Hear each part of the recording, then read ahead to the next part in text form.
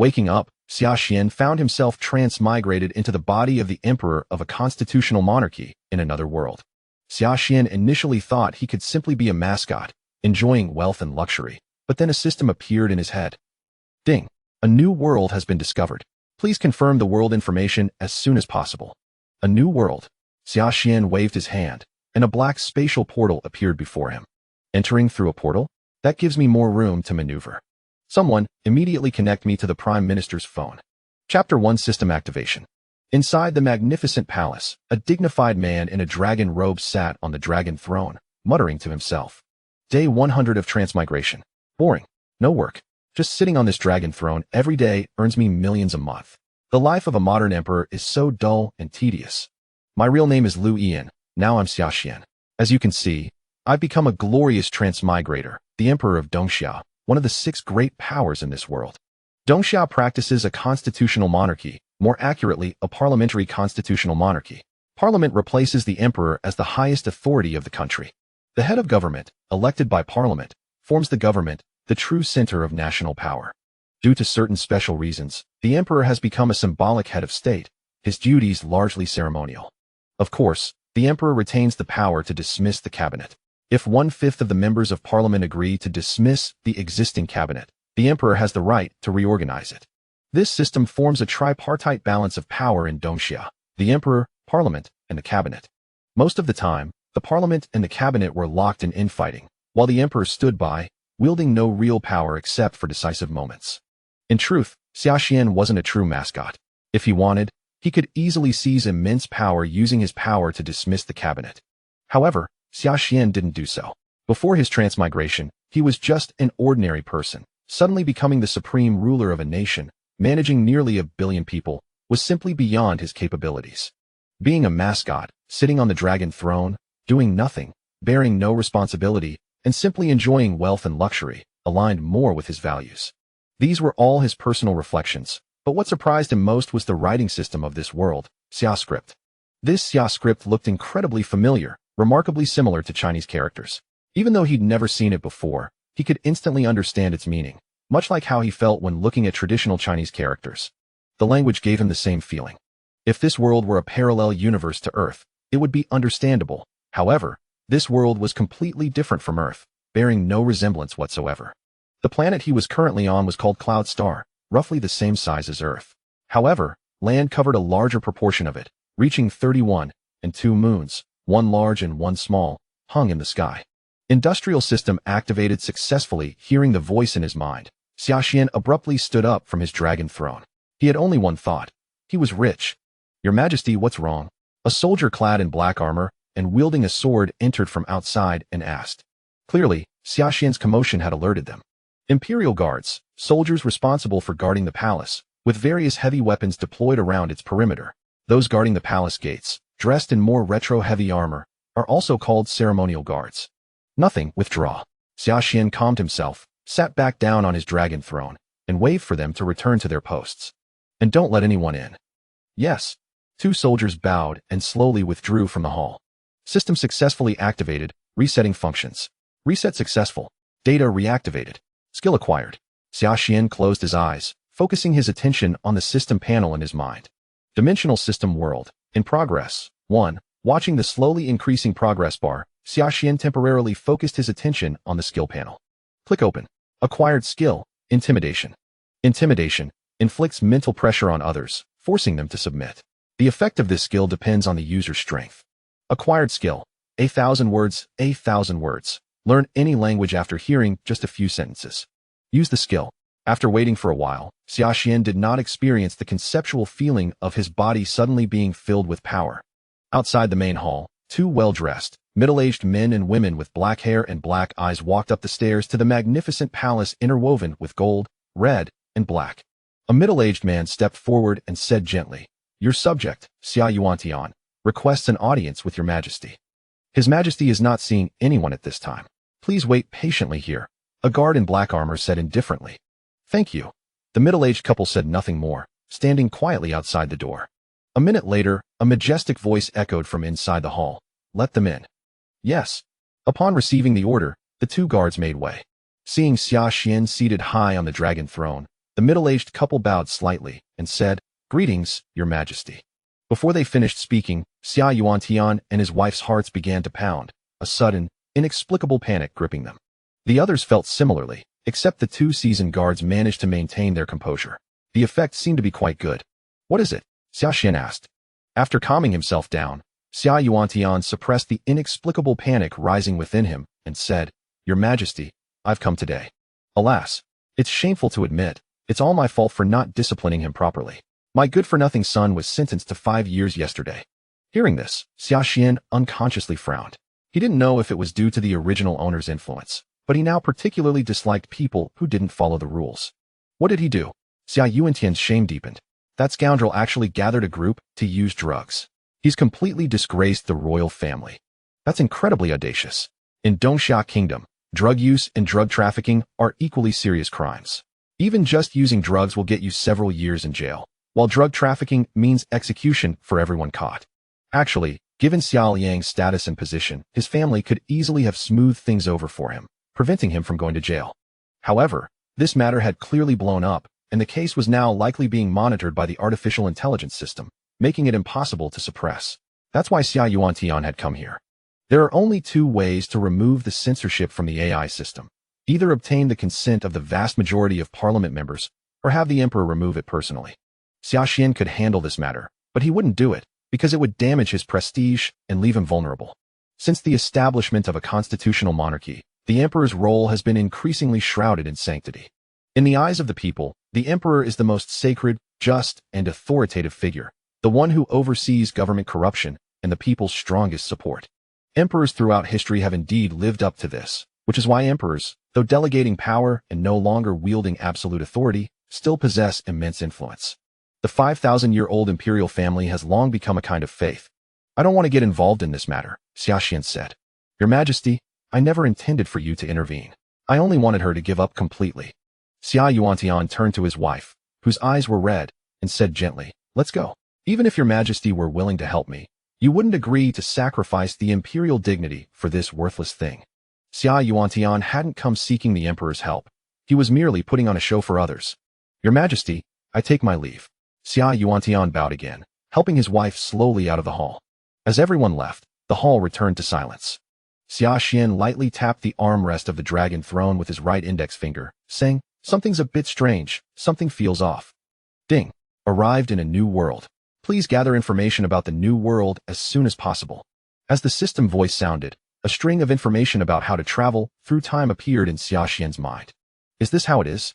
Following his memory, Xia Xian raised his right hand and lightly slid it through the air. The next moment, a half-meter-high spatial rift appeared where Xia Xian's fingertip had touched. Appearing in the form of a door, this gives me more room to maneuver. Xia Xian pondered, then picked up a water glass from the table and threw it into the spatial rift. The water glass entered the space smoothly, and the rift disappeared. If that's the case, does that mean I don't need to go in personally? I can just let others explore the other world. One person's strength is ultimately limited. Only by having a nation develop it can the benefits of the other world be maximized. Chapter 2. Development Plan. The Tianq Building, the epicenter of power in the Eastern Xia Kingdom, stands as the largest administrative complex in the world. In the Prime Minister's office, a middle-aged man with salt and pepper hair sits at his desk, diligently managing the intricate affairs of state. Li Zhiguo, the current Prime Minister, possesses a life story marked by extraordinary achievements. He gained admission to Eastern Xia University at the age of 14, completed his master's degree at 16, earned his doctorate by 19, and embarked on a political career at 23. However, fate seemed to play a cruel joke on him.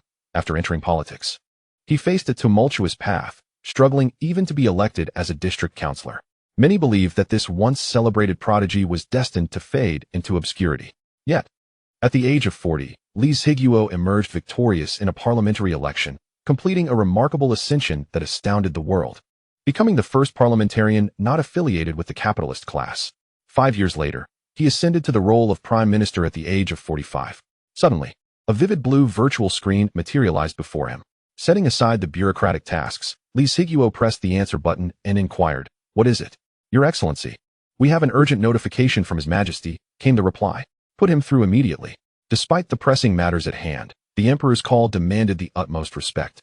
As the saying goes, the emperor is iron, and the prime minister is water. Though the emperor wielded little real power, the political landscape was precarious.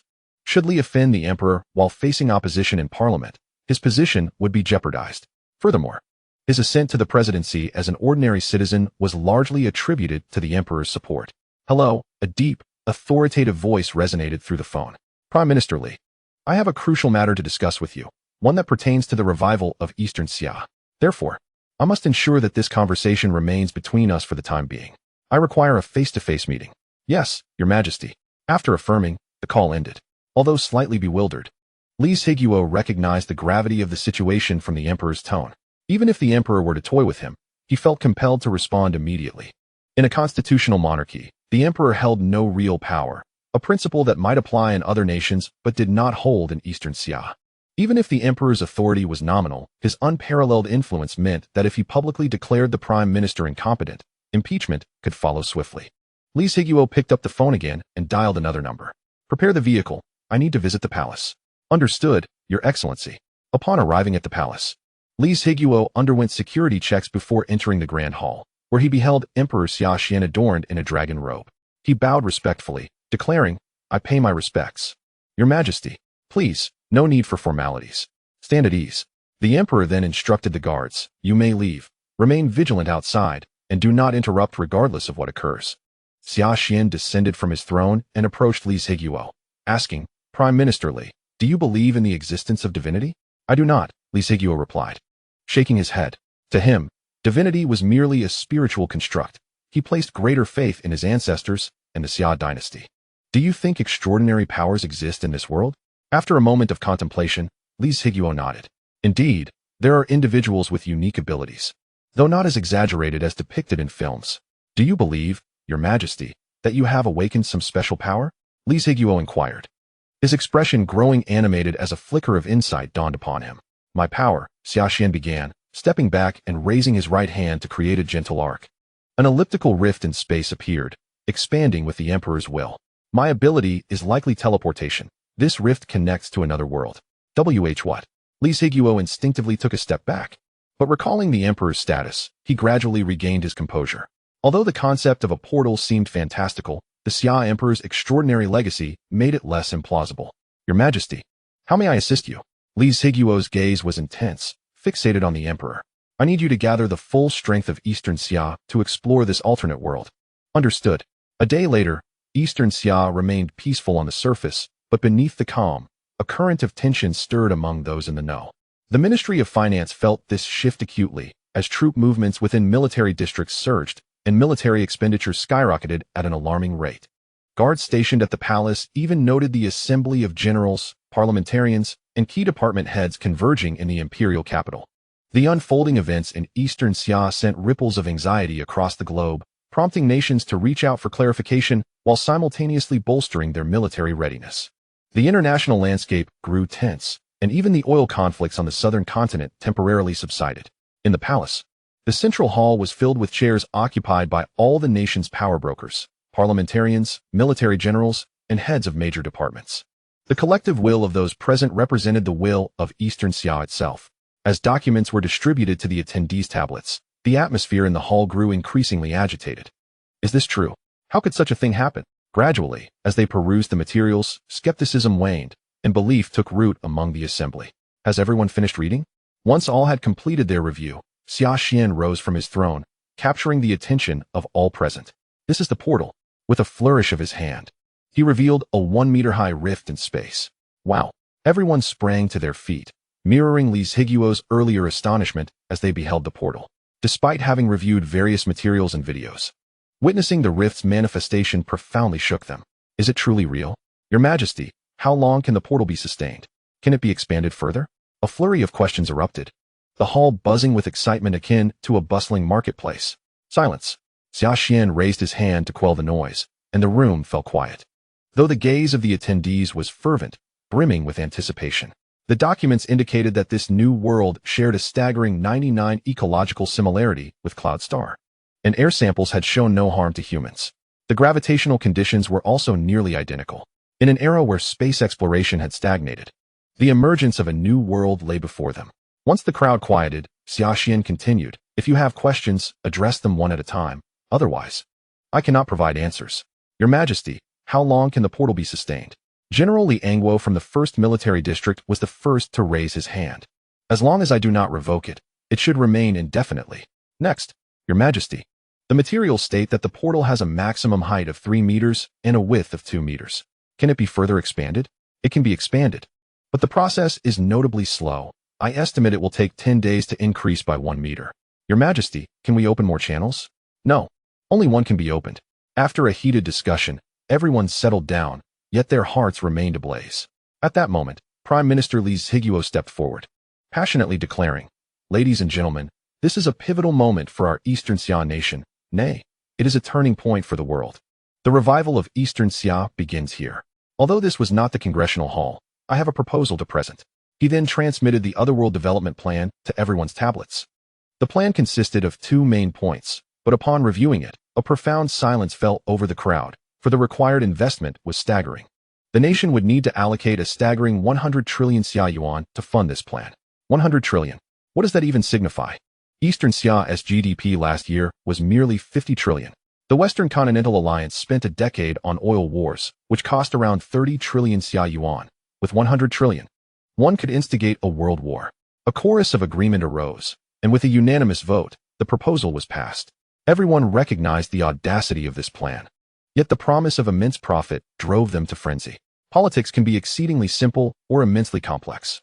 Essentially, politics is a contest for rights, where one's gain inevitably leads to another's loss. The intricate maneuvering and machinations arise from the desire for greater entitlements. Thus, various schemes abound. Yet, when stripped of these intrigues, the essence of politics is the pursuit of collective benefit. Now, a colossal opportunity exists, a cake so vast that all strata can be satiated, even overindulged. Instead of wasting time on petty rivalries, it would be wiser to consider how to partake in this cake. This cake, named the Otherworld, fears not gluttony, but rather the inability to consume. History has shown that the Xia emperors are adept at creating miracles, or rather, they are miracles themselves. Generations of great Xia emperors have propelled the Xia civilization forward, nearly unifying the world. Now, there is a belief that this emperor will likewise lead Eastern Xia to fulfill the unfinished aspirations of their ancestors, achieving a harmonious world. I too have a suggestion. I propose that the 1st Military District undertake this exploratory mission. General Li Angguo raised his hand and stated. Chapter 3. Entering the Otherworld with Li Angguo's proposal. Silence enveloped the room as the officers exchanged glances, and the atmosphere crackled with tension. No, no, no.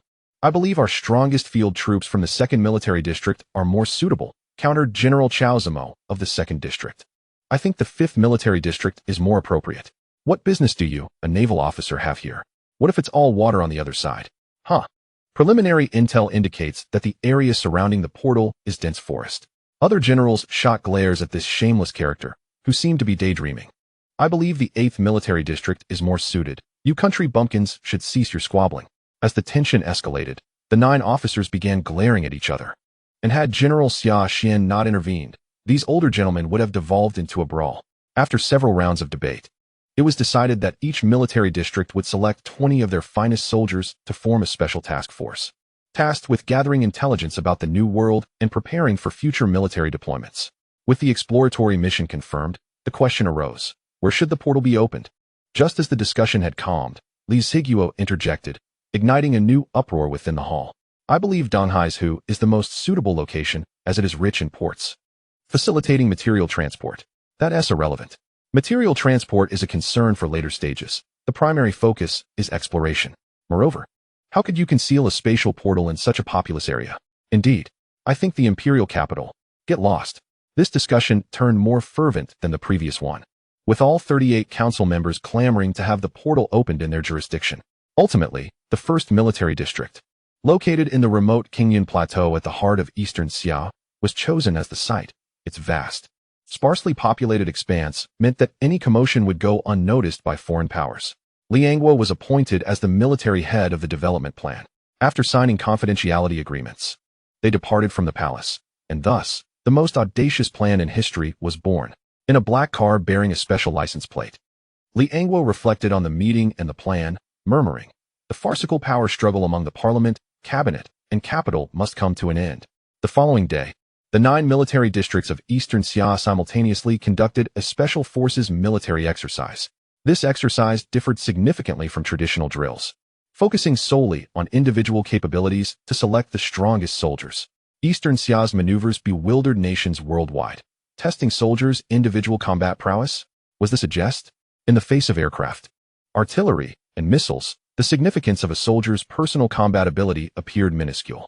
Modern warfare emphasizes the integration of land, sea, and air. What was this all about?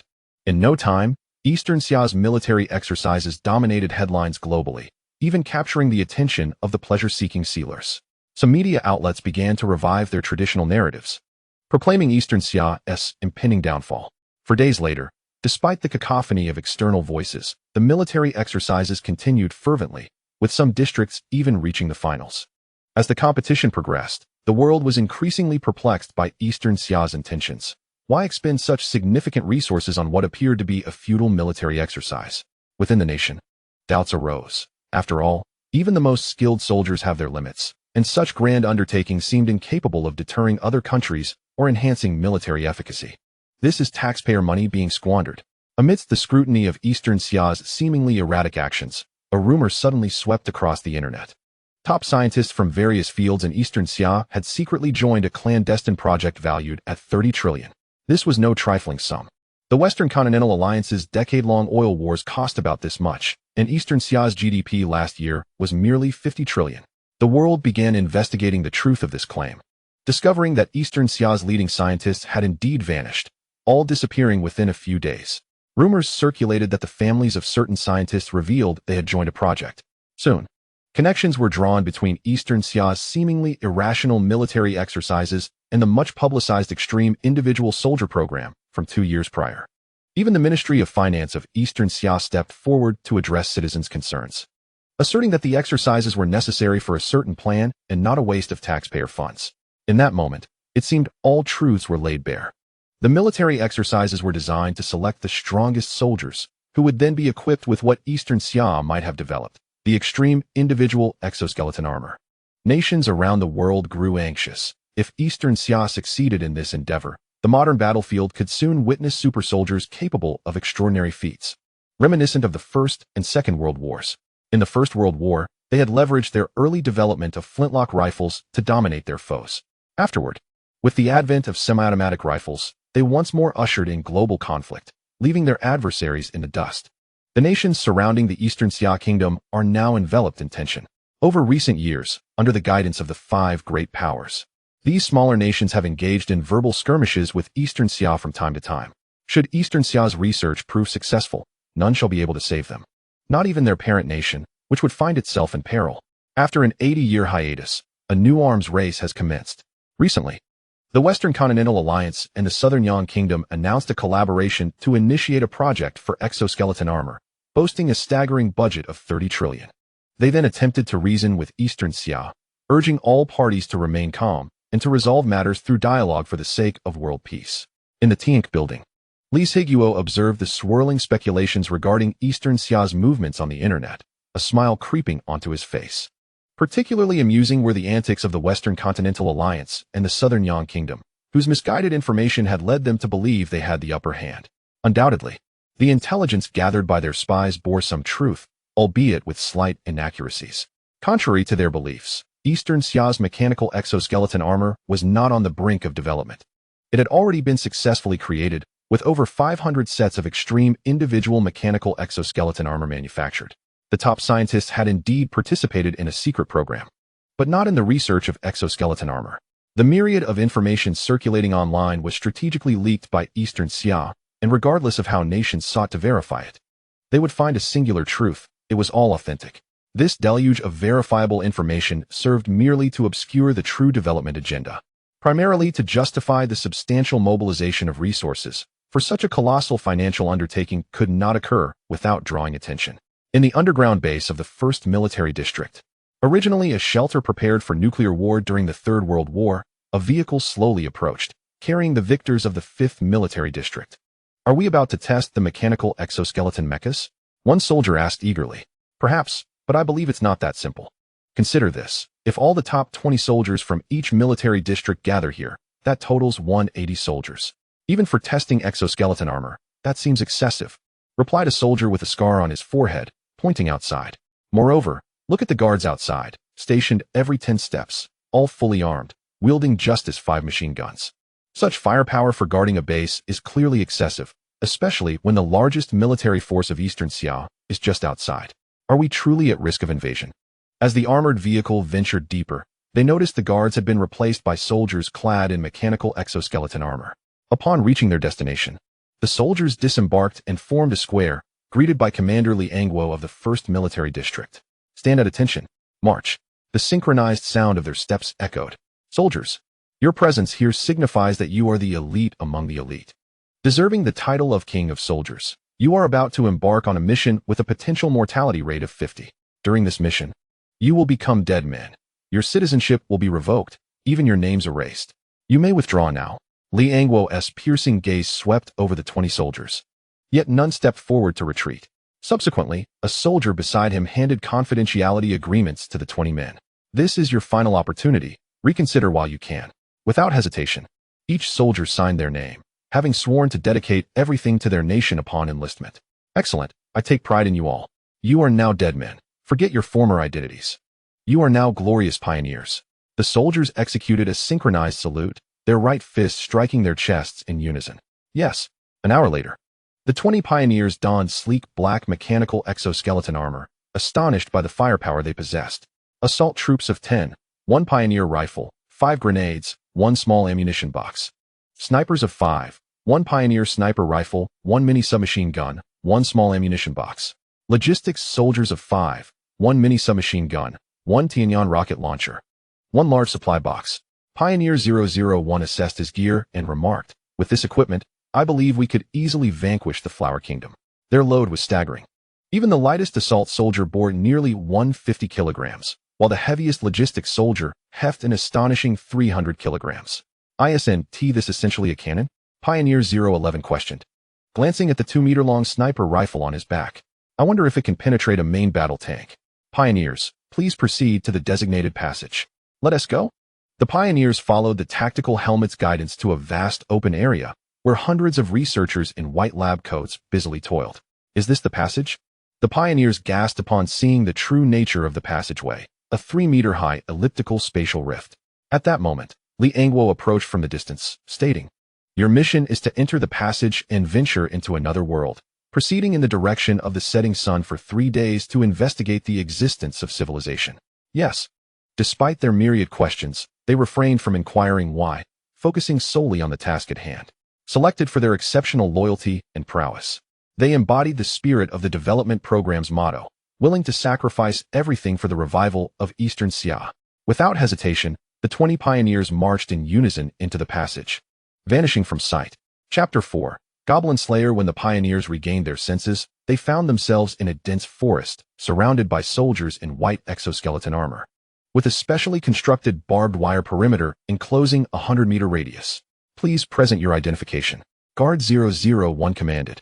Sending identification and mission details, Pioneer 001 instructed his helmet. Transmission successful. Once the information was confirmed, Guard 001 cleared the way, indicating a direction. The exit is that way. Thank you.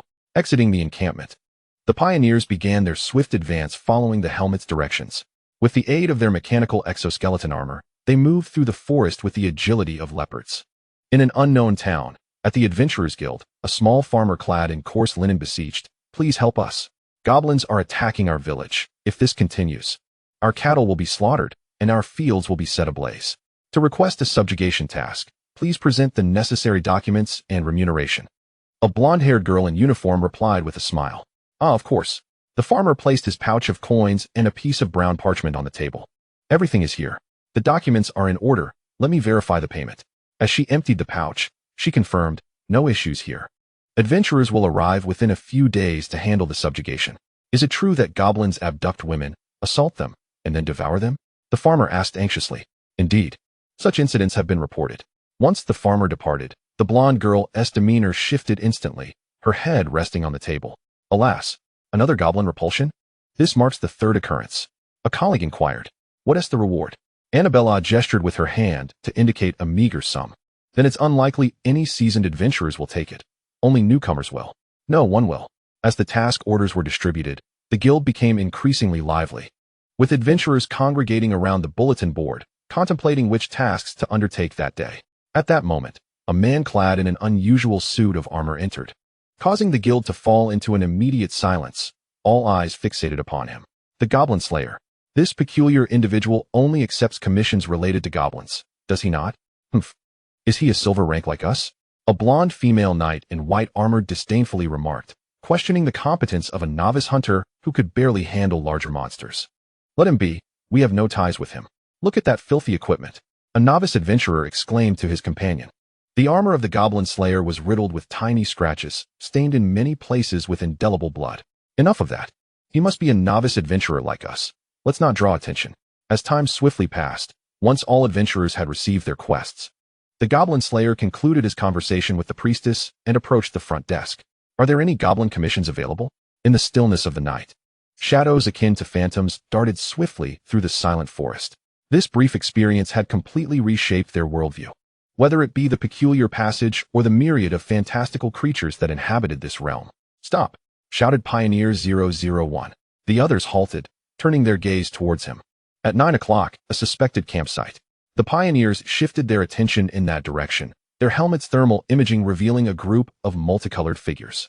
Too diminutive in stature, likely not human. Assault troops, come with me to investigate. Snipers, find your positions and be ready to provide support.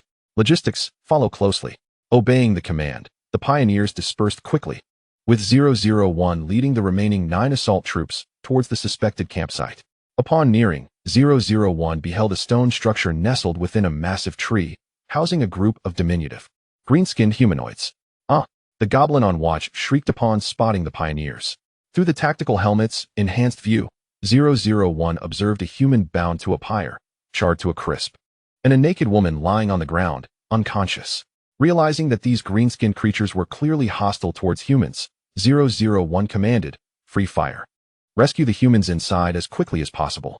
Seeing the humans indicated that their mission was already halfway complete. The remaining task was to locate civilization. The goblins that had once been shrieking wildly were instantly torn apart by gunfire, while several others, armed and attempting to investigate, fell dead without a single body remaining intact. After dispatching the goblins at the entrance, the pioneers hastily entered the building, for saving the woman inside was crucial to their quest for civilization. Just as 001 crossed the threshold, a goblin leapt down from above, brandishing a dagger aimed at 001's neck. Bang! Bang! Anticipating the attack, 001 swiftly raised his weapon and dispatched the creature with 2 shots. They had already mapped out the positions of all the green-skinned foes inside via thermal imaging.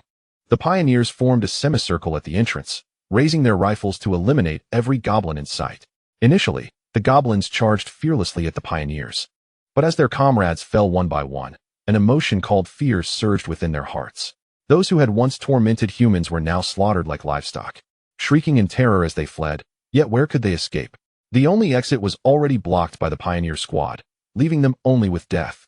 Gradually, some of the goblins fell to their knees, pleading for mercy, but what awaited them was not forgiveness, but bullets that would tear their bodies apart. With the final gunshot, all the goblins lay in pieces, gazing at the scene within, the naked woman, the scattered human bones, the charred corpses. They could only imagine the horrors that had transpired here. 006 examined the woman's condition and stated, "Captain, she is dead." The others shook their heads in regret. The lead they had so painstakingly pursued had come to an abrupt end. "Captain, there are 2 humans approaching outside," reported Sniper 011 through the channel. Outside, the Goblin Slayer and the priestess approached the mountain town, witnessing the ground littered with goblin corpses. "Mr. Goblin Slayer, what has happened here?" the priestess inquired. "I do not know. They may have been slain by some monsters. Prepare your miraculous spells. There may still be monsters inside." The Goblin Slayer replied as he approached to check for any surviving goblins, intent on finding and eliminating them. Out they came. The Goblin Slayer saw 10 individuals clad in peculiar black armor emerge. "Who are you?" he called out, but regrettably, they did not comprehend. 015, bring that out, 001 commanded. Thankfully, the Eastern Xia Kingdom had anticipated such a scenario and prepared an explanatory animation. 016 emerged from the forest, holding a tablet.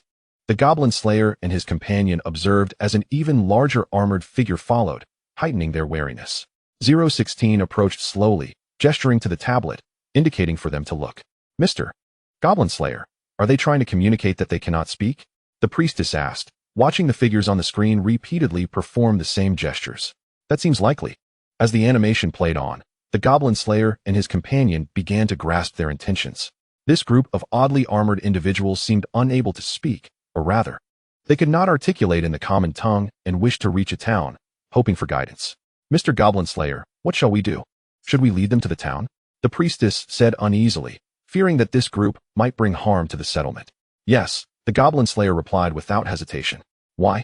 He pointed to the dismembered corpses scattered at the entrance, stating, because we cannot defeat them, and they will follow us unless we never return to the town.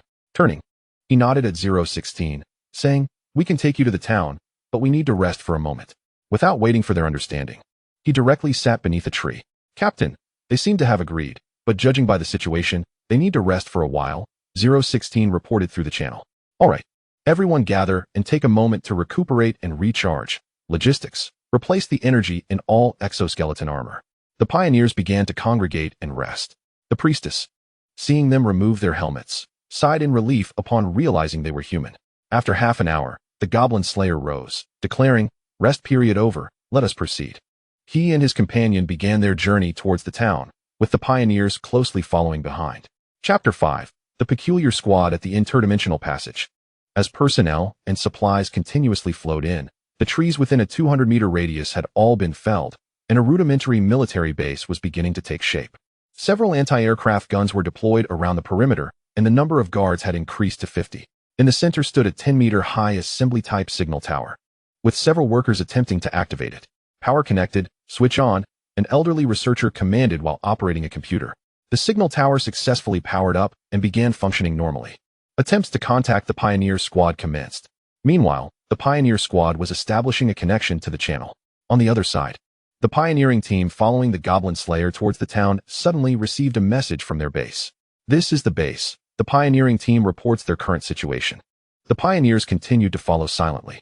Operator 001 reported, this is the pioneering team. We have located humans and are currently following them to their settlement. There are no casualties at the moment. Please continue the mission. We are beginning to extract video footage. The researchers did not disconnect the channel, but instead further connected to each Pioneer's tactical helmet, transmitting what each individual saw to the computer. Once the footage was downloaded, a white-haired researcher handed the USB drive to an assistant beside him. Take this back. Understood. At the development plan base, in the conference room, all the heads of the development plan gathered upon receiving the news, including Xuan Xia. After all, Xuan Xia needed to expand the passage daily until he could bring in aircraft and tanks. Sitting at the head of the table, Xuan Xia quietly observed the transmitted footage. When he witnessed the pioneers slaying goblins, his spirit jolted. Wasn't this the world of the Goblin Slayer? With the emergence of the Goblin Slayer, the system finally responded. Ding. World information confirmed. Acquired item. Language mushroom. Language mushroom. Consuming it grants the language of the Goblin Slayer world, providing abundant nutrients for rapid reproduction. Side effect. Causes the consumer to fall into a coma for a day. Ding. Main storyline task in the Goblin Slayer world initiated. Assist the Goblin Slayer in hunting 100 goblins. The host must be present. The path of the strong must endure numerous trials. Please strive to complete the task. After viewing the footage, the gaze of everyone present converged on Xuan Xia. Just yesterday, Xuan Xia had shared the concept of the system with the heads of the development plan. Since the nation intended to take charge of developing another world, he decided not to conceal the system any longer. If his identity were merely that of an ordinary person reporting to the state to develop another world, he would undoubtedly keep the existence of the system a secret to maintain his uniqueness. However, now that he was the emperor, the head of state, exposing the system had little impact on him. Keeping the system hidden would only lead to the necessity of weaving more lies to account for the various assistance and intelligence provided by it. Rather than that, it was better to be forthright, facilitating the smoother progression of the development plan and allowing the national machinery to operate fully. Simultaneously, he would not need to fabricate more lies to conceal the system, as the more lies told, the easier it became for them to unravel. Xuan Xia presented the enormous benefits of a new world, and coupled with his unique status, even the council must bow before him now. The information had been confirmed. This world was called the Goblin Slayer, and he had obtained this. Xuan Xia extended his palm, and in the next moment, a white mushroom materialized in his hand. Language mushroom. Consuming it grants the language of the Goblin Slayer world, providing abundant nutrients for rapid reproduction. Dr. Zhang Ziwen, responsible for the study of otherworldly creatures, forcibly suppressed his urge to exclaim that this was unscientific. The others did not exhibit excessive shock either. The events of the past few days had rendered them accustomed to the extraordinary. Even if one day they were to give birth during a bowel movement, they would likely only express mild surprise. Since they had become the heads of the development plan, they needed to adapt to any circumstance. After all, with another world now emerging, the original scientific principles were evidently unreliable. Dr. Zhang Ziwen, please expedite the reproduction of this mushroom. Xia Xian handed the mushroom to Zhang Ziwen. Understood. Zhang Ziwen carefully accepted the mushroom and quickly exited the conference room. After Zhang Ziwen left, Li Hongguo, seated on the right, raised his hand and asked, Your Majesty, what other information did the system provide? I received a segment of information, a memory from the perspective of this man. Xia Xian recounted the general plot of the Goblin Slayer, not as information given by the system, but as an effort to provide the state with more intelligence while avoiding exposing his identity as a traveler, thus intending to shift all blame onto the system. The depths of this world are profound. Whether it be the goblin-originating planet in the sky or the group of gods wielding the rules, these factors complicate our endeavor to conquer this world, lamented General Li Hongguo. However, that green planet could be considered for the development of its mineral resources. The system has also issued a new task: assist this armored man in hunting 100 goblins. My presence is necessary. Xia Xian pointed to the Goblin Slayer on the screen. I would like to hear everyone's opinions. Upon hearing this, everyone fell into contemplation. Slaying 100 goblins seemed simple, yet the most challenging aspect was the requirement for His Majesty to be present. Your Majesty, I do not recommend you take this risk, proposed Li Hongguo. Indeed, the risk is too great. However, if the system's task is stalled and we cannot acquire more wondrous items, the progress of the development plan will be significantly delayed. Do you want to put His Majesty at risk? I believe we can formulate a more meticulous plan to keep the risks within acceptable bounds. I second that. The discussion grew increasingly fervent, with everyone holding differing opinions, none able to persuade the others, ultimately returning the decision-making power to Xia Xian. After pondering for a moment, he declared, Let us proceed. General Li Hongguo, you will formulate the specific plan. Upon hearing this, Li Hongguo stood at attention, his right hand striking his chest, and replied, Yes. In the early morning, gentle sunlight bathed the town as people awakened from slumber to commence their daily labors. The guild welcomed 3 special adventurers today, a high elf, a lizardman, and a dwarf. This unique combination drew the attention of all adventurers within the guild. Hey, look, that girl is stunning, remarked a male adventurer clad in leather armor. That's a high elf, a true descendant of the fairies. Indeed, her ears were longer than those of other elves. I'm looking for Akborg, the elven girl stated. Ak, the counter-attendant, Shilita, was somewhat perplexed, unsure of who the elf was referring to. No, it's Akborg, the elven girl corrected. I've heard he resides here. Is he an adventurer? Fool, this is human territory. Your long-eared language is not understood here, interjected a dwarf nearby. The elven girl turned and shot him a glare, asking, Then how should I say it? Certainly, it's the god's lair, the dwarf exclaimed, uttering an even more exaggerated name. I've never heard of anyone by that name. Is there no such person? The dwarf widened his eyes at Shilita, clearly believing he had spoken correctly. The elven girl, witnessing the dwarf's embarrassment, revealed a slight smile. Indeed, dwarves are hopeless, stubborn, and eccentric, always thinking they are right. TCH, you elves are no better. Your minds are as narrow as an anvil, the dwarf scoffed, casting a glance at the elven girl's chest. Huh, if that's the case. The women of your dwarven kin are practically like barrels. They are simply voluptuous. At that moment, the counter-attendant felt quite troubled, wishing to intervene and stop their quarrel, but unsure how.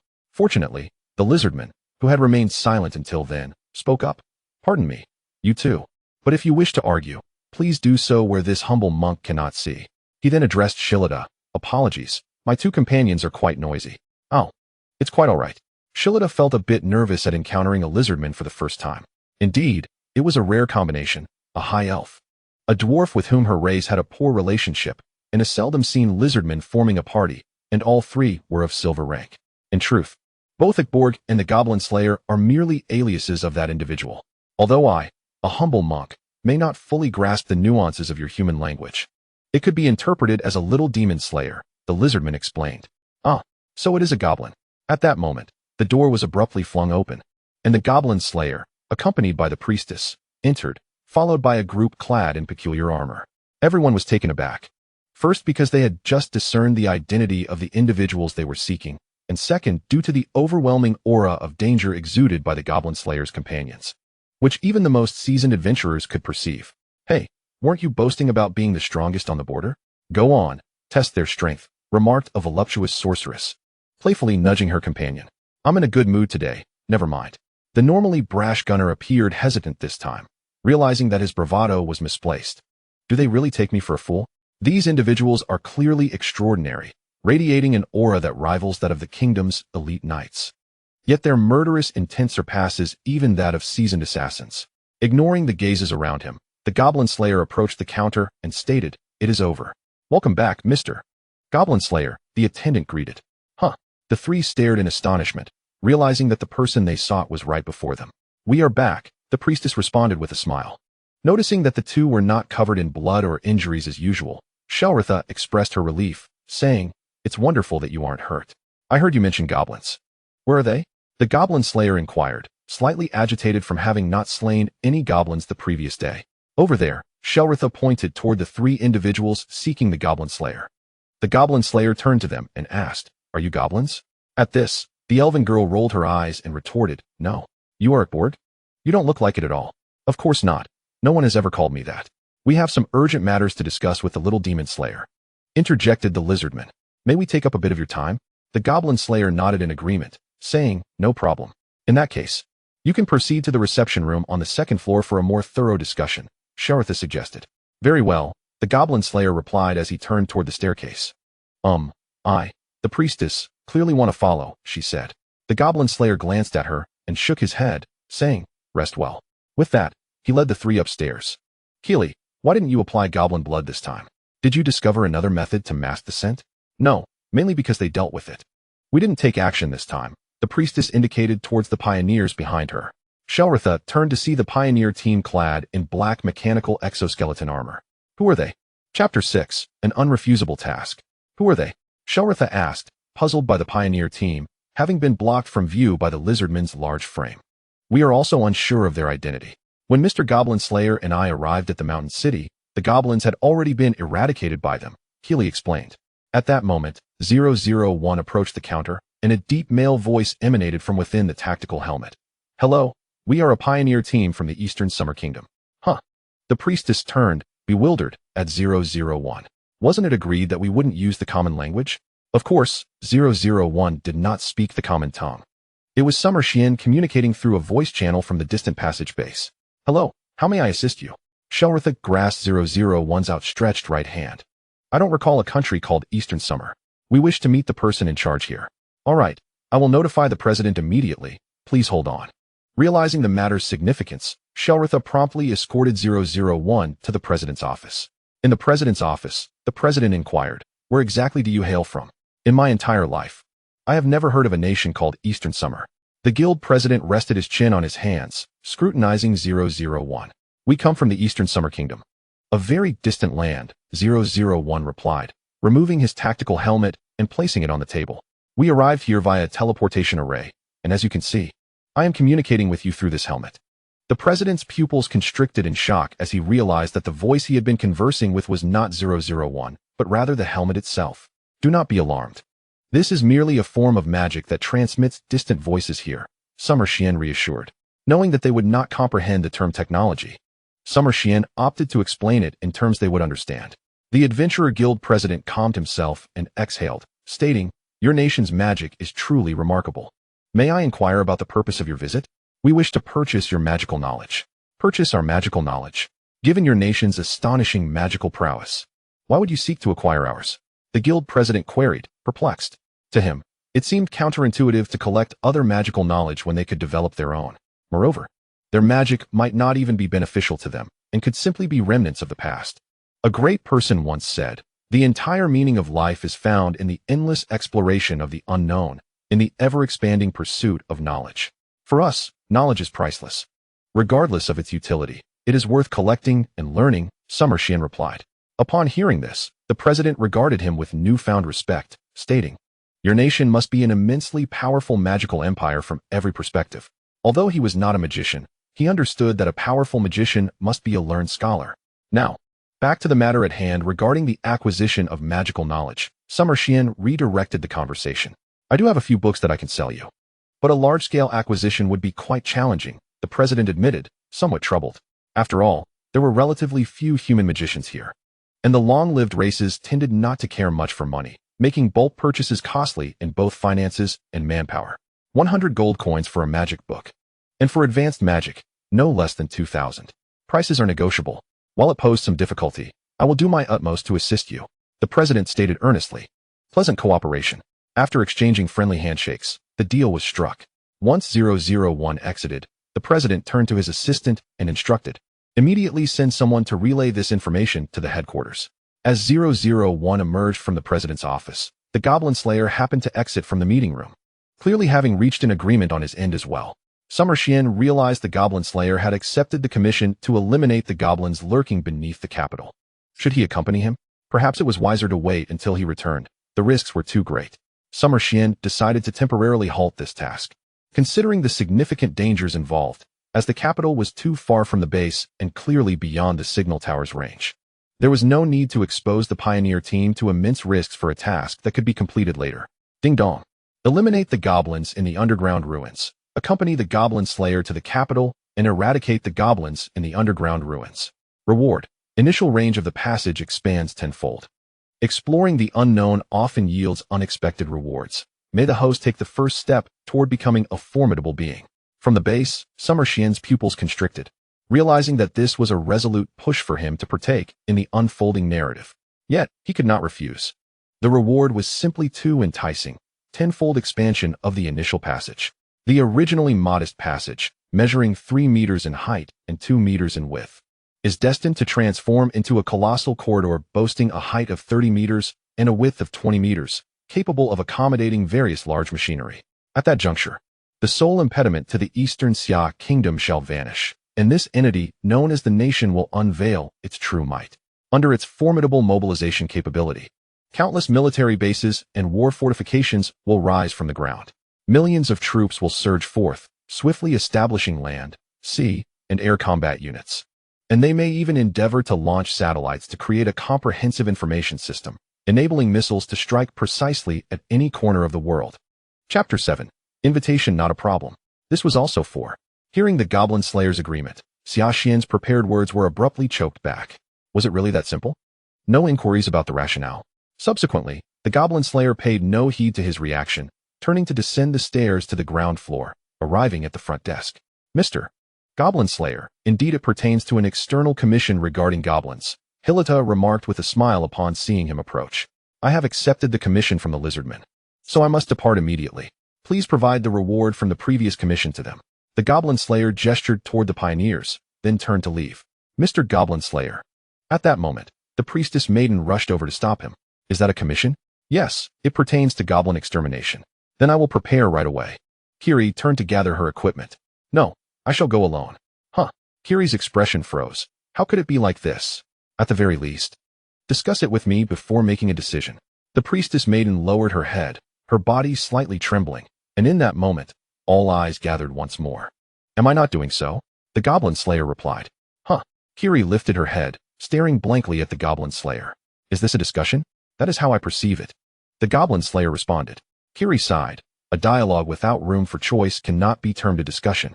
Is that so? I intend to accompany you, for I cannot simply leave you unattended. The priestess maiden regained her smile, saying cheerily, Suit yourself. The Goblin Slayer turned and walked toward the door. Well, then it shall be my choice. At that moment, the voice of 001 resonated through everyone's channels. New mission. Now, 016, and I shall continue following the Goblin Slayer, while the rest returned to base for resupply. Understood. Nightfall arrived, with the crimson and azure moons high in the sky, casting a gentle glow over the land. In the vast expanse of desert, a group of adventurers huddled around a campfire, savoring delectable food. Why did you all choose to become adventurers? The elven maiden, Savea, inquired of her companions. Of course, it's for the exquisite food, replied the dwarf, Iron Brew, as he accepted a skewer of roasted meat from the lizardman. And you, long-eared one, I am filled with longing for the world beyond. This is truly delicious. Iron Brew suddenly exclaimed, interrupting the elven maiden. Could you let me finish my thoughts? Is that too much to ask? At that moment, 001, who had remained silent, suddenly stood up, drawing everyone's attention. Is something the matter? Kiri asked, puzzled. 001 did not respond, for he could not comprehend, and instead produced a prepared signal gun, firing a shot into the sky.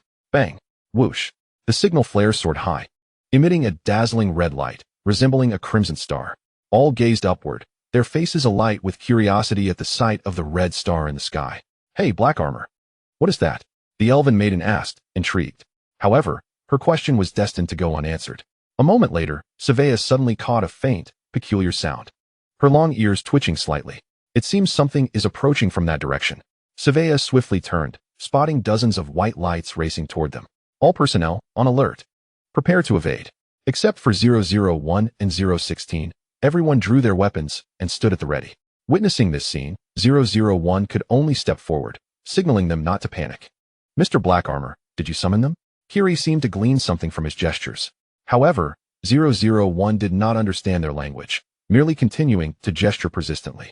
As the white lights drew nearer, the group could finally discern what they were.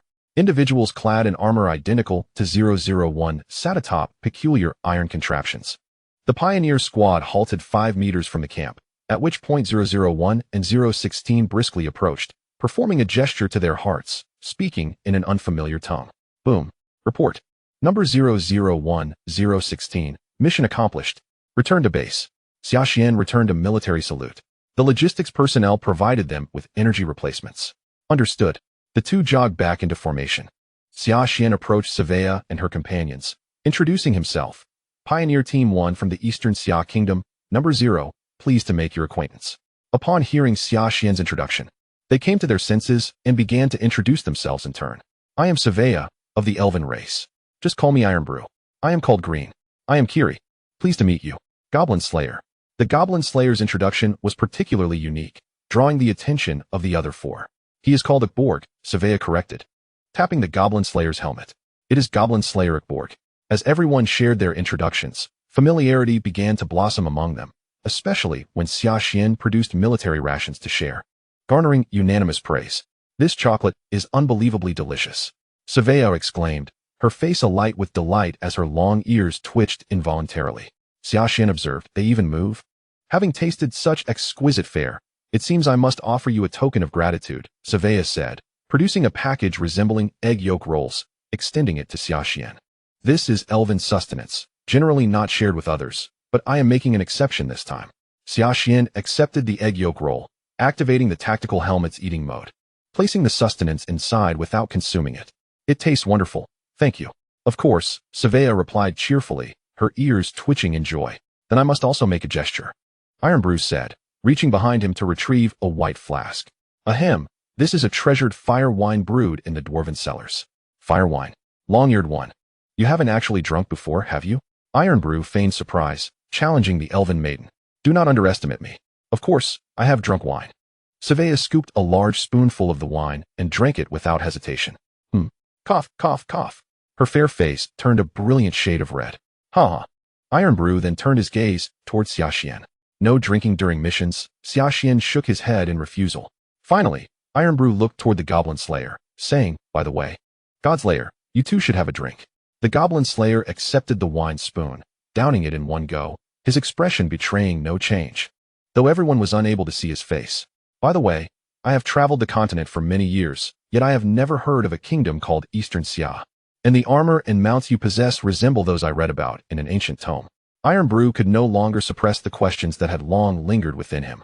The dwarves cherished two things above all, drinking and crafting. From the moment he saw the weapons in the hands of the pioneers, his curiosity had been piqued. But he had restrained himself due to the mission. Now confronted with such intricate mechanical mounts, Iron Brew could no longer repress his thirst for knowledge. We hail from the Eastern Xia Kingdom. Relative to here, we are uncertain of our location, as we arrived via an ancient portal. Xia Xian once again recited the prepared lines, while we, as weapons, could be considered, in a sense, a form of alchemy. Really? May I study it? The dwarf Tai Jiu abruptly stood up, his countenance ablaze with excitement, only to quickly realize the impropriety of his words. Of course, if it is inconvenient. Just disregard my inquiry. Not at all. As long as you do not dismantle it, you may study it as you wish.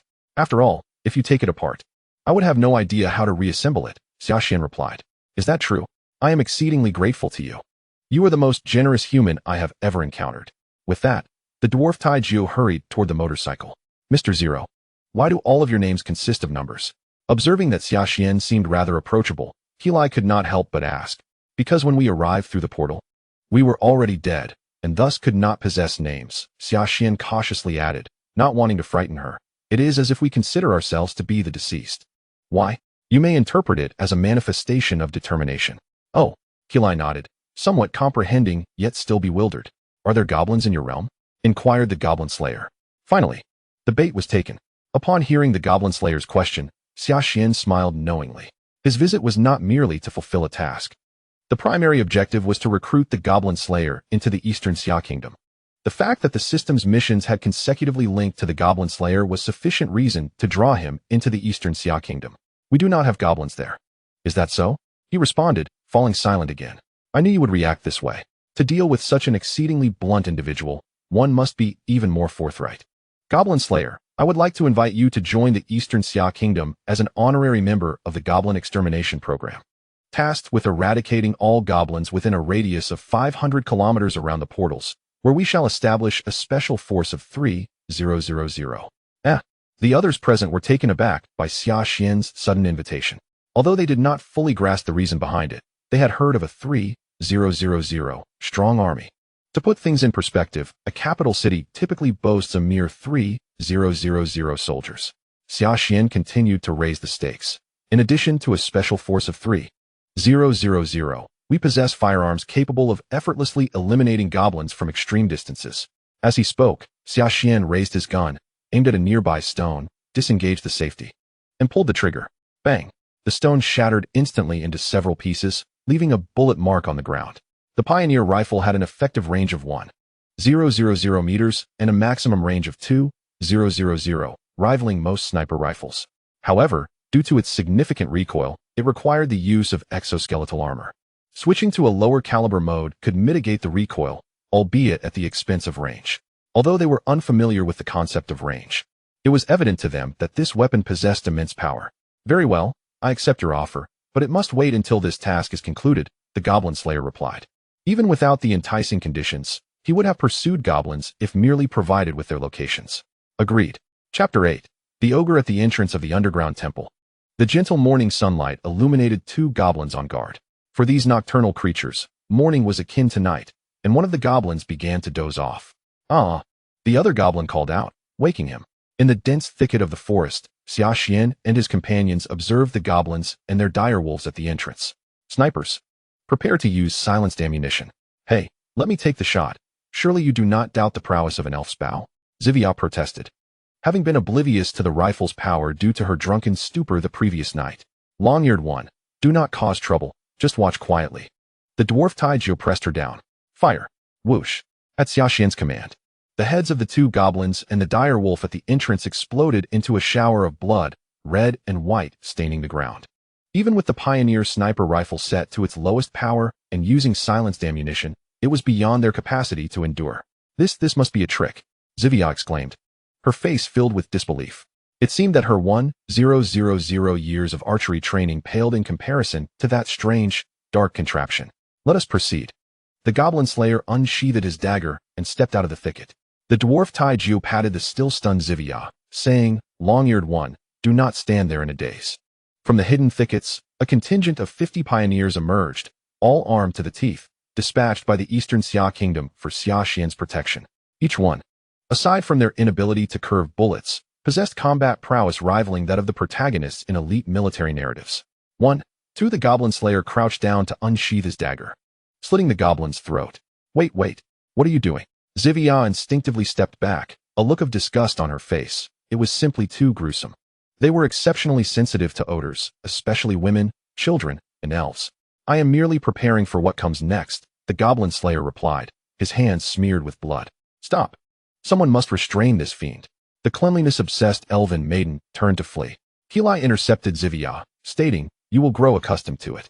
She was speaking from experience, even though she had yet to fully acclimatize to such methods. After covering everyone in goblin blood, the Goblin Slayer turned his gaze towards the pioneers. Xia Xian waved his hand, saying, "Our gear has been specially treated. There will be no lingering scents." "That is reassuring. 001. I hereby temporarily transfer command to you. You will lead the forthcoming battle," Xia Xian ordered, fully aware that such matters were best left to professionals rather than those who would bumble about in ignorance. "Understood." 001 saluted and then turned to the remaining pioneers, instructing, "Medical personnel and logistics will remain outside to guard. The rest of the pioneers will enter the ruins. The primary objective is the safety of Zero." "Yes." Underground temple. The goblin slayer glanced at the torch in his hand, then turned to the pioneer's searchlights. The torch suddenly seemed less appealing. "In my humble opinion, this is likely a temple," the lizardman muttered, observing the various mysterious patterns and figures depicted on the wall. "It appears that a war from the age of divine governance transpired here. This must be a fortress or stronghold of some sort. Yet, the murals seem to be of human origin." Kili provided an answer, clearly well versed in this history. "When soldiers left, the little demons moved in. What a tragic fate," the lizardman lamented. Speaking of tragedy, Taiju shot a glance at the blood-soaked Zivia nearby. "Ugh, Orkborg, you will remember this." The unique stench of goblin blood emanating from her drove the cleanliness-conscious elven maiden to the brink of madness. "Yes, I will remember," he replied. At that moment, the pioneers who had been following closely behind hastily passed them, advancing ahead. "The mission begins. Form groups of 5, divided into 10 squads. Activate night vision and thermal imaging to swiftly eliminate all monsters within the ruins," 001 commanded over the channel. "What is happening?" The goblin slayer and his companions were somewhat bewildered by the sudden charge of the pioneers. "Keep up." Xia Xian's expression was grave. In his eagerness to recruit the goblin slayer, he had entirely forgotten about the elves trapped here. 001, lead your squad to the right at the upcoming fork. There is a room where an elf is held captive. Rescue her. Understood. The pioneer force split at the fork, commencing a thorough sweep of the ruins. The goblin slayer and his companions followed behind 001, arriving at a room secured by a wooden door, emanating a foul stench that repelled them from approaching any closer. Kiri seemed to sense something amiss, her teeth clenched and body trembling slightly. "What a putrid smell. Where is this place?" Sivia covered her nose with both hands. The odor more offensive than her own scent. "A place where goblins hoard refuse," Goblin Slayer responded, drawing his short sword. With a swift kick, 001 broke open the wooden door, and the 5 pioneers, guns at the ready, quickly entered the room. Inside, they beheld a naked, golden-haired elf suspended in midair by chains. Her alabaster skin marred by scars. Thermal imaging revealed goblins lurking behind her.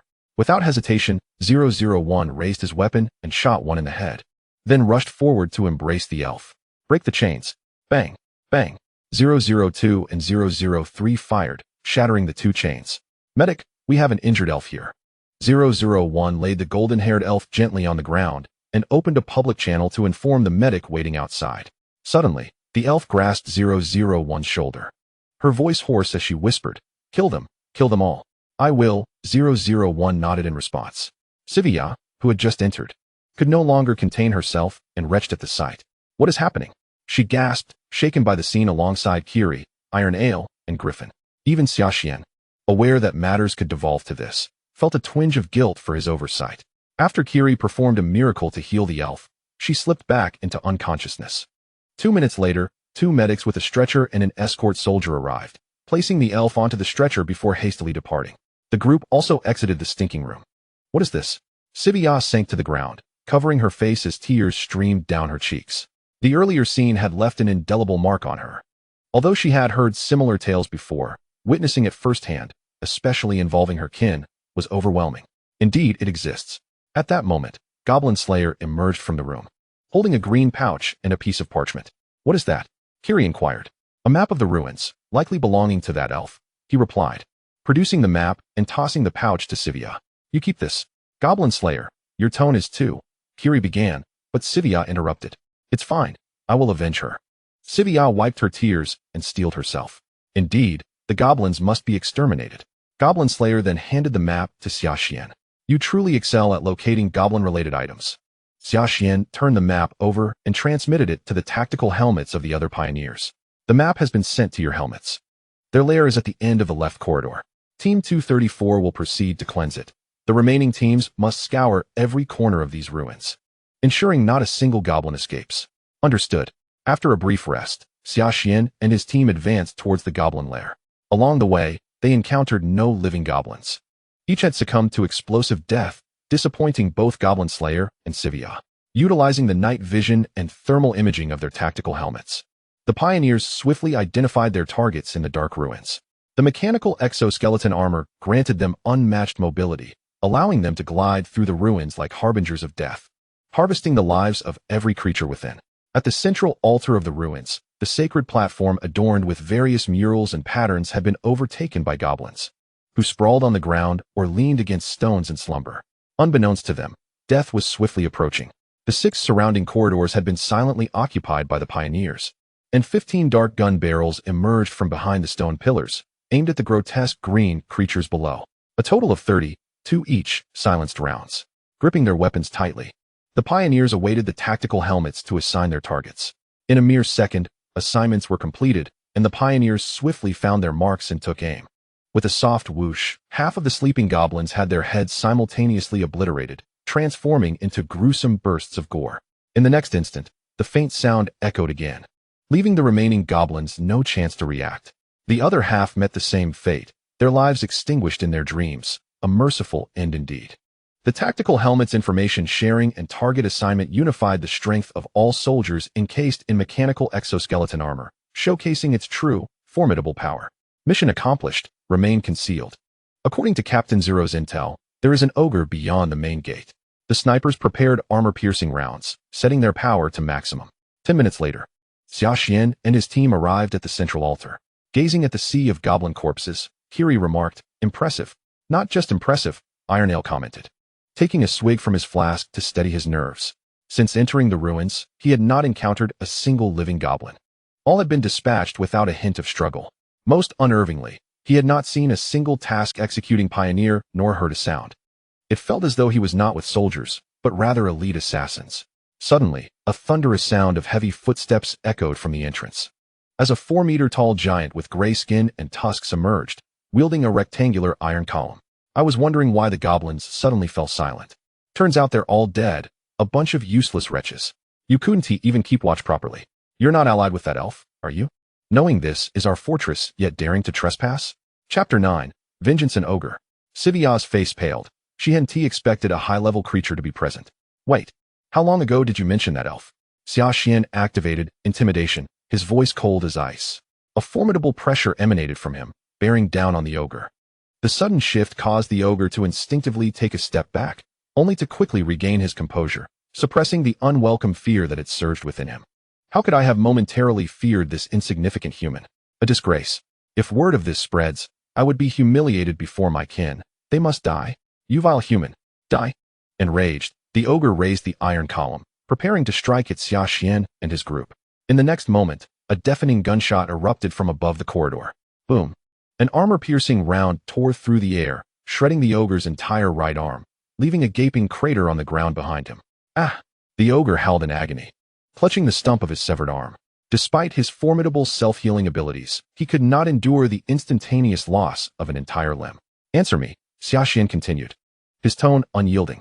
The ogre did not respond, instead extending his left hand, chanting a spell. A massive fireball materialized in his palm, the temperature around him rising abruptly. Get behind me. Kiri reacted swiftly, stepping in front of the group, staff raised high. O Mother Earth, in your boundless mercy, shield us with your strength. The sacred chant had not yet been completed when a deafening gunshot rang out once more. Boom. The remaining left hand of the ogre fell to the ground. The massive fireball it held dissipating into the air. Break his legs as well, commanded Xia Xian. Boom. Boom. With the sound of gunfire. The ogre's legs were severed from its body, just as its arm had been. Ah! Blood gushed from its 4 wounds, staining the ground crimson, as excruciating pain surged through its mind, rendering it incapable of coherent thought. Now, you can tell me when that elf was captured, Xia Xian said, crouching down before the ogre, his gaze icy. Initially, the imposing presence of Xia Xian had instilled a fleeting moment of fear in the creature, but it quickly regained composure. However, now, faced with the imminent threat of death, the ogre's terror magnified exponentially. In that moment, it felt as though it had plunged into an abyss of darkness, with countless shadowy arms reaching out to drag it into the void. 2 days ago, please spare me, the ogre pleaded, tears and mucus streaming down its face. Hearing the ogre's response, Xia Xian couldn't help but exhale in relief. At least it indicated that even had he rushed here yesterday, he could not have prevented the unfolding events. Yet, it seemed that his flawless victory was marred by the presence of this ogre. I can spare your life, but you must answer my questions truthfully. Do you understand? Seeing a glimmer of hope, the ogre hastily replied, I understand. I will say anything. Just let me go. What was your purpose in coming here? To sow chaos, to distract the main forces at the forefront of the battlefield. Who sent you? The leader of Orgrimmar, the king of our tribe. I have told you everything I know. Please, spare me. Xia Xian cast a glance at the ogre's severed limbs. The blood had ceased flowing, and the wounds began to heal. It appeared that, for the ogre, losing its limbs was not a fatal injury due to its remarkable regenerative abilities. I am a man of my word. I shall not kill you. Xia Xian stood and turned to face the others. Whoever wishes to vent their anger may do so, but be careful not to kill him. Fascinated by the ogre's terrifying healing capabilities, Xia Xian remained true to his promise. He would not slay it. Yet its remaining days would be spent in a laboratory. You deceitful scoundrel. You filthy human. Realizing it had been duped, the ogre cursed Xia Xian with the limited vocabulary at its disposal. I shall take my turn. Hivia stepped forward, brandishing her dagger, eager to avenge the fallen elf. You despicable, shameless human. The ogre's rage morphed into sheer terror as Hivia approached. And no, don't come closer. Spare me, please. Splat, splat, splat. A torrent of blood sprayed across the elven maiden's face, her green hair now stained crimson. Hivia relentlessly plunged her dagger into the ogre's shoulder, thigh, and abdomen, repeating the gruesome motions mechanically, once, twice, thrice. Miss Hivia, that is enough, Keely interjected, pulling her away. Is this what adventures entail? Hivia murmured to herself. At this juncture, the ogre lay on the brink of death, its wounds visibly healing at an alarming rate. A pioneer approached the ogre, utilizing his exoskeleton armor to grasp its left leg and drag it towards the ruin's exit. At that moment, the system finally reacted. Ding. Goblin Ruins cleanup mission completed. Ding. Gain skill. Intermediate magic affinity. Intermediate magic affinity increases your affinity for magical power, allowing for more effective learning and mastery of magic. Goblin Slayer World main quest phase 1 completed. Gained last stand. Last stand. When carrying more than 1 pound of water, all attributes increase by 50. Goblin Slayer World main quest phase 2 initiated. Kill 1,000 goblins, without the host needing to be present. The first skill was comprehensible to Xia Xian, yet the second one left him perplexed. The passageway base, located at the center, suddenly began to expand, growing to 10 times its original size before halting. Fortunately, the base had already prepared for this, clearing the area around the passage. The expansion of the passage is complete. The second phase of the development plan is now underway. All personnel, please prepare yourselves. In the next moment, hundreds of large machines and supply trucks emerged from the passage. The construction of various facilities commenced rapidly, with the base's development accelerating exponentially. Within a month, a formidable war fortress would rise, establishing a true stronghold for the Eastern Xia Kingdom. At the entrance of the underground ruins, all who had entered were gradually emerging. A group of elven warriors, who had been waiting outside for some time, approached to inquire. Are there any goblins remaining inside? Silence enveloped the scene, with no one responding to their question. Xia Xian gazed at the golden-haired elf, assisted by medics as she climbed aboard a carriage, and asked the goblin slayer, what will become of her? She will return to her homeland, struggling painfully under the disdainful gazes of others each passing day. Generally, they face two fates. 1. Unable to endure the scorn, succumbs to despair. 2. Seeks solace in faith, becoming a devout nun in some church. Upon hearing the goblin slayer's response, a profound silence fell over everyone. Goblins are indeed a nuisance. With no females of their own kind, they exploit other races as breeding vessels. For humanity, such a race must either be exterminated or confined to laboratories, Xia Xian remarked. Indeed, goblins must perish. The goblin slayer nodded in agreement. Can they truly be eradicated? I do not know. Even the goblin slayer was uncertain in the face of this inquiry. The onlookers, having overheard the discussion, fell silent. With the revival of the Demon King, nations lacked the resources to manage such weak creatures as goblins. Traditionally, adventurers would handle them, yet recently, for unknown reasons, various monsters have emerged like spring bamboo shoots, leaving even the most capable adventurers unable to address the goblin threat. Numerous factors have allowed goblins to run rampant. Even the famed City of Water has seen goblin incursions. You do not know, nor do I. It appears we must test it to find out, Xia Xian declared, turning to head toward the carriage. As he approached, he saw the golden-haired elf crouched in a corner, wrapped in a tattered yellow cloth, staring blankly ahead, her eyes devoid of any spark, resembling a lifeless body. Eastern Xia Kingdom, Pioneer, number 0. Xia Xian extended his right hand toward her. Upon seeing Xia Xian's attire, a flicker of emotion crossed her eyes as she reached out to grasp his hand, her voice hoarse. Belna. Miss Belna, I now represent the Eastern Xia Kingdom, inviting you to join us as a soldier in the Goblin Eradication Initiative, Xia Xian proclaimed. The Goblin Eradication Initiative? Indeed, the Goblin Eradication Initiative, aimed at eliminating every goblin in this world. At these words, a flame ignited in Belna's previously vacant eyes, and in that instant, she seemed truly alive once more. Very well. The crowd waiting outside witnessed as the two descended from the carriage, Belna closely following Xia Xian towards the pioneer camp. Belna, where are you going? A male elf inquired. Belna rasped, for vengeance. With that, she strode into the pioneers' camp without looking back. Chapter 10. The meeting 3 days later at the Adventurers Guild. Hey, have you heard? Heard what? Once there was the infamous Goblin Slayer, who roamed the land accompanied by a peculiar band of creatures, systematically exterminating goblins until not a single goblin-related quest remained in the vicinity. Are they still clad in their black, full-body armor, wielding strange weapons that resemble fire pokers? Indeed. Have you encountered them? Are they, as the rumors suggest, a group of alchemical weapons solely devoted to slaughter? How did you come across them? Just the day before yesterday, our party accepted a quest to eradicate goblins, and as we ventured towards the Goblin Cave, this adventurer incessantly recounted his experiences, slowly drawing in other adventurers who listened intently to his tale. After enduring countless hardships, we finally located the cave's entrance. You would not believe what we found there. What did you see? The surrounding adventurers instinctively inquired in unison. We stumbled upon headless goblin corpses, and most astonishingly, there were no signs of battle. These goblins had not even put up a struggle, as if their heads had simply exploded in an instant. Listening to this adventurer's account, some of the female adventurers began to feel a twinge of fear. So, did you see them? Oh, please do not interrupt me. The adventurer cleared his throat and continued. Just as we were about to enter and investigate, a dozen individuals clad in black armor emerged, bearing weapons of the most bizarre design. Do you know what was the most eerie part? Can you finish your story in one go? Yes. Seeing the tension rise, the adventurer hastily divulged. They bore not a single trace of blood, nor even a scrape. This was within a cave, mind you. Even platinum-ranked adventurers could not emerge from such a battle completely unscathed. Is it truly possible to be so extraordinary? How impressive. I wish to join them. You?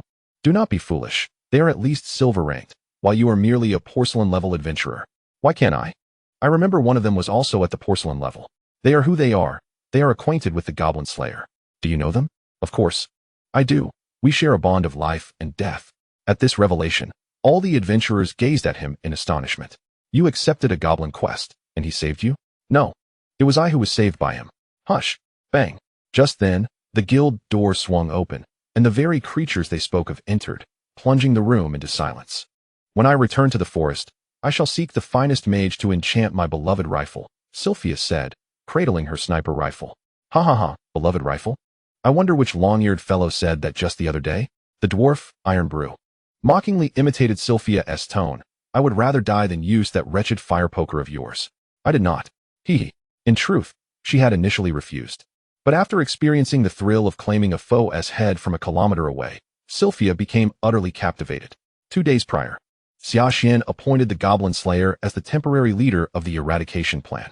However, as the base was not yet fully established to accommodate a large number of soldiers, the army had not yet entered the otherworld in full force, preventing the formation of a special unit of 3,000 troops.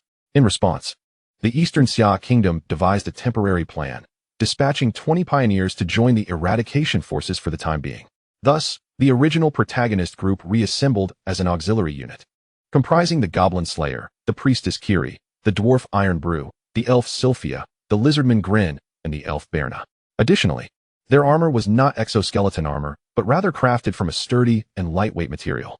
This armor would eventually be widely issued to the army, given that the enemies of the Eastern Xia Kingdom were various monsters, rendering bulletproof vests somewhat ineffective.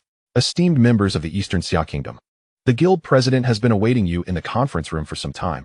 Please follow me. Hilda led the group upstairs and opened the door to the conference room. Inside sat 3 individuals. One was the guild president, Another an elderly man clad in a white robe and pointed hat, resembling a wizard. And the last was a mid-aged man dressed in opulent attire. Once Xia Xian was seated, the president of the Adventurers Guild introduced him to the two men on his right, who were the president of the Human Mage Association and an envoy from the Kingdom of Glassland. The Kingdom of Glassland, one of the three major human kingdoms, currently claimed the town they resided in. After exchanging friendly handshakes, they quickly delved into the matter at hand.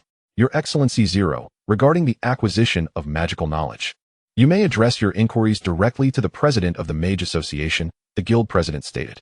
He was aware that the immense profits Xia Xian had garnered from trading with the Eastern Xia Kingdom had drawn the envy of others, and soon someone would attempt to seize this opportunity. As a mere guild president, he could not safeguard such a treasure. Thus, he sought the assistance of the Mage Association. Greetings, I am Tyler Joseph, the man introduced himself. You may call me Zero. Your Excellency Zero, may I ask a rather bold question? Why is it that among your pioneers, only you exhibit signs of magical energy while the others do not? Tyler Joseph had conducted thorough research prior to his arrival. He knew that the soldiers engaged overseas were divided into two categories, pioneers and those recruited by the Goblin Slayer from among the adventurers. The absence of magical energy among the elite was decidedly abnormal. As Xia Xian pondered, it became clear that the great mage could sense magical power. Fortunately, he had prepared various contingency plans for all potential issues. Your Excellency Tyler Joseph, as a distinguished Grand Mage, you must understand how arduous it is for humans to learn magic, Xia Xian countered, referencing the information relayed by his staff. Sighing deeply, Tyler Joseph's expression grew somber as he faced this issue. Indeed, humans lack the longevity of the long-lived races and do not possess a natural affinity for magic. For most humans, learning magic is nigh an unattainable dream. Xia Xian continued. Thus, we have commenced a division of labor. The mages focus on producing alchemical weapons from the rear, while the warriors engage in combat. However, this only saves the time expended by one mage in battle, Tyler Joseph remarked. In the past, the Mage Association had attempted this method, allowing a portion of mages to concentrate solely on studying magic. But the results were far from satisfactory, only marginally better than the average mage. Further division of labor among mages? Tyler Joseph mused over his words. Xia Xian did not grant the Grand Mage much time for contemplation, pressing on. If we are to create an alchemical weapon, we would divide the process into numerous steps, with each mage responsible for a small segment. Xia Xian elaborated on the modern assembly line concept, substituting certain terms with magical terminology for clarity. This, Tyler Joseph gasped in astonishment. He had never imagined that a dilemma plaguing the Mage Association for millennia could be resolved so simply. Yet, he quickly realized that this approach was not suitable for them. To forge a complete alchemical magical chain, substantial manpower, resources, and stable supplies of necessary materials are essential, as well as a considerable number of mages. Clearly, the Mage Association lacked these conditions. Once he regained his composure, Tyler Joseph continued, Your Excellency Zero, I did not come to you to sell knowledge, but rather to exchange the accumulated wisdom of our Mage Association over the centuries for alchemical techniques. Of course, we do not expect to acquire high-level alchemy. We merely seek the foundational knowledge of magical processes in your esteemed nation. How the tides of fortune turn. Previously, Taylor Joseph was astonished by the theories of the assembly line, and now, Summer Xian finds himself equally awed by the stakes involved. Taylor Joseph, with a wry smile, remarked, Your Excellency Zero, you may not be aware that humanity's sorcerers have stagnated for the past 500 years. The brief span of human life is insufficient to sustain prolonged magical research. Even the mightiest sorcerers possess but a fleeting 200 years of life, far shorter than that of a mere ordinary elf. At this juncture, a palpable sense of frustration permeated Taylor Joseph's tone. Yet, we are indignant. Even if we toil thousands of times harder than other races, we cannot even attain parity with them. You must understand, this method will avail you nothing, stated Summer Xian. Taylor Joseph resolutely countered, How can we know unless we try? Very well, Mr. Taylor Joseph, if you wish to continue the exchange, you may accompany me back to the base shortly. Summer Xian began to contemplate how to lure this grand sorcerer to the Eastern Summer Kingdom. Thank you for your generosity. Following the conversation with the sorcerer, Summer Xian shifted his gaze toward the envoy from the Kingdom of Grassland. Chapter 11. The army my country seeks to know what brings your nation to this place. The royal envoy did not beat around the bush. Knowledge and resources, replied Summer Xian. And how does your nation intend to acquire such knowledge and resources? The atmosphere instantly grew tense. Due to the primitive state of mining and exploration technologies, 90 of the minerals are extracted from open-pit mines, while the remaining 10 are unearthed by the Dwarven race, renowned for their advanced mining skills. All known mineral resources on the continent have already been divided among the kingdoms and nobility. Thus, the Eastern Summer Kingdom must either procure resources through trade or seize them through war. We have no intention of clashing with the 10 kingdoms. We possess superior extraction technologies and will explore territories untouched by civilization thus far, Xuan Xia asserted. The tension eased as the envoys secretly sighed in relief. With the resurrection of the demon god king and the unrest among monstrous creatures, the 10 kingdoms were already at their wits' end. If a powerful nation were to enter the fray at this juncture, the consequences would be dire. Moreover, based on the intelligence gathered over the past few days, this nation wields a peculiar weapon capable of firing projectiles known as bullets, possessing immense power. Even the heavily armored Earth Dragon beast cannot withstand a single hit. And most importantly, this weapon is capable of rapid fire. Who could withstand such a barrage?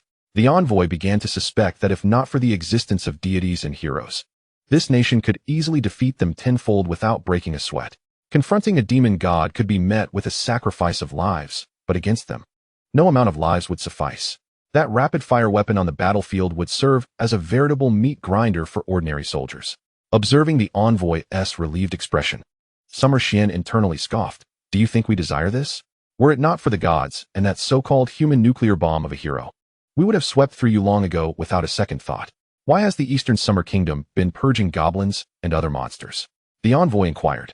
Because our emperor finds goblins intolerable, and thus we have dispatched our military to eradicate them, Xuan Xia replied. Your nation is indeed quite wealthy. Following this, the two parties engaged in amicable discussions, culminating in a series of agreements. The Kingdom of Grassland would bestow ancient magical knowledge from relics to the Eastern Summer Kingdom, while the latter would assist in eliminating various monsters within their territory to alleviate pressure. However, an additional stipulation was imposed. The total number of troops from the Eastern Summer Kingdom entering the Kingdom of Grassland must not exceed 10,000. May the friendship between our two nations endure. After bidding farewell, the envoy departed, his expression one of triumph. Little did he know, his decision marked the beginning of unemployment for the adventurers of the Kingdom of Grassland. Xuan Xia and his entourage departed aboard an aircraft, leaving behind the astonished gazes of the residents and adventurers. The passage base had expanded exponentially compared to 3 days prior, not merely tenfold.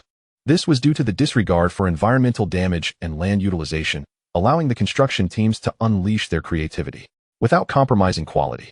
2 teams worked in shifts around the clock.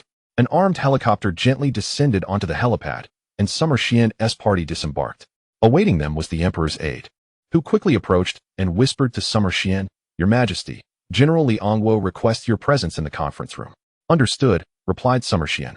Turning to bid farewell to the others, I have pressing matters to attend to, so I will not accompany you to the shooting range today.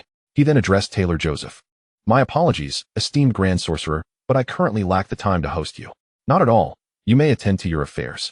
You are welcome to join them to witness the alchemical weaponry, which is one of my purposes for being here, Taylor Joseph said, stroking his long beard, indicating his indifference. Thank you for your understanding. After Xuan Xia's departure, Kilai remarked, Mr. Zero appears to hold a high position. In my opinion, Zero is likely of noble lineage. To put it in your human terms, he exudes an air of aristocracy. The dwarven warrior, Goblin Slayer, replied, descending from the aircraft with his grenade launcher. How come I don't sense it? Queried Goblin Slayer, puzzled. Mr. Goblin Slayer, one cannot discern temperament through scent. It must be felt, came the reply. Is that so? The pilot of the aircraft smirked. Not merely a noble, but the sole noble of the Eastern Summer Kingdom, His Majesty the Emperor. In the conference room, all heads of development plans had gathered. Today, they convened primarily to discuss the deployment of troops and the subsequent developmental direction. The first contingent of troops to enter the other world has been designated as the 1st Military District, comprising 50,000 personnel. The responsible individuals presented detailed data via a projector, explaining various statistics. The military deployment plan was firmly established and would proceed as scheduled unless unforeseen circumstances arose. Once the discussion on troop deployment concluded, they advanced to the next critical issue, one that would determine the future trajectory of this world: war or peace.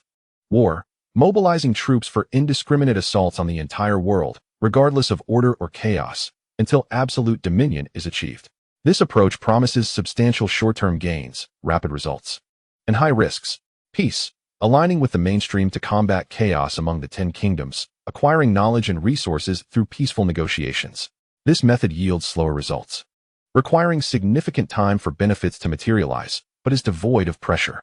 Now that language barriers have been eliminated with the aid of the language mushroom, I believe we need not resort to such extreme measures as war.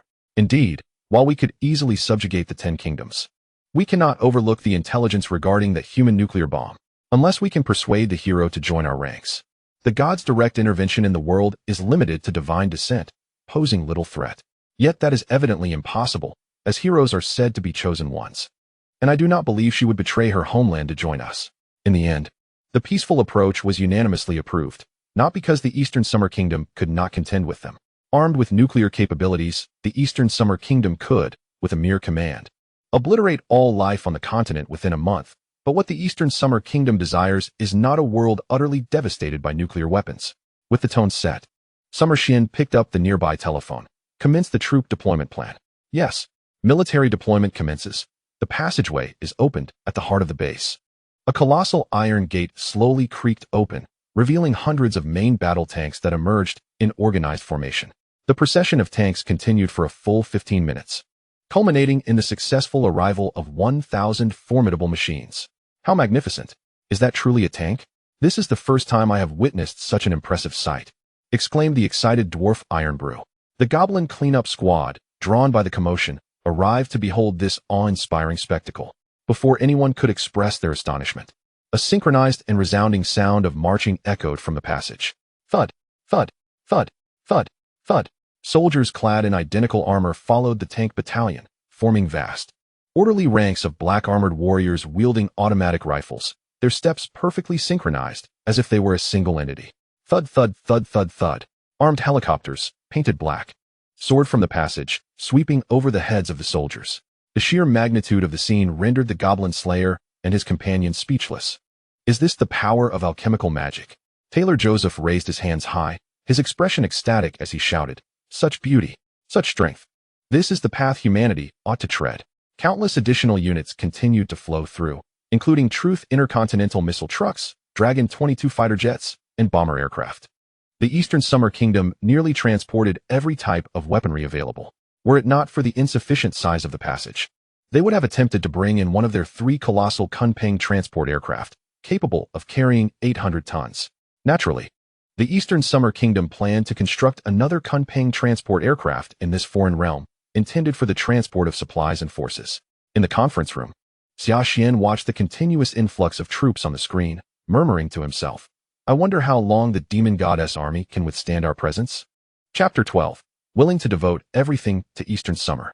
In the reception room, Your Excellency Zero, your nation's alchemy is truly formidable.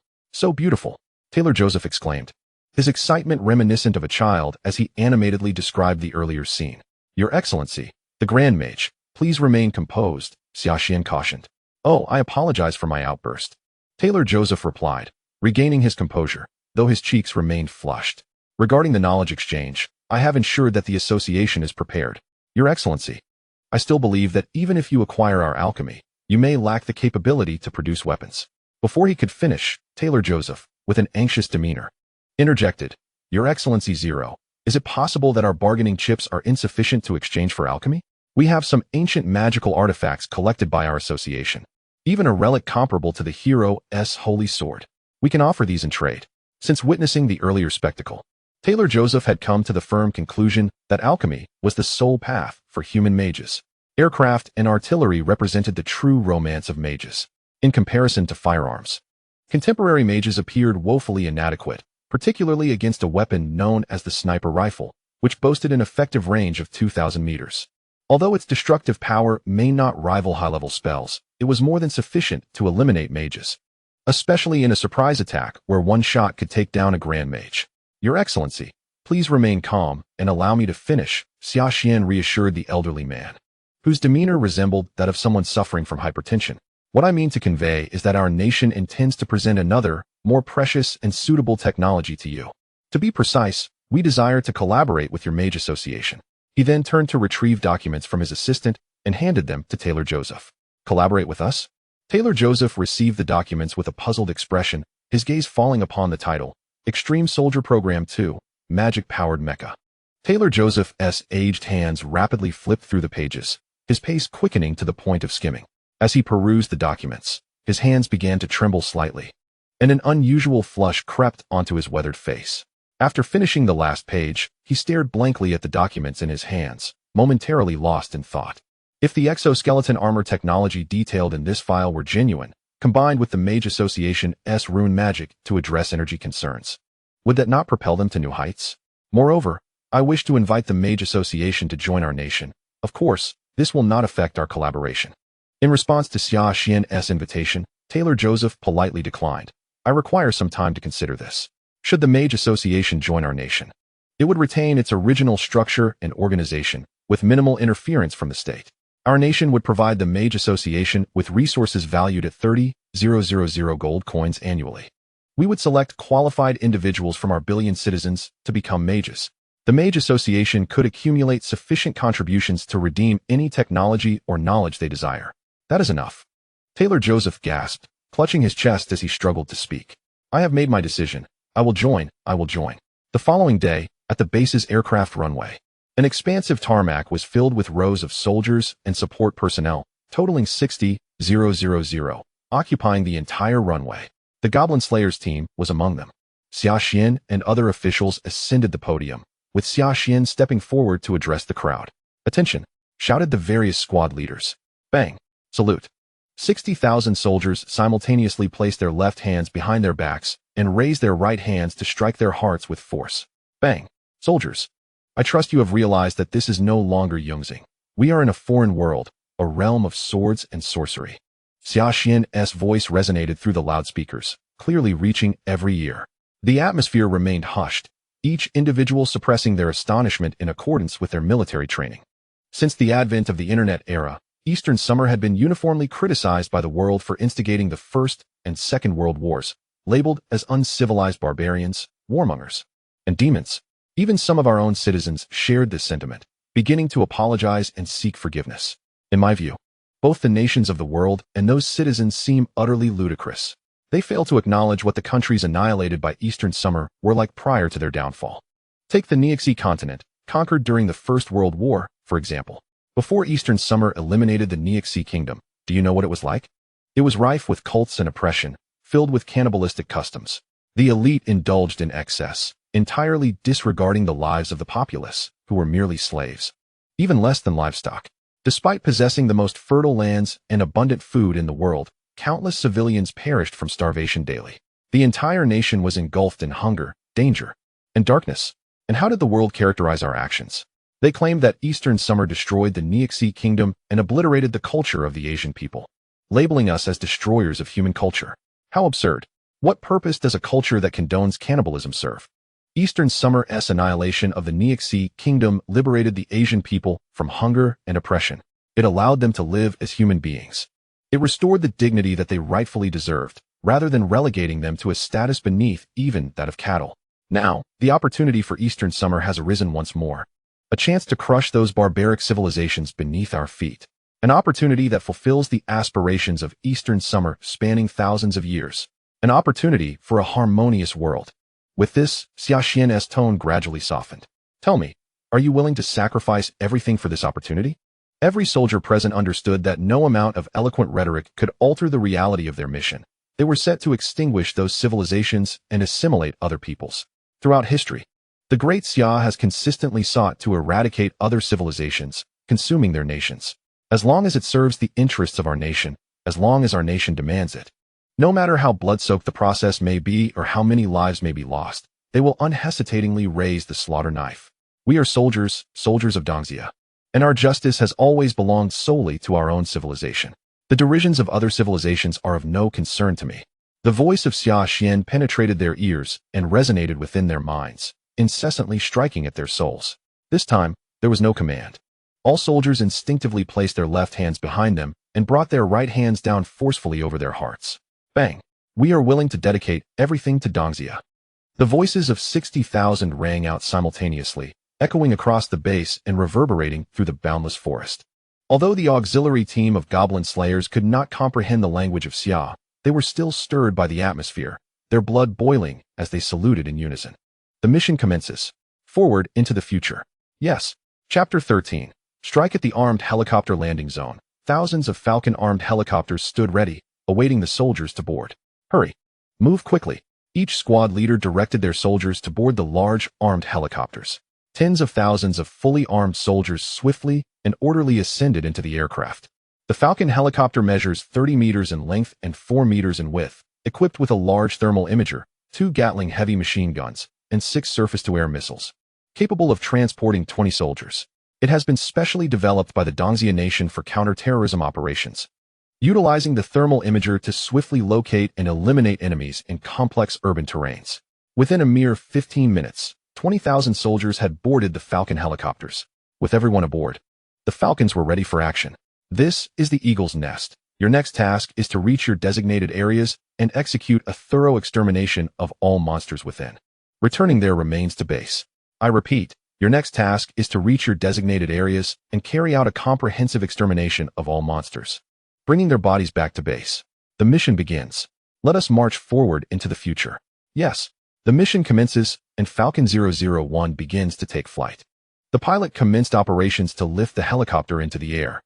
Thud thud, thud thud thud, thud thud thud thud.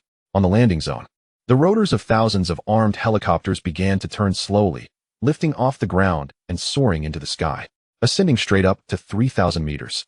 They burst into the expanse above. On the ranch, the only one in the fringe town, which supplies all the dairy products for the community, a red-haired girl wearing a straw hat squatted beside a cow, skillfully milking the animal into a metal bucket. Thud thud thud thud thud. Suddenly, a powerful downward gust filled the air, accompanied by a series of booming sounds. The cows sensed something and began to stir, causing the girl to instinctively look up. The sky was now filled with enormous, bizarre black iron birds. The iron birds swiftly passed overhead without halting. Instead of panicking, the girl felt a tinge of regret that the black birds did not stop. She had seen these before. It seemed she had returned on one of these machines, which she believed was called a helicopter. He had not returned home in 2 days. Did that mean he no longer lived here? With these thoughts, the girl's mood began to darken. What is happening? Why is it so noisy? The girl's uncle, hearing the commotion outside, stepped out of the house. Why are there so many? What great event has occurred? Though he had seen aircraft before, the sight of countless armed helicopters soaring past left him profoundly shaken. The flock of Falcon helicopters rushed over the farm towards the border town, causing panic among those below, some even collapsing in fear. At the Adventurers Guild training grounds, after a month of construction, the facilities officially opened the day before yesterday. This site became a place where more experienced adventurers could freely teach newcomers combat skills during their spare time. For adventurers sat on the steps, engaged in casual conversation. No way, no way, no way. Male adventurer B waved his hand in refusal, saying, I lost what I borrowed during my last expedition. If I lend it to someone else, my captain will surely kill me. How did you lose it? It was dissolved by a giant slug. Female adventurer B chimed in to answer. A giant slug? How wonderful, remarked the blonde male adventurer enviously. As a newcomer without a team, all he could do was take on the task of clearing out large rats from the sewers, having no opportunity or strength to combat real monsters. The red-haired female mage, sensing his thoughts, elbowed him and said, They are silver rank. We are porcelain rank. We cannot compare. Can someone help me? Thud thud thud thud thud thud thud thud. Just as the words left her mouth, a deafening roar filled the sky. The sunlight seemingly obscured as massive black shadows began to loom on the ground. Everyone looked up, following the sound. What on earth is that? Some kind of monster? The sky was darkened by an overwhelming multitude of enormous black iron birds, the downwash generated by the armed helicopters whipping up fierce winds throughout the town, knocking down clothes hanging to dry on ropes. Monsters! Run! Ah! The monsters are coming. The townsfolk spiraled into panic. Even though some had seen an armed helicopter the day before, it was but a single craft. Given such a massive display, they clearly did not believe that the iron bird from yesterday belonged to the same species as today's. Fear of the dense crowd is universal. Even swarms of locusts can incite terror, let alone the armed helicopters now blanketing the entire sky. The swarm of helicopters swept over the town again, heading towards their designated areas, leaving one helicopter still circling above. This is the Falcon clearing team of Dongxia, responding to the invitation of King Graceland to eliminate the monsters ravaging the kingdom of Graceland. Please do not panic. Please do not panic. The pilot activated the pre-prepared broadcast. Teams 1 to 10 are responsible for clearing the monsters beneath the town. The others will remain with the Falcons. Yes, under the pilot's control. The armed helicopter descended slowly above the entrance to the sewer, hovering at a certain altitude before opening the cabin door and lowering a rope. Subsequently, 10 fully armed soldiers slid down the rope. After the Falcons departed, the townspeople gradually recovered from their panic. With only one helicopter remaining, their fear diminished. Understanding that the armed helicopter posed no threat, they began to gather slowly, casting curious glances at the aircraft and the soldiers descending from above. Turning on the spotlight, the soldiers announced, "We are now entering the sewer." The soldiers, under the watchful eyes of the crowd, ventured into the sewer. According to intelligence, there exists a creature resembling a cockroach in the sewers, for which the armaments department has specifically equipped us with the biohazard 3 shotguns. 10 soldiers, holding shotguns, cautiously made their way down into the sewer. I don't understand why such a small town needs such a large sewer. Is it for raising mermaids? One soldier quipped. Squeak, squeak, squeak. There's movement. A dozen large rats charged forward, with the largest among them the size of a calf. Drawn in by the bright beam of the spotlight, the 3 soldiers at the front immediately raised their shotguns, aiming before pulling the trigger. Bang! The leading rat, the size of a calf, along with 2 smaller ones nearby, was instantly turned to shreds, while the rest of the rats surged past their fallen comrades. Continuing to sprint forward. Click! The 3 soldiers quickly reloaded, aimed again, and pulled the trigger. Bang! Due to the absence of that calf-sized mouse obstructing their path this time, the bullets tore through their frail bodies, scattering the remains of the 3 rows of mice behind into a gruesome spray of blood. After 2 rounds, not a single mouse survived. What on earth did these creatures consume to grow so large? Even if they feasted on refuse, there wouldn't be enough refuse to sustain such growth. Subsequently, the soldiers conducted a thorough sweep of the sewer, where neither mice nor insects posed any challenge in the face of their shotguns. In the dense forest, there lay a village encircled by wooden palisades, inhabited not by humans, but by grotesque goblins with green skin. The village was replete with human remains and an unbearable stench. 3 desiccated human corpses hung at the entrance, while the goblin guard dozed off. During the day, most goblins had succumbed to slumber. Those who remained awake were either on guard duty or riding wolves. For goblins who had wolves rode them by day and by night. Within a rudimentary wooden hut, 2 goblins resided. A shaman donning a leather cap and wielding a staff of human bone, and a towering goblin king clad in a fur coat. The human women are all dead. Shall we raid another batch tonight? The shaman exclaimed animatedly. The goblin king leaned back in his chair made of human bones and replied, "Let us target the elven village this time. It has been far too long since I savored the taste of those elves, especially the exquisite aroma of the female elves." As he spoke, drool dripped from the corners of the goblin king's mouth, splattering onto the blood-stained floor. Taking advantage of the absence of powerful elven warriors, who had all ventured forth to battle the demon army, the Goblin King was interrupted mid-sentence by a cacophony from outside. What are they clamoring about? If it weren't for the threat of invasion, I would surely twist their heads off. Rising from his bone chair, he stepped outside to witness the commotion among the goblins, who were pointing and shouting frantically in a particular direction. The Goblin King faintly discerned a peculiar sound emanating from the sky, which grew progressively closer and louder. Suddenly, a bizarre and colossal black iron bird descended from above, circling ominously overhead. "Shoot that thing down." Upon the Goblin King's command, all the goblins grasped whatever was at hand, hurling their weapons at the black iron creature. However, the bird hovered at an altitude of 500 meters above them, rendering their efforts futile. The discarded objects merely fell back down, crushing 3 or 4 goblins in the process. The goblin priest, chanting incantations, raised his staff and invoked Yakta, lightning. A silver bolt shot forth, but failed to reach the black iron bird. "We cannot strike it, my king," the goblin priest reported. At that moment, the hovering black iron bird suddenly descended, its 2 black tubes aiming at them and slowly rotating. Chapter 14, The Goblin King. This is Falcon 285. We have identified the Goblin King and the Goblin Priest. Repeat, we have identified the Goblin King and the Priest. The pilot opened the channel to report to headquarters. This is Eagle's Nest. Capture them alive if possible. If not, eliminate them. Roger that. The pilot maneuvered the aircraft lower, and the Gatling gun began to whir. Countless bullets erupted from the barrel, slicing through the air and leaving a faint trail of yellow light. The bullets shredded the goblins in their path, creating small craters upon impact, and nearly 100 goblins were caught unprepared, their bodies reduced to mere fragments. The already blood-soaked village received a fresh coat of crimson. All the goblins were momentarily paralyzed by the sudden onslaught. The Goblin King was the first to react, bellowing, "All of you, retreat to the cave." The goblins snapped back to reality, their faces etched with terror as they scrambled towards the distant cave. The few goblins closest to the cave managed to enter just in time. Surface to ground, missile ready. The pilot lifted the plastic cover off the missile launch button and pressed the red button. Fire. Whoosh. The missile streaked through the air, leaving a luminous yellow trail as it sped into the cave. The next moment, a fierce explosion erupted from within, shaking the very sky with its deafening roar. Boom. The missile obliterated the cave, collapsing it entirely, causing fissures in the rocky mountains above. The birds of the forest fled in panic, soaring into the sky. The goblins were once again awestruck by the missile's devastating power, staring hopelessly at the ruined cave. Suddenly, the ominous sound of death reverberated once more, awakening all the goblins. The bullets, forming a lethal yellow light, swept across the ground, tearing the goblins apart, their blood showering into the air, glistening in the sunlight like vibrant red flowers. Unexpectedly, even the grotesque goblins experienced a fleeting moment of beauty, but the cost of that moment was their demise. The goblins were utterly dismayed, emitting high-pitched, harrowing cries of fear as they scattered in all directions.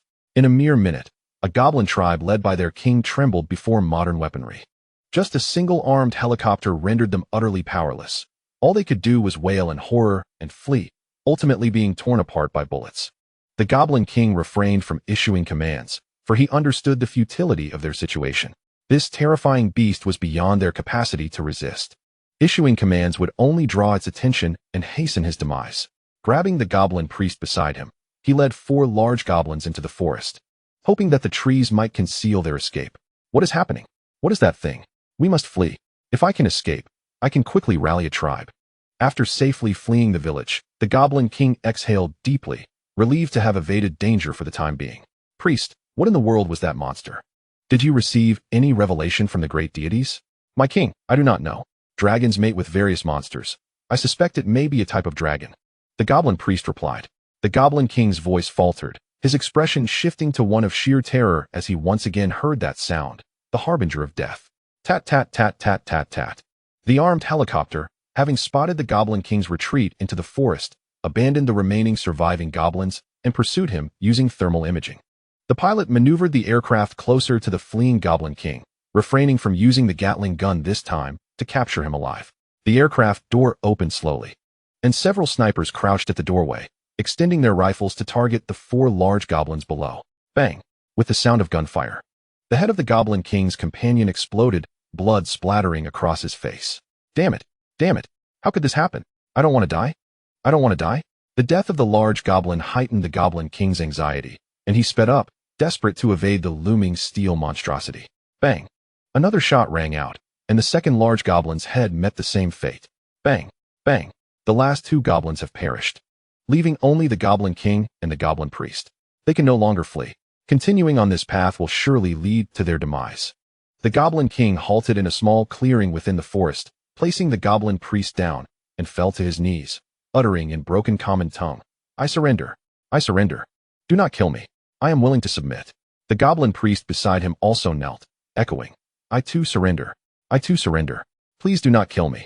I also wish to submit. This is a traditional goblin practice. When faced with an overwhelming adversary, they kneel to beg for mercy, which is why many formidable monsters have goblins as their subordinates. Unfortunately for them, today they are not facing a monster. A helicopter appeared before them. An especially designed capture net was shot forth, ensnaring the 2 goblins tightly. What is this thing that cannot be escaped? Although it seemed merely a fine net, the Goblin King exerted all his strength and was still unable to break free from its constraints, rendered immobile. A tranquilizer gun. A soldier drew out a prepared tranquilizer gun, aimed at the Goblin King, and pulled the trigger. Whoosh. What is this? The Goblin King gazed at the tranquilizer dart embedded in his shoulder, his taut nerves gradually loosening. An overwhelming drowsiness washing over him, his eyelids feeling as heavy as boulders. No, I cannot fall asleep. If I do, it will mean certain death. I mustn't. The tranquilizer finally took effect, and the Goblin King slowly succumbed to slumber. King! King! The Goblin Priest shouted, writhing in a frenzy, hoping to awaken the Goblin King through his efforts. Whoosh! Struck by the tranquilizer dart, the Goblin Priest instantly fainted, lacking the robust physique of the Goblin King. He could not endure until the drug's full effects took hold. Two soldiers descended from the helicopter via ropes, cautiously approaching the Goblin King and the Goblin Priest, guns drawn. Confirming their unconscious state, they secured the ropes tightly around the capture net. Once assured, they signaled the helicopter with an oyster before ascending back aboard. This is Falcon 285. We have captured the Goblin King and the Goblin Priest. Repeat, we have captured the Goblin King and the Goblin Priest. The pilot opened the channel to report. Eagle's Nest received. Please transport immediately back to base. Affirmative. The armed helicopter began to ascend slowly, carrying the Goblin King and Goblin Priest towards the base.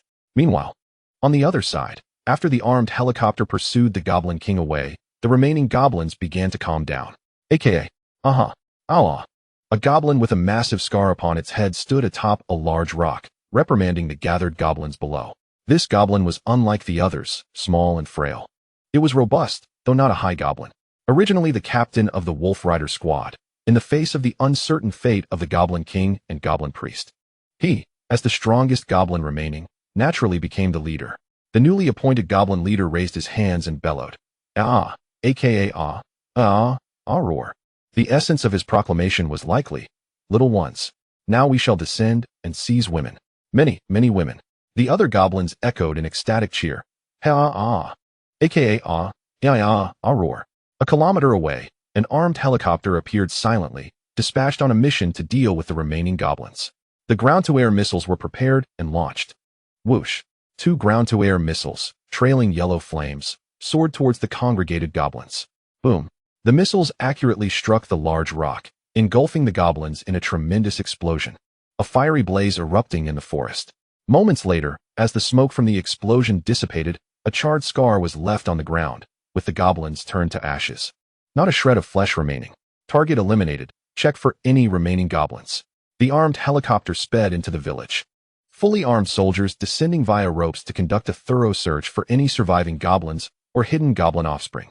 The armed helicopter activated a large thermal imaging device, scanning every inch of the village. In the southeastern corner, the thermal imaging finally detected a response. The pilot opened the team channel.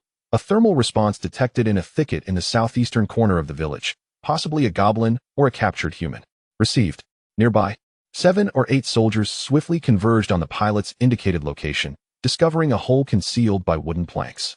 The soldiers positioned themselves around, raising their rifles to aim at the hole's entrance.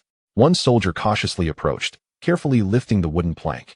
In the next moment, a glint of cold light emerged from the dark hole, and a goblin with a dagger shot forth, aiming for the soldier's chest. Clang! The dagger struck the soldier's chest plate, producing a sharp sound. The dagger failed to penetrate the armor, leaving no mark whatsoever. The attacking goblin's eyes widened, mouth agape. A look of disbelief crossing its face. Had it been familiar with internet slang, it would undoubtedly exclaim, "Damn." To bully people with guns in a world of swords and magic is one thing, but to add such thick armor. Is this a game we cannot play? You bunch of cheaters. A soldier delivered a swift kick, sending the goblin flying 2 meters away, while a comrade shot it down.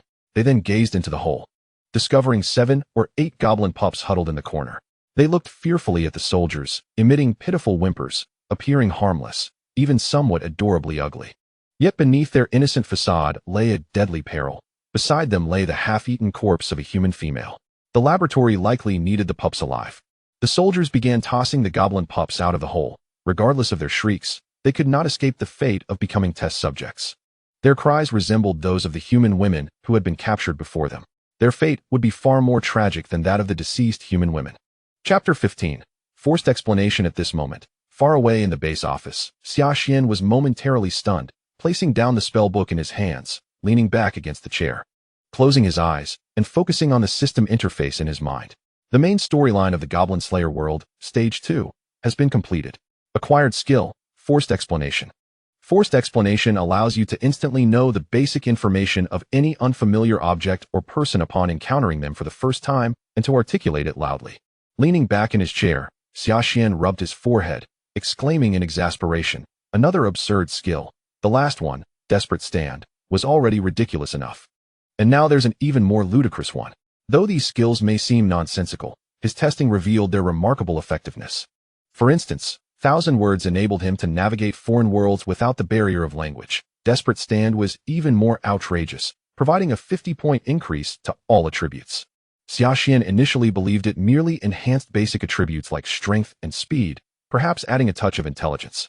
However, after repeated tests, he discovered this 50-point increase could be applied to any part of his body and certain attributes. For example, charm increased by 50, lung capacity by 50, vision by 50, sense of smell by 50, and self-healing ability by 50. Even the speed of defecation could increase by 50%. Ultimately, it was confirmed that the final push enhanced the peristaltic motion of the colon, thus accelerating the process, liberating him from the fear of constipation. Xia Xian picked up the spellbook on the table and attempted to use the forced explanation skill on it. With no response, it appeared to be something entirely unfamiliar to him. Rising from the leather chair, he walked to the entrance, pushed the door open, and beheld two soldiers standing guard outside. Upon noticing Xia Xian's emergence, the soldiers placed their left hands behind their backs and saluted with their right hands over their hearts, saying, "Your Majesty, how may we assist you?" Xia Xian waved his hand dismissively. "There is no need for formality. I merely wish to take a stroll. You may address me as commander while here." Yes. He attempted to use the forced explanation skill on them, but to no avail. The skill remained ineffective. Was it possible that, despite not knowing their names or backgrounds, he recognized them as soldiers of the Eastern Xia, and they perceived him in the same light, thus rendering the skill ineffective? With this thought, Xia Xian headed towards the laboratory, a place filled with many unknowns. Along the way, everyone he encountered bowed deeply, showing him great respect. This was the most disconcerting aspect of his journey through time. Everyone held him in reverence simply because he was the emperor. Initially, he found this feeling somewhat gratifying. But gradually, a sense of loneliness began to envelop him. He despised this sensation and began to tell those around him, "You may interact with me more casually. As you would with an ordinary person, there is no need for such deference." Although everyone agreed, it had little effect. They merely felt flattered and did not genuinely relax in his presence.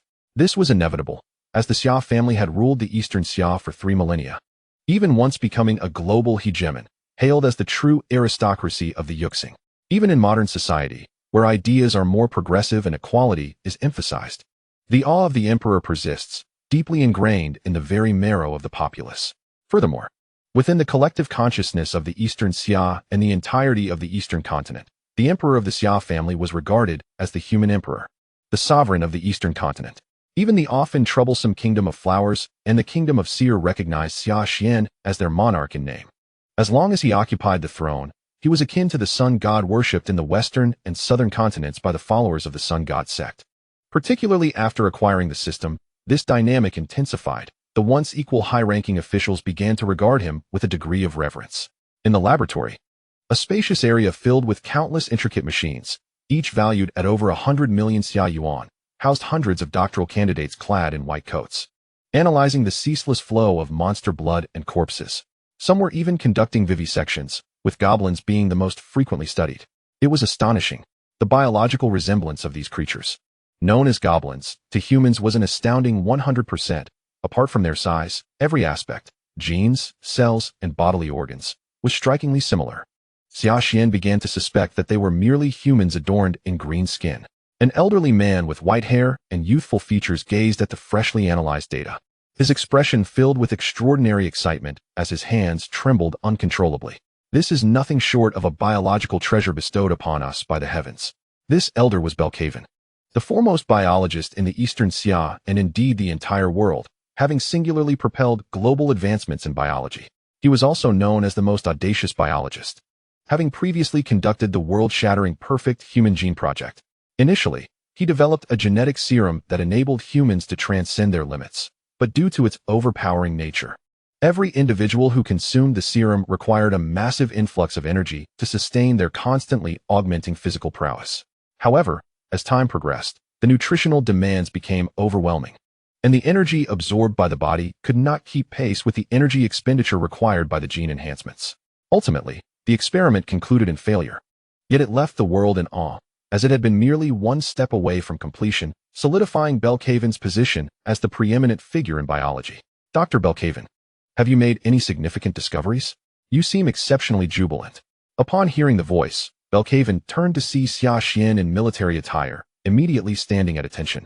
His left hand behind his back and his right hand over his heart, "Your Majesty." After completing the salute, Belkaven excitedly proclaimed, "Your Majesty, behold. This is the analysis of the goblin's bodily data. Xia Xian glanced at the data, confirming it to be incomprehensible, and inquired, "Is there a problem?" The biological resemblance of these creatures known as goblins to humans is an astonishing 100%, apart from their size, every aspect, genes, cells, bodily organs, Your Majesty. Do you understand what this implies? Are we considering using them for human experimentation? Xia Xian responded nonchalantly. Indeed, goblins are so remarkably similar to humans and reproduce rapidly at an exceptionally low cultivation cost. Most importantly, they are not humans. They serve as perfect experimental subjects. If we can utilize these materials without hesitation in our experiments, I believe we will achieve rapid advancements in biological research. Even my genetic serum may be reignited. Belkaven's excitement grew, his face flushed abnormally, and his breathing became increasingly labored. Dr. Belkaven, please calm yourself. Xia Xian felt a pang of concern that he might suffer a stroke, casting a soothing spell upon him, for he was a pillar of the nation. Under the influence of the calming spell, Belkaven gradually regained his composure, transforming from a frenzied scientist back into the knowledgeable doctor. I apologize, Your Majesty, for my lack of decorum. I came to inquire if the extraction has been completed. I completed the extraction yesterday, although it is a unique substance. It was quite straightforward to obtain. As he spoke, Belkaven produced a small vial of deep blue liquid. Xia Xian accepted the vial and employed the forced explanation skill, only to exclaim uncontrollably, astounding. It can extract the magical energy contained within biological entities. Truly terrifying. Xia Xian's voice echoed throughout the laboratory, leaving all researchers in stunned silence. His face flushed with embarrassment. He wished only for a hole in the ground to hide himself. Ahem, what are you all staring at? Have you completed your research? Belkaven lightly cleared his throat and cast a glance at the other researchers in the facility. As they regained their composure, they quickly bowed their heads and returned to their work, treating the incident as if it had never occurred. I saw nothing. Noticing that everyone had resumed normalcy, Belkaven nodded in satisfaction and quietly remarked, Your Majesty, is this a new skill? Belkaven was one of the few aware of the system, having been responsible for Xia Xian's comprehensive examination. Xia Xian awkwardly nodded yes. He resolved never to use this skill in front of others unless absolutely necessary.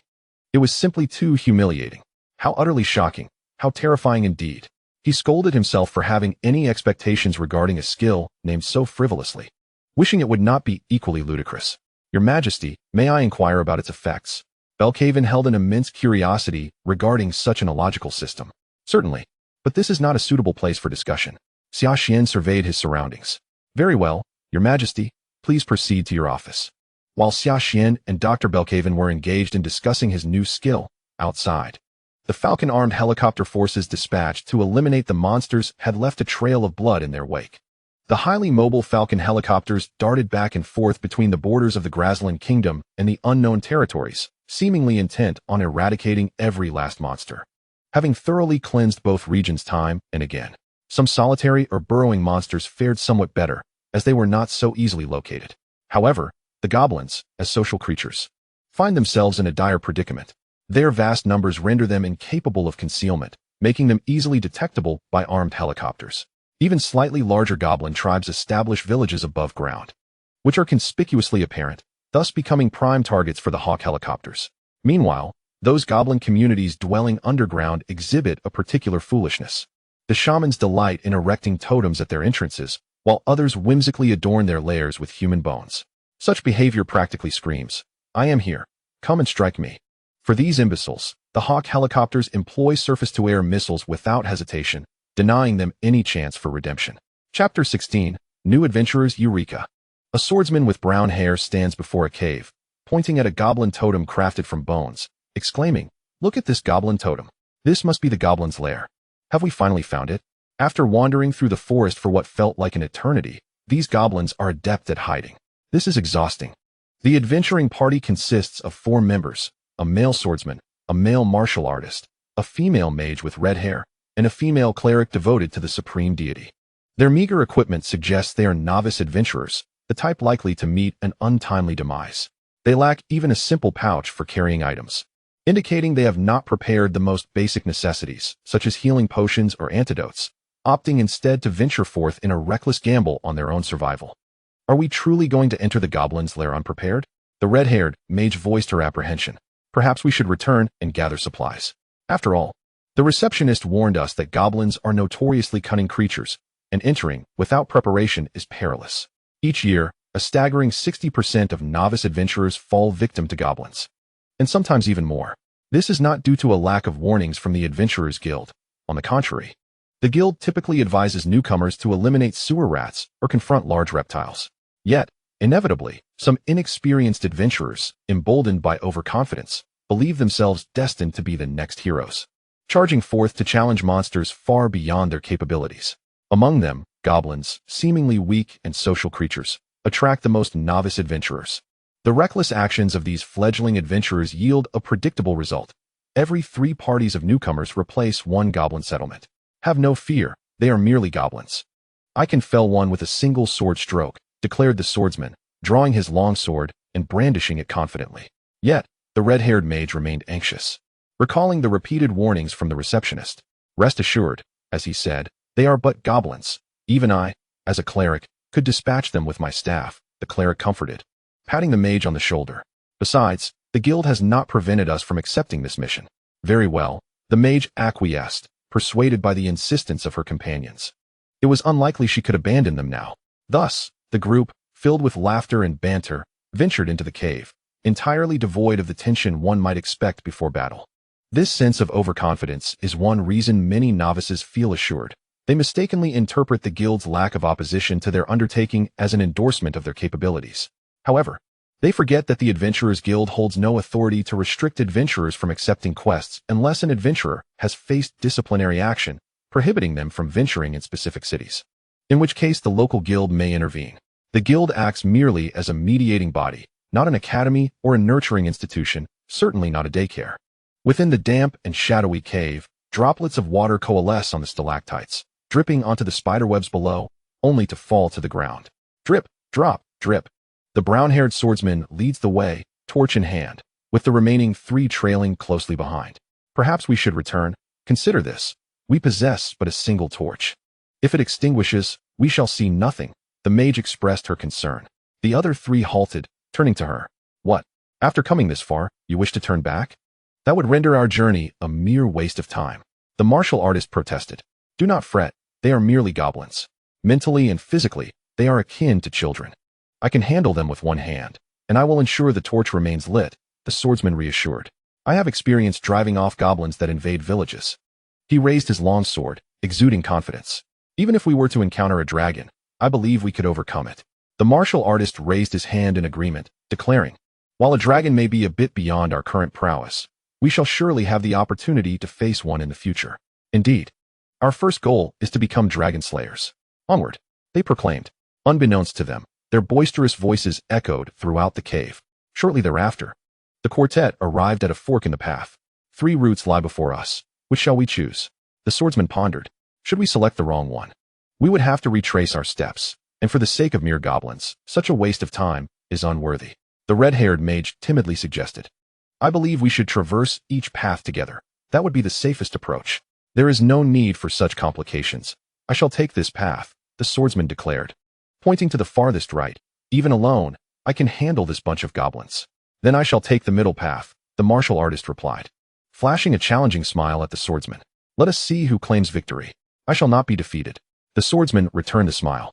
The mage raised her hand once more, interjecting, though this may seem discouraging, we only have 1 torch. Indeed, what shall we do? The swordsman scratched his head, realizing too late that he should have brought additional torches. I shall manage without one. My senses as a martial artist are exceptionally keen. Even in utter darkness, I can discern a bit, and I can also rely on my hearing, the martial artist asserted confidently. The cleric leaned against the mage, stating, she can cast light. We shall proceed together, so we need not worry. But light magic consumes a great deal of mana, the mage countered. We cannot afford to waste our magical energy. Do not worry, let us proceed. You are merely too anxious, the cleric replied, pulling the mage along the right path. Then I shall follow as well. Just remember, if you lose to me, don't shed any tears. Humph, that line should be mine to say. Once all 4 entered the passage, a dozen diminutive figures appeared around a corner behind them. Simultaneously, an armed helicopter circled above, surveying the entire forest. Aboard this aircraft was a special operations team tasked with goblin extermination. Notably absent was a certain lizardman, familiarizing himself with specialized weaponry at their base. Ah, How dreadfully boring. Why are today's monsters so weak? Sighed Xia, scratching her vibrant green hair in frustration. Huh. Those with long ears possess no patience. The dwarf, Iron Brew, scoffed, brandishing a weapon with destructive power rivaling that of mid-tier magic. Moreover, there are no formidable monsters here. If you seek a challenge, I suggest you confront the Demon Lord's army. What? Are you, a grenade launcher with a range of 200 meters, questioning a sniper's patience? Have you heard the truth of the battlefield? Range is truth, Xia retorted, raising her sniper rifle. Behold my rifle with a range of 2,500 meters. And have you heard that caliber is justice? Iron Brew shot back, brandishing his grenade launcher. Observe the power of each shot. It rivals that of a fireball spell. Enough. Please cease your quarrels, Kiri interjected, attempting her customary role as peacemaker. Long-eared one, barrel-shaped one, Goblin Slayer, do intervene. Noticing her futile efforts to calm the two, Kiri turned to the Goblin Slayer, who was intently scanning the area below through his telescope. He acknowledged, but offered no further response. Frustrated, Kiri shot him an exasperated glance. Just then, the Goblin Slayer spoke up. At 7 o'clock, there lies a goblin cave. Understood, the pilot replied, maneuvering the aircraft accordingly. He was among the first to ingest the language mushroom, thus comprehending the common tongue, which is why he had been assigned as their pilot. Incidentally, the phrase range is truth, caliber is justice, uttered earlier by the elf and the dwarf, had been his instruction. As they neared the cave, the pilot adjusted the helicopter's position, aiming at the entrance. According to protocol, such caves typically warranted an air-to-ground missile strike. The missile was primed and ready. The pilot removed the protective cover from the launch button, only for the Goblin Slayer to suddenly intervene. Wait. He diligently adjusted the telescope, zooming in on the area. There are several footprints, likely human. Upon hearing this, the pilot replaced the cover and inquired, "What are your orders?" As the leader of the team, the Goblin Slayer commanded the operation. Proceed inside to scout. With his directive, everyone began checking their gear. The sniper need not accompany us, the Goblin stated. What? Why not? The elf, initially eager for action, appeared disheartened. You must remain in the helicopter to provide precise strikes and prevent encirclement. Moreover, your sniper rifle is impractical in such confined spaces, the Goblin elucidated. Very well, she conceded. Ha! Long-eared one. Who would have thought you would find yourself in this predicament? The dwarf laughed heartily, even taking the time to adjust his grenade launcher. The grenadier cannot enter either. Your artillery would collapse the cave. The dwarf's expression suddenly stiffened. Ha!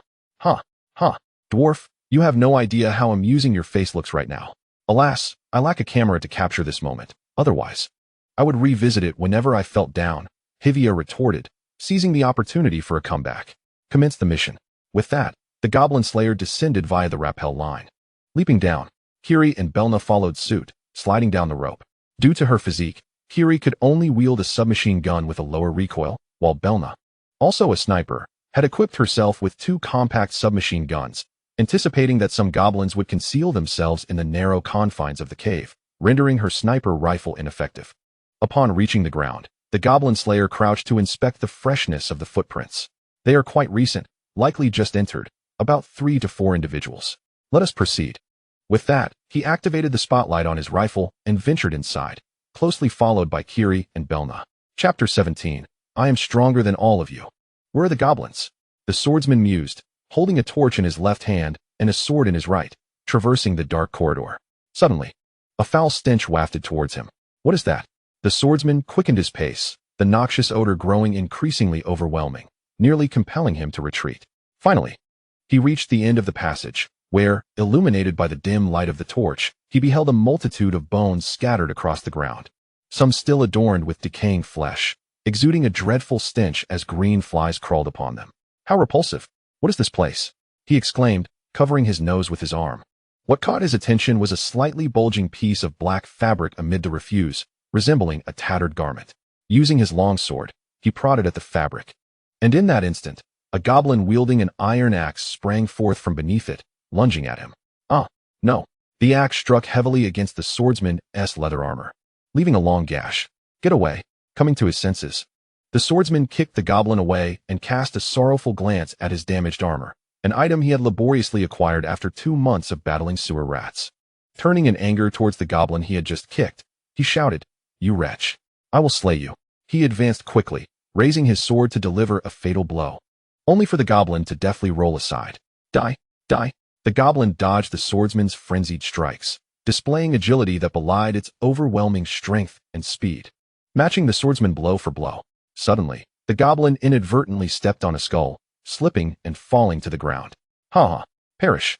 The swordsman sneered, raising his sword high, ready to end the creature's life when disaster struck. Clang! The blade collided with a stalactite above.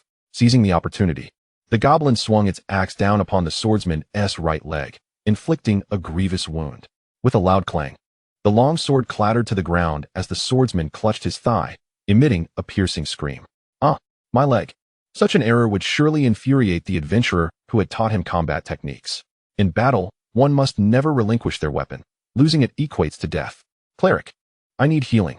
Unfortunately, the cleric was not present, and his cries would only reach the cleric stationed in another corridor. Ha ha! The goblin stepped forward, kicking the swordsman down and standing over him, raising its rusted axe high. The swordsman was now clearly in a state of panic. He should have endured the pain and kicked the goblin away, but he did not. No, please, help. Someone, save me. The rusted axe came crashing down, and instinctively, he raised his hand to block it. The next moment, a warm liquid splattered across his face, his blood, as his hand was cleaved off entirely. Ah, my hand. It hurts. Ah, injured. He could only clutch his wound and wail, lacking the courage to fight for his life. This type of adventurer typically meets a grim fate. The axe fell again, this time targeting the swordsman's terrified and pained visage. Splat. Blood sprayed, staining the walls, the floor, the goblin, and himself. Such adventurers usually meet a fatal end. Returning 2 minutes earlier, at the other end of the corridor, a dozen goblins lay sleeping on the ground. Suddenly, the goblin priest, seated upon a chair, opened his eyes and commanded in broken common tongue, "All of you, rise. Humans have entered." The goblins stirred from their slumber, sniffing the air and detecting the long-forgotten scent of a female human.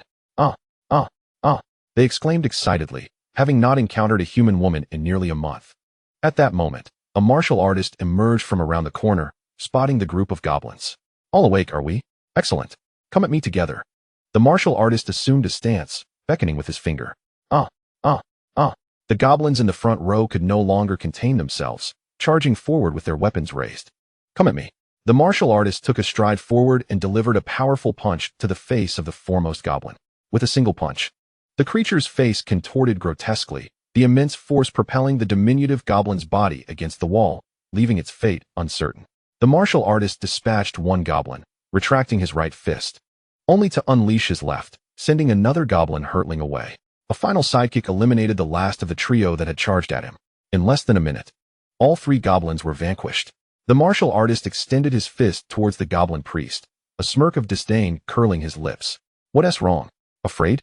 The goblin priest regarded him coldly, then commanded the larger goblin beside him, "Deal with him." The larger goblin stepped forward, towering over 2 meters, nearly brushing against the stalactites above. "I hope you don't perish from a single blow," the martial artist thought as he initiated his attack, lunging forward. Upon reaching the goblin, he planted his right foot firmly, adopting a horse stance, and swung his right fist towards the goblin's heart. Die. However, the goblin's broad right hand intercepted the martial artist's punch with ease, wearing an expression of bewilderment. "What's this, little brother? How could this be?" The martial artist exerted every ounce of strength in an attempt to withdraw his fist, but it remained immovable, as if glued to the goblin's grip. "Damn it, let go. You bastard." The goblin smirked. "You want me to let go? That would be quite embarrassing for me." With a slight tightening of his grip, a sickening crack echoed as bones shattered. A wave of excruciating pain surged through the martial artist. "Ah, let me go?" Desperately, he struck the larger goblin with fists and feet, attempting to free himself. Though futile, his struggle was more spirited than that of the swordsman, at least showing resistance to the looming danger of death. "No, no, no." The larger goblin, unfazed by the martial artist's terror, pulled him into a crushing embrace, his arms as thick as tree trunks. With another crack, the martial artist's resistance waned, his body slackening. Their anguished cries reverberated throughout the cavern. Meanwhile, the cleric and sorceress could only hear the commotion, unable to assist as they found themselves encircled by 7 or 8 goblins. The sight of 2 vibrant, delicate women elicited a frenzy among the goblins, saliva dripping from their mouths. "What do we do? They seem to be in trouble." The cleric began to panic. "I don't know, but our only option now is to escape." The sorceress, wielding her staff, struck down a goblin that lunged at her, preparing to chant a spell. Suddenly, One goblin seized the opportunity to tackle the sorceress, bringing her crashing to the ground. Yet, she persisted, knowing that halting her incantation would spell her doom. Summoning her magic was their only chance for survival. Grabbing the goblin that had toppled her, she shouted, "Fire arrow!" In an instant, flames erupted from her palm. A 20-centimeter fire arrow shooting forth, piercing the goblin's skull and incinerating it along with its companions. The sorceress remained undeterred, rolling away from another goblin's attack before rising to strike it down with her staff. Seizing the momentum, she advanced swiftly, kicking the goblin that had attempted to rise back down, raising her staff high. The sharp iron tip aimed at the goblin's grotesque visage. Die! With a sickening thud, crimson blood splattered, staining the sorceress's delicate features, giving her an air of ferocity. In moments of peril, the seemingly fragile sorceress displayed a calmness and decisiveness that eclipsed that of her companions. "Thank you, warrior elder," she breathed, relieved after dispatching the goblins that besieged her. The iron tip of her staff had been a suggestion from a mentor who advised her to equip it for self-defense, stating that while sorcerers are not melee fighters, a sharp point could serve as a spear in dire situations. "Help! Save me!" The cleric, overwhelmed by 3 goblins, lay on the ground, her clerical robes in tatters. "Get off!" The sorceress swung her staff, knocking the goblins away from the cleric. "Are you all right?" The cleric remained silent, sobbing as she sat on the ground, covering her face. The goblins that had been knocked down were regaining their footing and preparing to strike again. "Get up, stop crying. Quickly cast the divine barrier to protect me. I'll use magic to kill them, and we can escape," the sorceress commanded, breathless from the battle that had drained her stamina. Yet the cleric continued to weep, unresponsive. The sorceress's expression darkened at her companion's lack of cooperation, realizing their chances of survival were dwindling. What to do? I must deal with these 3 goblins quickly and escape. If more goblins from the other passages arrive, I will be doomed. As she pondered, the sorceress wielded her staff, employing the sword techniques taught to the swordsman to push back the goblins one by one. No, this cannot continue. With her strength waning, the sorceress resolved to take a desperate gamble. An eye for an eye. She picked up a dagger from the ground and hurled her staff like a javelin, embedding it into one goblin's eye. The goblin clutched its eye, squatting down in anguish. The other 2 goblins charged once more, but instead of retreating, the sorceress lunged forward. Grasping a goblin's dagger, she felt the warm blood flow from the blade as she declared, "I will survive." Ignoring the pain in her hand, she kicked another goblin down and thrust her dagger towards its head. With a splatter of blood, she successfully dispatched one more goblin. Turning her weary body, she lunged at the goblin she had previously knocked down, stabbing furiously. "Just you left?" The sorceress glared at the blinded goblin, her body drenched in blood, resembling a frenzy of madness. Her fierce presence intimidated the goblin, causing it to take a few steps back, contemplating escape to seek reinforcements. At that moment, a group of goblins entered from the direction of the sorceress and cleric. The goblin priest surveyed the scene of bloodshed and corpses, exclaiming, "I like women like you." Bah! The sorceress spat blood, raising her dagger and revealing a fierce grin. "Unfortunately, I do not fancy grotesque creatures like you." Seeing the exit completely blocked by the goblins, the sorceress understood their fate was sealed. Yet, despair did not take hold. She sought to grasp the almost non-existent hope. "We are doomed," the cleric sobbed from the corner. The sorceress turned, regarding her with disdain. "Do you know? You look utterly pathetic right now, far worse than these goblins." The cleric stared blankly at her, realizing that her companion seemed transformed. Was this still the same timid sorceress she once knew? The sorceress mimicked the swordsman's initial entrance into the cave, raising her dagger high and laughing maniacally. "Ha! You know, I once believed everyone was stronger than me, that I was merely a coward dragging you all down. I envied your courage and confidence. However, today I have come to realize that I am stronger than all of you. I am formidable, and thus I shall not yield. If my hands are severed, I will fight with my feet. If my feet are broken, I shall use my teeth. If my teeth are shattered, I will resort to my head. I will employ every means at my disposal to assault my enemies, and I shall continue to battle until my very life is extinguished." Then, casting a look of pity upon the priest who sits paralyzed on the ground, I said, "You may cower in the corner and perish, dying as a weakling."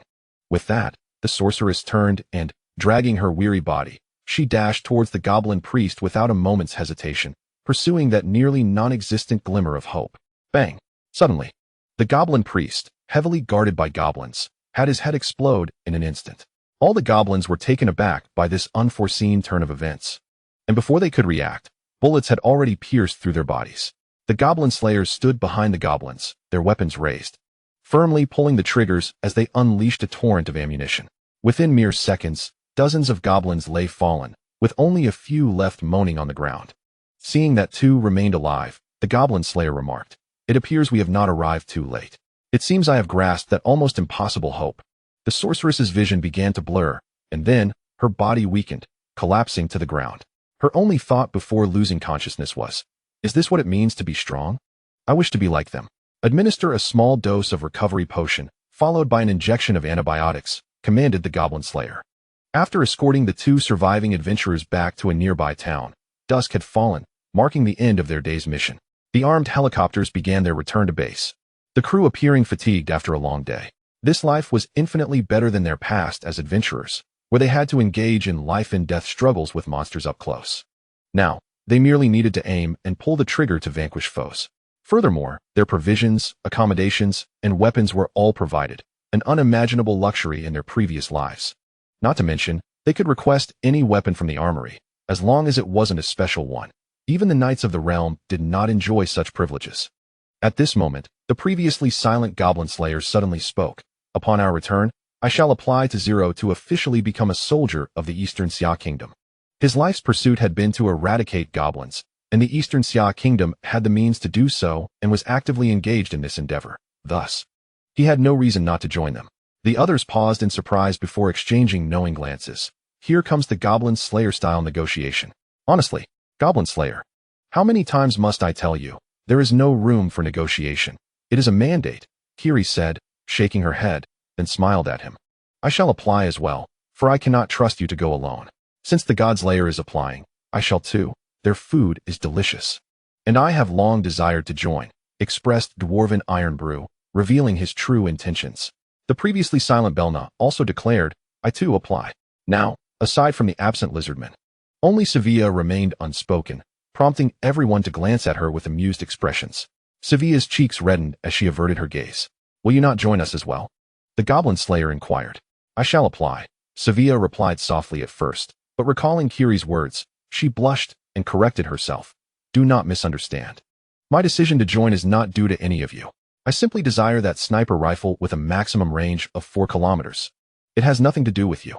Indeed, the goblin slayer mused, wishing for that automatic rifle himself, but the armory stated it was exclusive to the Pathfinder. "Haha, long-eared one, is it not better to be honest?" Dwarven Iron Brew teased. The 2,000-year-old elven maiden stubbornly retorted, "I do not comprehend what you are saying." Laughter erupted among all on the aircraft, save for the goblin slayer. Upon returning to the base, the darkness had fully enveloped the sky, and the helicopter pad was mostly occupied by aircraft, indicating they were among the later arrivals. The group, filled with laughter and chatter, made their way to their dormitories when a figure suddenly emerged from around the corner to block their path. "You returned quite late. I have been waiting here for an hour," said the figure, who was none other than the lizardman, Green.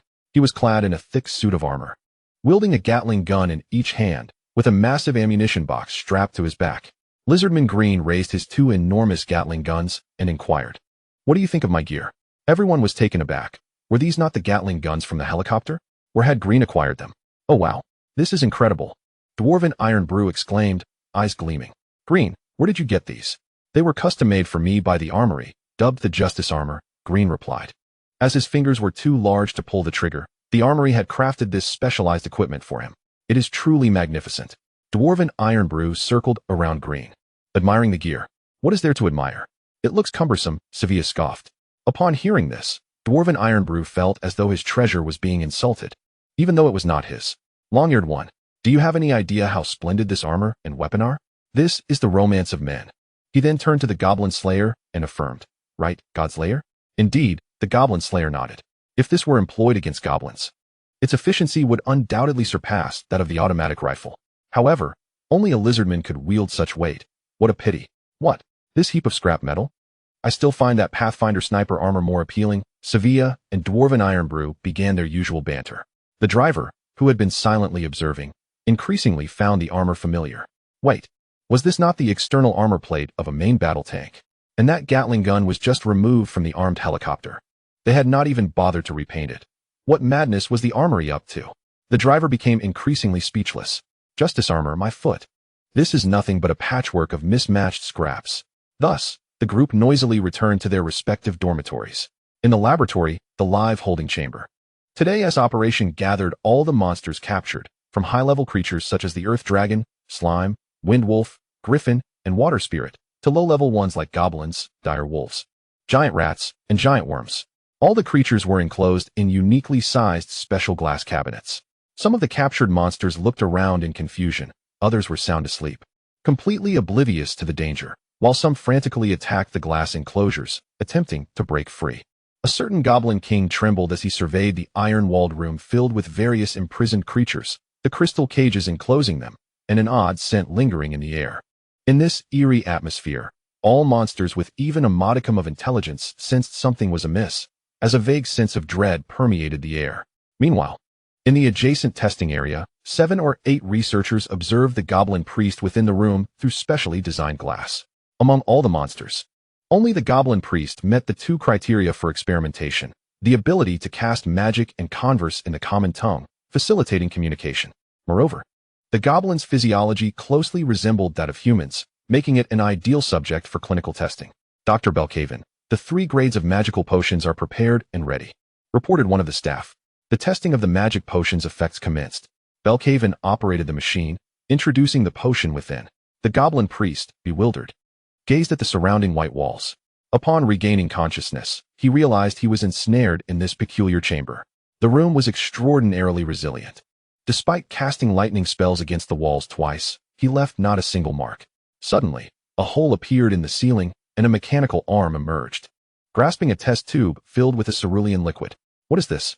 The goblin priest pondered, staring at the mechanical appendage and its azure contents. Drink it. A voice resonated from all directions. The goblin priest hesitated, retreating a couple of steps, eyeing the mechanical arm with suspicion. You expect me to drink this just because you say so? Do you take me for a fool, or are you the fool? Sighing at the goblin's reluctance, Dr.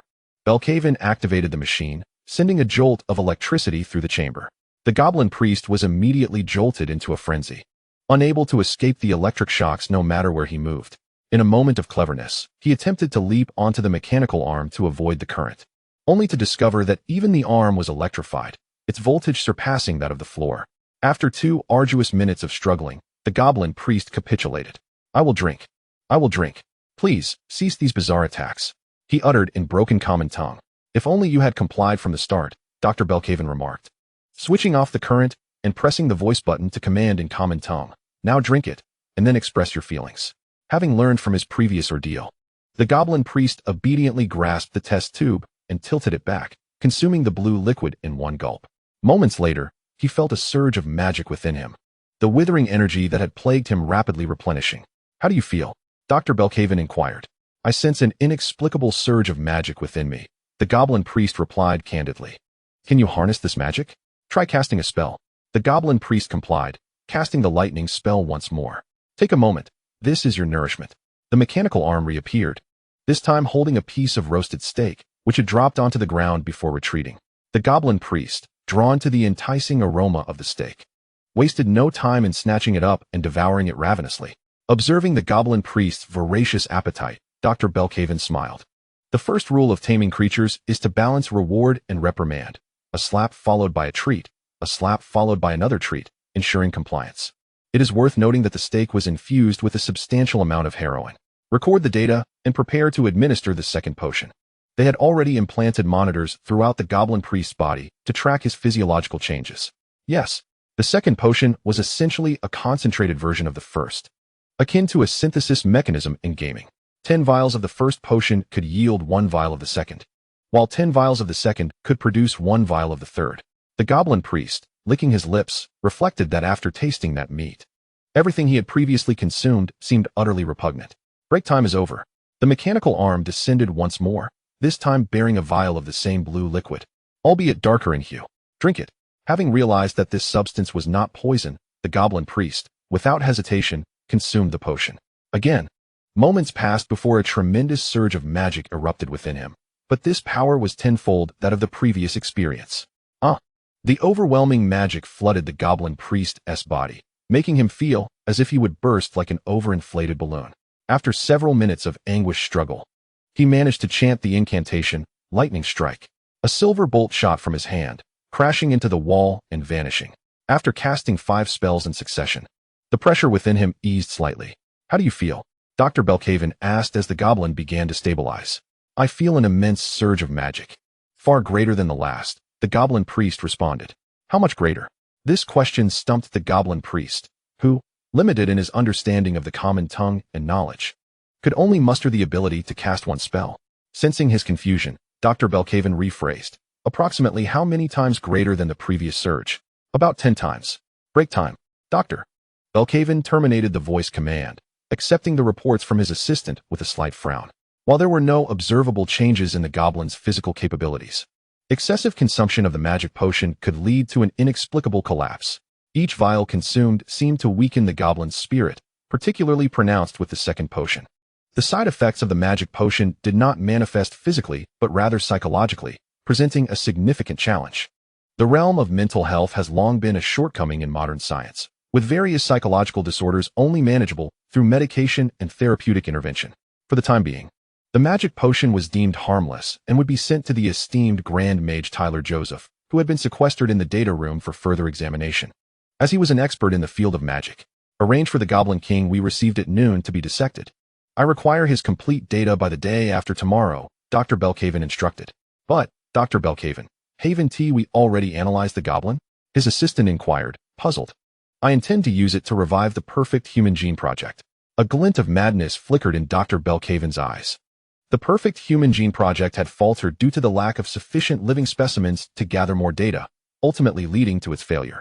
Although theoretically, utilizing 10,000 healthy individuals could yield a small probability of success, such an approach was untenable for the nation, which valued human life above all. Even Dr. Belkaven himself could not reconcile the idea of experimenting on 10,000 healthy individuals, as it fundamentally contradicted his moral principles.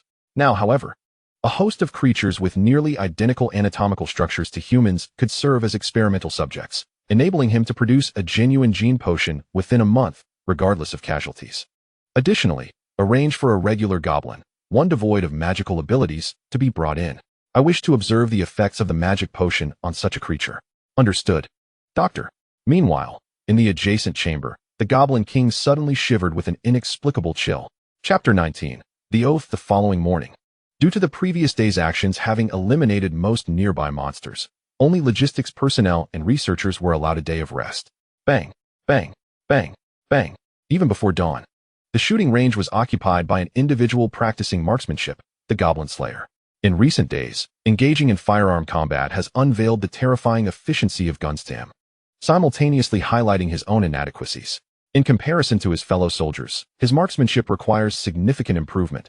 Thus, he dedicates 2 hours daily to practice here. This is primarily constrained by the daily ammunition quota, as the armory cannot endlessly supply bullets for training. Unless in exceptional circumstances, a soldier's daily allocation is limited to 500 rounds. Found you. Oakborg, so you are here, he exclaimed. At that moment, Kiri and Sivia approached. Good morning, Goblin Slayer. Kiri greeted with a smile. The Goblin Slayer nodded in acknowledgement. Good morning. Is there no one else around? Why is the base so quiet today? Are they all sleeping in? Sivia remarked, observing the desolate shooting range. Ordinarily, the area would be bustling with soldiers beginning their morning runs, yet today, few soldiers were seen along the way. I heard they are taking something called language mushrooms today, which will induce a day-long slumber. The Goblin Slayer answered while loading his rifle. Bang, bang, bang, bang. What are language mushrooms? Kiri interjected. They are mushrooms that, once consumed, enable one to learn the common tongue, she elaborated. Oh, how marvelous. How do you both know this? Sivia queried, puzzled by the knowledge shared between them. Despite being part of the same team, the driver informed us, the Goblin Slayer replied, finishing his allotted bullets and placing his weapon back in its position. The application has been approved. Zero stated that the swearing-in ceremony will occur at noon to enlist as soldiers. Huh, at noon. At the central flag-raising platform of the base, thousands had gathered, all drawn by the news of the swearing-in ceremony for the auxiliary team. Most had only heard of this auxiliary unit but had rarely seen it, having only arrived 3 or 4 days prior. Goblin Slayer, High Elf Sivia, Dwarf Taiju, Lizardman Green, Elf Berna, and Priestess Kiri stood solemnly beneath the national flag, their expressions grave as they gazed up at the golden banner. The oath begins. Upon hearing this, everyone straightened their backs, placing their left hand behind their backs and their right hand over their hearts. Bang! I, Xia, Taiju, Green, Berna, Kiri, Goblin Slayer, hereby swear allegiance to His Majesty the Emperor of the Eastern Great Xia Empire. As I become a citizen, I will be loyal to the Emperor, loyal to the nation, loyal to the people. I shall bear the sacred duty of a soldier, using my body to defend against all external enemies. I vow to protect my homeland. I shall dedicate everything for the Eastern Xia. I, Xia, Taiju, Green, Berna, Kiri, Goblin Slayer, will stand with the nation, walk with the nation, dream with the nation, and rest with the nation. Both complete. Rise. Salute. Everyone present at the ceremony stood from their seats, placing their left hand behind their backs and their right hand over their hearts, saluting the oath-takers. Bang! May I dedicate everything for the Eastern Xia. With the sound of cannon fire, the grand swearing-in ceremony concluded, and the members of the team successfully received their military identification and citizenship cards. Meanwhile, after a day and night had passed, news of the Eastern Xia's maneuvers finally reached the ears of the world's leaders. Upon witnessing the sudden emergence of this formidable alchemical empire, leaders across nations felt both fear and relief. At least this empire stood on the side of order. Despite currently pursuing chaos, they found themselves ensnared in the mire of war. The resources necessary for warfare continually consumed the manpower, material, and financial resources of each nation. At this juncture, should a powerful empire suddenly intervene, directing its forces against them, the delicate balance maintained for years would be irrevocably shattered, plunging the entire world into chaos. In the kingdom of Graland, within the royal palace, King Graland III set down the parchment in his hands, a deep sense of apprehension flashing in his eyes. The Eastern Xia appears to be far more powerful than I had anticipated. If this intelligence is accurate, then merely relying on those iron birds from yesterday, with their incredible maneuverability and flight capabilities, could easily subjugate the kingdom of Graland. Unless they have dragons assisting them, defeating us would be akin to child's play. Non-human nations are somewhat better off, having accumulated powerful mages over their long lifespans. Were it not for the presence of heroes among humans, would those non-human nations not stand on equal footing with them? Your Majesty, there is another matter. It is highly probable that the Mage Association may seek to ally with them, the envoy remarked.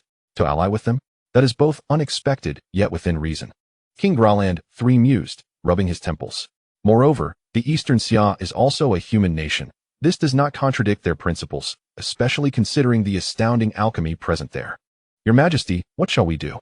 Are we truly to allow the Eastern Xia to grow and flourish along our borders?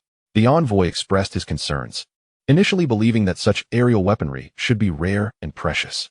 Yet, the overwhelming display of flying iron birds yesterday had left him in disbelief. What can I do? Should I dispatch troops to drive them away? Whether we can prevail is one matter. I fear I may not even be able to reach them. They can fly. Do you suggest I charge and head first? The emergence of the Eastern Xia made him realize that all 10 nations shared a critical vulnerability. None could fly. Currently, only a select few possessed the ability to soar through the skies, and while these individuals might handle dragons, facing a multitude of airborne foes on a vast battlefield would be utterly impossible. Let us prioritize establishing good relations. Additionally, you shall visit the Eastern Xia's camp tomorrow to seek their assistance. The envoy was taken aback. Although the front line of the Kingdom of Graland was somewhat strained, it had not yet reached the point of requiring assistance from other nations. Your Majesty, we are not at the stage of needing aid, the envoy protested. King Graland III interrupted with a mysterious smile. No, we need assistance. Furthermore, convey to them that the lands reclaimed from the demon army are theirs.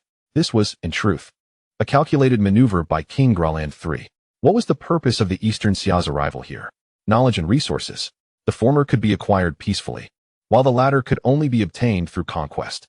Since they could not defeat them, why not extend an olive branch and join forces? Moreover, the lands currently under the occupation of the demon army were not originally part of the Kingdom of Graland, so there was no loss to be mourned. From another perspective, even if King Graland III did not extend an invitation, other nations witnessing the Eastern Xia's formidable military would likewise reach out to the Eastern Xia, collectively opposing the forces of chaos to alleviate their own pressures. What the Eastern Xia needed was a reason and a pretext to intervene in the war. Since it was impossible to prevent the Eastern Xia from becoming involved in the conflict, why not sell them a favor, thereby possibly securing a position of advantage for himself? As for the so-called Treaty of the 10 Nations, it was merely a piece of paper that could be torn up at any moment. Finally, he instructed the Knight Order to dispatch 100 knights to clear the goblins from the sewers of the City of Water. King Graland III now aimed to gather all possible allies in preparation for the potential outbreak of a new war. When that time came, it would no longer be a clearly defined conflict, but rather a chaotic melee reminiscent of the age of divine rule. Understood.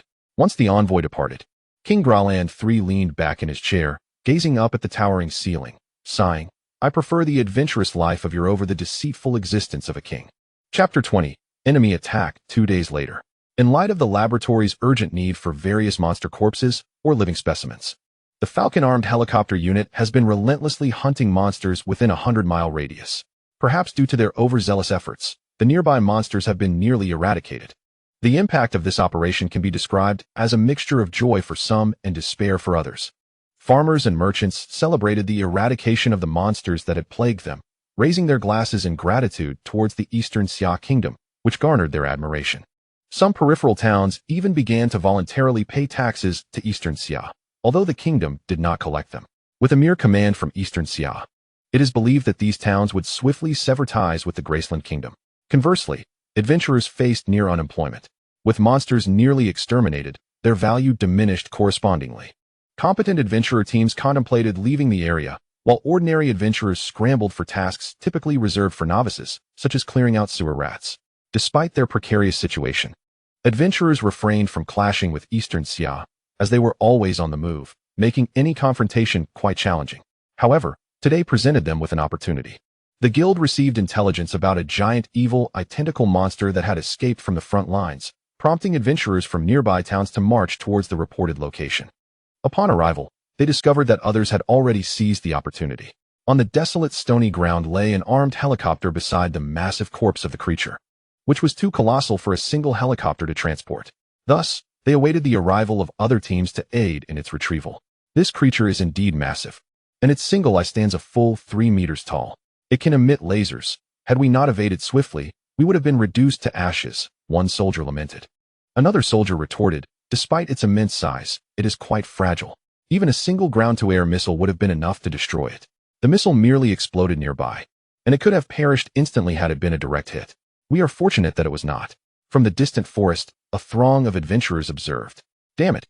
It's those soldiers from Eastern Xia again. Why are they everywhere?" Today, they resolved to teach them a lesson.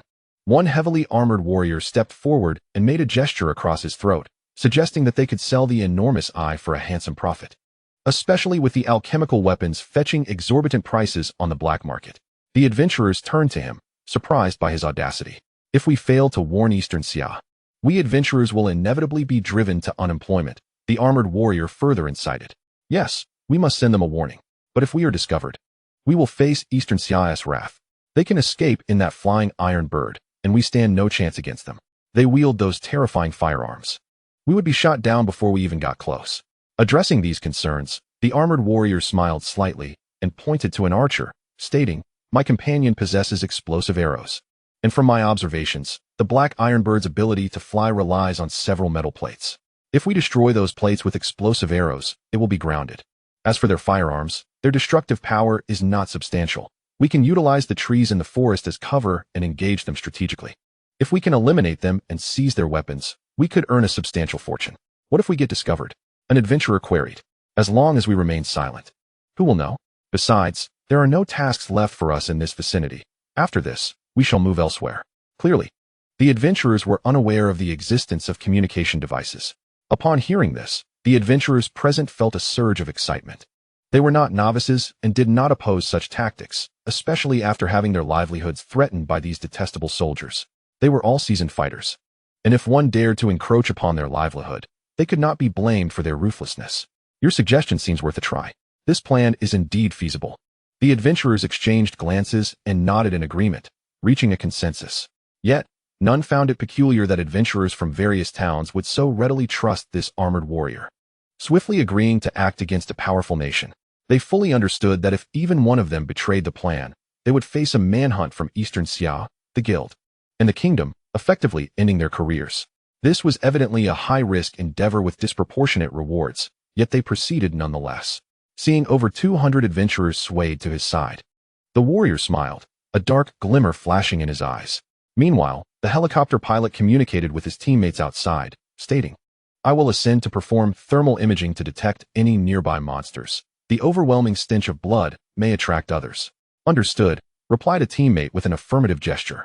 The helicopter's rotors began to spin slowly, gaining speed, but just as it lifted off, an arrow suddenly shot from the distant forest, striking the rotor.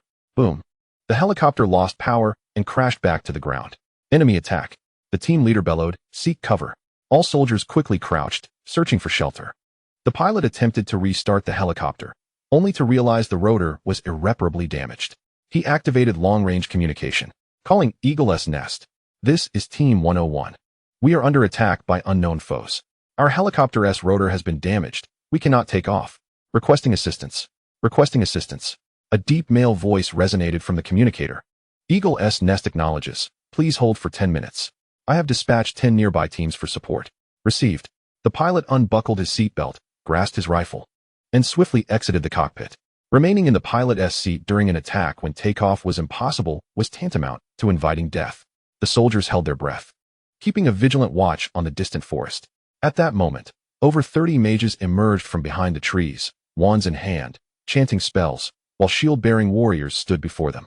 Spotting the enemy, 3 snipers quickly adjusted their rifles, aimed, and pulled the triggers. Bang, bang, bang. In an instant, the heads of 3 chanting mages were pierced by bullets, their bodies collapsing lifelessly to the ground, blood pooling around them.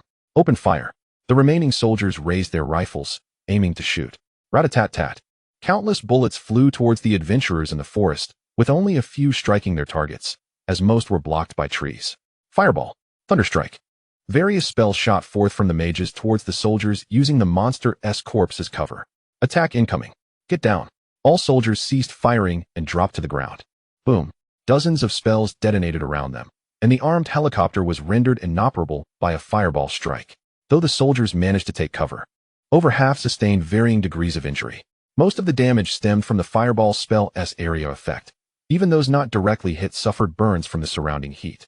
The intense heat from 10 simultaneous fireballs left many soldiers with scorched faces, and one sniper, closer to the explosion, began to experience blurred vision. While the destructive power of magic may not rival that of firearms, in terms of area of effect and devastation, it was undoubtedly superior. The remaining 2 uninjured snipers raised their rifles once more, aiming at the mages, and squeezed the triggers. Bang, bang. The bullet pierced through the air, claiming the lives of 2 more wizards. Suddenly, dozens of arrows soared from the depths of the forest, arcing through the air towards them. With the wizards and archers providing cover, the adventurers surged forth from behind the trees. "Brothers, charge!" cried a warrior wielding a longsword, leading the charge, followed closely by all melee fighters, leaving the ranged adventurers behind. All the adventurers brandished their weapons, rushing towards the soldiers, forcing them to endure a rain of arrows while raising their guns to fire back. "Do not let them breach our lines. Snipers, take out the wizards in the rear." The captain crouched low, aiming his weapon.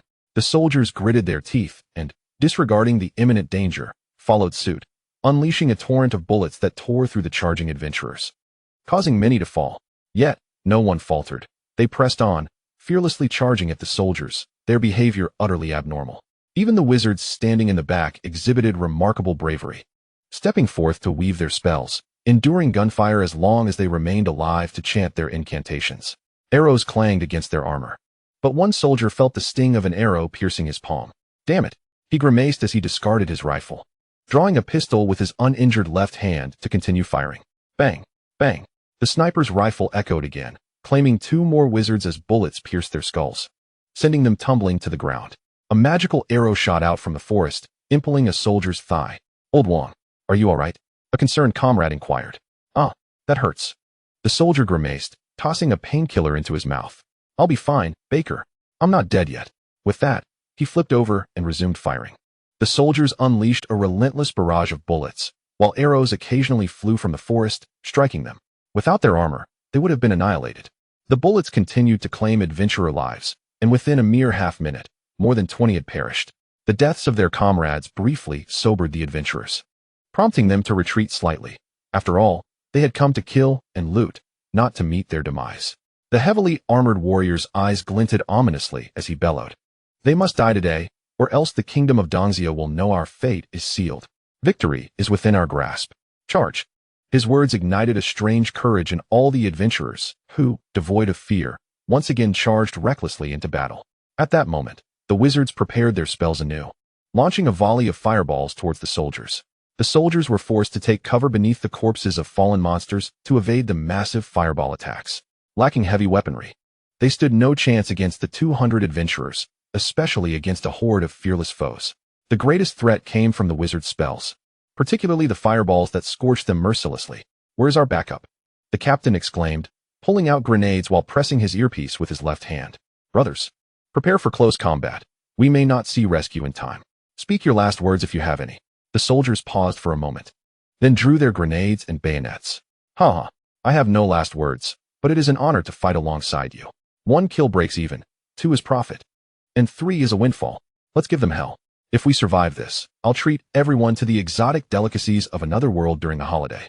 The soldier with the arrow in his thigh chuckled. "Ha ha ha, Old Wong is quite the character." They all laughed, sharing a moment of camaraderie. As the sounds of bombardment ceased outside, the soldiers exchanged smiles and echoed, "We are willing to sacrifice everything for Dongxia." Chapter 21. The counterattack seizing the opportunity. The adventurers rushed towards the corpses of the monsters, envisioning their impending victory. Grenades. Pull. All the soldiers emerged from beneath the monster carcasses, each clutching a grenade. Throw. At the captain's command, the soldiers hurled their grenades forward in a parabolic arc boom. The colossal explosion sent waves of debris and shrapnel flying. Due to the adventurers' refusal to take cover, the grenades wrought devastating havoc, claiming numerous lives. Nonetheless, nearly 50 adventurers survived, continuing their fearless charge to the other side of the monster carcass. The soldiers and adventurers were now mere meters apart, separated only by the mangled remains of the blasted monster. All soldiers set aside their rifles, gripping pistols in their right hands and bayonets in their left. Fully prepared for sacrifice, they did not believe they could triumph in close combat against these adventurers, especially with archers and wizards lurking in the forest. "Victory is within our grasp," the heavily armored warrior, who had inexplicably survived the charge, shouted. "Kill them." All surviving adventurers raised their weapons, their faces twisted into fierce expressions, their pupils glinting ominously. An experienced and alert adventurer in their midst would have instantly recognized that their minds were utterly ensnared. Victory was tantalizingly close. If they could just cross this threshold, they could decapitate the soldiers. "Kill." At that moment, an odd rumbling echoed from the sky, prompting all adventurers to instinctively look up, their pupils dilating in shock. Rat-a-tat-tat-tat. Dozens of armed helicopters descended from all directions, enveloping the sky.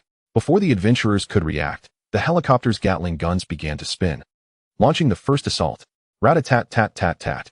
Thousands of bullets rained down, cutting through the adventurers' ranks, their bodies swiftly reduced to mere fragments of flesh. The heavily armored knight, witnessing the helicopters, immediately transformed into a shadow and retreated into the forest. The wizards and archers in the woods saw the horrific scene, their eyes devoid of the dark glint, and several wizards leaned against trees, retching. "Wait, what did we just do?" One archer dropped his bow, recalling their recent actions, his face paling. "Did we just attack the soldiers of the kingdom of Dongxia?" Upon this realization, all the wizards and archers froze momentarily, cold sweat breaking out as panic ensued. How had they come to attack those soldiers? Why had they trusted an unfamiliar armored warrior and followed his lead? Now, their minds were a muddled mess, struggling to comprehend the situation. They were accustomed to having their monsters stolen by these soldiers. Why had they acted so impulsively this time? Rat-a-tat-tat-tat-tat-tat. The orange-yellow streaks descended from the sky, tearing through the bodies of several wizards, snapping the archers and casters back to their senses. "Run! Scatter! Back to town!" They began to flee in terror, realizing that their only chance of survival lay in returning to the town, igniting a frantic chase for their lives. Rat-a-tat-tat-tat-tat-tat. 4 armed helicopters circled above the forest, relentlessly gunning down the fleeing adventurers. "I surrender. I didn't mean to attack you. I don't even know what I was doing," a wizard cried, collapsing to his knees in despair. The pilot of the helicopter looked to the captain, inquiring, "What should we do, Captain?" After a moment's contemplation, the squad leader replied, "The higher-ups instructed us to leave one alive. Let it be him." Understood. Upon receiving the command, the pilot began to lower the aircraft's altitude. The hatch opened, and the marksman, wielding a tranquilizer gun, aimed at the sorcerer below. After all, capturing him directly could result in catastrophic consequences if he unleashed a spell mid-flight. Although incantations are required for magic, the time taken would be sufficient for the soldiers to neutralize the sorcerer. However, intelligence indicated that some sorcerers could craft spell scrolls that required no chanting. The sorcerer, witnessing the descent of the aircraft, initially felt ecstatic, believing that the Eastern Xia kingdom had accepted his surrender. He would live to see another day.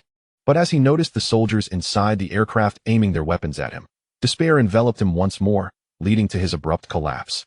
In the next moment, he felt a sharp pain in his chest and lost consciousness. The helicopter landed, and soldiers hoisted the unconscious sorcerer into the aircraft before returning to base. 10 minutes later, most adventurers had become mere nutrients for the forest, with only a handful of resilient archers surviving. Utilizing their agility and speed, they deftly maneuvered through the terrain and trees, evading the helicopter's relentless pursuit. The remaining 4 armed helicopters, frustrated by their inability to eliminate the archers, resorted to air-to-ground missiles. The missiles were primed, and once the aircraft locked onto its targets, the pilot lifted the safety cover and pressed the launch button. Swoosh! The air-to-ground missiles, trailing yellow flames, sped towards the fleeing adventurers below. Suddenly, the adventurers felt an icy chill wash over them, their hearts racing as they desperately quickened their pace. Boom! A massive explosion engulfed the adventurers, and even the swiftest among them could not outpace the missile. Other armed helicopters joined in, launching air-to-ground missiles. Boom! Boom! 2 more adventurers were consumed by the ensuing blasts. The forest reverberated with the sound of thunderous explosions, sending animals into a frenzy as birds fled from the banyan trees into the sky. Ultimately, only the strongest elven archer remained. But having exhausted his magical energy to evade the missiles, he too was nearing his end. Cursed fate. Just ahead lay the town. Air-to-ground missiles, launch. The pilot pressed the button once more. Swoosh. Another missile shot forth, trailing yellow flames as it sped towards the elven archer below. Absolute shield. Boom. Yet another adventurer was swallowed by the explosion. The pilot, believing the mission accomplished, prepared to return when the flames subsided to reveal that the elven archer had not perished. A blue barrier with a 2-meter radius had safeguarded him, and he sat on the ground, convinced he was doomed. In the next instant, the barrier vanished, and 3 figures materialized before him, one of whom, a girl brandishing a golden holy sword, flashed him a radiant smile. "Do not fear, I shall protect you, brave one." Meanwhile, in another part of the forest, 2 figures were being relentlessly pursued by 7 helicopters. One was the heavily armored warrior previously mentioned as an adventurer, while the other was the archer who had damaged the aircraft with explosive arrows. However, their appearances had drastically changed. Their once normal skin tones had turned ghostly pale. Their skin, hair, and eyes all a stark white, indicating they were now chaos shadow folk. Although they had initially transformed into a shadowy form to escape, the pilots were not blind. A living person turning into a shadow was an unmistakable sign of trouble. Thus, the 7 armed helicopters activated their thermal imaging systems to the maximum, continuing their chase. Air-to-ground missiles, launch. Swoosh. 2 missiles were again fired, heading towards the pair. Boom. The 2 transformed into shadows once more, evading the missile's attack. 10 seconds later, their figures reappeared elsewhere, only to be pursued again by the armed helicopters, the cycle repeating. While they remained without body heat in shadow form, the duration was limited to 10 seconds, which was insufficient for them to escape the large thermal imaging detection range. Cursed. How can these fiends always pinpoint our location? If this continues, we will inevitably exhaust our magical reserves. They were sent by the forces of chaos to gather intelligence on the sudden emergence of the Eastern Xia alchemical empire. Recent activities had been alarmingly pronounced, showcasing formidable strength and unsettling technological prowess, raising concerns among the Chaos faction. Upon learning that the Eastern Xia kingdom favored collecting various monster corpses, they devised a plan. First, to bring a giant evil identical monster from the front line to distract an armed helicopter with its immense size. Second, to issue a quest through the Adventurers Guild, luring many adventurers in, then using magic to bewitch their minds, inciting them to attack the Eastern Xia kingdom. Third, amidst the chaos, to abduct an Eastern Xia soldier along with their weapon for further study, then find a secure location to control the soldier's mind and extract all known information. In his plan, even should fortune frown upon him and a couple of armed helicopters arrive for swift support, he was confident he could still abduct a soldier. But what was this? It was as if he had stirred a hornet's nest. In less than 10 minutes, more than a dozen armed helicopters had come to their aid. Never again will I engage with these lunatics. Their overwhelming firepower left him trembling with fear. Come, let us regroup. We shall use the teleportation scroll. We cannot afford to prolong this any further. One of the shadow folk gritted his teeth, retrieving a long-treasured teleportation scroll. The 2 shadows converged once more. one tearing the black scroll, and they vanished without a trace. Report. Target has gone missing, suspected to have utilized teleportation magic. Chapter 22. The brave Rishi do not fear. I shall protect you, brave one. The elven archer gazed in astonishment at the newcomers, his heart, which had been suspended in dread, now eased. With these three, he was at least safe for the moment. One was petite and beautiful, with flaming red hair and amber eyes, clad in silver armor adorned with red patterns, wielding a resplendent golden holy sword. Another was also small, possessing dark green hair and violet eyes, dressed in a white robe topped with a hood featuring 2 ears, holding a silver magic staff. The third was tall, with long brown hair and green eyes, exuding an air of cool elegance, similarly attired in silver armor, with a long single-edged sword at his waist. These three were the revered and legendary heroes, known as the Brave, the Sage, and the Sword Saint. Upon seeing their forms, the armed helicopters hastily distanced themselves, ascending to greater heights. The renowned hero squad had long been documented in the intelligence files of all soldiers. Such human bombs could not be underestimated. Calling Eagle's Nest, suspected hero squad, obstruct their actions. They are protecting the target. Should we initiate an attack? Beep. Eagle's Nest acknowledges. Please hold position and await further instructions. Understood. At the base, this news rapidly reached every responsible party, prompting all to reconvene in the conference room. The heroes had emerged, and they were within our missile range. Military leader Li Angwo spoke first. The gods cannot directly interfere with the realm of reality. Yet the heroes they have nurtured pose a significant threat to us. I propose we eliminate them now with a low-yield nuclear weapon. In the past few days, the intelligence department has continuously gathered information, concluding that the deities cannot directly interfere with the material world. Even if they descend, their powers would be significantly diminished. This explains why, in certain regions, the emergence of evil gods can be repelled by mere gold-ranked adventurers. I do not concur with this approach. Based on the intelligence collected from nearby towns over the past few weeks, coupled with the information provided by His Majesty, it is evident that the hero is under the protection of the gods. I do not believe that a small-yield nuclear weapon could slay the hero. Moreover, with a sage of unparalleled magical prowess by their side, they could simply utilize teleportation magic to escape even under intense assault. The head of intelligence, Droma Santana, opposed this notion. What about a high-yield nuclear weapon? Inquired Zhao Dezyazu, the armory chief. Absolutely not. The shockwave from a high-yield nuclear weapon could obliterate our base, and the radiation would also have dire consequences here. Then, shall we dispatch a pioneer team? I do not believe the pioneer team could handle the hero. Sending them would be tantamount to a death sentence. Then we could send the Goblin Slayer. According to the information provided by the system, he is the only native who remains unaffected by the gods. Being unaffected is one thing. Despite his uniqueness, I do not believe he possesses the strength to contend with the hero. With a resounding clap, Li Angwo slammed his palm on the table, standing abruptly to address the others with a cold gaze. According to the latest reports, all 21 members of the attack squad have sustained varying degrees of injuries, with 13 soldiers gravely wounded and unconscious, 5 possibly facing lifelong disabilities, and 2 already on the brink of death. Are we to endure this silently? At this proclamation, silence enveloped the room. Allowing this situation to persist would undoubtedly deal a severe blow to the morale of the soldiers and tarnish the reputation of the Eastern Xia Kingdom, leaving an impression of weakness on the world stage. Furthermore, it is not the Eastern Xia's nature to suffer in silence, especially since all present, aside from His Majesty, were hawkish leaders. To expect them to swallow their pride? Impossible. However, the awkward reality is that they are not fully prepared for an all-out war. Nuclear stockpiling is challenging, and currently, only 3 nuclear warheads have been transported in. The satellite launch program is only halfway through, with various data still under calculation, and the satellites required for launch have yet to arrive. Without the intelligence provided by satellites, precise targeting of the nuclear weapons is unattainable.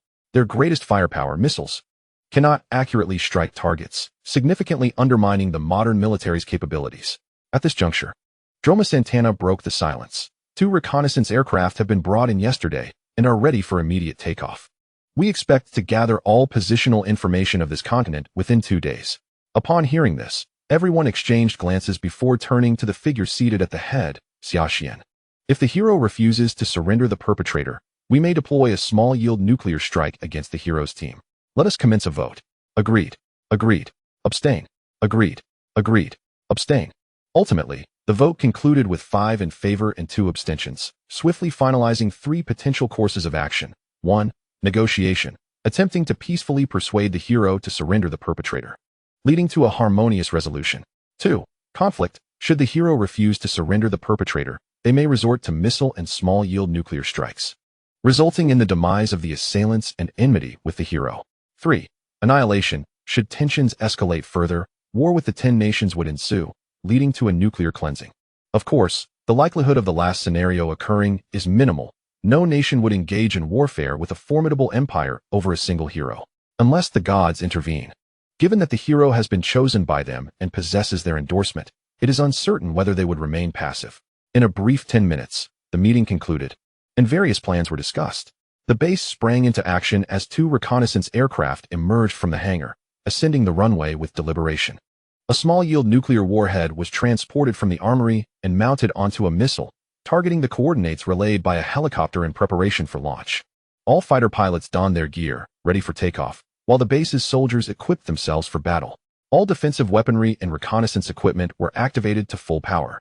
The base entered a state of readiness, and all weapons were mobilized. Meanwhile, on the other side, what are these clattering iron birds? A new type of monster? The hero pointed her holy sword towards the armed helicopter soaring above. These are not monsters, judging by their peculiar design. They should belong to the newly emerged flying military of the Eastern Xia Kingdom, the sage replied. Yesterday, while dining, I overheard adventurers at the neighboring table lamenting that the soldiers of the Eastern Xia had taken their jobs, forcing them to resort to clearing out sewer rats. Wait, is this the flying military of the Eastern Xia? Don't they only slay monsters? Why are they suddenly pursuing you? The hero queried, her confusion evident. They had been investigating a critical figure within the chaotic faction and had previously heard of this nation, regarded as a powerful alchemical empire. Keen on hunting monsters from the chaotic faction, their actions suggested an alignment with the forces of order. Why, then, were they suddenly targeting this adventurer? The elven archer fell silent, uncertain how to respond to the hero's inquiry. Should he admit that he had initially attacked their comrade, leading to the soldiers sent for reinforcement turning the tables on him? Such a confession would likely provoke the hero's ire, perhaps even resulting in his demise. Noticing his expression, the trio regarded the elven archer with distrust. Your hesitation is quite suspect. At that moment, their hearts skipped a beat, and a wave of goosebumps enveloped them. An overwhelming sense of danger surged within, far more intense than when facing the Demon King. What is this feeling? The sword saint drew his single-edged sword, alert and scanning the surroundings. A sharp blade intent surged skyward, and a faint white light emanated from his sword. For reasons unknown, our current predicament seems exceedingly precarious. The hero gripped her holy sword with both hands, assuming a defensive stance as divine radiance began to envelop her weapon. The hero's aura surged, accompanied by the blessings of the gods. Perhaps we should flee. Running away is not a disgrace. You all tend to be recklessly bold. The sage prepared for teleportation magic, her disposition more cautious in such matters. Observing the scene, the 2 bold companions appeared poised to confront the impending threat. Truly, I am at a loss with you two. The sage sighed in resignation, then gently waved her silver wand, closing her eyes as she intoned, "Reconnaissance." Countless faint blue lines appeared at the wand's tip, rapidly expanding outward. 5 seconds later, the sage slowly opened her eyes, her brow furrowed. What is this? Why have I failed to gather any information? The reconnaissance magic had activated without interference. Why could she not detect the source of danger? Unable to identify the source of the threat? The sword saint inquired. Indeed, the sage nodded, even lacking a response. It is possible that the source of danger exceeds the range of the reconnaissance magic, or the individual possesses such formidable power that they can evade detection. At that moment, one of the armed helicopters descended in altitude, hovering approximately 20 meters above them. The cabin opened, and a soldier shouted in the lingua franca, "This is the Eastern Xia Falcon Unit, Team 230.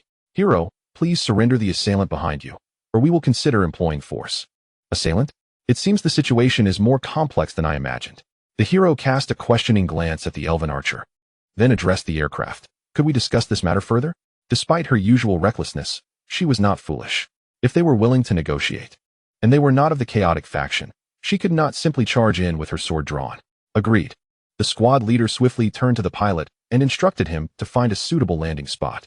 The armed helicopter descended slowly onto a relatively open and flat area, and 20 soldiers disembarked from the aircraft. Approaching the brave squad, the soldiers placed their left hands behind their backs and saluted with their right hands, performing a military greeting. Bang! After all, These three individuals could be considered the highest military force of the order in the 10 nations, and basic etiquette was essential. Eastern Xia Kingdom. Falcon Armed Helicopter Unit, Squad 230. The captain introduced himself. Hello, the brave one responded, slightly bowing at the formality of the Eastern Xia soldiers. I am Ricky, a brave. He then pointed to his two companions. These are my comrades, Master Swordsman Jian and Sage Dolores. Hee. Ricky is still not accustomed to such formalities, Sage Dolores chuckled. Ah, Dolores, you are so annoying, Ricky said, irritably running his fingers through his hair. She had never been suited for such occasions, rarely attending royal banquets. As she was once just an ordinary girl from a village before becoming a brave. Why were you pursuing that elven archer? And the attackers? Chapter 23. A peaceful resolution about half an hour ago. The captains of various squads recounted the events leading up to the encounter under the pale visage of the elven archer. Upon hearing the account, Ricky, Jian, and Dolores turned to the elven archer with astonishment. Goodness, are today's adventurers this audacious? After only a few days, they dare to confront even the army. It's a pity you're not on the front lines. I'm sorry, I didn't know what I was doing at the time. By the time I realized, it was too late. The elven archer lamented, clutching his head as he knelt on the ground.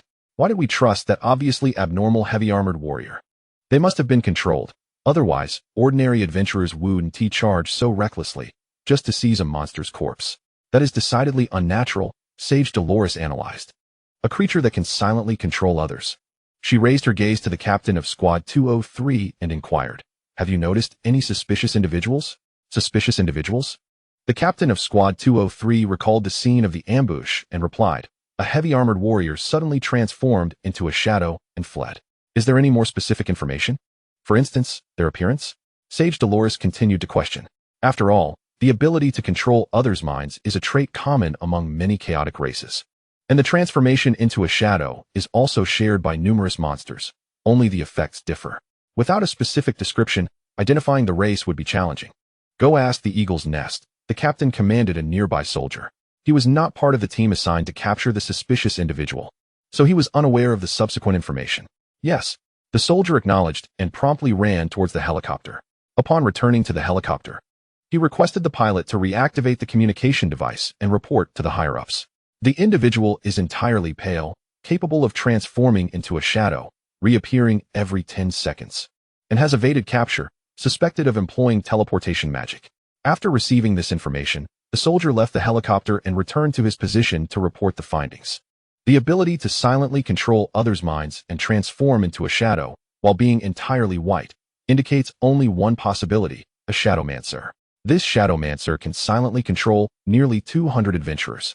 Demonstrating formidable power, Sage Dolores quickly deduced their race based on the information. If these adventurers did not harbor such thoughts, they could not have been so easily controlled.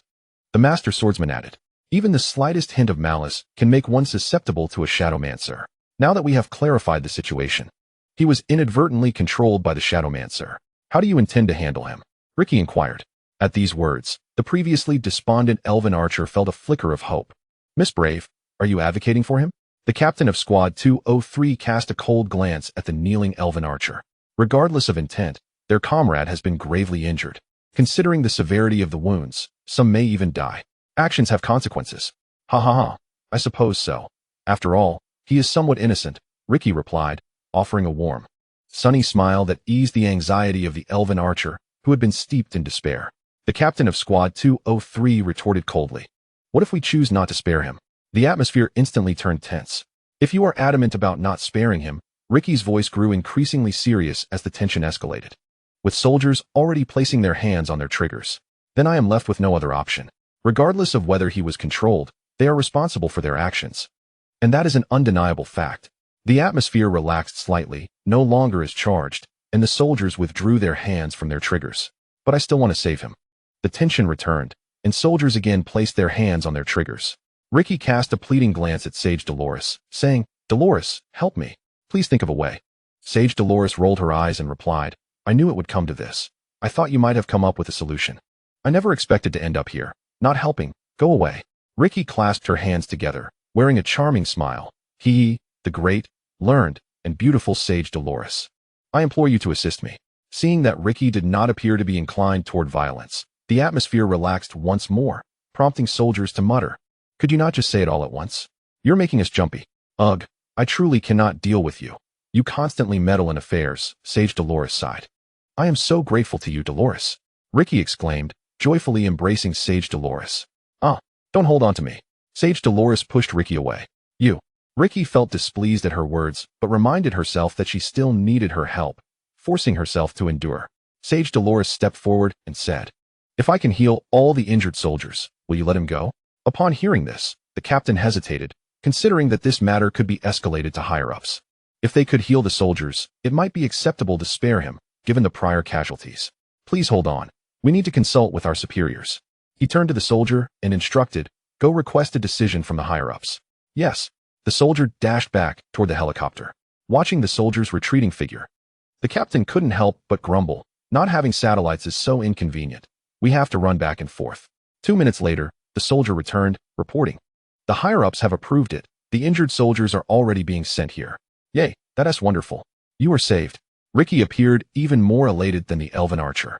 The elven archer's experience that day had been a roller coaster. Upon realizing he was saved, he burst into tears. Weave. Meanwhile, in the area where the battle had just occurred, the massive corpses of monsters were being transported away by 2 helicopters, while the injured soldiers were divided between the 2 armed helicopters, heading back to the base. They had been injected with large doses of anesthetics and underwent basic bandaging and disinfection. After finishing the last soldier's bandaging, the medic noticed the helicopter beginning to turn in the opposite direction of the base and asked in confusion, What are you doing? We need to return to the base quickly.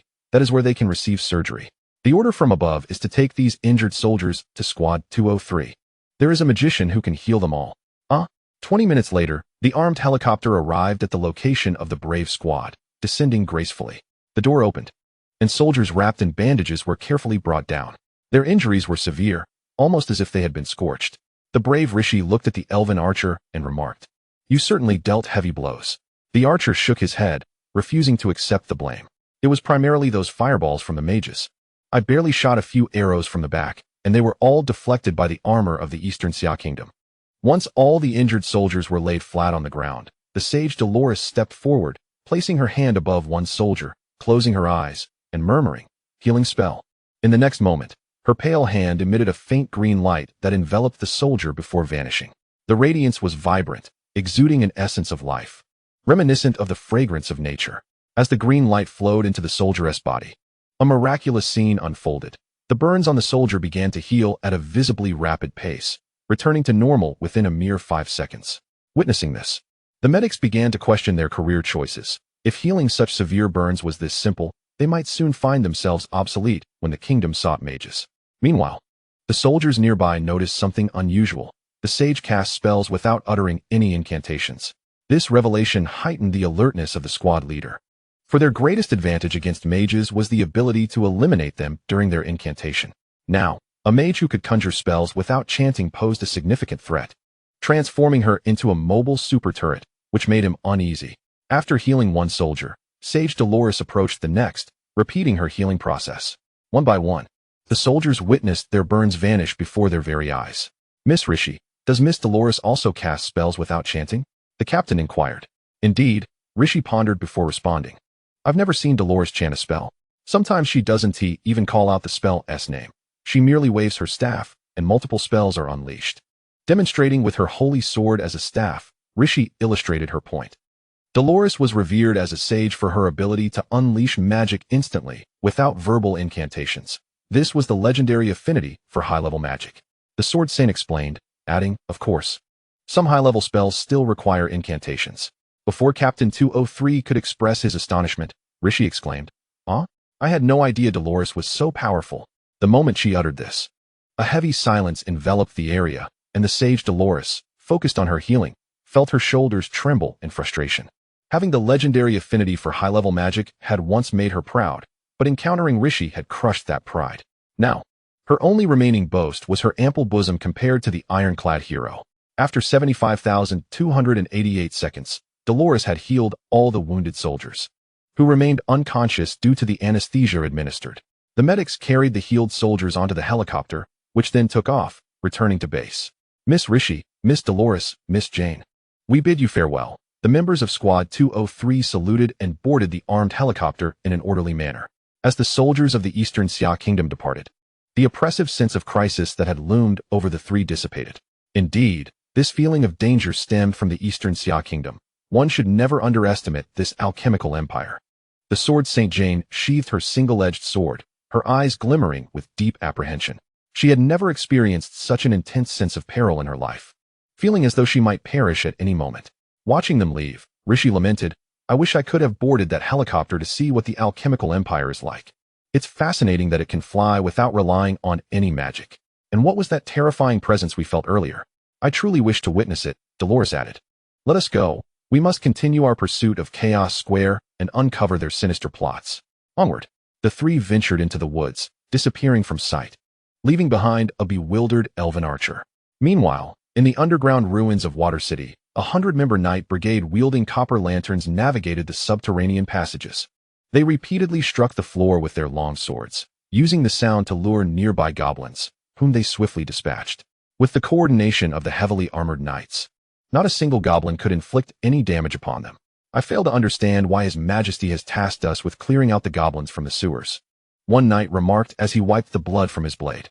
"Surely, this job could have been left to the adventurers. Enough complaining. Let us move on to the next area and finish this quickly so we can enjoy a drink," a companion reassured him. Due to the butterfly effect, the appearance of the Eastern Xia kingdom led King Glaston III to acquiesce to the Sword Saint's request, sending troops to clear the goblins from the underground ruins of Water City. After purging this section, the knights began to reposition for the next area. "This Water City ruin is indeed vast," one knight observed as he stood on a bridge, pointing at the drainage system below. "The width of this drain is astonishing. It could easily accommodate a ship." Just then, an eerie sound of rushing water echoed from a distance, drawing the knight's attention. A large wooden ship sped through the drainage, laden with goblins.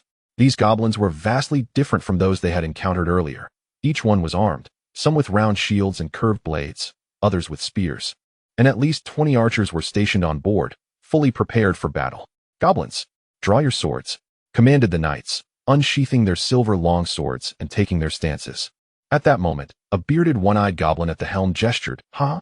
Responding to the command, the goblin archers unleashed their arrows toward the knight brigade. Whiz, whiz, whiz. The knights were taken aback. How can goblins possess archers? They were baffled, unable to comprehend how such a group of goblins could be so well equipped. Fortunately, their arrows were rather crude and could not pierce the knight's armor. The sounds of arrows clattering against their armor echoed, though the impacts did not inflict real harm. They still wore down their precious gear. Lacking ranged weaponry to retaliate, the knights felt increasingly frustrated. "The ship is approaching. You all need to time your jumps perfectly to board it and slay them. Be careful not to miss your jump. If you fall into the water, no one can save you." Aware they were entering underground ruins, they had not brought archers along, so their only option was to leap aboard the goblin vessel. A dozen knights timed their jumps and landed heavily on the ship, shouting, "Attack!" The heavily armored knights drew their long swords, forming a coordinated assault as they began to decimate the goblins on board. The over 100 goblins aboard the ship did not inflict significant harm upon them, which was to be expected, as each knight of their kingdom's order possessed the strength of a bronze-ranked adventurer. When coordinated in formation, 10 knights could even reach the prowess of silver-ranked adventurers, while a gold-ranked adventurer would require the collaboration of 300 knights. Before long, the goblins on the ship had been eradicated, and the dozen knights, aside from a bit of grime, sustained no injuries. "Quickly, bring the ship to shore," under the knight's command. The vessel finally docked, and one by one, the knights leaped ashore. At that moment, the water in the drainage canal began to churn violently, and a colossal white crocodile erupted from the depths, opening its gaping maw and severing the ship in two, devouring 2 knights who had not managed to disembark in time. "Ah, it's a swamp dragon. Retreat." All the knights sheathed their swords and began to flee in a frenzy. Why is there everything in this drainage? First, goblins who can navigate ships, and now a swamp dragon. While they might have had a chance against the beast in the expansive marshlands, in the narrow, waterlogged terrain of the drainage, no number of knights would suffice against the swamp dragon. The immense white crocodile leapt from the water once more, its maw snapping shut around another 2 knights. No, with each assault, the dragon consumed at least 1 knight. Ultimately, perhaps satiated from its feast, the swamp dragon ceased its onslaught. The heavily diminished knight order withdrew from the underground ruins, their ranks reduced from 100 to 58. This news swiftly spread throughout the Water City, instilling panic among its residents. If even the Night Order could not vanquish the threat, one could only imagine the terror that lurked beneath. Chapter 24. Breaking the shackles, a cacophony of rumbling echoed through the forest. A relentless sound that had persisted for the past fortnight. Chirp, chirp, chirp. Upon a lush tree, several small birds sang joyously, their crisp melodies undeterred by the thunderous noise. Suddenly, the towering 20-meter tree uprooted, startling the birds into flight. A gargantuan excavator, with a 2-meter-wide claw, wrenched the tree from the earth. As the massive machine carved a path, countless other large machines began to level the ground, establishing a foundation, pouring quick-setting cement, and constructing drainage ditches with seamless efficiency. Over time, nearly 20 engineering teams had entered this other world, each taking turns to operate the colossal construction machinery, tirelessly laboring day and night. They were but one of the teams responsible for road construction.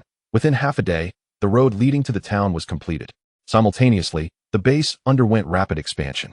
Under the efforts of 15 military engineering teams, distinct sectors for tank units, fighter squadrons, infantry divisions, and more began to rise from the ground.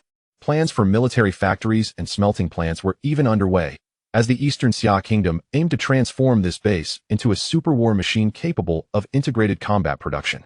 In the intelligence department, the head of operations, Xuan Xia, surveyed the A4 sheets sprawled across his desk, each filled with intelligence gathered over the past month.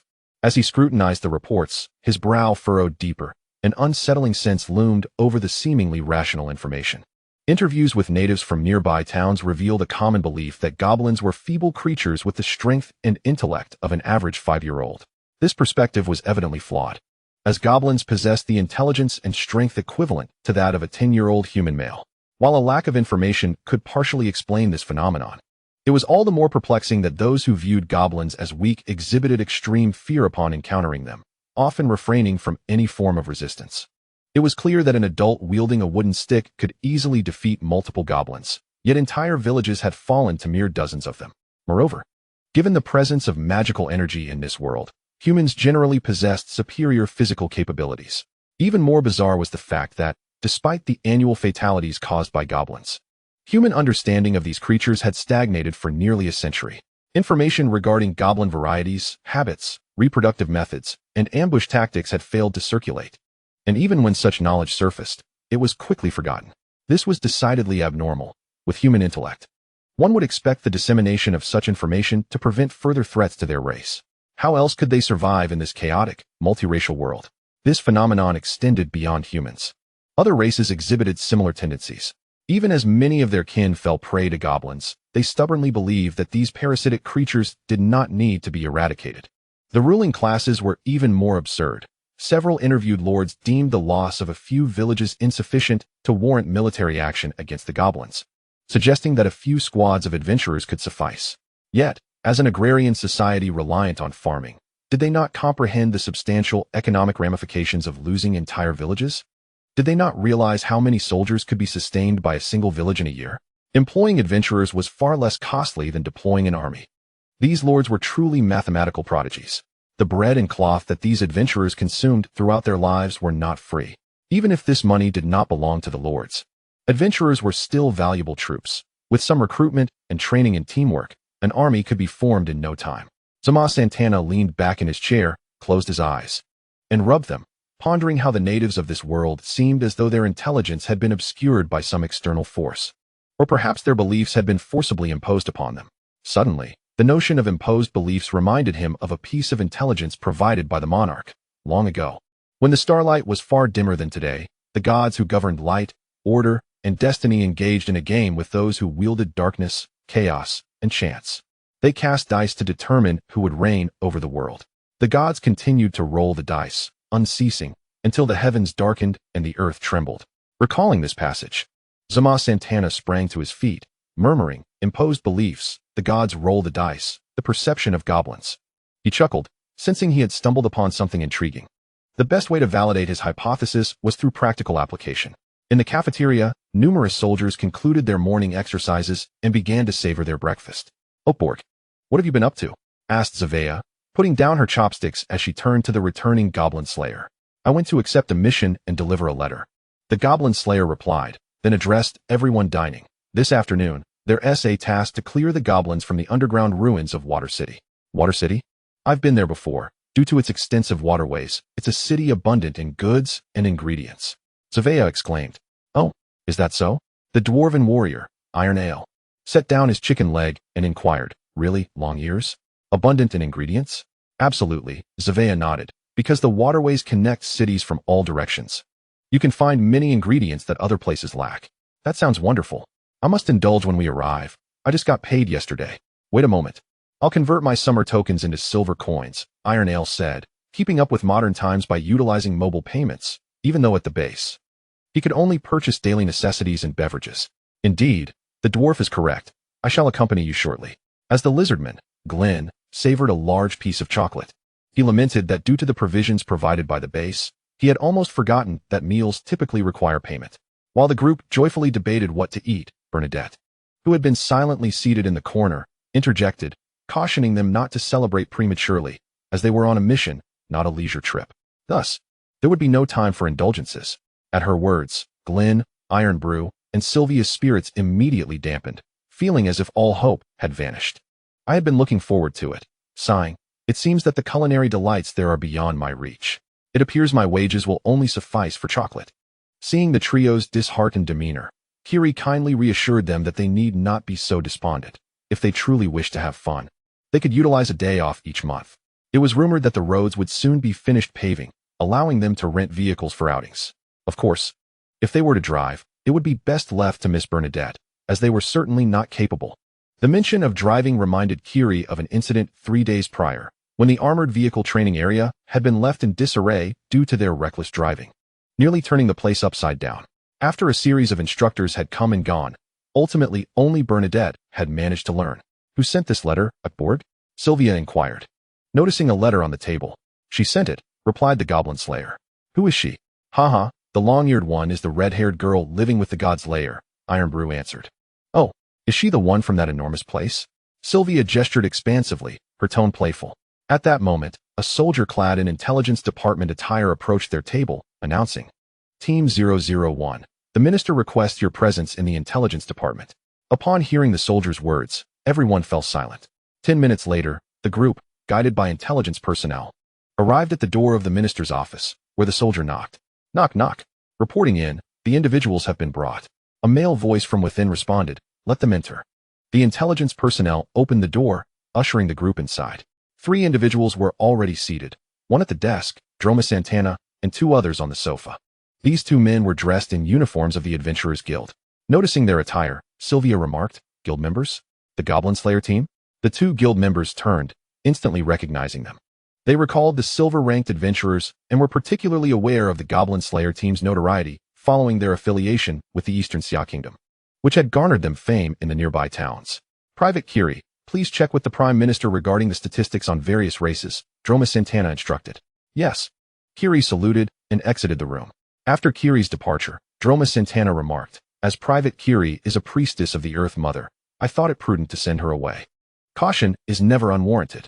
Noting the puzzled expressions of the 5, Droma Santana offered a slight smile and gestured toward the sofa. Please, have a seat. Yes, sir. The Goblin Slayer team saluted and, with their minds clouded by confusion, settled onto the sofa. As time passed, they had grown accustomed to their military identities, learning to adhere to commands without the casualness of their earlier days. Each of you, please examine this paper, Droma Santana instructed, as intelligence personnel distributed A4 sheets to each member. While they were perplexed as to why they were called to peruse a mere sheet of paper, they obediently accepted it and looked at the contents. The document detailed information regarding the goblin race, including the casualties and property damage it inflicted annually. The conclusion bore bold text. Why has this creature, which relies on other races for its propagation, managed to survive without annihilation? Despite the immense harm goblins have caused to various races, why does the world deem them insignificant? The gods manipulate the thoughts of all beings. This world is merely a game devised by the gods. The extent of the goblins' threat was startling, one guild member mused. Indeed, another agreed, seemingly oblivious to the final statement, focusing only on the goblins' peril. Observing their reactions, Droma Santana smiled slightly. You may leave now. Oh, then, farewell, Lord Droma Santana. The 2 guild members replied as they were responsible for trading magical knowledge but had been momentarily diverted for this examination. Once they departed, Droma Santana turned his attention back to Team 001. At this moment, only the Goblin Slayer maintained a calm demeanor, while the other four had their heads bowed, obscuring their expressions. The Lizardman Glenn, however, bore a fierce countenance. Their shoulders began to tremble slightly, hands clenching the paper tightly, creasing it under the pressure. They felt as if their minds were quaking, as if something within was on the brink of shattering. Crunch! Their souls wrestled against an unseen force, roaring in agony. The cacophony within their minds grew deafening. Suddenly, with a resounding crash, they felt their souls release, a profound lightness washing over them. Yet, they soon felt drained, their vitality waning. Once the five regained their composure, Droma Santana's smile grew wider. Indeed, my suspicions were not unfounded. As for why only you have broken free of the shackles of thought, that remains to be investigated. He noted that while the Goblin Slayer had been somewhat startled, he appeared largely unaffected, in stark contrast to the other four, who displayed clear signs of fatigue. Are they individuals unbound by the gods? Chapter 25. The role-playing game. When the four regained their bearings, Droma Santana inquired, "Well, soldiers, what are your thoughts?" "Sir, is all this truly real? Are my thoughts, my consciousness, merely fabrications of the gods? Am I truly myself?" Bernadette's emotions flared, feeling as if her entire existence was but a farcical game orchestrated by the deities. Childhood memories, recollections of family, friendships, and all her cherished moments seemed merely a prelude to the destruction wrought by goblins. They were but tools to ensnare her in a relentless struggle between past joys and present anguish, entertaining the deities above. "Previously, I could not ascertain. But now at least you are real. You have truly broken the chains," Droma Santana replied. "Curse the gods.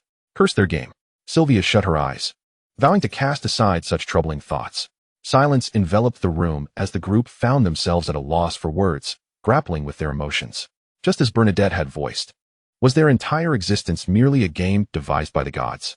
Might their recent liberation be yet another scheme of the deities, a prelude to a new game? This world was inherently a battleground for the gods, devoid of hope or future, only the ceaseless cycle of history repeating itself. The gods, weary of casting dice to decide dominion over the world, created various races to compete in more engaging forms. Perhaps one day, the gods would tire of this drama and choose to annihilate the world, opting to employ another script to unfold a different narrative. "Sir, why are we the only ones to break free from the shackles? Why could those two guild members not?" Glenn inquired, recognizing the pivotal question. "It could be due to the circumstances surrounding you, a Borg, or perhaps other factors. Until the truth emerges, who can say?" Zuma Santana smiled faintly as she tidied the documents on her desk and rose from her chair. "Please take some time to rest. There's no need to overthink things. I must attend a meeting now." With that, she took the files and exited the room. Moments later, Keli knocked and entered. "Sir, I have brought the documents, but where are they?" Upon noticing the expressions of concern on everyone's faces, Keli inquired anxiously, "Why does everyone look so pale? Should we visit the medical area?" Meanwhile, in the conference room, all 6 heads of the development plan had gathered: Commander Xuan Xia, Military Head Li Ongguo, Head of Otherworldly Biological Research Zhang Ziwen, Logistics Head Chris Kiki, Weapons Depot Head Zhao Dezes, and Intelligence Head Zuma Santana. Zuma Santana operated the computer, projecting the title onto the screen. According to the Intelligence Department's collection and analysis over the past month, this world is indeed a game orchestrated by the gods. She then switched to the next slide.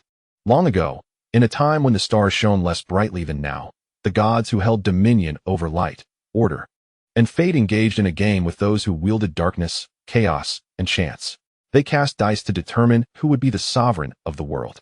The presentation continued, depicting the gods endlessly casting dice until the heavens darkened.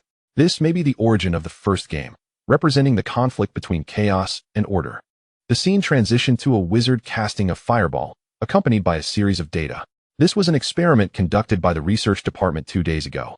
Titled The Number of Spell Casts, it was initially believed to be related to insufficient magical power.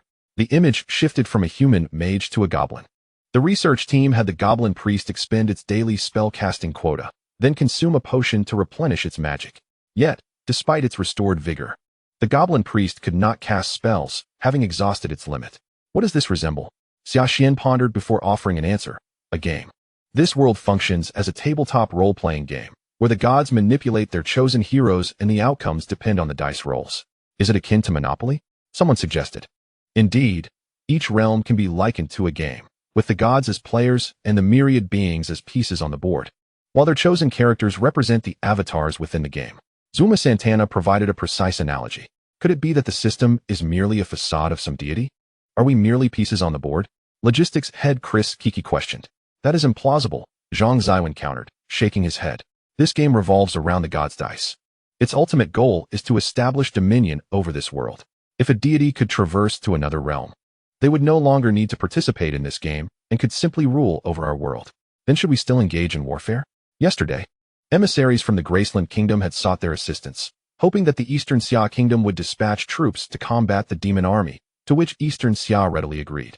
Recognizing it as a gesture of goodwill from Graceland, providing a justification for their involvement in the conflict. Now, all departments were prepared to intervene in the war, awaiting the full opening of the pathway tomorrow, at which point the army would rush to the front lines. Logistics posed no issues either. A Kunpeng transport aircraft had been assembled and stood ready for takeoff. Simultaneously, with the reconnaissance aircraft surveying, Eastern Xia had gleaned a substantial understanding of the continent's terrain. With a satellite launch scheduled in 3 days, coupled with the addition of 50,000 soldiers, Eastern Xia was thoroughly prepared for this conflict. Once the army was stationed at the front lines, they would strike with great force to reclaim the territory seized by the demon army, transforming it into their own.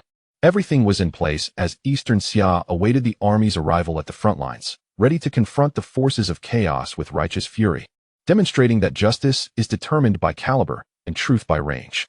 It was inconceivable to withdraw from the war now, as long as the gods did not descend directly. Eastern Xia feared no adversary. After 30 minutes of discussion, the meeting concluded with the strategy remaining unchanged, to seize the territory at all costs. Meanwhile, the Goblin Slayer team boarded an armed helicopter en route to the City of Water. This mission involved 5 teams working collaboratively, each equipped with a cleric from the Earth Mother Church to handle healing duties. The Bluebird-type single-man rocket launcher is truly impressive. An excited dwarven soldier, Iron Ale, exclaimed as he admired the weapon. Why the sudden provision of rocket launchers? Kilai inquired. Do you recall the recent attack? It was due to the destruction of the armed helicopter that soldiers lost heavy fire support and nearly fell to a group of adventurers. Thus, the arsenal provided each Falcon unit with 3 Bluebird rocket launchers, the pilot explained. Oh, noticing that Savea remained glum, Iron Ale pointed the rocket launcher at her and joked. Long ears, shall we have a shooting contest? Over the past month, Iron Ale had grown accustomed to the Eastern Xia soldiers and had adopted many of their expressions, sharpening his once keen tongue. Huh. Zavea looked up in surprise, incredulous that this dwarf would challenge her to a duel. Have you seen my sniper rifle? She retorted, revealing her 2-meter-long sniper rifle, a prized possession she had obtained through much persuasion from Zero. Her remarkable accuracy, achieving a perfect hit rate, had earned her the admiration of all snipers in the base, and her beauty only augmented her reputation as a goddess among them. After 4 hours of flight, they finally glimpsed a city nestled in the center of a vast lake, the City of Water. Chapter 26. The Dice of the Gods. The City of Water, built upon ancient ruins, stood as the most prosperous hub of commerce and tourism in the Graceland Kingdom, with nearly 100 vessels docking daily. Here, one could find an array of delectable foods and observe various races traveling from distant lands. However, this once thriving metropolis had recently succumbed to panic, as the bodies of women began appearing in alleys and drainage systems each morning. Initially, the sight of the royal knights entering to clear the underground ruins provided some reassurance to the residents. But it was not long before the knights emerged, severely diminished in number, sending shockwaves through the city and affecting its vibrant trade. Come see. Fresh apples just arrived. Grilled sausages. They are incredibly delicious. A man pushing a red cart rang a bell and called out, come and taste the sweetest iced desserts that will make your face melt with joy. Once you try it, you'll be hooked. Soon, a throng of children tugged at their parents, pleading for iced desserts. Mom, I want iced dessert. A little girl cried. Her mother, with a resigned smile, replied, but you just had some, dear. You can't have any more. Too much will upset your stomach. The girl burst into tears. But before her wails could echo, a thunderous roar from the sky drowned her out. Rat-a-tat-tat. 5 armed Falcon helicopters soared above the water city, capturing the attention of its residents. Could these be the legendary aerial forces of the Eastern Xia Kingdom? It seemed likely, as these colossal iron birds glided through the sky. It was said that a single one of these machines could eradicate all monsters within a forest. Such prowess. Rumor had it that all the monsters near the eastern frontier town had been completely eliminated by the Eastern Xia Kingdom, prompting adventurers from that region to flock here in search of quests. No wonder there was such an influx of adventurers. I initially assumed they had come to tackle the underground monsters. The demand for monster research was escalating, and the hunting grounds of the Falcon Helicopter Battalion were steadily expanding.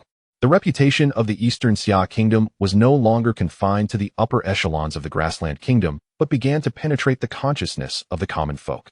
The people of the Grassland Kingdom had limited knowledge of the Eastern Xia Kingdom, perceiving it primarily as a formidable empire. Just recently, the monsters that had ravaged the Grassland Kingdom had begun to vanish under the relentless onslaught of this empire's aerial forces. The Temple of the Law, situated in the heart of the Water City, served as the headquarters of the Church of the Supreme Deity. Thud, thud, thud. The 5 armed helicopters descended gracefully onto the plaza in front of the temple, and 100 soldiers disembarked in an orderly fashion, forming ranks of 20. Attention! Boom! Salute! All soldiers placed their left hands behind their backs and struck their hearts with their right hands. After the formalities, Su Qin extended his right hand to the waiting priestess, saying, "I am Su Qin, the captain of the Eastern Xia Joint Squad. Pleased to meet you." "Oh, hello," the priestess replied, somewhat overwhelmed by the soldiers' imposing presence. She shook Su Qin's hand and added, "Please follow me. The Lady of the Sword has been waiting inside for quite some time." Su Qin selected 10 soldiers to accompany him into the temple, including the Goblin Slayer, who might prove useful in the forthcoming discussions. As they followed the priestess into the Temple of the Law, they traversed a corridor adorned with various murals and arrived in the main hall, where the Lady of the Sword stood. The Lady of the Sword, the arbiter of law in the western borderlands and beloved by the Supreme Deity, was a high-ranking archbishop who had vanquished the resurrected Demon King a decade ago. She was a golden-tier adventurer, ranked 2nd. Not a legendary hero, but a supreme figure emerging from the common folk. This revelation had left the intelligence department momentarily speechless.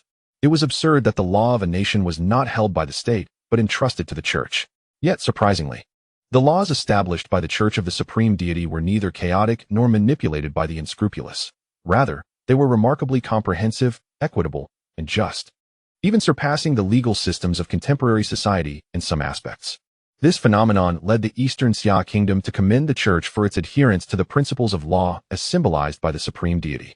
Moreover, the Eastern Xia Kingdom found the adventurer profession to be peculiarly intriguing, with both upper and lower limits exceedingly high. The lowest-tier adventurers often devolved into thugs, while the elite reached the pinnacle of society. Intelligence indicated that nearly all influential figures, kings, archbishops, and nobles, had once been adventurers, not to mention the highest combatants, the hero, the sage, and the sword saint, all of whom were adventurers as well. The Eastern Xia Kingdom speculated that this might be one of the influences of the divine, as everyone aspired to become an adventurer in their youth. "Ah, who are you?" the Lady of the Sword inquired, turning her gaze upon the approaching footsteps. The assembly beheld her striking appearance, slightly curled golden hair, a figure resembling a goddess, a blindfold over her eyes, and a long sword shaped like a balance in her hand. Observing her attire, the soldiers, including Su Qin, apart from the Goblin Slayer's party, couldn't help but internally critique, what an unusual outfit. In this past month, the attire of church personnel had left the soldiers of the Eastern Xia Kingdom speechless. The attire of the Earth Mother Church and male clergy was somewhat acceptable, but the garb of other female clergy, especially that of the War Goddess Church, was utterly absurd. Wearing bikinis into battle was a complete shock to their worldview. Were they off to fight or pose for a photo shoot? Nevertheless, investigations by the Eastern Xia Kingdom revealed that the less one wore, the greater the divine power received from the War Goddess. Bikinis maximized the divine strength while maintaining modesty. In summary, this outfit was the optimal configuration for the War Goddess Church. Stepping forward, Su Qin performed a military salute and said, "I am Su Qin, captain of the Eastern Xia Joint Squad, here as per the commission."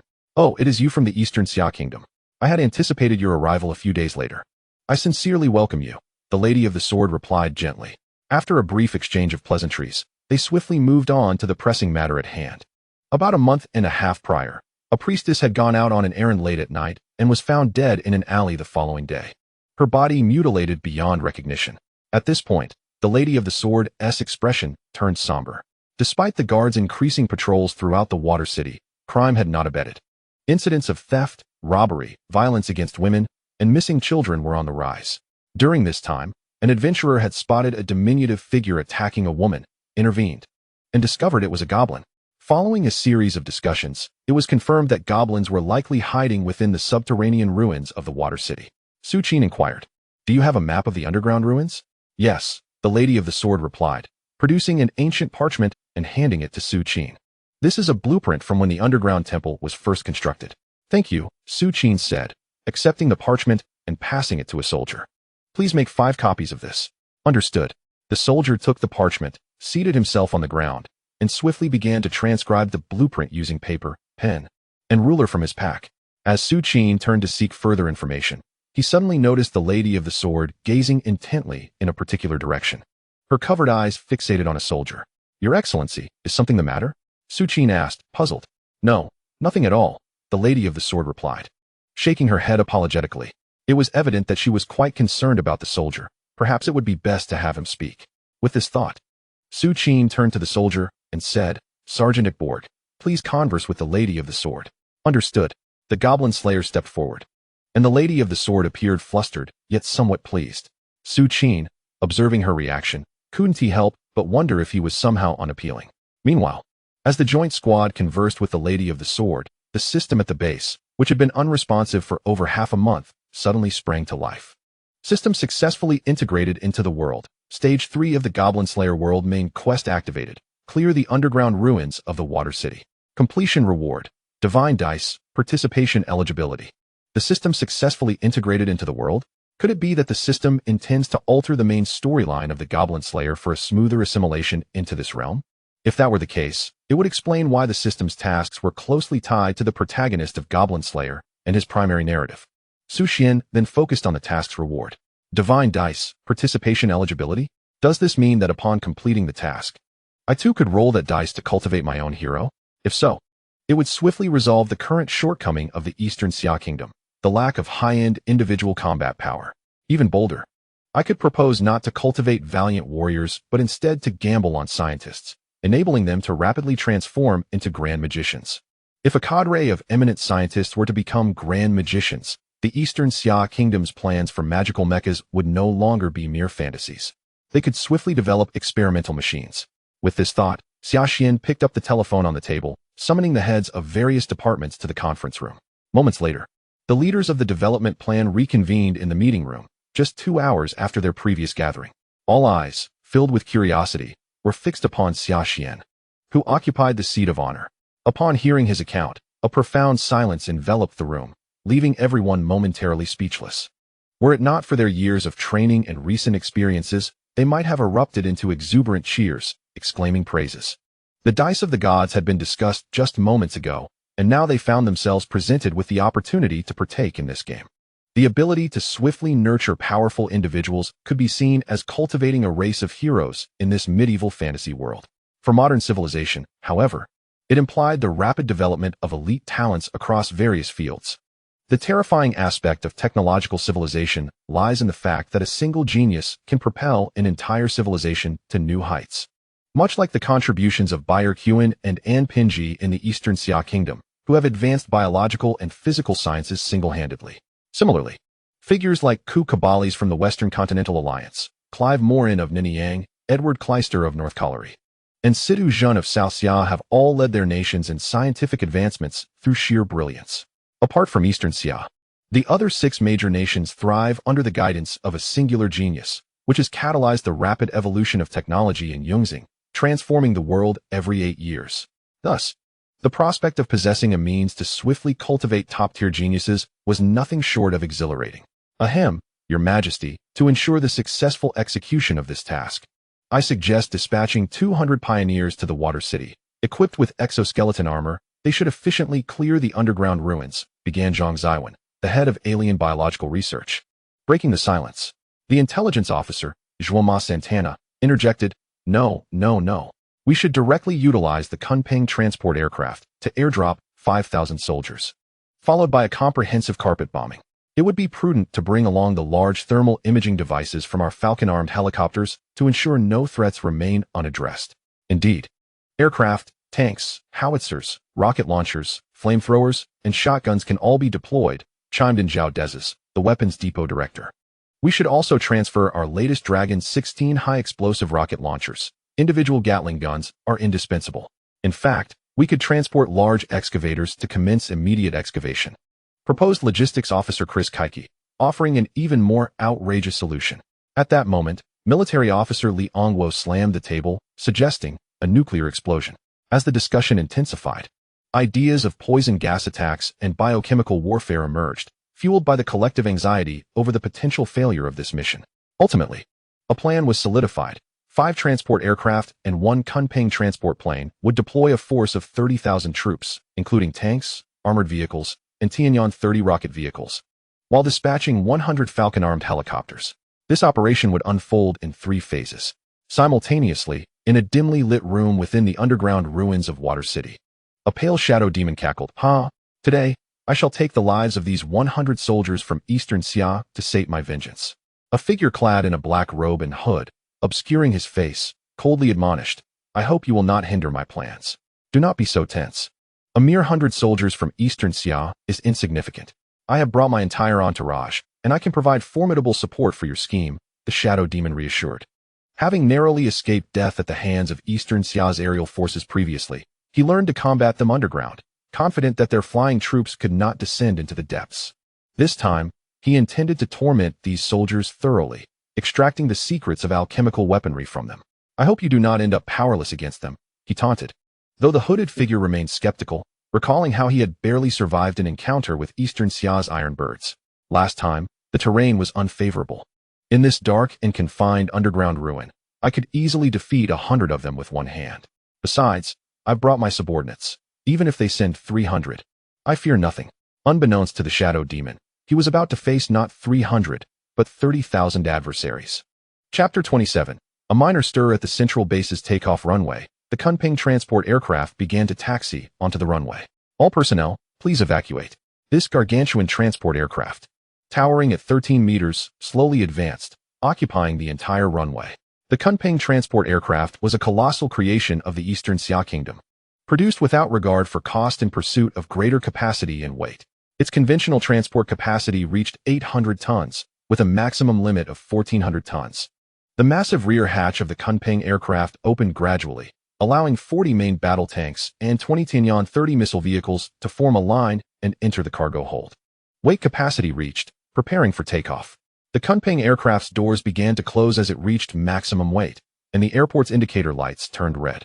The massive aircraft began to move, gaining speed before gracefully lifting off the ground. "The Tianhe transport aircraft is now entering the runway," announced as 5 smaller transport planes followed suit. Once the transport planes positioned themselves, soldiers gathered outside began to file in an orderly manner. In Water City, Su Qin and his team emerged from the Temple of the God of Law, preparing to assemble their numbers before entering the underground ruins. "The order comes from the base," a soldier informed as he approached the captain. "We just received a command from the base to remain on standby. 2,000 soldiers will be arriving shortly." "What?" Su Qin furrowed his brow, wondering what had prompted such a drastic decision from the base to deploy nearly 20,000 troops directly into the bustling metropolis of the Graslin Kingdom. Were they on the brink of war with Graslin? Furthermore, the base instructed the captain to notify the highest authority in Water City to prepare for the imminent arrival, as the commotion might be considerable. "I understand," Su Qin replied, turning to approach the priestess who had guided them into the Temple of the God of Law. Upon seeing Su Qin approach, the priestess inquired, "Mr. Su Qin, is there something else you need?" "Due to the vastness of the underground ruins, we have requested reinforcements from the base, so additional troops will be arriving shortly. Their arrival may cause a significant stir, and we would like you to notify the city's residents to remain calm," Su Qin explained. "No need to worry. The residents remained unperturbed when you arrived earlier," the priestess reassured him. "However, if you still insist on notifying them, that is perfectly acceptable. Thank you for your understanding." The priestess then summoned a guard, instructing him to arrange for personnel to inform the entire city that Eastern Xia's airborne forces would be arriving shortly, and to urge them to remain calm. Back in the Temple of the God of Law, as the priestess returned to the central hall, she noticed the Sword Saint, who had been praying before the statue. Sensing another's approach, the Sword Saint turned, recognizing the familiar aura, and asked, "Have they already departed?" "Not yet," the priestess shook her head. "They have not set out." The Sword Saint was somewhat perplexed. Just moments ago, they had hastily departed upon receiving intelligence, displaying an urgency that made her hesitant to engage in further conversation with the Goblin Slayer. Now, however, their haste seemed to have dissipated. "Why was this so, my lady?" "They mentioned that due to the extensive underground ruins, they have summoned reinforcements," More individuals are expected to arrive shortly, the priest responded. Is that so? The sword saint nodded. I understand. An hour later, to avoid potential assaults from flying creatures such as dragons, the transport aircraft ascended to an altitude of 8,000 meters. With 5 minutes remaining until they reached the Water City, they began their descent. The massive body of the Kunpeng transport aircraft tilted slightly downward under the pilot's control, with the other 4 aircraft following suit.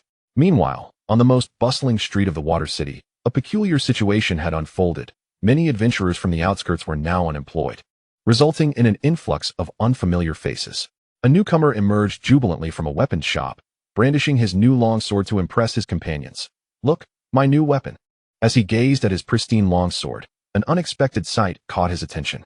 The previously clear sky suddenly tore open, revealing 5 colossal figures descending from the clouds towards the Water City.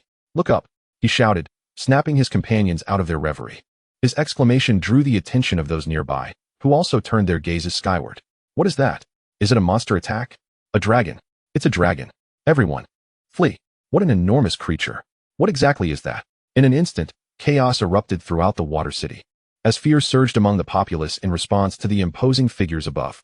Wah, mommy. A little girl crouched in a corner of the street, tears streaming down her face as she watched the pandemonium unfold. After a brief period, the city guards regained their composure and began to reassure the residents, dispatching soldiers to maintain order and clarify the situation. Please, do not panic. We have already been informed that this is an aerial military unit dispatched from the Eastern Summer Kingdom. Please, do not panic. We have already been informed that this is an aerial military unit dispatched from the Eastern Summer Kingdom. However, due to the overwhelming disorder, some soldiers resorted to reiterating the temple's announcement verbatim. Please, do not panic. This is merely a minor commotion. No, wait. This is an aerial military unit from the Eastern Summer Kingdom. As the guards continued their efforts to calm the citizens, the frantic atmosphere began to subside. Though the residents still regarded the massive figures above with apprehension, fearing they might crash down. The colossal entities did not collide, but instead, they unveiled another astonishing spectacle. Countless black and white specks began to descend from the rear of the giants. As these dots drew nearer, keen-eyed adventurers discerned their true nature. They were people. The falling objects were entirely comprised of individuals. Now, the sky above the Water City was filled with black and white dots as paratroopers descended. The first batch of landing soldiers swiftly unbuckled their parachutes, raising their rifles and scanning for potential threats, while also keeping an eye above to avoid being struck by their descending comrades. Paratrooper 2011 has landed safely, no hazards detected. One soldier activated the communicator on his back, utilizing his earpiece to inform his airborne comrades via the public channel. Most of the first wave of paratroopers were equipped with compact communicators, which were interlinked. Within 2 minutes, the Eastern Summer Kingdom established a communication network around the Water City. 5 minutes later, 10,000 soldiers had all descended. They set up outposts across the plains and forests surrounding the Water City, as per the plan. Each outpost was no more than 500 meters apart, each manned by infantry, snipers, rocket troops, and armored Gatling guns. Simultaneously, in the open plains before the main gate of the Water City, 30 Xuanlong main battle tanks and Tianyan, 30 rocket vehicles were deployed. A command vehicle also landed in the area, its rooftop swiftly unfurling a signal receiver to connect all soldiers' communicators, establishing a complete communication system. Xuanlong main battle tank unit and Tianyan, 30 rocket unit, please proceed to designated positions. Areas are being delineated. All soldiers, please confirm your respective zones. Area 12, Squad 660, please move 200 meters east. Area 19, Squad 380, please move 400 meters west. Area 2, Squad 089, please move 100 meters south. Area 5, Squad 250, please move 500 meters north.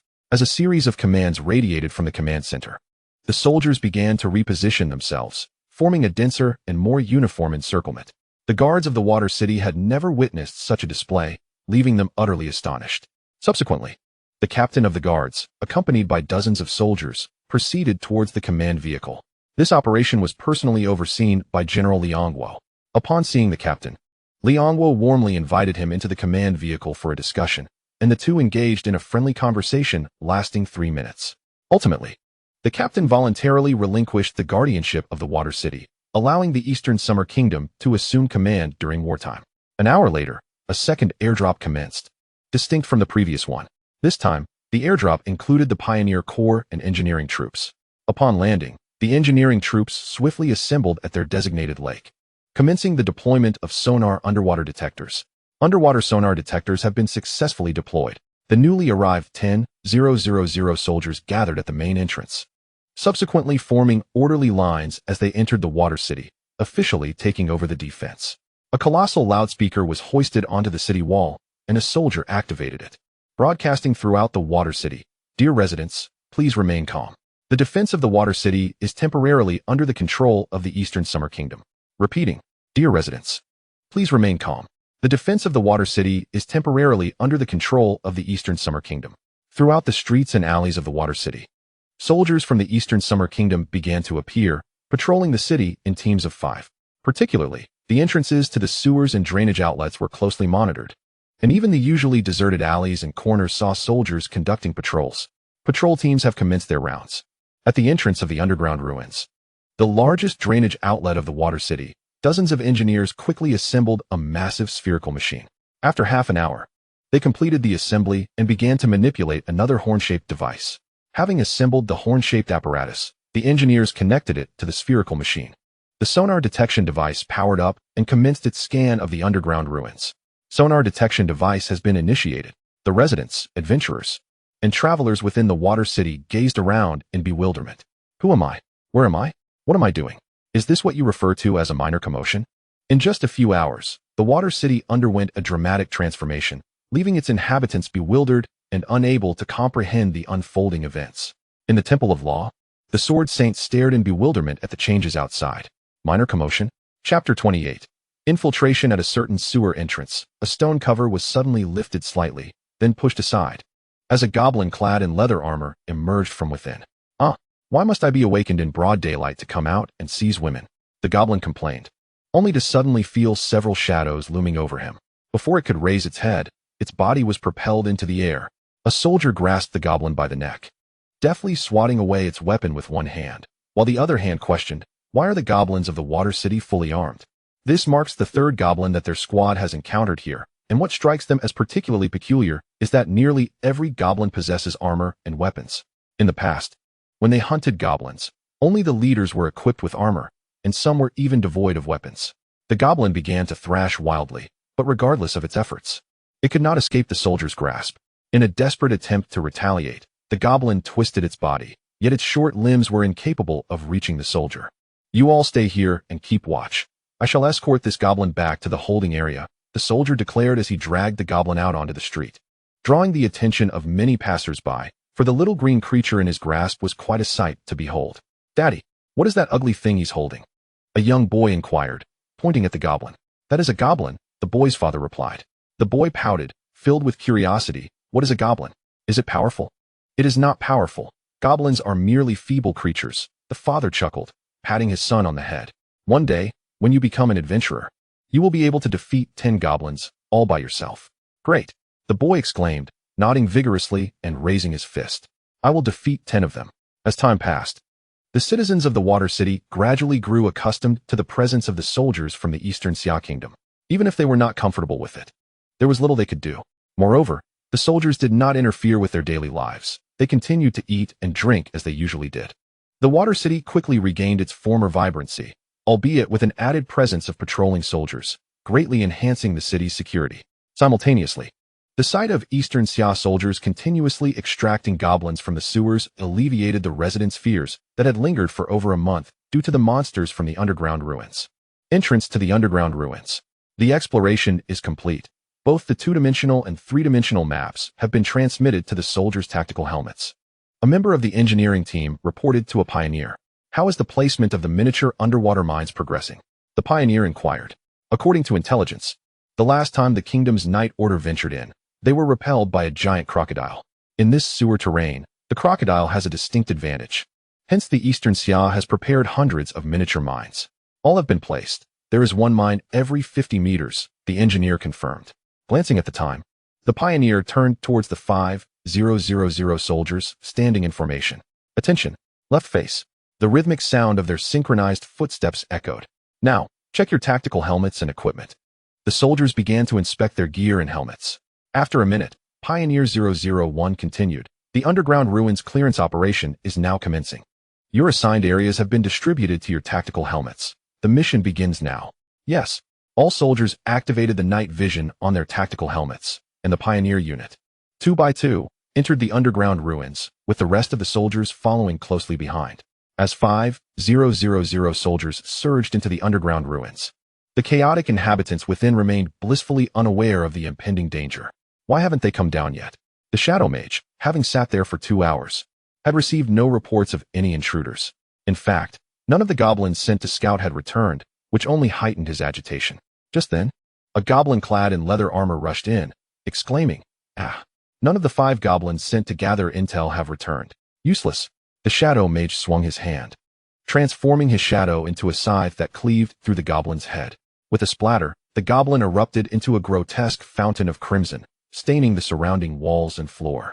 After relieving his frustration by slaying the goblin, the Shadow Mage turned to his subordinates, pointing at one and commanding, "You go and investigate what is happening above." The chosen one, a serpent-bodied sorcerer, flicked his tongue and replied, "Yes, Lord Carter." With that, the serpent slithered out of the room.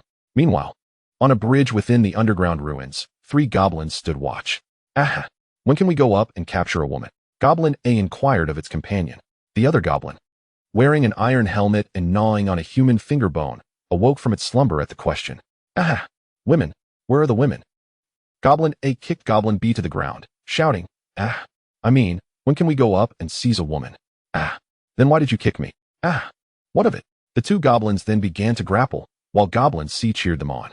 Suddenly, a faint sound pierced the air, and Goblin A's skull was violently split open, splattering blood and brain matter onto Goblin B and the bridge. The remaining 2 goblins, initially stunned, erupted into laughter at the sight of Goblin A's lifeless body, as if it were an enemy that had fallen. Ha ha ha! In the next moment, 2 bullets pierced the heads of the laughing goblins, abruptly silencing their mirth. The sound of rapid, muffled footsteps approached from afar, as a squad of soldiers clad in black armor advanced stealthily towards the bridge. Upon reaching the bridge, they confirmed the fate of the 3 goblins, and one pioneer set down a massive machine from his back. The thermal imaging device began to be assembled, under the guidance of a logistics soldier. The thermal imaging device extended, ultimately transforming into a towering cylindrical machine, topped with a spherical sensor. Once fully assembled, the thermal imaging device powered on, emitting a faint red glow from the sensor above. As the thermal imaging came online, it connected successfully to the tactical helmets of the soldiers, revealing thermal signatures on their 3-dimensional maps. The soldiers exchanged glances, nodded in agreement, and silently moved towards the red dots displayed on their maps. Before long, the underground sewers echoed with suppressed sounds, as countless goblins fell one after another. Most goblins were struck down before they even caught a glimpse of their foes, leaving them dead without a sound, their demise unnoticed. Chapter 29. The Goblin Hero King, False. A goblin was animatedly reporting to the serpent sorcerer. "Are you saying there has been no activity whatsoever?" The serpent sorcerer fixed his green slit eyes on the goblin, attempting to discern any signs of negligence. "Absolutely none. No humans have come down," the goblin proclaimed emphatically, thumping its chest, then turning to its subordinate for confirmation. The subordinate goblin, slumped on the ground, lowered its head, drooling. "Wake up. Stop sleeping." The leader goblin, frustrated at the sight of its subordinate dozing off, slapped its head. With a resounding thud, the subordinate's head exploded upon impact, splattering brains across the leader goblin's face, shocking the other goblins and the serpent sorcerer. Looking at his right hand, the leader goblin pondered. "Could it be that I am the legendary Goblin Hero King?" It began to awaken a certain power within itself, a formidable force surging through its being, making it feel invincible. The leading goblin, under the astonished gazes of all, contemptuously turned to the serpent sorcerer, stepping on its serpentine tail and pointing to the ground. I'll roar. "Kneel before me. Weren't you so arrogant just moments ago? Now, immediately, kneel and lick my toes. Hurry." Though the serpent sorcerer was bewildered by the recent events, it could not tolerate a mere goblin daring to trample its tail. Seizing the leading goblin by its head, it lifted it effortlessly, rasping, "You wretched goblin, how dare you tread upon my noble tail? I shall make you wish for death." Yet, the leading goblin remained unfazed, still sporting a sneer as it gazed at the serpent sorcerer. Since you seek your end, do not blame me." With that, the goblin raised its right hand and struck the arm that held its head. Crack! The serpent sorcerer's arm remained unscathed, not bursting or breaking as the goblin had envisioned. The goblin stared incredulously at its own hand. The serpent sorcerer had to admit that the goblin had amused it. Seeking death. Enraged by the laughter, the goblin struck again at the serpent sorcerer's arm. Crack. Boom. This time, while the sorcerer's arm remained unharmed, the goblin's head exploded, splattering crimson, white, and yellow matter across the ground. The goblin hero was no more. The serpent sorcerer stared blankly at the half of the goblin's head in its hand, bewildered by the turn of events. Suddenly, without warning, the heads of the other two goblins standing nearby also burst apart. Danger! Upon witnessing the demise of the two goblins, the serpent sorcerer hesitated not a moment and leaped into the sewer below, attempting to flee. Sylphia had already discerned the serpent sorcerer's intentions. It would not be so easy to let it escape. Quickly adjusting her aim, she pulled the trigger once more. Whoosh! The silenced round shot forth, striking the serpent sorcerer in the back, shattering its heart. With a splash, it fell into the water, and moments later, the surface began to ripple with crimson hues. Sylphia rose from the ground, retracted her gun, and cradling her 2-meter-long Pioneer sniper rifle, turned to her comrades with a confident smile. Swift actions, precise shots, and a striking pose. Let us proceed. The goblin slayer led the way, with the others following closely. Seeing that her companions ignored her, the 2,000-year-old elven maiden stomped her foot in frustration. Oh dear, really, do none of you respect your elders? Meanwhile, at a collapsed point within the ruins, a massive white crocodile suddenly opened its eyes. Having consumed nearly dozens of tough 2-legged sheep 3 days prior, it had been suffering from stomach troubles. Now that its food had been digested, it was time to eat again. Its diet primarily consisted of small green-skinned creatures, though it occasionally feasted on adventurous intruders. The crocodile crawled into the sewer waters on its short limbs, its immense tail propelling it forward at an astonishing speed. As it passed an intersecting entry, its colossal tail collided with a floating white sphere. Beep. Boom. The impacted miniature torpedo exploded instantly, sending a tremendous splash through the water and tearing a significant chunk from the crocodile's massive tail and scales. Ah! The crocodile let out a piercing, hoarse cry that echoed through the sewers. It was the swamp dragon. A team that had just vanquished a horde of goblins heard the explosion and the loud roar. Go! We must not let it escape. The crocodile's cry successfully attracted nearby soldiers, and several squads swiftly converged on the source of the sound. Driven mad by the excruciating pain, the crocodile thrashed violently in the water, blood gushing from its wounds, staining the underground waters crimson. Turn on the spotlight. A squad arrived at the scene first, and under the captain's command, a soldier took out a spotlight, illuminating the dark sewer with blinding light. The soldiers beheld the gigantic white crocodile thrashing in the water. Realizing that capturing it alive was impossible, the captain knew that tranquilizers would fail to penetrate the creature's formidable scales and hide. Rocket launcher. Be cautious not to hit above. A collapse could spell doom for us all. A soldier unstrapped his Dragon 16 high-explosive rocket launcher, adjusted the sights, aimed, and pulled the trigger. Boom. The rocket, trailing yellow flames, soared towards the frenzied crocodile. Kaboom! The entire sewer trembled from the massive explosion, causing a collapse beneath, and water began to surge back into the ruins. The crocodile, having shifted a few meters to the side before the blast, narrowly avoided the explosion, but its right legs were obliterated. This assault drove the crocodile into a complete frenzy. It began to bolt in all directions, triggering underwater mini-torpedoes, each explosion sending up further splashes. Boom, boom, boom. The gigantic crocodile ran over 300 meters before finally succumbing, its tenacity defying belief. Boom. Deep within the underground ruins, the Shadow Mage Carter was startled by the sudden roar and tremors. What is happening? None of his dispatched subordinates had returned, filling him with a sense of foreboding. Chapter 30. Charge. No longer could he remain idle. He decided to investigate the situation himself. Hearing the explosions above, the Shadow Mage Carter could no longer contain himself. He feared that if he continued to sit idly, all his minions would be wiped out. Gathering dozens of his varied subordinates, he emerged from his chamber, rallying the hundreds of goblins outside, marching forth with great fervor from the depths of the ruins. Hundreds of fully armed goblins surrounded Carter and his subordinates as they advanced toward the ruins' exit.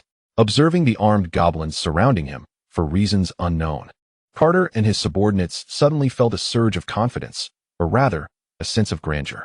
This feeling was rather pleasant. No wonder those fellows cherished having these weaker goblins as their underlings. Carter resolved that upon his return, he too would recruit 1,000 goblins to bolster his stature. After all, He was a high-ranking monster. It would be unwise not to have a sufficient number of minions. Minutes later, Carter and his entourage arrived at a spacious hall. Discovering a sea of goblin corpses and black-armored soldiers examining the area for survivors. The Shadow Mage Carter, a high-ranking monster, 34 mid-ranking monsters. 321 goblins versus the Eastern Xia Kingdom, 100 pioneers, 500 soldiers. Both sides recognized each other's presence, and the atmosphere grew tense, a grand battle on the horizon. Lads, the Shadow Mage Carter, filled with vigor, waved his hand. Charge. Annihilate these humans. Hundreds of goblins waved their weapons and roared in unison, their thunderous cries reverberating throughout the hall as they launched a fearless charge at the soldiers of the Eastern Xia Kingdom. Carter, along with his dozens of subordinates, was swept up in the fervor, roaring alongside them. The Shadow Mage Carter, brimming with zeal, even forgot his role as an assassin and joined in the fray. The morale of Carter's team soared to its peak. With momentum like a raging tide, victory was assured. Upon reflection on the Eastern Summer Kingdom, the scene was one of profound silence, with not a single battle cry to be heard, an utter contrast to the cacophony from their adversaries. The soldiers of the Eastern Summer Kingdom had long since drawn their various firearms: pioneer assault rifles, submachine guns, sniper rifles, grenade launchers, Dragon 16 high-explosive rocket launchers, compact Gatling guns, and shotguns, readied with the safety disengaged, swiftly loading and aiming their weapons. Fire! With the command from the pioneer, every soldier decisively pulled the trigger.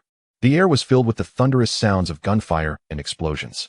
The mighty Gatling gun of the Just Monk roared, as the Lizardman Grenadier hoisted 2 Gatling guns, unleashing a torrent of bullets that rained down upon the horde of monsters. Long-eared one, let us see who can claim more kills. The Dwarven Iron Ale raised his grenade launcher to 60 degrees, releasing a barrage of grenades that detonated amidst the monstrous ranks, creating chaos. Crouching low, Sevilla frantically squeezed the trigger of her 2-meter-long Pioneer sniper rifle, methodically marking her targets among the beasts. Rolling her eyes at the dwarven provocation, she retorted, "I wield a sniper rifle, not a machine gun. If you could keep them at bay, I'd gladly show you who can slay more. Truly, you are such a miser, Zero.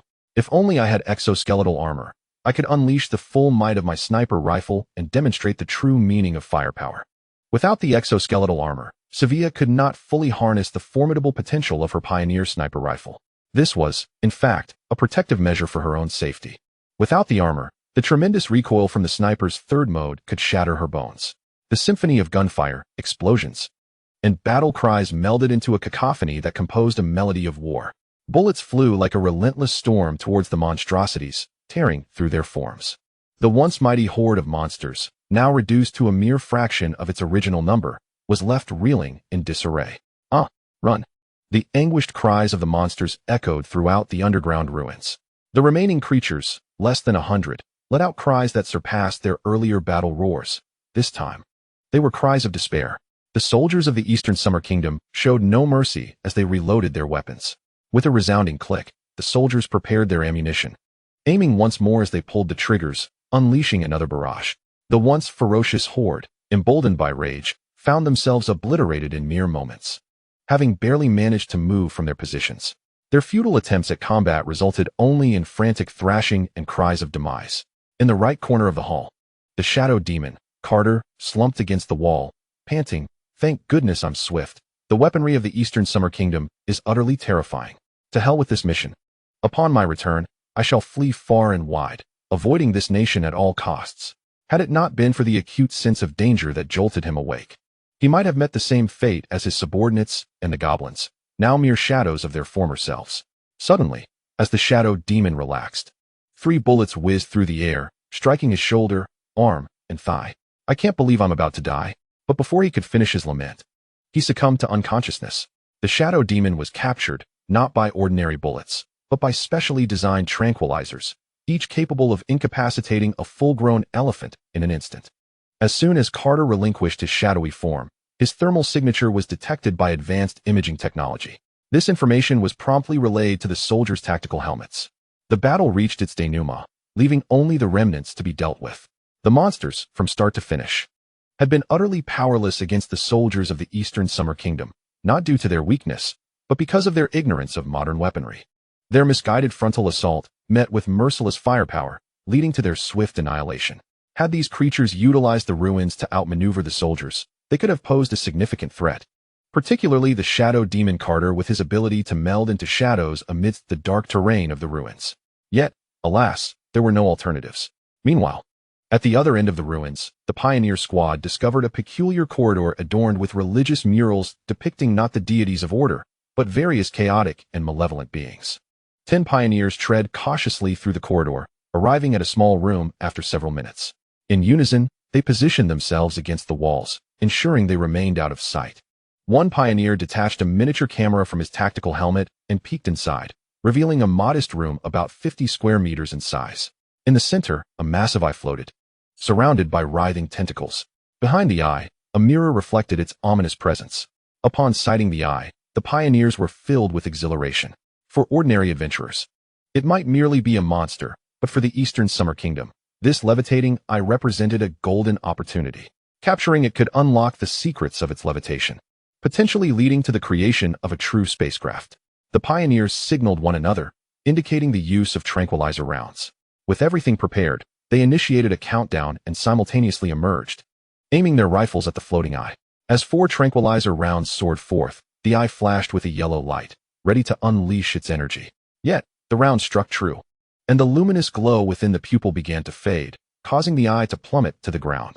Upon confirming the eye's incapacitation, the pioneers rushed into the room, ensuring it was devoid of other threats before turning their attention to the gelatinous orb lying on the floor. Is this truly an ocular membrane? They mused, captivated by its jellied texture. A pioneer cautiously touched the eye of the large eyeball, discovering its membrane to be remarkably elastic. Wait, we have already ventured beyond the confines of the Water City. Another adventurer noticed their position on the three-dimensional map. The other explorers also checked the map and realized they had indeed left the underground of Water City. Well, let us just leave, as long as we retrace our steps. Capturing this peculiar magical creature should provide ample material for the research department. One pioneer placed his right hand beneath the large eyeball and gently lifted it, aided by his exoskeletal armor, easily hoisting the massive orb with one hand. The group nodded in agreement. Having captured a rare magical entity, it was best to return swiftly. Just as they were about to depart, Pioneer 205 called out to them, exclaiming, "Come quickly, this mirror is peculiar." All the pioneers turned to gaze at the 4-meter-high oval mirror hanging on the wall. Unlike ordinary mirrors, this one did not reflect the scene before it. Instead, it displayed a strange, arid yellow desert. In the image, a vast blue sky bore a massive red star, under which stretched an endless expanse of yellow earth. A goblin tribe could be seen, with some crafting weapons, others stitching garments, and yet more preparing food. Even below, in the river, a large fishing vessel and several smaller boats were visible, adorned with fishing nets. The scene in the mirror evoked thoughts of civilization among the pioneers. The goblins depicted within were distinctly different from those in their own realm. If one were to draw a parallel with humanity, the goblins here resembled primitive cave dwellers, whereas those in the mirror exhibited clear social stratification and cooperative labor, akin to humans in their early slave society. Pioneer 201 picked up a stone from the ground, stating, "Be prepared for any unforeseen circumstances, make way." The other pioneers stepped aside, forming a semicircle around the mirror, aiming their weapons. Pioneer 201 gently tossed the stone towards the mirror, and as it struck the surface, a remarkable phenomenon occurred. Upon contact, the mirror rippled as if disturbed by the stone, which soon vanished. The image then displayed the very stone that had just been thrown. A teleportation mirror? This thought emerged in the minds of all the pioneers. How could such a vivid scene not evoke the notion of a teleportation mirror? Realizing the significance of this mirror, Pioneer 201 activated the emergency communication within his tactical helmet. Moments later, the connection was established. "This is Command Center. This is Pioneer Squad 20. We have discovered a peculiar corridor leading us to the underground ruins outside Water City, where we found a levitating eyeball monster and a teleportation mirror," reported 201. Upon hearing this, the command center immediately recognized the gravity of the situation. "Please secure the teleportation mirror. Command center has dispatched 50 pioneers to your location post-haste." Acknowledged. However, in most worldly affairs, things seldom unfold as desired. Just as the pioneers hoped to quietly leave, laden with their spoils, a cacophony of footsteps echoed from the distant corridor. The pioneers glanced at the tactical helmet's three-dimensional map, which displayed no teammates nearby. Given the absence of thermal signatures, it was highly probable that enemies approached. "Load up. Third mode." At the command, all pioneers adjusted their weapons to maximum power. Moments later, a horde of goblins clad in leather armor charged towards them, brandishing their weapons. The two snipers lay prone, aiming their lengthy pioneer sniper rifles at the doorway, gently squeezing the triggers. Boom, boom. The tremendous recoil caused the snipers to slide back a few centimeters as armor-piercing rounds tore through the air, hurtling towards the goblins. Crack, crack, crack, crack. The first armor-piercing round struck a goblin with blistering speed, instantly obliterating its body. The round's force remained undiminished as it struck a second goblin, meeting a similar fate. Then, the third, fourth, fifth, sixth, and seventh goblins fell victim as well. Wherever the rounds passed, blood blossomed. Boom. The armor-piercing rounds continued their trajectory, piercing through the goblin horde and crashing into the wall at the entrance, breaching 3 walls before finally coming to a halt. Where's everyone? Where are our comrades? They were just here, so many. Panic seized the goblins. Mere moments ago, over 200 goblins had surged forward, and in an instant, a third were gone amidst the deafening noise. What a disaster, barely a few steps in, and nearly annihilated. The goblins began to flee in terror, but the pioneers would not allow their escape. Raising their pioneer rifles, they aimed and pulled the triggers, bestowing a small red flower upon the heads of each surviving goblin. Amidst the goblins' ecstatic cries, their heads blossomed with enormous red flowers. In just 2 minutes, blood and flesh littered the corridor, with the eerie decor of sinister deities on the walls enhancing the unsettling atmosphere. 2 pioneers ventured out of the room to survey the corridor, signaling to their companions behind them, all clear. The 2 then emerged, carrying the mirror, escorted by the other pioneers as they proceeded out of the corridor. Upon exiting the eerie passage, they encountered the 50 reinforcements who had rushed to aid them, transforming their escort from 10 to 60 pioneers. Chapter 32, The Starlit Chessboard. As the sun rose in the east and set in the west, darkness swiftly enveloped the land. The 2 massive green and red stars in the sky grew ever brighter, heralding the commencement of the monster's revelry. After nearly 4 hours of thorough search, the last hidden goblin cub was captured. Wah! Dozens of cubs were clutched in the soldiers' hands. 2 for each. They looked somewhat presentable in their youth, but how did they become so deformed as they matured? One soldier placed a goblin cub on the ground next to an adult goblin corpse for comparison. Wah! This action sent the cub into a fit of tears. Yet the soldier felt no pity. In this world, goblins were the enemies of humanity. Their reliance on raiding human women for reproduction alone marked them as mortal foes. Although goblins can reproduce with any uterine animal, even a pig suffices, they exhibited a peculiar preference for humans, perhaps due to a shared aesthetic sense. Should the goblin race fail to evolve, the conflict between the 2 sides would remain irreconcilable. With humanity's overwhelming power, goblins would face relentless extermination, while a formidable goblin faction could reduce humans to breeding machines. Minutes later, the soldiers led the group of goblins to the surface, successfully exiting the ruins.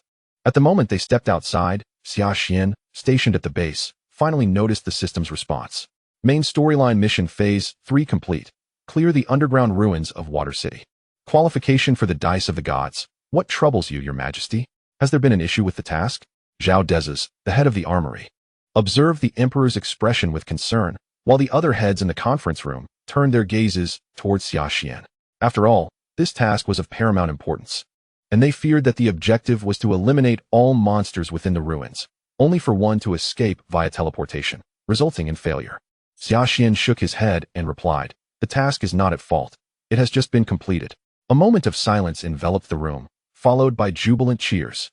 Oh yes, the revival of Dongxia begins today. Embraces and camaraderie flourished as everyone expressed their elation. At that moment, the system responded again. "It is now your turn to roll the dice. Please prepare yourself." 10, 9, 8. Xuan Xia was momentarily taken aback, then quickly commanded, "It is now my turn to roll the dice." 3, 2, 1, 0. In the next instant, Xuan Xia felt a rush as his form elevated, piercing through the ceiling of the base, revealing the entirety of the facility below. His perspective expanded, first encompassing the vast forest, then the entire continent. Accelerating rapidly, within 30 seconds, he soared past the atmosphere, beholding the planet's grandeur and the resplendent starry sky, alongside 2 massive celestial bodies. Gaining speed, 10 seconds later, he found himself hovering above the 3 planets, forming a triangular configuration of the blue, red, and green spheres. Ultimately, he arrived at a magnificent, boundless chessboard crafted from starlight. The board was divided into 2 sides, One radiated a glorious, sacred light, while the other emitted a grim, destructive darkness. The divine beings of the order and the chaotic deities of chaos stood on either side. The deities gazed skyward at the enigmatic dice, perplexed as to why this time the dice appeared malfunctioning, failing to descend as usual into the hands of the corresponding deity. What is happening? A peculiar voice resonated throughout the starlit chessboard. The voice was a chorus of male, female, child, elder, and middle-aged tones, as though countless individuals' voices merged into one, imbued with endless madness and destruction. The source of this voice was a colossal eye, devoid of limbs or other organs, possessing but a singular eye. Its surface was adorned with enormous tentacles, each terminating in an eye as well. Is this yet another scheme by your order? The eye turned towards the 4 goddesses of the order. These 5 troublesome beings had once deceived them by utilizing the initial dice, creating various races with formidable powers from their very essence. Yet these races were inherently chaotic and driven by destructive desires. In contrast, the races spawned from humanity, though initially lacking in power, possessed clear consciousness and high intelligence, enabling them to swiftly form tribes and ultimately civilizations. Initially, even when these races gathered, they could barely resist the monstrous races they had created, leading them to take pride in their triumph. However, 2,000 years later, they realized their folly. The descendants of these races united to form civilizations, rapidly growing and subsequently overpowering the very creatures they had manufactured. Witnessing the might of civilization, the chaotic deities began to remedy the situation, pooling their dice-rolling opportunities to create humanoid monsters based on humanity. The results were highly effective. Though these creatures were inherently brutal, they were not entirely chaotic, capable of forming civilizations. Thus, the demon army emerged, marking chaos's first civilization, but their fortune was short-lived. Under the guidance of those 4 troublesome beings, numerous civilizations from the order launched assaults on the demon army, mercilessly decimating the nascent civilization of chaos. After recuperating, the demon army was once again crushed, creating a vicious cycle that drove them to despair. Subsequently, chaos turned its attention to the goblin race, initially deemed a subpar version of humanity. However, the goblins' remarkable learning abilities revealed echoes of humanity from the previous era, igniting hopes of victory. Chaos once again gathered its dice, shielding the thoughts of beings from across the realms to prevent the Order's civilizations from annihilating the goblins. Most of the goblin race was relocated to the Green Planet for safe development, while a smaller faction was left exposed to draw attention.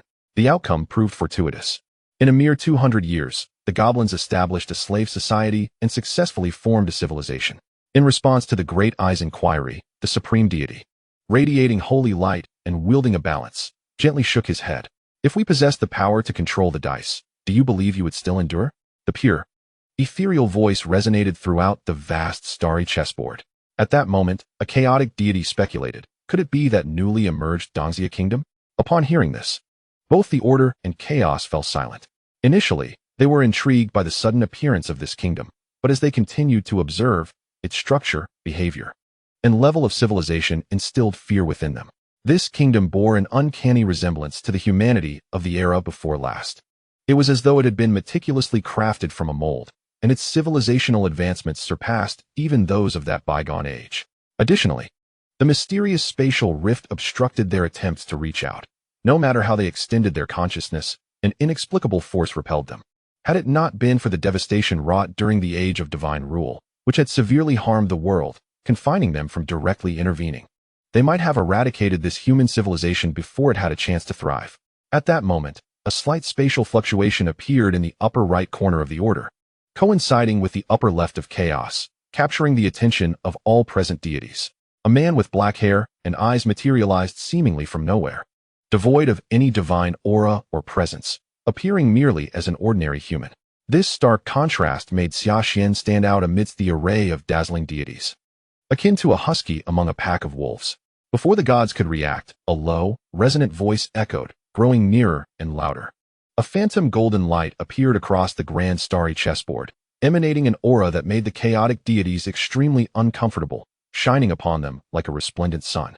The golden light solidified, transforming from ethereal to a colossal golden serpent spanning the heavens, yet their perception was flawed, as this colossal entity, thousands of times larger than them, fully transitioned into reality. The deities experienced a moment of clarity. A dragon, the 5-clawed golden dragon, stretching across the cosmos, lowered its head slightly, its golden eyes, akin to small asteroids, gazing down upon the gods, exuding overwhelming authority and an endless aura of majesty.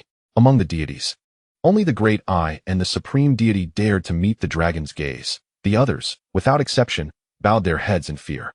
Sensing this presence, the gods were gripped by both terror and fury. Each of them carried an inherent aura symbolizing their authority. Yet the essence of this five-clawed golden dragon bore no such symbol, yet its standing surpassed theirs by half a measure. Even the highest ranking among them, the Supreme Deity and the Great Eye, were slightly inferior to this cosmic dragon. How could this not instill fear? Anger emanates from the breath of the colossal dragon, conveying a singular, tyrannical message: submit or perish. In chapter 33, Why Do You Not Kneel Before Me?, a magnificent golden dragon suddenly materializes upon the vast, starry chessboard, transforming the previously black and white battlefield into a triad of black, gold, and white. The divine radiance of both the Order and Chaos factions is overshadowed by the resplendent light of the five-clawed golden dragon, radiating as brilliantly as the sun itself. At that moment, the golden dragon's brilliance begins to coalesce, forming a throne crafted from 9 golden dragons suspended in mid-air. The dragon's massive form begins to circle around the throne, its head poised directly above it. Xuan Xia finds himself involuntarily lifted and gently descends onto the throne. Instinctively leaning back, he adjusts his posture, merging his essence with that of the five-clawed golden dragon. Countless golden particles emerge on the throne, swiftly enveloping Xuan Xia's dark military uniform. Moments later, the golden particles dissipate, transforming his uniform into a magnificent golden dragon robe, adorned with 9 vividly lifelike five-clawed dragons. In this instant, the aura of the five-clawed golden dragon undergoes a profound transformation. If its earlier presence was akin to a formidable weapon, it now pulsates with life. As the gods gaze upon Xuan Xia, a flicker of realization dawns upon them. Though this human lacks the corresponding authority, he possesses a status: the Emperor of Dongxia, the sovereign of humanity. In that fleeting moment, the gods perceive humanity as fracturing from the Order faction, emerging as a distinct camp, the Human Alliance. The corresponding status has been simulated based on the host's identity. Xuan Xia experiences a remarkable sensation. There is no sudden feeling of invincibility or an influx of power. Yet his mindset shifts. Perhaps influenced by this newfound status, he has transcended from an ordinary individual to an emperor. Seated upon the throne, a singular thought occupies his mind. All lands beneath heaven belong to the king. All subjects by the borders belong to the king.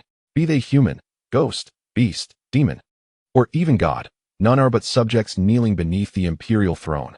Xuan Xia casts a detached glance at the array of diverse evil deities before him, causing the weaker ones to tremble slightly.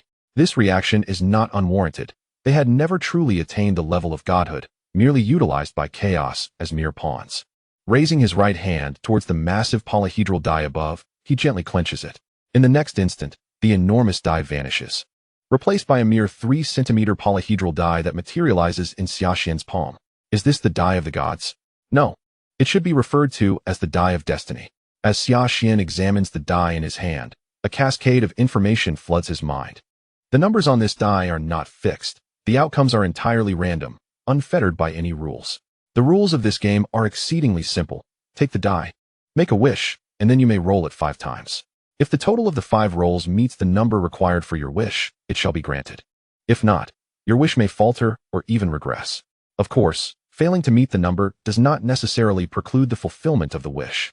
For example, if a wish requires a total of 30 and one rolls a 29, the wish may encounter obstacles before being realized. Conversely, if one rolls a total of 60 for a wish requiring 30, the effect of the wish will be doubled.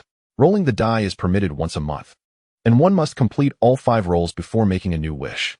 The victory condition of this game is to guide the civilization you create to annihilate or assimilate others until only one civilization remains across 3 planets. The victor will ascend as the ruler of this world, wielding the power of destiny, achieving immortality, and remaining removed from the mundane world. What wish should be made? Xuan Xia contemplates a wish that is both prudent and maximally beneficial. After a minute of reflection, he addresses the die of destiny. I wish for Ping to swiftly become a grand mage. Ping, one of the foremost scientists in the Dongxia kingdom, stands alongside Bel Kevin, the father of human genetics, as the developer of mechanical exoskeleton armor. Ping has begun to study magic, hoping to resolve the energy issues of mechas through magical means, thus creating a new generation of mechas, magically empowered mechas. Should the magical mecha project succeed, it would yield a truly formidable single-unit combat capability. As soon as he finishes speaking, a vision unfolds in the sky, revealing an elderly figure clad in a white lab coat, accompanied by two massive numbers, 32. Xia Xian's wish is both straightforward and precise, specifying that a person should become a grand mage swiftly, rather than instantly. Though the phrasing differs by merely 2 words, the numerical requirements are worlds apart. To become a grand mage swiftly implies a process of accelerated learning, whereas instantaneously becoming one necessitates an overwhelming accumulation of knowledge and power, the numbers required for which are astronomical. Xia Xian casts the die of destiny, and it lands upon the starry chessboard. Clack, clack, clack, clack, 31. Xia Xian is exceedingly satisfied with this number. The wish may very well be accomplished in abundance. Even if subsequent rolls yield only ones, the wish will still succeed. At that moment, the die vanishes, returning to its original size. The atmosphere grows still once more. Xia Xian's dark eyes gleam with scrutiny as he observes the bizarre evil deities of chaos. Those under his gaze begin to feel an inexplicable sense of trepidation, an emotion foreign to them. Typically, had a mere human dared to scrutinize them, they would have erupted in wrath, reducing him to ashes. Yet now, they can only think, dare not move, dare not move. The imposing aura of the 5-clawed golden dragon firmly suppresses these evil deities, and thankfully, the starry chessboard offers no means of attack. Otherwise, they would suspect they might be reduced to dust in the next second. Of course, this is merely their illusion. Outside the confines of the starry chessboard, Xia Xian would be powerless, a mere shell without the might to accompany his status. Human, what are you? A giant, towering hundreds of meters in height emerges. Xia Xian recognizes this giant all too well. It is none other than a magnified version of the ogre. The emergence of the gray giant brings delight to the evil deities of chaos. At last, you have come forth. This gray giant is the god of ogres. Weak in power, but possessing an extraordinary self-healing ability. This characteristic renders the god of ogres rather reckless, a true simpleton, with a particularly thick skull. To the god of ogres, every encounter is a grand spectacle, and he is the supreme ruler. The evil deities of chaos frequently manipulate him into probing the enemies, sending him as a test against unknown foes. Even during the most perilous and chaotic times of divine rule, he has never flinched. He is the evil deity's go-to for testing the waters, a master of navigating minefields, and it would not be an exaggeration to call him the dancing king of danger zones. Xia Xian is not angered by this. He merely casts a faint glance at the god of ogres, akin to observing an ant. The imposing presence of the 5-clawed golden dragon began to ascend, bearing down upon the several 100-meter-tall god of ogres. Faced with the sudden surge of pressure, the god of ogres felt his legs tremble uncontrollably, his knees slightly bending. Stand straight. Summoning all his might, the god of ogres finally straightened his body. His knees no longer bent, though his legs still quivered slightly. Good. The god of ogres turned to the evil deities, wearing a triumphant smile. What a joke. Your legs are still shaking. You don't feel embarrassed, but we certainly do. The evil deities secretly scoffed. Observing the god of ogres' trembling legs juxtaposed with his exuberant expression of victory, Xia Xian was reminded of his first acquired skill, intimidation. Activating intimidation. Xia Xian spoke in a detached tone. Upon seeing me, why do you not kneel? As Xia Xian spoke, the unparalleled aura of the 5-clawed golden dragon, with the aid of intimidation, reached its zenith. His words, upon seeing me, why do you not kneel, struck the hearts of the gods like a colossal hammer. Boom. Including the god of ogres, the majority of the chaotic evil deities collapsed onto the starlit chessboard in submission. Even those without feet pressed their bodies against the board, while only a few powerful evil deities remained standing, albeit with a slight tremor. The god of ogres knelt, his expression frozen, still maintaining that earlier victorious demeanor. The order camp fared considerably better. The supreme god remained composed, while the goddesses of earth, war, knowledge, and trade merely lowered their heads. This was largely due to their relative strength, as well as the fact that the overwhelming pressure did not constrain them, in stark contrast to its effect on the evil deities. Rise. The authoritative voice resonated once more, and the kneeling evil deities immediately felt a reduction in pressure, standing up. Simultaneously, a flicker of fear and submission appeared in their gazes directed at Xia Xian. They were clearly under the influence of the intimidation skill. In that moment, they resembled courtiers bowing before their sovereign. Xia Xian wished for the evil deities to remain kneeling a little longer, but the skill of intimidation was not an offensive tactic. Eventually, as the evil deities grew accustomed to the pressure, they would be able to rise slowly. It would be more effective for him to speak, instilling a greater sense of fear, leading them to believe that at the sound of his voice, they must kneel. "Your Majesty, what brings you here?" The voice, pure and dignified, echoed in everyone's ears. Chapter 34. The game begins. "Your Majesty, what brings you here?" Upon hearing the Supreme Goddess' inquiry, Xia Xian turned to gaze at the goddess holding the scales. The Supreme God stood before the other four goddesses, subtly at the center of the Order camp, indicating her position as the leader of the Order faction. "What do you seek here? Power and authority? Fame and prestige? Wealth and treasures?" The Supreme God articulated a series of questions with her ethereal and sacred voice. Or perhaps something that transcends all of these. Confronted with this barrage of questions, Xia Xian placed his right hand upon the dragon-headed armrest, fist lightly clenched, supporting his cheek. He scrutinized this breathtakingly beautiful goddess, who radiated an aura of sanctity and authority that deterred any approach. After a minute of contemplation, he replied in a calm tone, "I am the Emperor, inherently possessing supreme power and authority. Nominally, the entire nation is mine. Moreover, I am also the human emperor, ruler of nearly 4 billion humans on the eastern continent, monarch of 43 nations. Do you truly believe I lack for what you speak of?" Xia Xian countered. The Supreme God did not respond to Xia Xian's question. Instead, she continued with the final inquiry. "So, is your true pursuit something that transcends all of this?" "My true pursuit," Xia Xian murmured, "is to be nourished and fulfilled? No. To live in splendor and wealth? No. To possess a harem of 3,000 beauties? No. To wield power over the world? No. To achieve happiness and contentment? No. What I truly seek should be to live, to survive, to live forever." At that moment, Xia Xian stripped away all spiritual and material desires, unveiling the most primal instinct of life, to exist. He wished to live eternally, to persist as an emperor. This was an exceedingly selfish yet genuine desire, the instinct inherent to every living being from inception. Upon realizing all this, a slight smile curved Xia Xian's lips as he proclaimed, "I wish to coexist with the world, to harmonize with the heavens." Seeing the previously indifferent expression of Xia Xian transform into a smile filled the kneeling evil deities with an unexpected sense of honor, as if witnessing this smile was a privilege bestowed upon them. "Strange. Why do I feel this way?" The evil deities quickly shook their heads, dispelling the peculiar thought from their minds. "It seems we shall be adversaries, Your Majesty," the Supreme God remarked, shaking her head in regret. Xia Xian's response did not exceed the Supreme God's expectations. The Eastern Xia Kingdom permits the existence of religions. Xia Xian even extended what resembled an invitation. The Supreme God furrowed her brows in confusion. "Your Majesty, what do you mean?" Even if his status surpassed hers, it was impossible for her to submit directly. After all, he was merely a human. Although humanity had been expelled from the Order faction, thus weakening them to some extent, the core civilizations of the elves and dragons, known for their longevity, remained formidable. "What I mean is that even if you lose, you may still join the Eastern Xia Kingdom. As long as you do not harm my subjects, you may propagate your teachings as you wish. I shall treat you equitably. This is the fundamental grace of a competent monarch."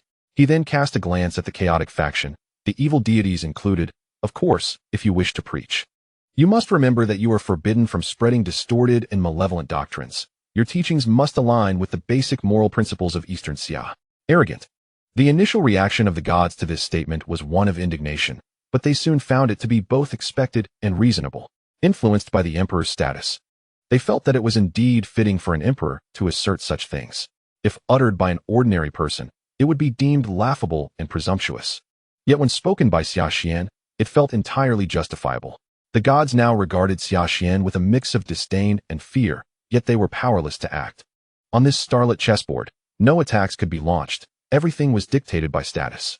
The chessboard defined one's status based on personal strength and their standing in the real world, as well as the recognition of their followers and the populace. If expressed numerically, the status of the Supreme God and the all-seeing eye would be rated as 4, while the other 4 goddesses and a few evil deities would be 3. The remaining high-ranking demons brought in to fill the ranks would be rated as 2 or even 1. As the human emperor of 4 billion people, even nominally, the starlit chessboard acknowledged Xia Xian's status, which was currently rated at 5. When combined with intimidation, his own pressure could reach 6. "Your Majesty, do you know? Before this planet was shattered into 3 pieces, during the age of divine governance, there were nearly 1,000 beings like us, each of them possessing strength not inferior to ours, and many stronger than we are. After that frenzied war, only we remained. The Supreme God recounted the events of that war in her ethereal, holy voice. Do you possess the confidence to utterly crush us? I do not. Nor can I completely obliterate you, Xia Xian replied indifferently. But this is a game where civilization serves as the chessboard and sentient beings as the pieces. We are all players, unable to descend to the field ourselves. What use is your formidable strength? In truth, Xia Xian told a lie. It was they who could not descend to the field, while he would not be bound by such limitations. Xia Xian turned his gaze toward the chaotic faction. Locking eyes with the 100-handed giant, a creature composed of countless arms, towering hundreds of meters high. No wonder the chaotic faction had endured until now. It seemed intertwined with these high-ranking demons or evil deities brought in to fill the ranks. Feeling the weight of Xia Xian's gaze, the 100-handed giant's heart raced. Had my planned arrival been discovered? The demons or evil deities that have been summoned are not true players in this game. They are merely pawns manipulated into this position through cunning schemes by the malevolent gods. They possess only the right to cast dice and make wishes, lacking any true standing. Thus, the Starlight chessboard does not acknowledge their identities. In simpler terms, even if these artificially elevated beings annihilate other civilizations and achieve ultimate victory, the Starlight chessboard will never recognize them as victors. From the moment they cunningly entered the Starlight chessboard, their fate as non-victors was sealed. However, there is a silver lining. These false deities can respond to sacrifices, allowing part of their essence to return to the material realm. And even facilitating their true forms to descend upon reality is not beyond the realm of possibility. Initially, this strategy employed by the evil gods caused significant turmoil for the forces of order. Though these beings are mere impostors, their strength has been augmented to a divine level through the casting of dice, albeit without the requisite status. Mortal beings from the real world are incapable of resisting such divine power, leading to the emergence of divine champions and heroes as the primary force against the evil gods. Yet, unbeknownst to both sides, this move has plunged them into a vicious cycle. In their quest to counter the false deities, the forces of order must select a hero with divine strength and concentrate wishes to enhance that hero's power. However, not every hero can fully mature. Occasionally, poor dice rolls can result in critical mistakes. This has led the gods of order to choose heroes based solely on luck and will, disregarding talent and background. The forces of chaos find themselves in a similar predicament. Although they initially unleash divine power, the emergence of heroes compels them to continue releasing divine entities to maintain balance. Should they cease summoning false deities, the heroes of order would become unstoppable, leading to their own annihilation rather than mere pursuit. Thus, this game has transformed from a clash of civilizations into a confrontation of divine might, starkly opposing the original intent of the game. Individual prowess may crush a civilization, yet it cannot truly obliterate one. As long as a few survivors remain, a civilization retains the potential to regenerate and rise anew from the ashes. Unless their power reaches the realm of ancient solar gods and death deities, which is evidently unattainable, especially given the current world's constraints against such overwhelming strength. This deadlock persisted for a millennium, with both sides striving to break free from the cycle. The goblins on Green Star represented one of the chaotic side strategies. However, today, this cycle was abruptly shattered by the unexpected intervention of the Eastern Xia Kingdom, transforming the circular deadlock into a triangular one. Everyone found themselves deep in thought, contemplating how to ensure their civilization's survival in this game, how to extinguish their opponent's civilizations, and how to emerge as the ultimate victors. This is a game devoid of any compromise, more brutal than war. One civilization may be annihilated, leading to a fate of failure. One may bow beneath another's heel, struggling to survive, or one may trample over all to become the final victor. At this moment, the goddess of knowledge, draped in a pure white robe and adorned with a hood, exuding an aura of intellect, raised her right hand towards the fateful dice above and gently clasped it. In the next instant, the fateful dice appeared in her palm. All eyes turned towards her, eager to see what wish she would make. I hope that this child, Leah, can swiftly become a sage. The melodious and intellectual voice of the goddess of knowledge resonated throughout the chessboard. A sage. Everyone gazed at the goddess of knowledge in astonishment. Even the other goddesses of order were taken aback. The goddess of knowledge aims to cultivate a being of divine strength in one go. In some respects, sages surpass heroes, once adequately prepared. A sage's might can even eclipse that of a god. Moreover, the knowledge of a sage can accelerate a civilization's advancement. In brief, given time for growth. They become akin to a hexagonal mage. As her words echoed, an image appeared in the sky, depicting a red-haired girl clad in a mage's robe, wielding a staff. Beside the image, the number 455 was displayed. The Goblin Slayer squad would undoubtedly recognize her as one of the new adventurers they had rescued from goblins not long ago. A full 455. This figure far exceeds the wish for rapid ascension to Archmage status. The goddess of knowledge cast the dice from her hand, and they gently descended, rolling across the starlight chessboard. Clatter, clatter, clatter. After a few seconds, the fateful dice came to a halt, revealing the number 128. This single throw met the required number of 14, indicating that the goddess of knowledge only needed to roll above 81 for the next 4 throws to successfully fulfill her wish. Once the goddess of knowledge completed her wish, the fateful dice returned to their elevated position. Subsequently, a profound silence enveloped the assembly. No one dared to make another wish. Observing this, Xuan Xia realized that remaining here served no further purpose and thus opened his mind to return to reality. Witnessing Xuan Xia's departure and the dissolution of the 5-clawed golden dragon, the gods understood that a new game had begun. Chapter 35. The heirloom beep, beep.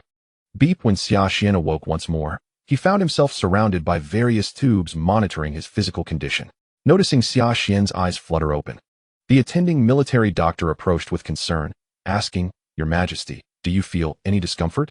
Xuan Xia reached up to remove the breathing mask from his face. "I am fine. Please help me remove these contraptions." "Yes, Your Majesty," the doctor responded, stepping forward to detach the tubes, while a nearby nurse set aside her tasks to assist. After the removal was complete, Xuan Xia dressed and exited the infirmary. He needed to convene another meeting to discuss forthcoming strategies. "Spring, lend me a hand." A nurse leaned on another nurse's shoulder, her legs slightly trembling. "I never expected the Emperor to be so imposing up close," her companion remarked. "Indeed, imposing. Just now, when His Majesty looked at me, my heart nearly leapt from my chest." The nurse began to swoon. "Truly, he is of royal blood. It seems His Majesty is almost 23 and still without an empress. If he hasn't chosen one in 2 years, the state may have to select one for him. I wonder if," at this moment, her companion interrupted, "while you're fantasizing about peaches, could you refrain from leaning on me? I can barely hold up." "Oh." The nurse glanced at her companion, noticing his legs trembling as well. My apologies." The youth of today are so dramatic," the military doctor sighed, turning to leave. As he stepped outside, the doctor cautiously opened his right hand, revealing a strand of black hair. "His Majesty's hair. I am truly fortunate." Were it not for being in another world, he would have eagerly snapped a photo to share on social media. He even envisioned telling his grandchildren in his old age, "Listen, grandchild, your grandfather once saved the life of His Majesty the Emperor, who graciously gifted me a strand of hair. Just look." In the conference room, aside from General Li Ongguo, who was commanding operations outside, all other responsible parties had gathered again, though this time their faces appeared pale, and their legs trembled beneath the table. Observing their haggard expressions, Xuan Xia could not help but inquire, "Why do you all look so drained?" Zhang Ziwen, the head of biological research on otherworldly creatures, timidly raised his hand, stating, "Your Majesty, did you activate a fear-inducing skill?" Upon hearing this, Xuan Xia recalled that he had indeed forgotten to deactivate his fear-inducing skill. He promptly turned it off, inquiring, "Is it better now?" A collective sigh of relief escaped everyone. The oppressive aura emanating from Xuan Xia had been overwhelming, nearly suffocating them. As the expressions of the crowd gradually returned to normal, Xuan Xia spoke up. "I just visited a place known as the Starry Chessboard to partake in that game." After detailing the rules and the 2 factions involved for over 10 minutes, Xuan Xia captivated the audience with the concept of the fate die. The remarkable and potent nature of this die sparked immense interest and desire among all present. "Your Majesty, what wish did you make?" inquired Zhao Dezhizu, the head of the armory, with curiosity. "I wished for Ping Ai to swiftly become a grand magician, requiring a roll of 32, but I rolled a 31. We are just one number short of 32. Does that mean Dr. Ping Ai can rapidly learn to become a grand magician now?" asked Zhang Ziwen, head of the otherworldly biological research department. Xuan Xia nodded in response. "Theoretically, there is no issue, though the effect is slightly lacking. After all, once a wish is made and the fate die is cast, the wish is executed immediately. Whether it is fulfilled depends on whether the number is sufficient." Exchanging glances, the intelligence head, Zwuma Santana, announced loudly, "Qing Feng, connect to Dr. Ping Ai's communicator." "Certainly, Qing Feng at your service," came an electronic synthesized female voice. At Dr. and Ping Ai's location. He was in the magical knowledge repository, and the connection to his communicator was being established. Meanwhile, in the magical knowledge repository, an elderly man with a youthful face and gray hair, clad in a white coat, sat on the ground engrossed in a blue spellbook. His expression was one of excitement. So that is how it is. Oh, this earthen puppet is quite intriguing. Despite being a mere mass of soil, its intelligence reaches the level of weak artificial intelligence, comprehending most simple commands. For some inexplicable reason, the previously obscure magical knowledge has suddenly become straightforward. Now, these magical concepts appear as simple as physics formulas to me. Nearly every spell I grasp after just 2 readings, even though they are of mid to low tier. This is remarkable. An advanced version of magical scrolls, etching runes onto a special material for reusable purposes. The magician who devised this theory is undoubtedly a genius. Doctor. And Ping Ai's aged hands trembled slightly as he eagerly turned to the next page, yearning to see this technology. However, disappointment struck as the subsequent pages detailing this technology had become blurred, with some pages entirely missing, marred by the marks of some monstrous bite. Alas, what a pity. If this technology existed, crafting a large humanoid mech would be no challenge at all. Suddenly, the communicator in his ear beeped, followed by the electronic synthesized voice. Doctor. And Ping Ai, you have an incoming call from the director, connecting now. Doctor and Ping Ai pressed a button on his communicator and asked, what is it? Doctor and Ping Ai, do you currently feel that learning magical knowledge has suddenly become simpler? How do they know this? He wondered aloud. Indeed, it has become exceedingly simple. I feel as if I'm learning high school physics. I estimate that in about 10 days, I can begin developing the 2nd-generation extreme single-soldier magical energy mech, Doctor replied. That's good to hear. Wait, I would like to inquire if this change in me is attributed to His Majesty? He continued, of course, if it involves confidential matters. Consider my question disregarded. Initially perplexed by his newfound ease in learning magical knowledge, Dr. and Ping Ai had not yet reported the changes when the director called to inquire about his status. The alteration he was experiencing was likely the Emperor's doing. After a brief silence, a deep, authoritative male voice resonated from the communicator. Indeed, it was I who granted you this. If all goes well, the effects you experience may double, or even quadruple, should fortune favor you. Recognizing the voice as Xuan Xia's, only the Emperor could command such an imposing presence through mere sound, Doctor. And Ping Ai expressed his gratitude. Your Majesty, I am profoundly thankful for your grace. In a moment of weariness, he added, I just finished a chapter of 3,000 words. But it remains unrefined, which may affect its reception.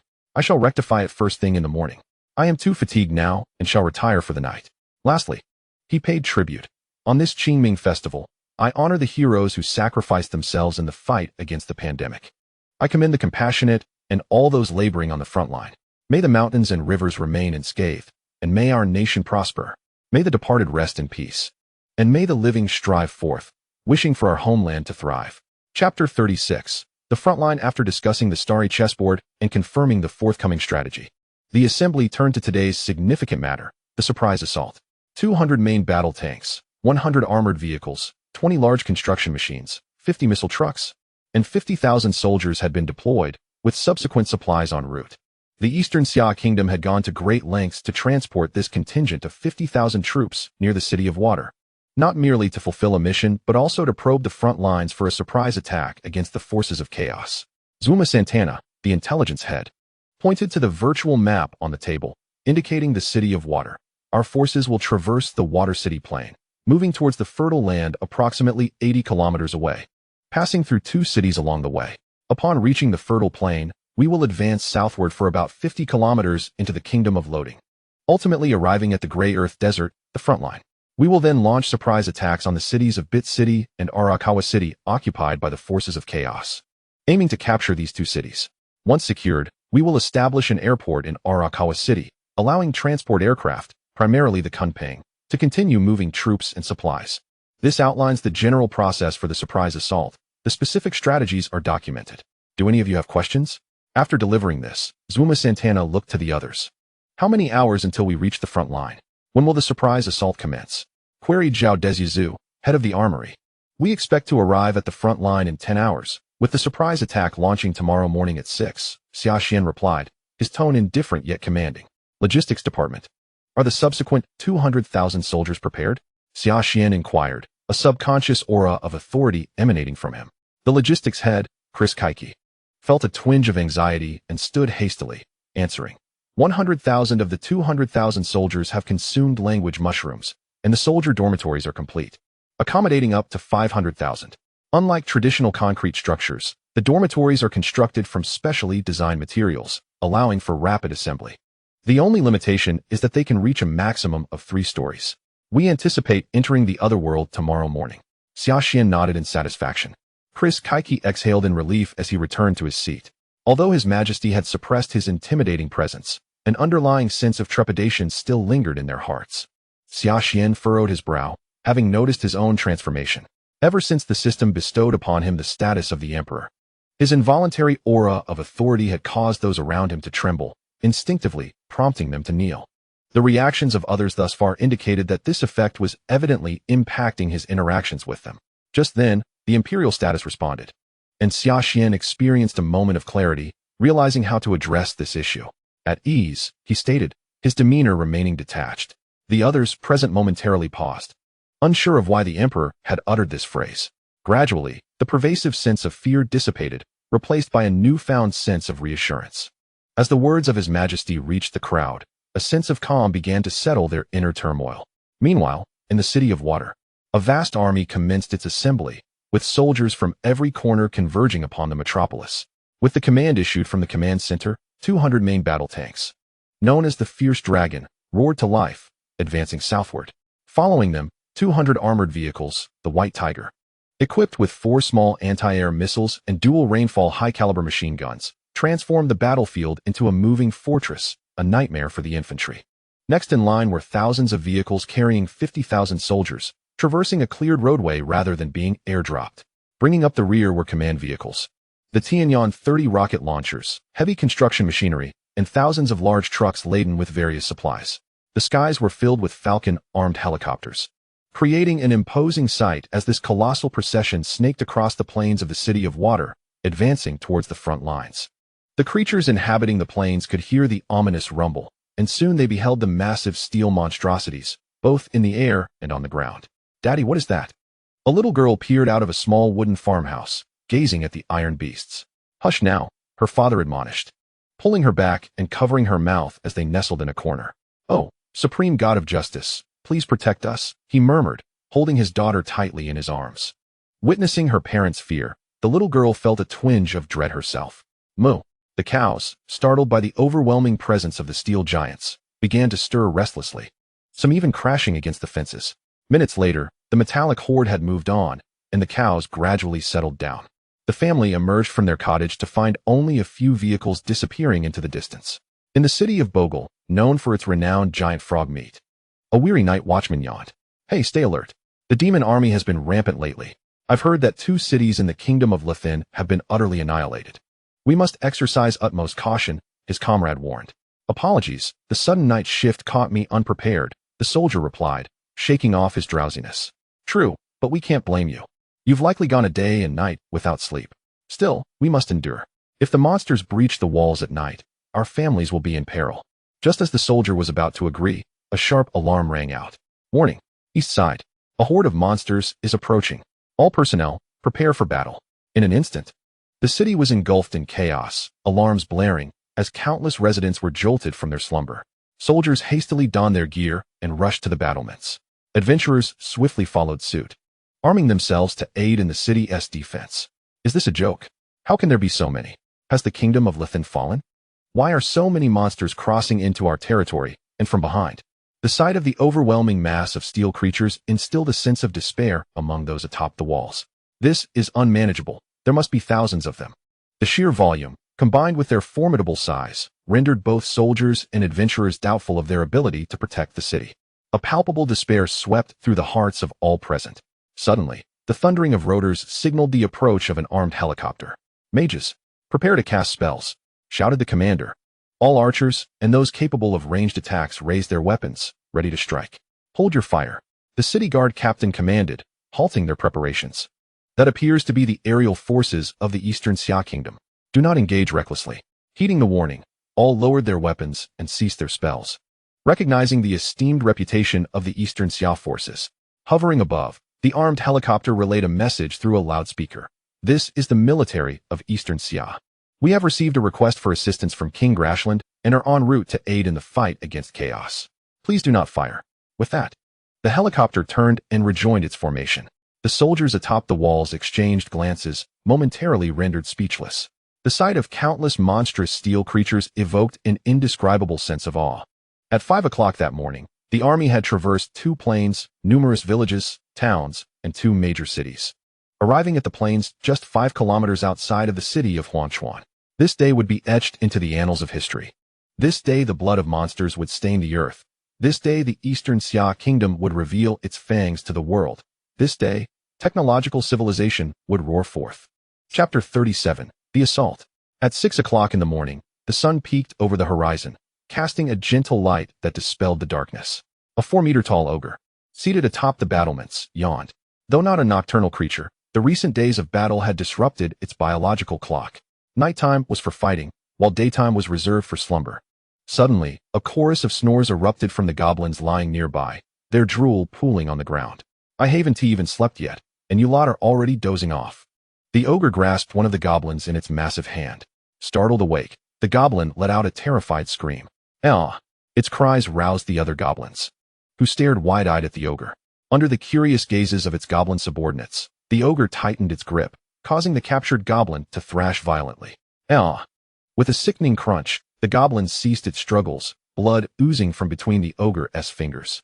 This is the fate of the lazy. The ogre disdainfully discarded the mangled goblin to the ground. The sight of their fallen comrade sent shivers through the remaining goblins, who straightened up, fearful of becoming the next casualty. Humph! The ogre snorted, knowing these goblins required discipline. Though timid and cowardly, they served well as cannon fodder, instilling an inexplicable fear in the forces of the order, particularly among novice soldiers and adventurers. Boom! A deafening explosion echoed nearby, prompting the ogre to instinctively turn towards the source of the sound. Upon looking, it was met with a blinding orange light. A shell struck the ogre's massive frame, obliterating its head and torso, leaving only its limbs intact. Such grievous injuries were beyond even divine intervention. Creatures on the walls with keen eyesight turned to face the direction of the noise, where hundreds of steel monstrosities emerged, as if descending from the blazing sun. Appearing on the horizon, a grotesque creature, adorned with numerous mouths and eyes, hastily sprouted 7 or 8 enormous mouths, bellowing, "Enemy attack."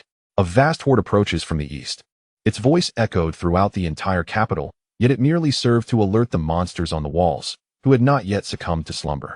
The creatures within the city, resting peacefully, remained undisturbed, sprawled on the ground in deep sleep. Indeed, its call was not meant to rouse the slumbering monsters, but to awaken a species known as the multi-worms, tasked with rousing their sleeping brethren. In the heart of the capital, the plaza was a macabre spectacle, teeming with the skeletal remains of humanity, bones of the elderly, the young, men, women, and children, all piled high, reaching nearly 2 meters. A colossal beetle lay upon the mound of bones, its terrifying mandibles gnawing at the remnants of a female human corpse. Enemy attack. A vast horde approaches from the east. Upon hearing the alarm, a multi-worm trembled, lifting its head to emit a sharp, piercing cry. Soon after, its abdomen manifested a series of human fist-sized orifices, from which countless diminutive multi-worms emerged, soaring into the sky. The insects instinctively sought out nearby monsters, gently biting the arms of each sleeper to awaken them. Naturally, some of the more irritable creatures swatted the tiny multi-worms away with contempt. Stop! Armor-piercing rounds. Aim for the city wall. With this command, 200 Dragon-class main battle tanks halted a kilometer from the wall, their cannons adjusting direction to target the fortifications. Prepare. Fire. A thunderous explosion ensued as the cannons unleashed a blinding yellow flame, sending a barrage of armor-piercing shells tearing through the air toward the walls and the monsters beyond. The imposing city walls crumbled like tofu under the onslaught of 200 projectiles, exposing the structures and creatures within. Countless shells rained down upon the capital, followed by a cacophony of relentless explosions. The resounding blasts awakened all the monsters from their dreams, filling the air with the stench of blood and gunpowder. Flames and black smoke erupted throughout the city as war reignited after a month-long lull. Unlike before, the roles had reversed. Humanity now took the offensive while the monsters found themselves on the defensive. Humans became the hunters, while the monsters were reduced to prey. In the central castle of the capital, A remarkably handsome man opened his eyes. The pair of jet-black bat wings sprouting from his back marked him as a high-ranking demon. He tilted his head slightly to the right, his crimson eyes emanating a faint blue glow, piercing through the walls to behold the metal monstrosities outside the city. What is this? 50 kilometers away, the Tianyan-30 missile launchers were poised. Coordinates confirmed, Tianyan missiles ready. Upon receiving the command, 30 missile vehicles began to elevate their 5-meter-long missiles, aiming skyward. Secondary coordinates confirmed, trajectory calculations complete. With data finalized, the command center issued the final directive. Tianyan-30 missiles. Target the city of Arakawa, launch. With a single command, the launch buttons were pressed in unison. Boom. Whoosh. 30 Tianyan-30 missiles soared into the sky, trailing immense flames and leaving a white streak in their wake. Meanwhile, in the command center, a general voiced concern. Sir, launching so many Tianyan-30 missiles at Arakawa could level the city. Do we not wish to retain it? No, Liangguo shook his head. Drawing a circle around Arakawa on the virtual map, what we seek is this strategic location, a crucial juncture connecting 3 nations. Allowing our soldiers to enter the city and engage the monsters in close combat could lead to significant casualties. The most prudent course is to obliterate all structures within. Then launch our assault on Arakawa without the hindrance of obstacles amid the rubble. Besides, the humans inside have already been slaughtered by the monsters. We have no qualms about using missiles to cleanse the area. Even in this foreign world, Liangguo adhered to his established combat style. First, a missile barrage to clear the area, followed by a relentless bombardment, and then the advance of tanks and armored vehicles. After securing the ground, soldiers would defend the position. Liangguo's approach resulted in the lowest casualty rate among his troops in Dongxia, albeit at the cost of exorbitant military expenses. Chapter 38, High-Ranking Magic Crack. A ogre heaved a stone off its body, covered in a myriad of wounds. Had it been any other creature, it would have perished. What on earth happened? How did the walls collapse? At that moment, other surviving monsters pushed aside the debris, pinning them down, crawling from the ruins. Most of the surviving creatures, ogres, octopods, earth dragons, and flame lizards, were known for their thick hides. The bewildered monsters gazed at the shattered walls and the rubble beneath their feet. Where are the walls? It was so massive before I slept. How could it vanish? Bang! Before they could gather their thoughts, a colossal object plummeted from the sky, crashing into the ruins and kicking up a cloud of dust. What is happening? What kind of attack possesses such destructive force that it could obliterate the walls? A voice, ambiguous in gender, resonated within the monsters' minds. As the smoke cleared, a gigantic slime, towering 4 meters high, emerged before them. We know not, Great One. We only heard a loud explosion, and then everything here was shattered, replied an octopus creature, waving its tentacles. Is that so? The slime concentrated its mental energy toward the direction of the collapsed wall, perceiving a steel monstrosity half its height, with similar iron birds filling the sky. Before it could delve deeper into its investigation, another deafening blast rang out. Boom! Within its mental probe, numerous steel monstrosities emitted waves of heat energy, triggering an acute sense of impending doom. 200 shells soared once more, but this time they were not armor-piercing rounds. They were raindrop-shaped high-explosive shells. Although these shells lacked the penetration power of standard artillery, their destructive radius was formidable. The raindrop-shaped high-explosive shells boasted dual explosions. The initial blast scattered smaller bombs in all directions, followed by a series of additional detonations resembling raindrops splattering upon the ground. As the slime sensed dozens of projectiles hurtling toward it at breakneck speed, it had no time to react. Boom, boom, boom. 200 raindrop-shaped high-explosive shells rained down upon the ruins, engulfing half the city in flames and unleashing a torrent of continuous explosions. The majority of monsters that had survived the initial bombardment were utterly annihilated in the wake of the high-explosive shells. In this devastated area, only 3 high-ranking monsters remained: the slime, a lich, and a stone giant. Yet before they could catch their breath, a new wave of explosions erupted. Boom, boom. This round of explosions lacked the ferocity of the previous ones, but was incredibly dense, nearly covering every inch of the ruins. The consecutive detonations shattered the wooden beams and stones of the wreckage, revealing the underground sewer system of the capital in some areas. Fortunately, I prudently cast 3 defensive spells upon myself. The lich wiped non-existent sweat from his skull. What on earth is happening? Where is this assault originating from? The relentless onslaught left one breathless, but thankfully, it has all passed. Suddenly, a peculiar rumble echoed above him, and the lich cast his gaze skyward. Wait, what is that? 30 Eye of Heaven missiles pierced through the clouds, hurtling towards the city of Arakawa from above. Meanwhile, in another part of the castle, the high-ranking demon Griffin had just detected the enemy's position when an icy chill enveloped him. Dark shield. Arcane energy surged wildly, and in an instant, a spectral purple shield materialized above him. As a high-ranking demon, he required no incantation to unleash such a moderate spell. Boom. The magic was barely released when a deafening explosion and flames engulfed him. Crack, crackle, bang. The ethereal shield shattered almost immediately under the force of the explosion, transforming into tiny purple motes as the massive blast swept over the entire castle, reducing its stones to rubble. Boom, boom, boom, boom, boom, boom, boom, boom. The Eye of Heaven missiles struck down, unleashing a cataclysmic explosion that consumed the entire metropolis, obliterating countless monsters alongside the remains of tens of thousands of humans in an instant. This city, with a history of 5 centuries, succumbed to 2 rounds of bombardment and was utterly reduced to ruins, with not a single structure left intact, not even the underground sewers, which were mostly collapsed. This is the warfare of technological civilization, devoid of stirring battle cries or visceral clashes. It is only guns and cannons, smoke and flames. Once the enemy's position is revealed, they are met with a deluge of missile strikes, employing every means of destruction without granting a moment's respite. As the smoke cleared, the main battle tanks of the Xiaolong advanced, followed closely by armored vehicles and soldiers. Bang! A shadow burst forth from the rubble, and high-ranking demon Griffin flapped his wings, hovering in midair. The explosion had rendered his once magnificent cloak tattered and torn. Is it you? Griffin gritted his teeth. He could scarcely articulate his current emotions.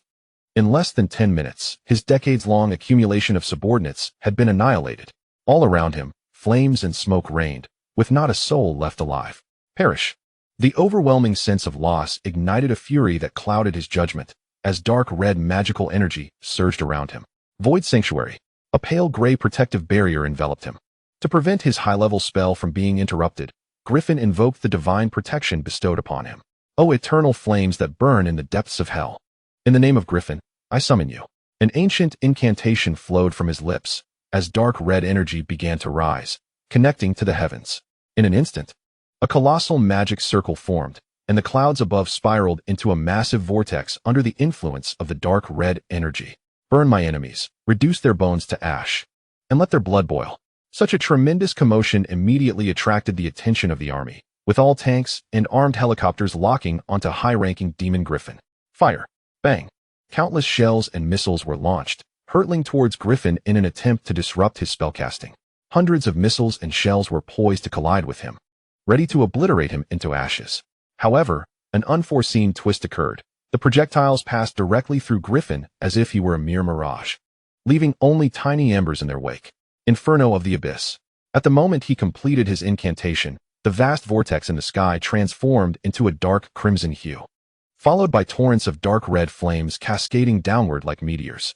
They descended upon the smoke-filled ruins, ultimately morphing into a variety of fiery monsters. Chapter 39. Can it even turn? Ha ha ha ha. Before the fire elementals, immune to both flame and physical assault, high-ranking Demon Griffin laughed maniacally. To cast this high-level spell, he had expended nearly 23% of his magical energy to summon these hundreds of fire elementals. This technique was one he frequently employed against the Order races, as not every mage possessed mastery over water or ice magic. The majority of foes caught in the fury of his spell would find themselves overwhelmed by the fire elementals, whose immunity to physical attacks left them floundering. He could already envision the humans succumbing to the fire elementals, their bodies ignited, flesh and blood consumed by flames, until even their bones turned to dust. Just like his army of hundreds of thousands of monsters, they would vanish from this world without a trace, without a shred of resistance. Hundreds of fire elementals charged towards the Xiaolong main battle tanks, their forms grotesque and varied, some with massive wolf heads and human legs, others with human torsos and chicken legs, and some comprised entirely of legs, while others resembled amorphous blobs. Their appearances were bizarre and utterly unrestrained, with many being so hideous that a mere glance could induce mental anguish. Suspected elemental life forms approaching, armored vehicles and soldiers retreat. With the command from headquarters, armored vehicles and soldiers began to withdraw slowly. Unlike the heavily armored tanks, they had poor fire resistance. Tank droplets prepare high explosive shells, armed helicopters prepare air-to-ground missiles.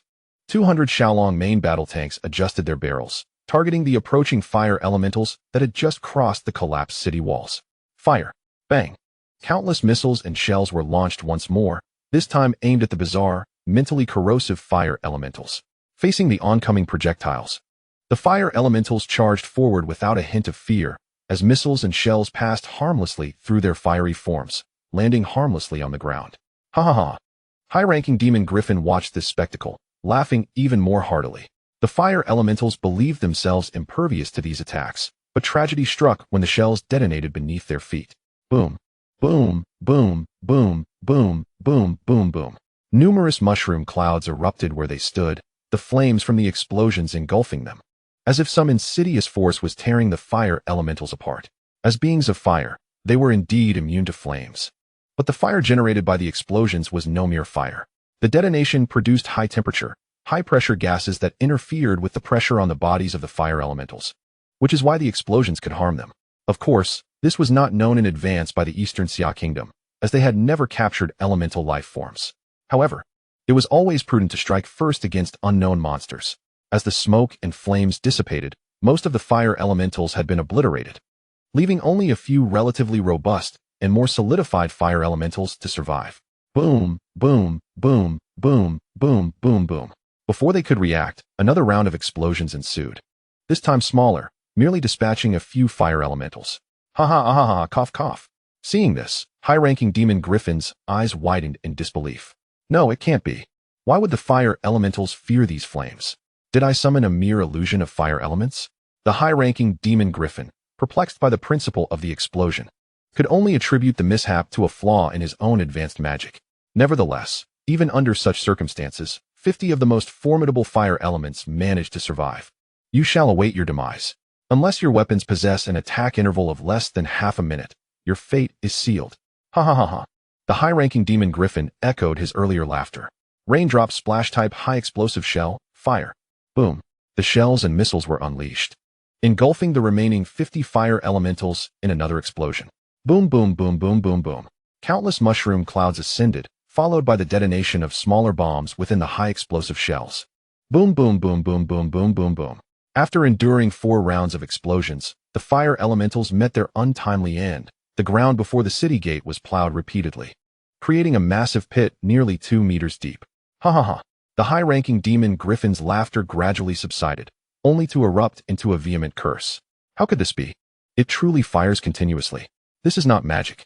Why does an attack of such potency, akin to high-level magic, have such a short interval? At that moment, the void shield surrounding him began to dissipate, signaling that time was running out. Remember this. Do not think this is the end. The high-ranking Demon Griffin cast a spiteful glance at the steel monstrosities and, seizing the moment they had just attacked, flapped his wings and took flight. Boom, boom, boom. Just as he broke free from the void shield, the prepared snipers of the pioneers squeezed the triggers. Nearly 50 armor-piercing rounds surged forth, spiraling into small whirlwinds as they hurtled towards the fleeing high-ranking Demon Griffin. Sensing danger, Griffin hastily changed direction, narrowly evading the incoming bullets. It was a formidable challenge to strike a fast-moving target with unpredictable trajectories using a sniper rifle. It relied heavily on luck. Indeed, it all comes down to my Xia. Xia loaded a bullet radiating green light into the Pioneer sniper rifle. At that moment, she donned a set of Pioneer exoskeleton armor, a reward for presenting an ancient spellbook discovered during her exploration of ruins the previous day. Oh, all-powerful spirit of the winds! With the atmosphere as your bow and brilliance as your arrow, Xia intoned an ancient incantation, her green magic swirling and coalescing within the Pioneer sniper rifle. Channel the strength of my will, guide my attack, and shatter the distant enemy. Boom. Pulling the trigger, a green streak of light shot forth, propelled by a fierce gale towards the retreating high-ranking Demon Griffin. Not yet.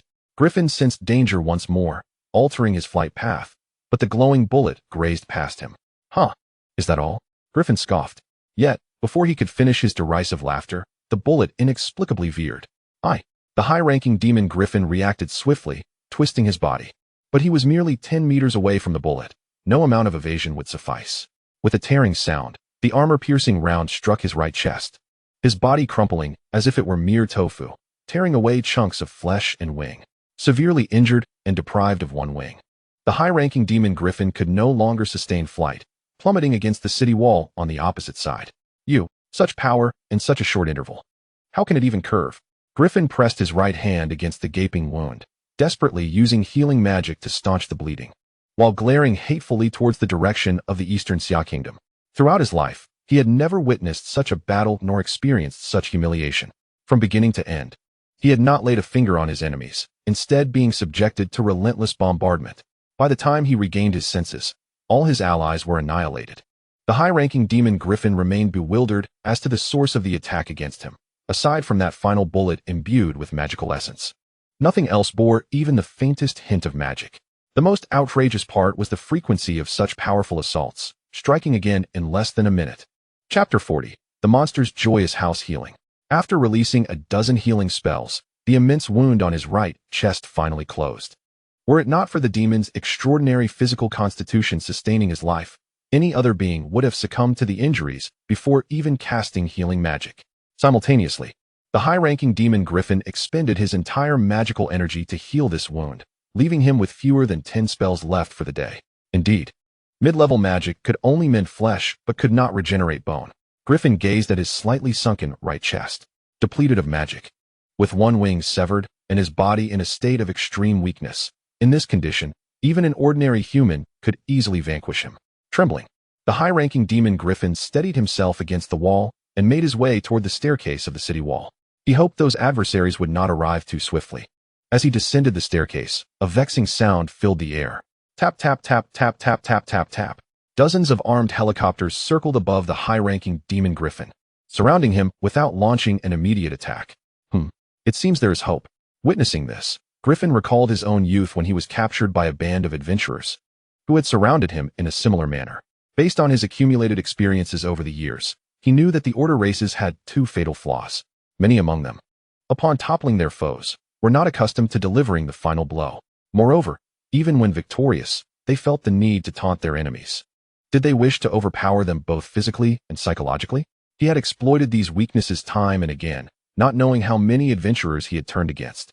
With this in mind, Griffin quickly devised a strategy. If he could take one of them hostage, he might have a chance to escape. However, in his current state, he could scarcely contend with an ordinary human, let alone capture a hostage.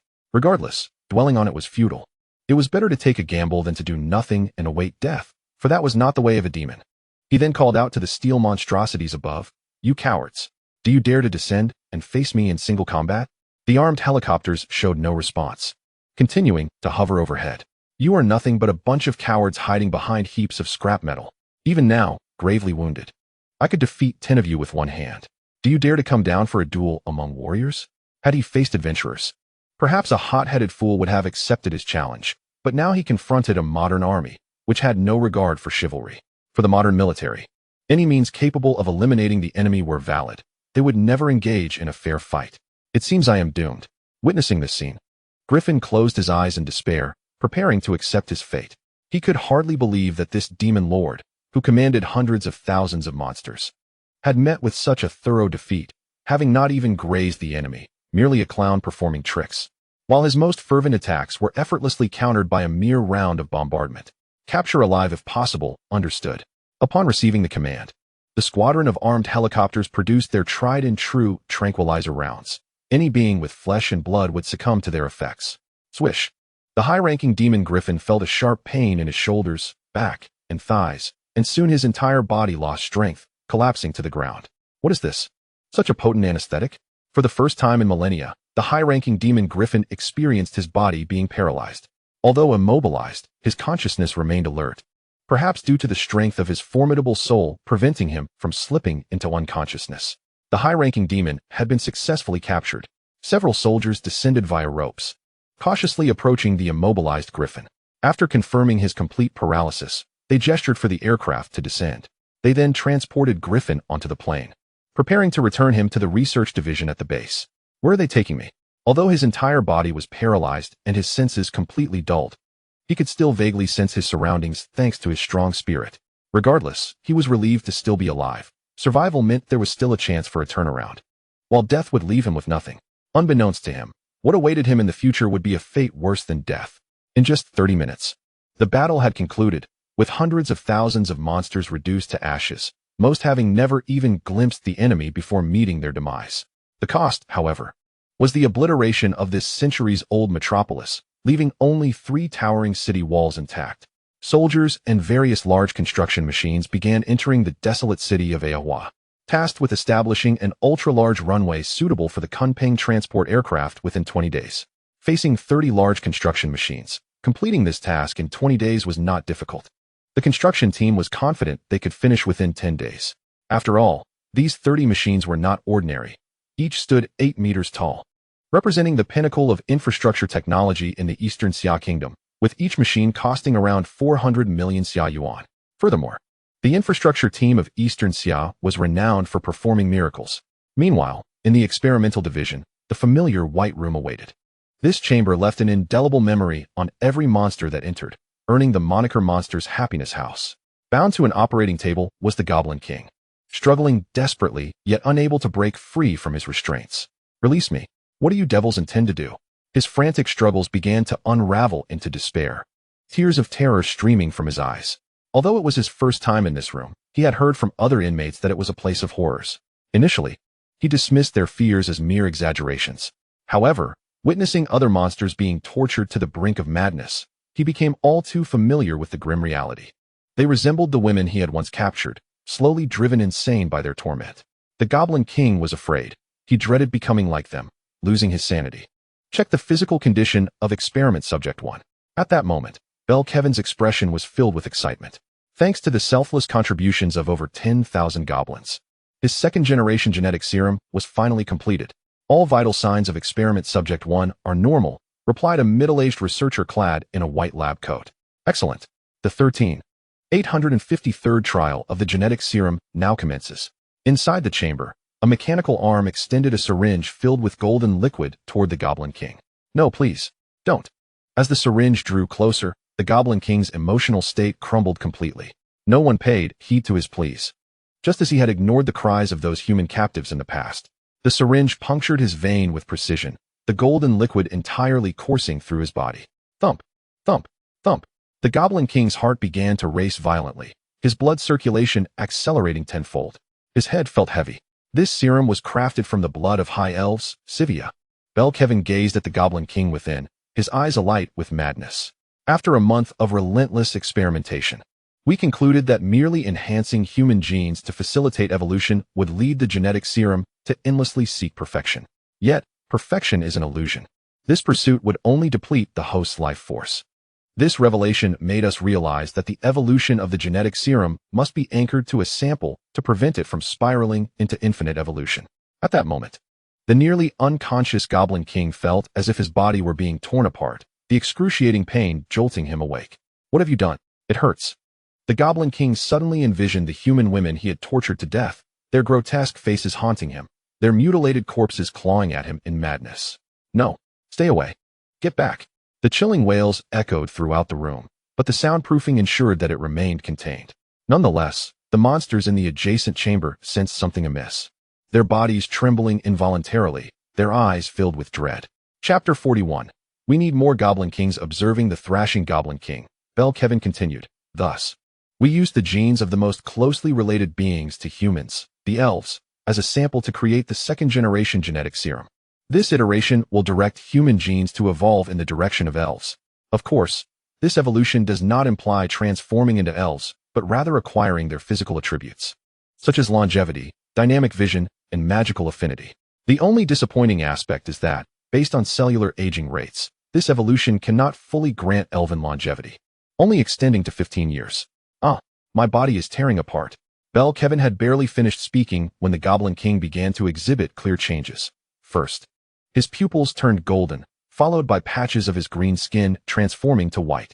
Kevin noted the Goblin King's new appearance, shaking his head. "Experiment Subject 1. You seem even uglier now." The Goblin King, consumed by agony, paid no heed to the mockery, his mind far too preoccupied with the torment he was enduring. The excruciating pain made him wish for death, yet he lacked the strength even to bite his tongue. Half an hour passed, and the transformation persisted. Under normal circumstances, the Goblin King would have fainted from the pain, but for reasons unknown, he remained conscious despite the intensity of his suffering. At this point, his skin had turned completely white, smooth and no longer the rough, repulsive texture it once was. Though you have become paler and your skin smoother, experiment subject 1. You still remain quite unattractive, Kevin remarked, disappointment evident in his tone. Indeed, the Goblin King's white skin did not enhance his appearance. Rather, it rendered him a ludicrous sight. Dr. Kevin, experiment subject 1's body is beginning to collapse. It is expected to reach a critical point in 5 minutes, reported the researcher monitoring the Goblin King's condition. According to reason, evolution should have reached its conclusion by now, yet his condition evidently suggests otherwise. Could it be that the dosage was excessive? Kevin turned to another researcher and inquired whether the Goblin King's level of evolution had weakened. The pace of evolution had indeed slowed, but it had not ceased. The researcher responded, "It seems highly likely that an overabundance of dosage was the cause. However, this experiment at least demonstrated that the second-generation genetic elixir is significantly milder than the first." 5 minutes later, the Goblin King's skin began to ooze blood, as numerous capillaries ruptured within his body, leading to a complete collapse of his biological functions. He then ceased to struggle and drew his final breath. It appears that this experiment has failed, but it has at least confirmed that this method is viable. Everyone began to document the data from this experiment. Once the records were complete, Kevin instructed his assistant to draft a report for the higher-ups, emphasizing the need for more Goblin Kings. Moments later, this news reached the headquarters of the Falcon-armed helicopter brigade, where the commanding colonel erupted in furious expletives. "Ordinary monsters are one thing. But you expect us to capture a few Goblin Kings for you? Does the research department think that Goblin Kings are merely ordinary goblins? You might not find even one among tens of thousands. Have them consult the Goblin Breeding Center and instruct them to breed one from a pig." Just a kilometer away from the city of Harakawa lies Bit City. Bit City, located in the abyssal canyon of the Abyssal Mountains, serves as the sole passage connecting the territories of the Chaos and Order factions. Here, fierce battles have erupted, with the 10 Kingdoms assembling nearly 50,000 troops and 50,000 adventurers to launch a full-scale assault on Bit City.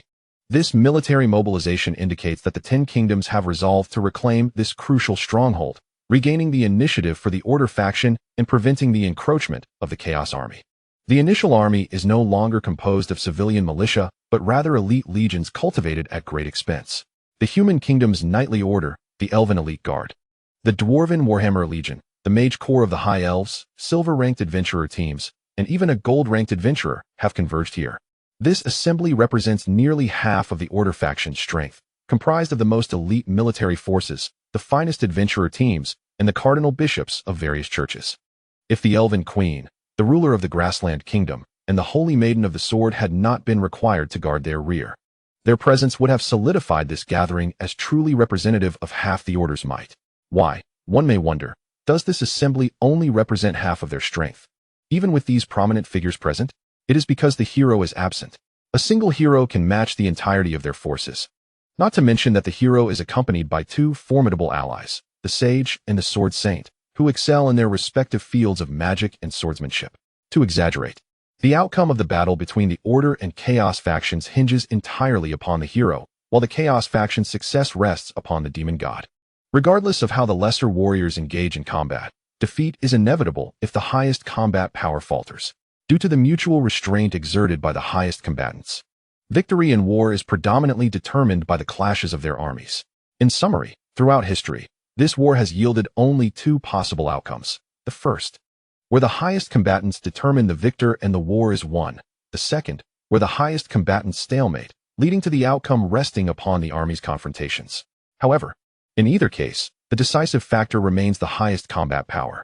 This is the result of the gods falling into a vicious cycle, where none dare to cease the cultivation of their highest combatants in favor of fostering civilization, as nurturing a civilization takes significantly longer than developing a peak combatant.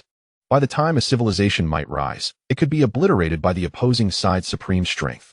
At this moment, the hero's party is preoccupied with pursuing the shadowy figures that have fled into the Order's territory, preparing a ritual to summon the 100-handed giant, rendering them unable to participate in this battle.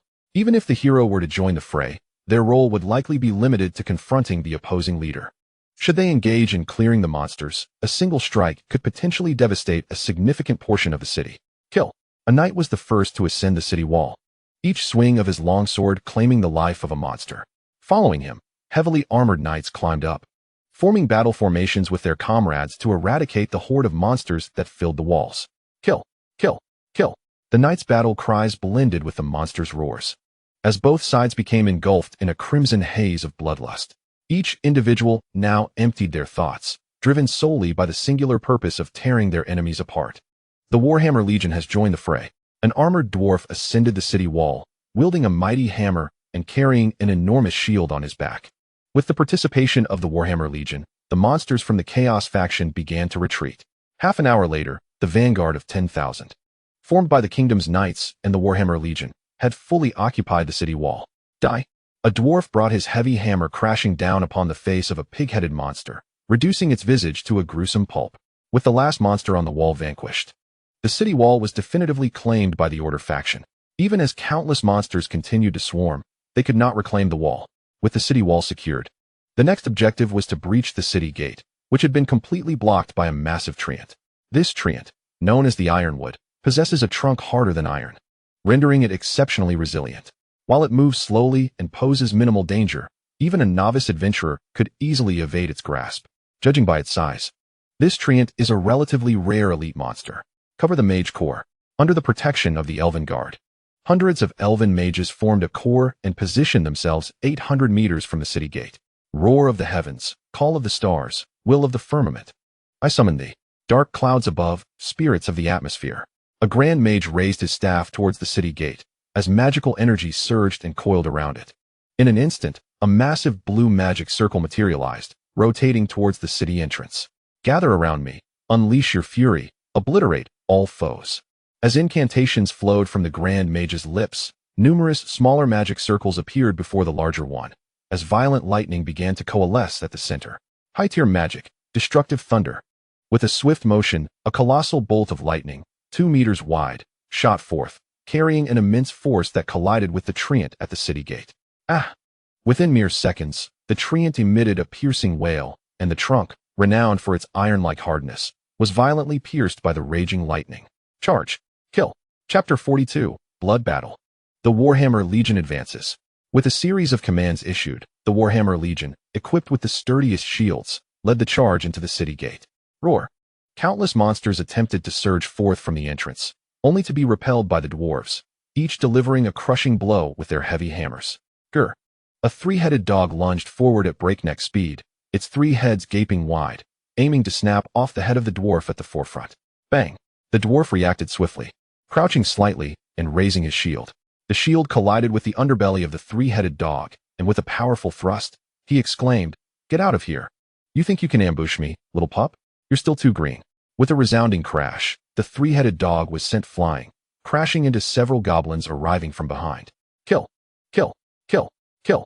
The battle cries resounded once more, as blood and corpses rapidly covered the city gate, the majority being goblins and lesser pig-headed monsters. Within mere minutes, the city gate had been entirely seized by the Warhammer Legion. Simultaneously, the Elven Guard and mages began to ascend the walls. The Elven Guard excels in combat within forest terrains, with each Elven Sentinel possessing exceptional archery skills and formidable close combat abilities. Their primary objective is to eliminate the sorcerers and numerous insect-like creatures of the enemy, thwarting their attempts to cast spells or unleash their inherent talents that could inflict significant casualties upon our forces.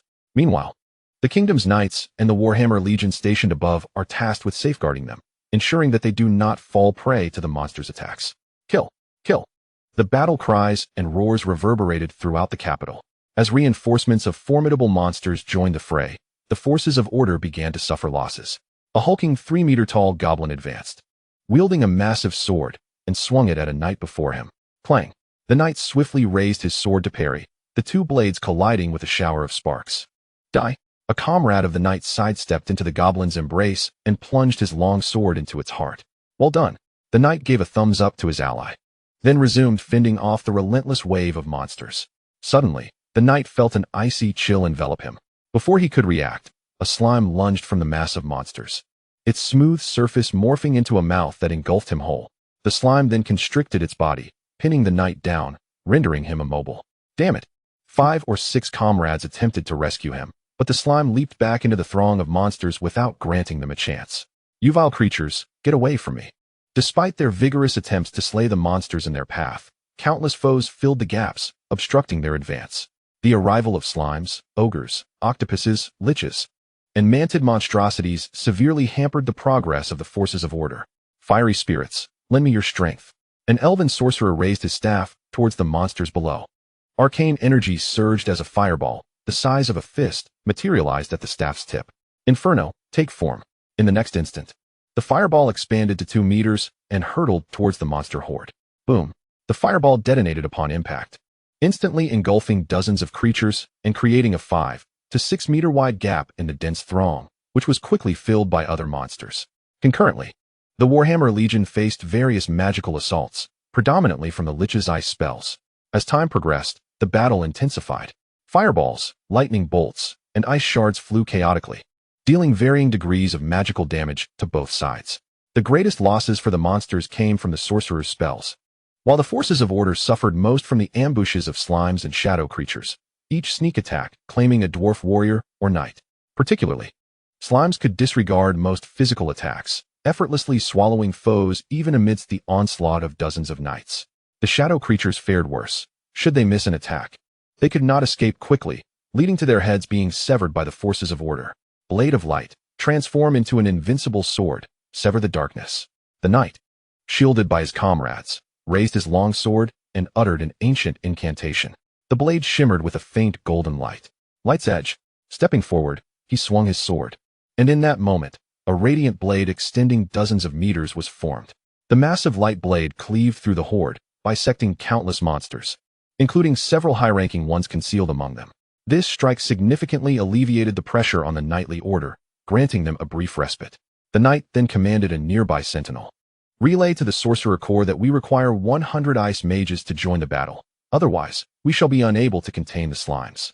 These slimes posed an insurmountable challenge, their immunity to physical attacks rendering the knights frustrated. Though the knightly order possessed magical abilities, their spells could not be cast instantaneously, and often, the slimes would evade before the magic could be unleashed. Yes, with the sorcerer's arrival, the slimes no longer wreaked such havoc. They could no longer roam freely through the ranks of order without fear. Almost every time they attacked, they were intercepted by other knights, who would then freeze them into ice blocks, swiftly shattering them to death. Of course, this also meant some sorcerers ventured deeper into the fray, and without the heavy armor of warriors, they were easily slain by a single strike from a monster. Some of the more intelligent slimes even targeted the sorcerers directly. Roar. Kill. The battle grew increasingly frenzied, a relentless tide of monsters crashing against the forces of order.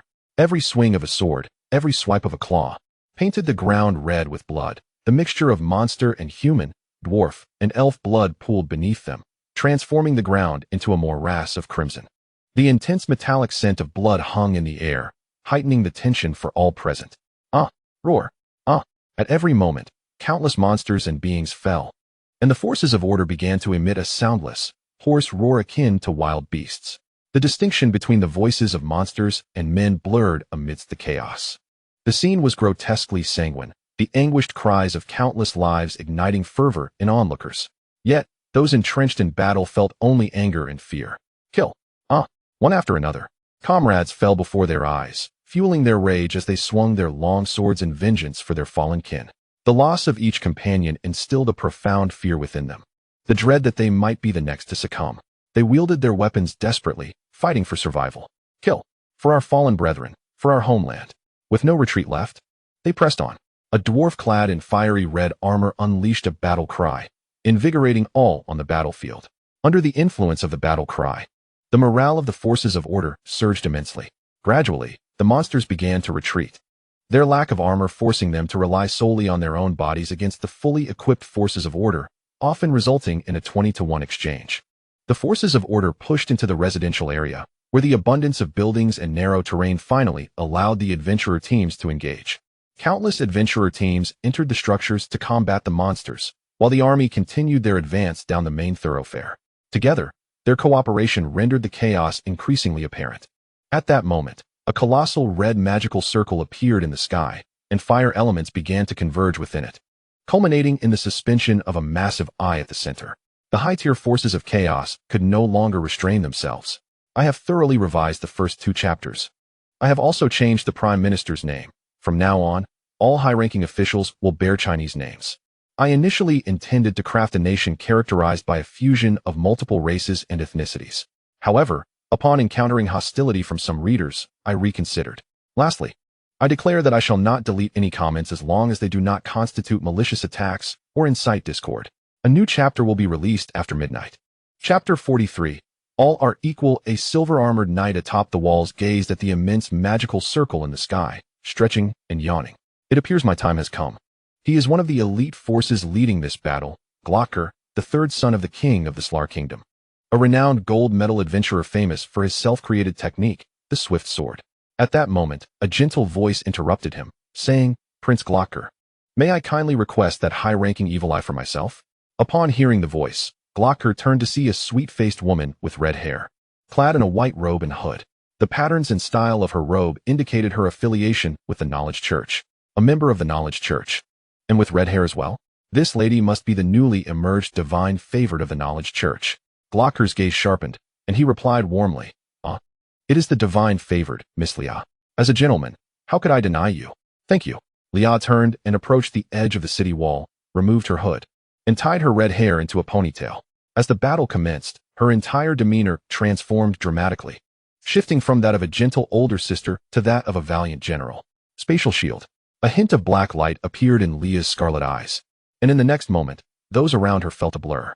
Her form vanished from her original position, reappearing in midair 10 meters away.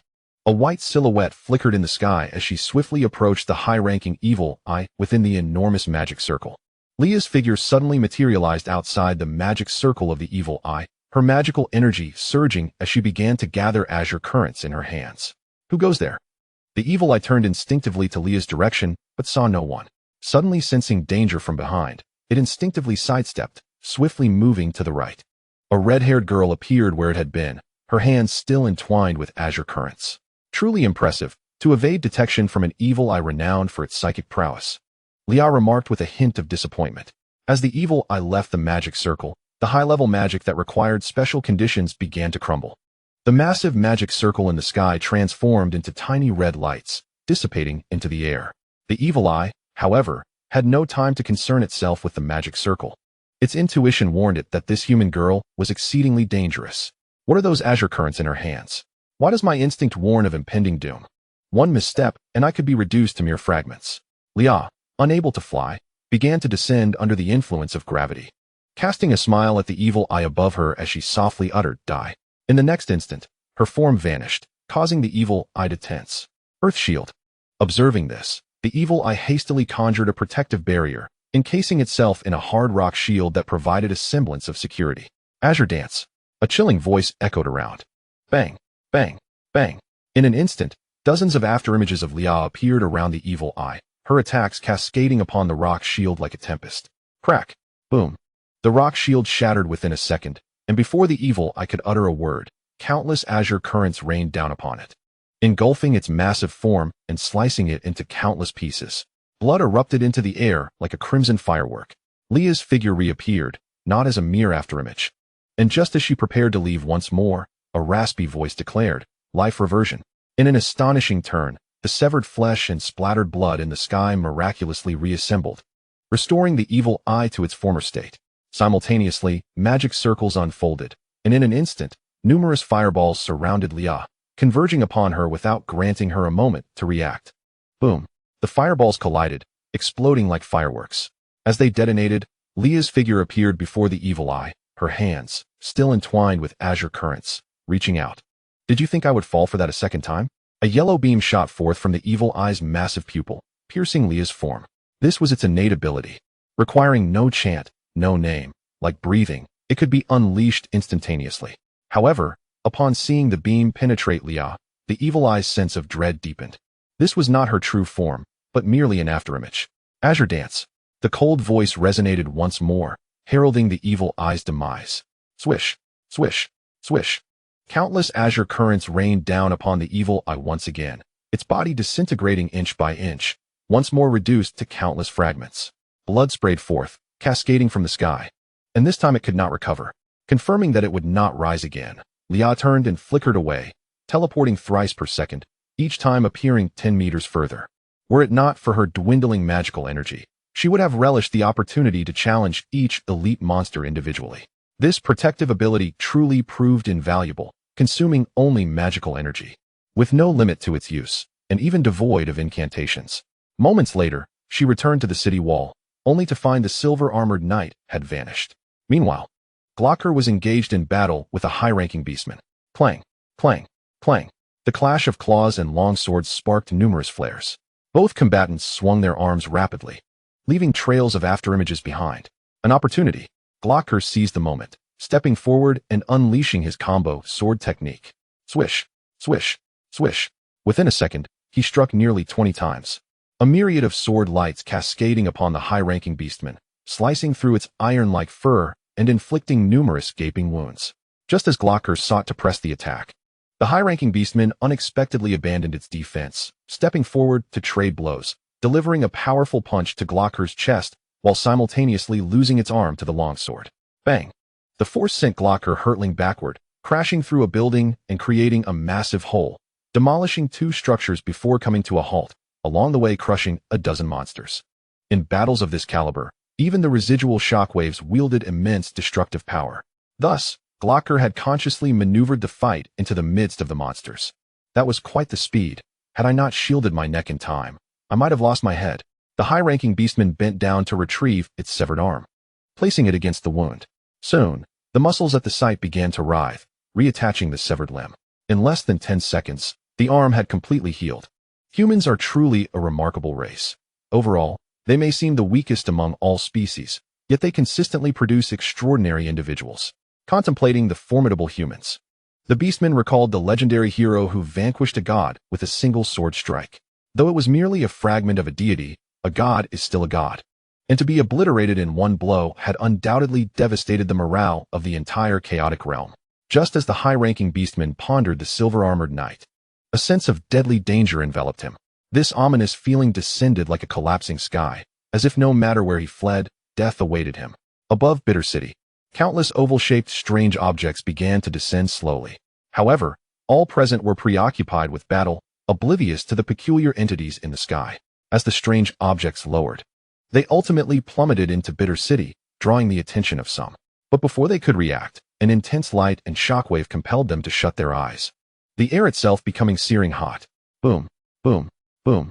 Aside from the residential areas and the city gate where the forces of order had gathered, nearly every other location was instantaneously engulfed by small mushroom clouds. The raging flames devoured all monsters, be they high-ranking, mid-tier, or lowly creatures. Even the esteemed higher-order beasts could not withstand this cataclysmic inferno. The majority lacked even the capacity to survive, rendering them incapable of uttering cries. The thunderous explosions became their lamentations. In this moment, all was equal. Chapter 44, Run. The landscape revealed an unprecedented equality, as the forces of chaos and order, who moments ago were locked in deadly combat, ceased their actions as if petrified by the gaze of the ancient creature Medusa. The battlefield, once filled with battle cries and roars, fell into an eerie silence, leaving everyone mute. A faint rumble resonated above, prompting the keen-eared elves and certain monsters to look skyward. A colossal iron behemoth, far larger than any dragon, broke through the clouds, surrounded by dozens of smaller steel constructs. This was an aircraft of the same scale as the mythical Kunpeng, yet it was not a transport vessel but a multifunctional weapons platform. Armed with an array of devastating ordnance, including neutron bombs, atomic bombs, hydrogen bombs, dirty bombs, and nuclear missiles. Known as the Doomsday Aircraft, its primary function was to serve as a nation's supreme aerial command center in the event of large-scale nuclear conflict. The highest echelons of leadership could maintain close communication and command over their nuclear arsenal from within this aircraft.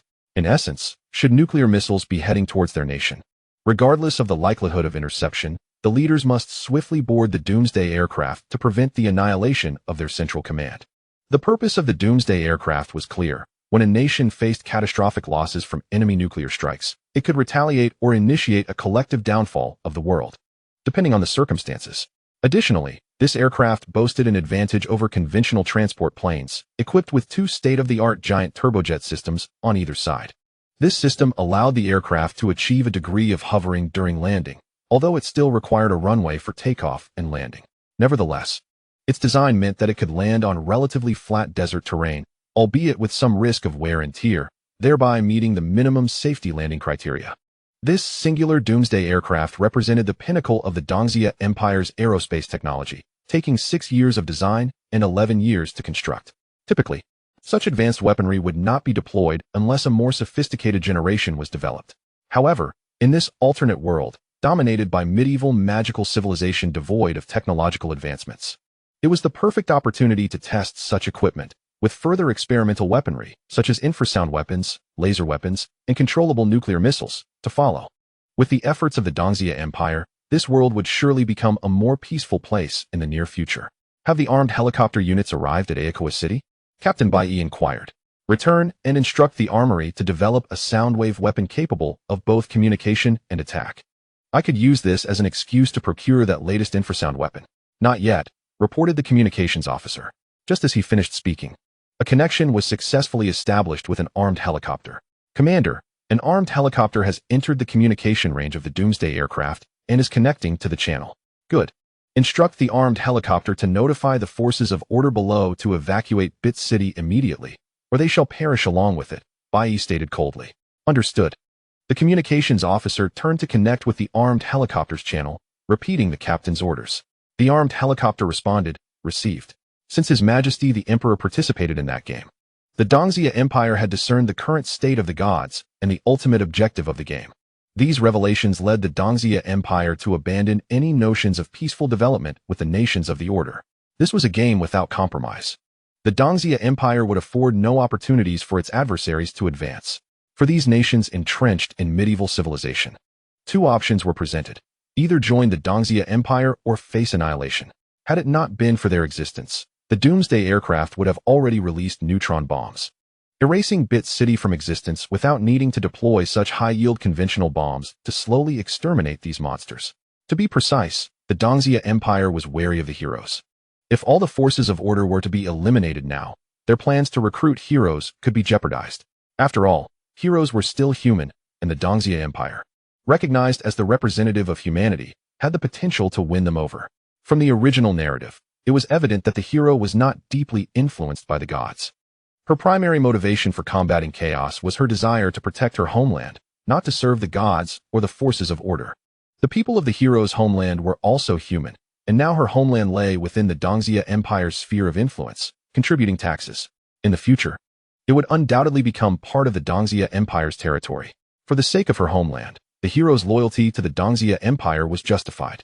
Minutes later, the armed helicopter arrived at Bit City, where everyone had regained their senses, yet the battle had not resumed.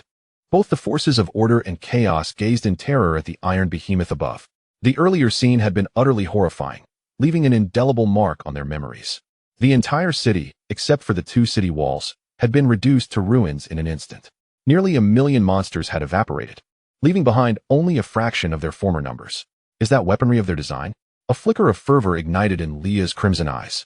She believed there were 2 forms of power in this world: the extraordinary strength of individuals, exemplified by heroes, and the might of civilization, as demonstrated by the Dongxia Empire. She aspired to the latter, for individual strength is ultimately limited, while civilization has the potential for eternal existence. She yearned for the day she could forge a powerful civilization or become a pioneer in advancing one. As the armed helicopter approached, all eyes turned to this flying iron monstrosity. The crowd remained vigilant, yet none dared to attack. Many lowly monsters trembled in fear after the prior explosion. This is the Dongxia Empire. We request the forces of order to vacate Bit City promptly. Our military will soon conduct carpet bombing here, declared the armed helicopter before it veered away, joining other armed helicopters to encircle the fortress 2 kilometers from Bit City, preventing any escape. Bit City was a military fortress nestled within a canyon, lacking walls on either side, flanked only by towering canyon walls. Thus, the arriving armed helicopter units needed only to block the front and rear. However, if a monster could burrow underground, that would be another matter. The scene was one of desolation. 2 seconds later, the leader of the kingdom's Knight Brigade bellowed, "What are you standing around for? Do you wish to perish? Run." At that moment, even the most ruthless leader of the Hammer Knights shouted, "Everyone, fall back," while striking. "Do not let these monsters follow us." With the sound of 2 resounding echoes, chaos enveloped the scene. Everyone turned and fled, and the forces of order wished fervently for 2 additional legs. Meanwhile, the higher-level monstrous beastmen began to scurry on all fours, transforming the battleground into a scene of desperate escape. In Chapter 45, titled Meeting, 3,000 Words, initially, most low-level monsters remained calm. However, upon witnessing the higher-level monsters from their side fleeing in terror, they instinctively followed suit. For the first time in 200 years, I curse my short legs. The dwarf warrior hurried towards the city gate, but his short stature caused him to be overtaken by the knights behind him. Suddenly, he heard a huffing sound and turned to see the 3-headed dog. He wondered if it was the same one they had encountered earlier. Just as the beast was about to surpass him, the dwarf could no longer contain his frustration and raised his massive hammer, exclaiming, "I have tolerated those long-legged humans passing me by, but you, a mere pup, think you can outrun me?" This scenario unfolded in various locations. The forces of order hacked at the monsters beside them while the chaotic creatures, lacking weapons and upright stature, struggled to fight and flee simultaneously. Ironically, it was the expendable goblins and pig-headed beings who managed to exchange blows with the forces of order. 20 minutes later, the forces of order had entirely vacated Bitter City, and both sides took a moment to catch their breath when a series of mushroom clouds erupted once more. The explosions this time were even more uniform than the last, with the blast covering every inch of the fortress aside from the 2 city walls. Everyone stood in stunned silence, gazing at the rising mushroom clouds. Even though they had witnessed such destruction before, the shock was undiminished, intensifying their fear. The shock waves and heat radiated against their faces. Those with fur could faintly smell their own hair singeing. What manner of monstrosity loomed above? And what kind of terrifying assault was that? Glockle stared at the raised Bitter City, his eyes filled with dread. He then glanced down at the emerald necklace adorning his neck. What was once a radiant gem now appeared dull and lifeless, with visible cracks marring its surface. Even the protective necklace I unearthed from ancient ruins could withstand only a single blow. It is the aerial weapon of the Eastern Xia Empire. A soft voice broke through his thoughts, causing Glockle's hair to stand on end as he turned to see the divine envoy, Leah. "Miss Leah, your spatial protection is truly remarkable," he remarked outwardly, though inwardly he was on high alert. Such silent and sudden spatial displacement was nearly impossible to guard against. Had Leah executed it upon him just moments ago, his head might have rolled. Leah gently shook her head, replying, "This is all a gift from the goddess of knowledge." Upon hearing the mention of the goddess of knowledge, Glockle did not perceive the fervor and faith characteristic of a religious devotee in her demeanor, only respect. If she were an ordinary believer, it might have been acceptable, but she was a divine envoy. The lack of faith in her deity from one favored by the divine spoke volumes. "Miss Leah, regarding the Eastern Xia Empire, is it connected to the recently emerged alchemy empire near the borders of the Grassland Kingdom?" Glockle inquired, suppressing his curiosity. In the relatively isolated information flow of the medieval era, apart from the Grassland Kingdom, the other classes in the 9 nations were largely unaware of the name of the alchemy empire unless they sought it out deliberately. "Yes, it is a powerful civilization." "Indeed." Glockle nodded in deep agreement. However, their interpretations diverged significantly. Glockle viewed it as a nation with formidable military power, while Leah perceived it as a civilization possessing immense strength in material, spirit, military might, and faith. Leah gazed skyward at the magnificent steel beast, murmuring, "A powerful civilization." 13 days later, at the city of Arakawa, now designated as Base 1, the once collapsed city walls had been entirely dismantled, giving rise to a 4,000-meter-long runway for aircraft takeoff and landing. The remaining 3 walls had been reinforced with steel and concrete, achieving a thickness of 5 meters, and were equipped with 100 dual-use Storm 2 anti-aircraft guns. Amidst the relentless construction efforts of the building team working in shifts around the clock, Base 1 was rapidly transformed into a minimum standard airbase within a mere 10 days. It would officially become a genuine airbase once the Air Force was stationed there the next day. Now, they awaited the successful launch of satellites, after which a complete Heavenly Eye missile system would be established at Base 1. At that point, the Eastern Xia Empire would center its operations there, bringing the territories of both the forces of order and chaos entirely within the missile range of the Eastern Xia Empire. Then, the Eastern Xia Empire would commence relentless pressure on them, utilizing nuclear strikes against large gatherings of monsters to prevent the chaotic faction from forming a tidal wave of monsters to assault the second base in the Abyssal Canyon, while simultaneously coercing the 10 nations to join the empire. Should they refuse, annihilation would be their fate. In this game, the Eastern Xia Empire would grant no opportunities for development or respite to its adversaries. Calling Base 1 Air Command Center. This is the Kunpeng Transport Aircraft Fleet. Expected to land on the runway in 10 minutes. Received the communication. The personnel at the Air Command Center promptly replied, Base 1 Air Command Center, acknowledged. They then turned to arrange the landing preparations for the Kunpeng Transport Aircraft. The Kunpeng Transport Fleet is about to land. All personnel on the runway, please evacuate. 5 minutes after the complete evacuation of personnel, a massive transport aircraft broke through the clouds and descended slowly onto the runway. Successfully landed. The Kunpeng transport aircraft did not linger, but gradually made its way to the large transport aircraft's parking area. 2 minutes later, another large transport aircraft landed, and subsequently, one would land every 5 minutes. As Base 1 prepared for the Air Force's arrival, far away at Base 0, a red-haired girl, having passed through multiple security checks, entered the perimeter of the base. She was the divine envoy Leah. Eastern Xia Empire. I have finally touched it. Upon entering the base, Leah gazed in awe at the surrounding steel jungle, the diverse array of steel weaponry, and the disciplined soldiers. Everything captivated her. This is civilization. This is strength. Unlike those stagnant nations, where the elite ponder how to consolidate their rule, while the lower classes are preoccupied with merely surviving, all are complacent with the status quo. Regardless of the class, it is akin to a stagnant pool, devoid of ambition.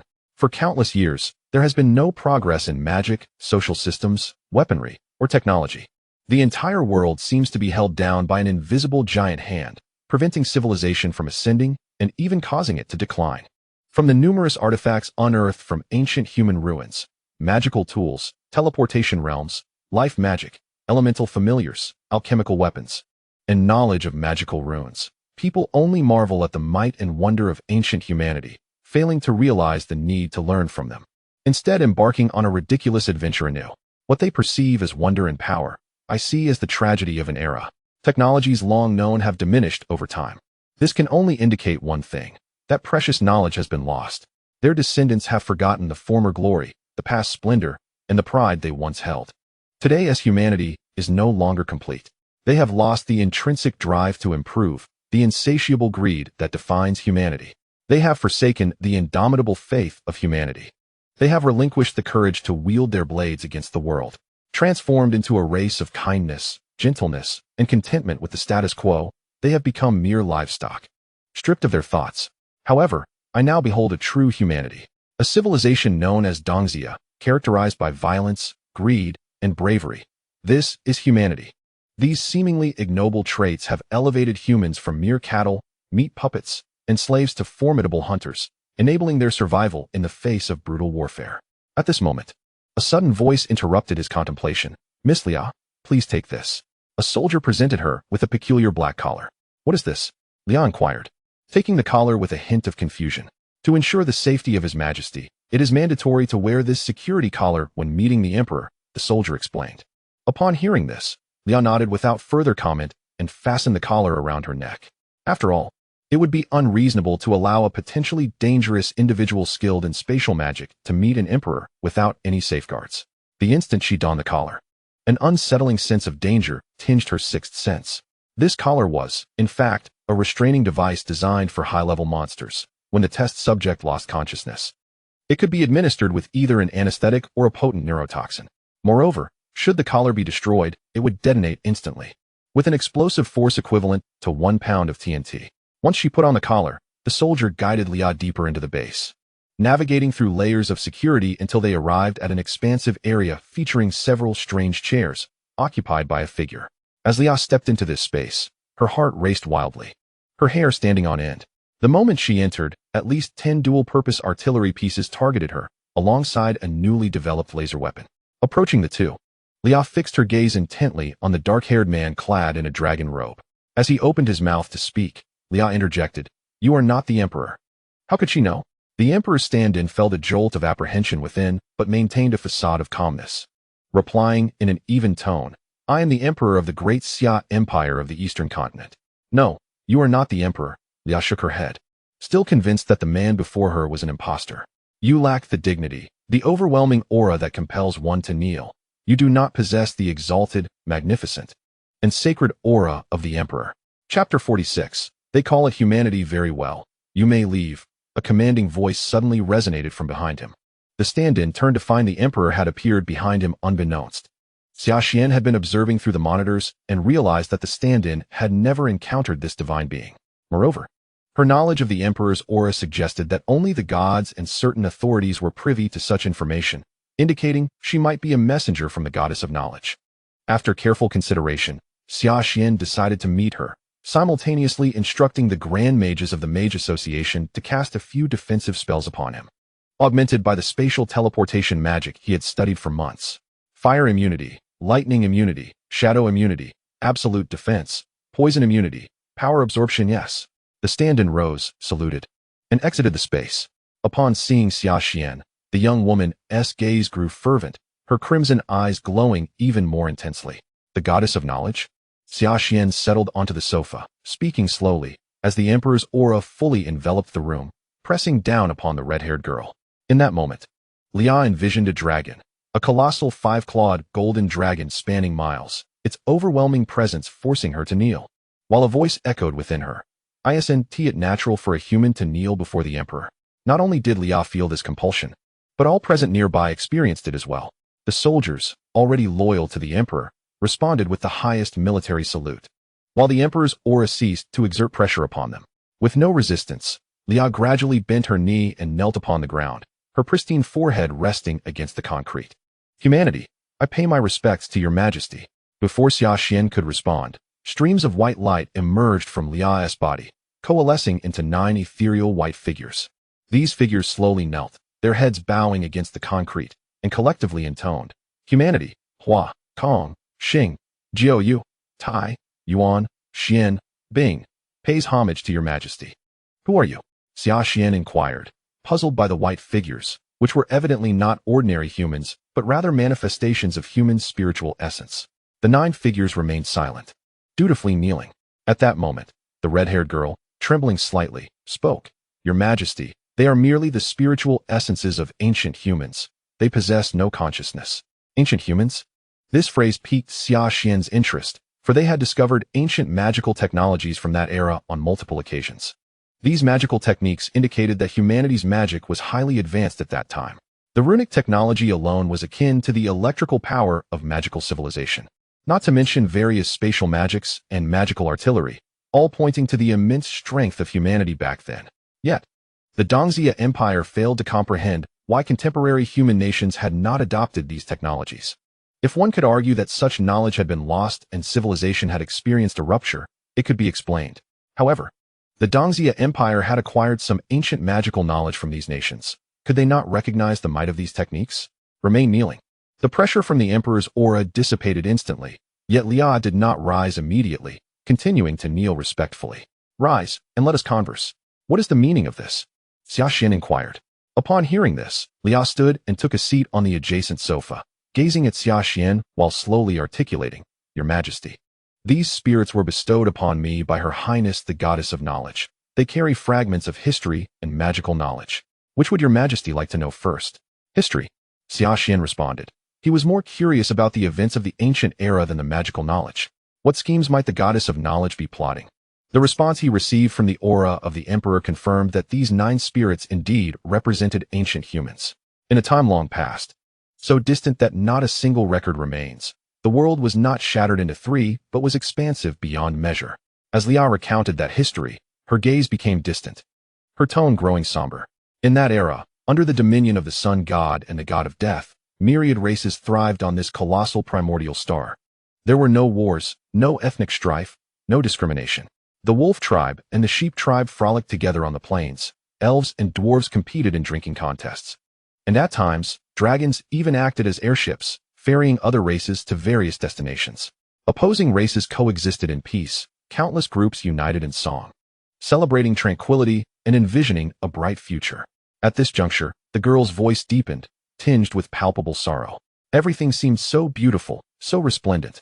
All of this was owed to one race, a race that bore no name at the time. They could be termed slaves, livestock, or even food. Upon hearing this, the Emperor's aura began to tremble slightly, not from fear, but from anger. Xia Xian spoke coldly. "Humans?" The instant Xia Xian uttered those words, the 5-clawed golden dragon formed from the Emperor's aura emerged on the starlit chessboard, gazing down upon the blue planet below and unleashing a thunderous dragon roar. Roar. At that moment, all humans across the world instinctively looked skyward, as if something significant lingered above, while an odd shattering sound suddenly echoed in their hearts. Crack. Hey, Riel. Did you hear that strange sound just now? An adventurer turned to inquire of his elven companion. The elven companion shook her head in confusion, saying, Is that so? Why haven't I heard it? It must be your imagination. She twitched her long ears, detecting no sound. Was it an illusion? The human adventurer gazed up at the sky, pondering. Perhaps it truly was my imagination. Yes, they beckoned Lia to lower her head, her shoulders trembling slightly, as if she were suppressing something within her voice. Chapter 47. The goddess of knowledge, as one of the primordials stated, we are humans, yet also outcasts. Unlike the myriad races, we were not born with robust physiques, sharp teeth, or claws. Our intellect pales in comparison to theirs. Our only recourse is to strive with all our might. We have no other options. Remember, we are humans. And also outcasts, rejected by all other races. As the girl recounted that historical narrative, her tone grew increasingly fervent. However, Xia Xian's emotions remained stagnant after the emperor's regalia settled, and he began to feel rather bored. The history she spoke of seemed to recount the arduous struggle of humanity, where they were treated as food and slaves by other races. Yet some refused to accept such a fate. Eventually, several primordials emerged to lead a portion of humanity into the relatively sparse underground world, engaging in guerrilla warfare. After nearly 10,000 years of stealthy development, humanity finally gained some strength, albeit minuscule compared to the other races. Moreover, the myriad races had started to notice the humans lurking below, but a group of slaves was deemed unworthy of a thorough extermination. Just as humanity believed they had no chance for resurgence, the sun god and the god of death inexplicably fell into conflict. The formerly peaceful world descended into chaos, and the myriad races were swiftly divided into two warring factions. This war persisted for thousands of years, leading to countless genocides, leaving the surface world in tatters and the environment ever more hostile. It was during this time that humanity found the opportunity to develop, fervently acquiring magical knowledge from the surface. Ultimately, the sun god and the god of death perished, yet the war did not cease. Their divine subordinates, the pantheon, began a bitter struggle over the legacies of the sun god and the god of death, marking the period known as the Divine War. During this time, the now developed humans surged forth from the depths, wielding their weapons against the myriad races. After enduring thousands of years of brutal warfare, the strength of the other races had been significantly diminished, rendering them no match for humanity. The sudden emergence of humans bewildered the gods, who had not anticipated that these erstwhile slaves would prove so formidable. In response to this unforeseen threat, the gods united once more. Under the combined efforts of the pantheon, humanity began to suffer setbacks. However, this decline was short-lived, as one of the deities attempted to covertly seize the legacy of the sun god amidst the conflict with humanity, leading to infighting among the gods, each turning against the other in a chaotic free-for-all. The war continued, with humanity rapidly advancing by absorbing the knowledge left by the myriad races, reaching a peak where they boasted 5 sages. Meanwhile, the gods, ravaged by the relentless war, saw countless deities fall, and with no new gods emerging, their numbers dwindled, leading to a decline in their power. By the time they managed to unite again, they were no longer humanity's equal.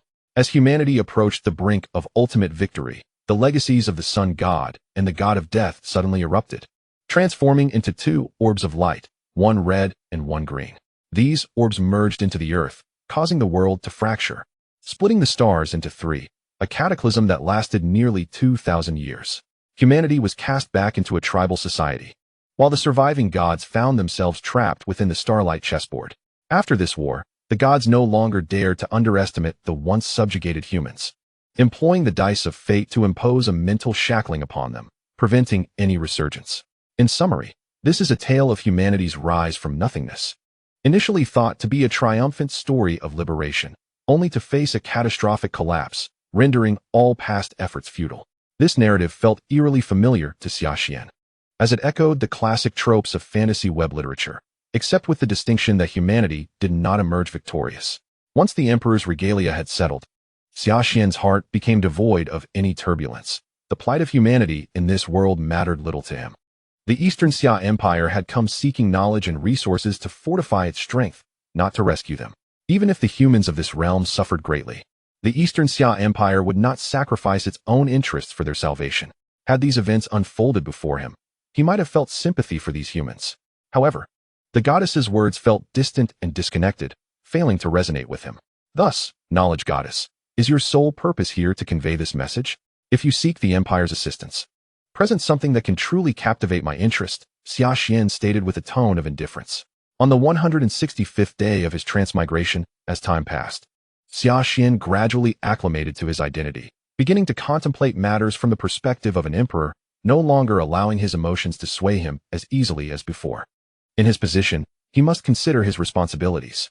Xia Xian understood that he lacked extraordinary strategies or the charismatic allure that could inspire loyalty in others. He was merely an ordinary individual, even feeling somewhat timid and overly sentimental. Such a disposition could not bear the weight of his current identity, prompting him to strive to effect change within himself, to embody the persona of an emperor, even if merely a facade. From the moment the divine attender seated herself, Xia Xian noticed a transformation in her entire demeanor, radiating an aura of divinity. Even if she concealed it well, it could not escape the scrutiny of the emperor's perception. This must be what they call divine descent. Such tales could be told to the adventurers, who might be easily swayed by them. However, discussing such matters with the Eastern Xia Empire would be futile. It would be more prudent to present tangible benefits. Upon hearing his words, the red-haired girl across from him appeared momentarily taken aback, before her aura underwent a profound change. She became regal, enigmatic, and intellectual, as if embodying knowledge itself. Indeed, I cannot hide anything from your majesty, she smiled faintly. Since your majesty has stated it plainly, I shall no longer conceal my intentions. I have grown weary of this game. I do not wish to remain trapped within the starlight chessboard. I have no desire to become the master of the world. I merely seek to learn more. The goddess of knowledge revealed her purpose, expressing her disinterest in these matters. Since the onset of the divine war, she had hidden away, remaining absent throughout the age of divine governance. Her only wish was to quietly study the essence of the world and pursue truth. Unexpectedly, one day, she found herself inexplicably ensnared within the starlight chessboard. You wish to join us? The red-haired girl nodded, asserting, yes, I believe you have the greatest potential for victory. Xia Xian shook his head, declining her offer. Why? The red-haired girl furrowed her brow in confusion. She could not comprehend why the Eastern Xia Empire would reject the inclusion of a deity. Were they truly so powerful that they no longer cared for the presence of a divine being? How can you prove that you are not an undercover agent of the order? What do you mean, your majesty? The knowledge goddess, having lived as a recluse for hundreds of thousands of years, clearly had no understanding of the concept of a loyalty oath. The Eastern Xia Empire sought the ancient legacies of humanity, specifically their magical knowledge. Xia Xian candidly stated his demands, regardless of whether she was indeed a spy. They would first partake of the sweet fruit before addressing any concerns. In any case, even if she agreed, the Eastern Xia Empire would not genuinely place their trust in the goddess of knowledge, nor would they engage in close collaboration with her. As for faith, such concepts were mere illusions. In the realm of nations, only interests held true value. The knowledge goddess pondered for a moment before nodding. No problem. In a few days, I will have the church deliver it. After all, she had already mastered this knowledge. Parting with it in exchange for the trust of the Eastern Xia Empire was an acceptable compromise. Her extensive experience as a recluse, combined with her lack of emotional acumen, left her oblivious to the treachery of human nature. As the negotiations concluded, observing the silhouette of the young girl departing, Xia Xian internally derided himself. How hypocritical. Simultaneously, the supreme deity's successful familiar, the massive crocodile lurking beneath the water city, had managed to siphon a portion of intelligence from the Eastern Xia Empire. Chapter 48. Survival or Destruction. After thoroughly foreseeing a weapon known as firearms through prophetic arts, the supreme deity found himself devoid of the desired information, arriving only at the conclusion that mass production of such weapons necessitated specific tools. It appeared that persuading the dwarves to replicate the Eastern Xia Empire's methods was futile. Even if he forcefully augmented the probability of the dwarves successfully deciphering the Eastern Xia Empire's firearm technology using the fate dice, surpassing the Eastern Xia Empire in a short span was implausible. In fact, before they could establish a complete system for such weapons, the dwarves might already face annihilation at the hands of the Eastern Xia Empire. Moreover, the points required to fulfill this ambition would be exceedingly numerous, rendering it unworthy of pursuit. Rejecting his earlier notion, the supreme deity turned his gaze to the crimson planet below, formed from the legacy of the sun god. It seemed imperative to accelerate the development of elemental life civilizations. Not only had the forces of chaos conceived the idea of cultivating civilizations on other planets, But the forces of order were likewise preparing their contingencies on different celestial bodies. The two sides merely chose disparate planets. The forces of chaos opted for the green star, born from the legacy of the god of death, while the forces of order selected the red star, shaped by the sun god's heritage. The red star, likely due to its origins in the sun god's legacy, was riddled with volcanoes, abundant in fire elemental magic. These conditions rendered the planet devoid of any normal races. It was inhabited solely by fire-based monsters and various fire elemental beings. Each individual from these races exhibited immense strength, with two even reaching the semi-divine level. Had the current world not made acquiring status so arduous, they would have already ascended to become fire deities. These races, while formidable, were predominantly characterized by their volatile temperaments. Although not as frenzied as the monsters spawned by the forces of chaos, they found it challenging to coexist peacefully with their kin. The majority resided solitary like tigers, rarely congregating except during mating seasons. Meanwhile, 10 kilometers from Base Zero, amidst an unexplored region, a nameless mountain now boasted a 5-meter-wide concrete road, slicing through the primeval forest to connect with the rocky highland. This peculiar rocky mountain was filled with countless dark caves, once home to a group of earth-based monsters known as rock armors. However, 3 days prior, they had been exterminated by the Eastern Xia Empire's neurotoxic gas assault. Naturally, the Eastern Xia Empire had preemptively captured 10 pairs of male and female rock armors, sending them back to the research department as specimens. Numerous enormous excavators had already carved out a vast pit within the mountain. Ton after ton of black ore was filtered and loaded onto trucks, which subsequently transported the material back to Base Zero for refinement. This black ore, known as magic iron ore, possessed exceptional magical conductivity and was once the foundational material for ancient human magic rune technology, akin to iron ore in technological civilizations. Most magic iron ore resided deep underground, with only a fraction appearing at the surface. The Eastern Xia Empire's reconnaissance team had spent a month merely locating this single site, while the majority of their finds consisted of common iron, copper, and silver ores. Bang! A massive black rock was unearthed by an excavator, revealing a rock armor hidden within. Even after being exhumed, the rock armor remained motionless, having perished under the Eastern Xia Empire's neurotoxic agents, following their conquest of the Abyssal Canyon and the City of Ruins. The Eastern Xia Empire commenced a frenzied construction of various infrastructures, such as roads and railways, plundering the diverse mineral resources of this other world and transporting hundreds of tons of ore back to Eastern Xia to nourish the empire. Furthermore, magical ores like magic iron ore and elemental crystals were entirely allocated for the production of extreme individual combat mechs. Simultaneously, the constructed railways and roads were also preparatory measures for the future conquest of the forces of order. Presently, the sole objective was to deceive the 10 nations of order into permitting the Eastern Xia Empire to build roads within their territories and even to willingly dispatch mages to assist in the construction. After several days, the envoys from the 10 nations of order, summoned by invitation, finally arrived at Base 1. Seated in the reception hall, all representatives exhibited palpable apprehension. Even the mightiest among them, the Victoria Elven Kingdom, was similarly affected, with only the envoy from the previously surrendered Grassland Kingdom appearing relatively composed. Perched upon a soft, comfortable black chair, they found no solace. Rather, as time lingered without the appearance of a representative from the Eastern Xia Empire, their anxiety intensified. Each passing second felt like an eternity. Witnessing the cataclysmic explosion from a fortnight prior, along with the devastation of the City of Ruins, had left the envoys of the 10 nations feeling daunted by the might displayed by the Eastern Xia Empire's aerial forces. They believed they possessed no means to strike at the steel monstrosities soaring high above. The 10 kings even suspected that should the forces of chaos and order unite, they would merely struggle before the might of this alchemical empire. After all, given the extensive range and formidable power of their alchemical weapons, the Eastern Xia Empire seemed least intimidated by a multitude of attackers. Although the 10 kings of the forces of order had been subjected to mental constriction by the gods, this primarily targeted the goblins. However, they were not foolish. As long as matters did not involve goblins, they did not exhibit any signs of diminished intelligence. Each envoy, shrewd in their own right, promptly dispatched representatives to curry favor upon confirming the accuracy of the intelligence.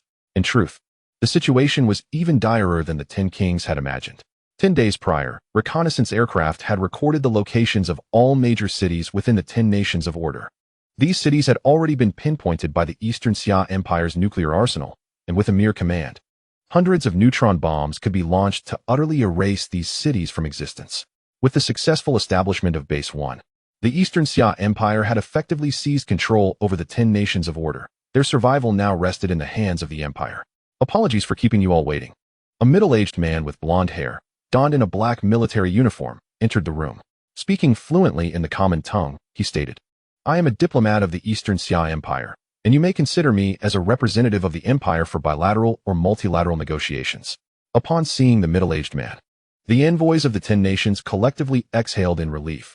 Their greatest fear had been the Eastern Xia Empire's reluctance to meet with them. Lucius Cecil took his seat at the main table, smiling as he introduced himself. "My surname is Lucius, and my given name is Cecil. You may find it rather peculiar that my surname precedes my given name. This is because, in Eastern Xia, surnames are presented first." Lucius Cecil's casual remarks eased the tension among the previously anxious envoys, suddenly making the Eastern Xia Empire seem less daunting. "Ah, I see. That makes sense. I might try it myself when I return," they cheerfully echoed, the atmosphere instantly becoming amicable. "Now, let us return to the matter at hand." Lucius Cecil gestured for silence, and the envoys immediately adopted attentive postures. "The empire is already aware of your intentions," he continued, resting his chin on his hands, a gentle smile gracing his face. "The empire is willing to coexist peacefully with you." At these words, all envoys displayed expressions of astonishment. They had not anticipated that. Without uttering a word or offering any concessions, they would so effortlessly exchange for peace. "Thank you for the empire's benevolence. Indeed, humanity is the kindest and most gentle of races." However, Lucius Cecil's next statement caused all smiles to freeze. "However, the 10 nations must become vassals of the empire." At this moment, Lucius Cecil's smile sent a chill down their spines. "Impossible." The envoy from the Dwarven Kingdom was the first to rise. "Indeed, this condition is excessively harsh. We may cede territory to the Eastern Summer Empire, but the demand to become a subordinate state is one I must decline." As the Dwarven envoy articulated his stance, the other envoys echoed his sentiments, expressing their inability to accept such a requirement. After they had all spoken, Ross Cecil, his smile unwavering, spoke in a calm tone. "Let me clarify, the Empire is not negotiating with you. You lack the standing to set terms with the Empire. We in the Eastern Summer have long held a saying, the weak have no choices, and even if they do, it is merely the mercy of the strong. The Empire has already demonstrated its benevolence as the strong by offering you options. Do not push for more. The choice between survival and destruction lies with you." This statement struck heavily in the hearts of all the envoys, who slowly retreated back into their seats, leaning against the backs, their faces pale. Silence fell over the room once more. This is the Eastern Summer, a realm of inner sanctity and external sovereignty. Of course, joining the Empire is not without its advantages. Ross Cecil handed over a document to a soldier beside him, instructing, "Distribute this to them." "Yes, sir." Moments later, the soldier distributed the documents to all the envoys, who picked up the A4 sheets from the table. The paper was remarkably white and exquisitely crafted, feeling remarkably smooth to the touch. As the envoys marveled at the Eastern Summer Empire's superb paper-making skills, their hearts sank further into despair. "The dwarves shall never submit." The dwarven envoy steadied himself, his expression resolute. No matter how generous the Empire's offerings, he would not acquiesce. He grasped the A4 paper and gazed at the contents written in the universal tongue. "The Eastern Summer Empire shall provide its vassal states with 1,000 tons of grain, 5 tons of cloth, 50 tons of wine, and 10,000 high-quality long swords, along with 2,000 sets of armor." Upon reading the first line, all envoys clenched the white paper in their hands, repeatedly scanning the content in disbelief. This is simply too much. Cloth and wine can be quantified by the ton.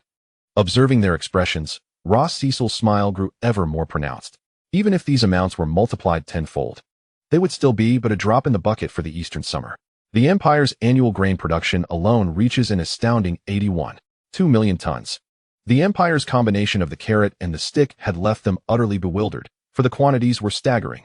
A few minutes later, the envoys emerged from the conference room, their faces a mixture of hope and trepidation. With the colossal benefits offered by the Eastern Summer Empire, they no longer contemplated whether to become a vassal state.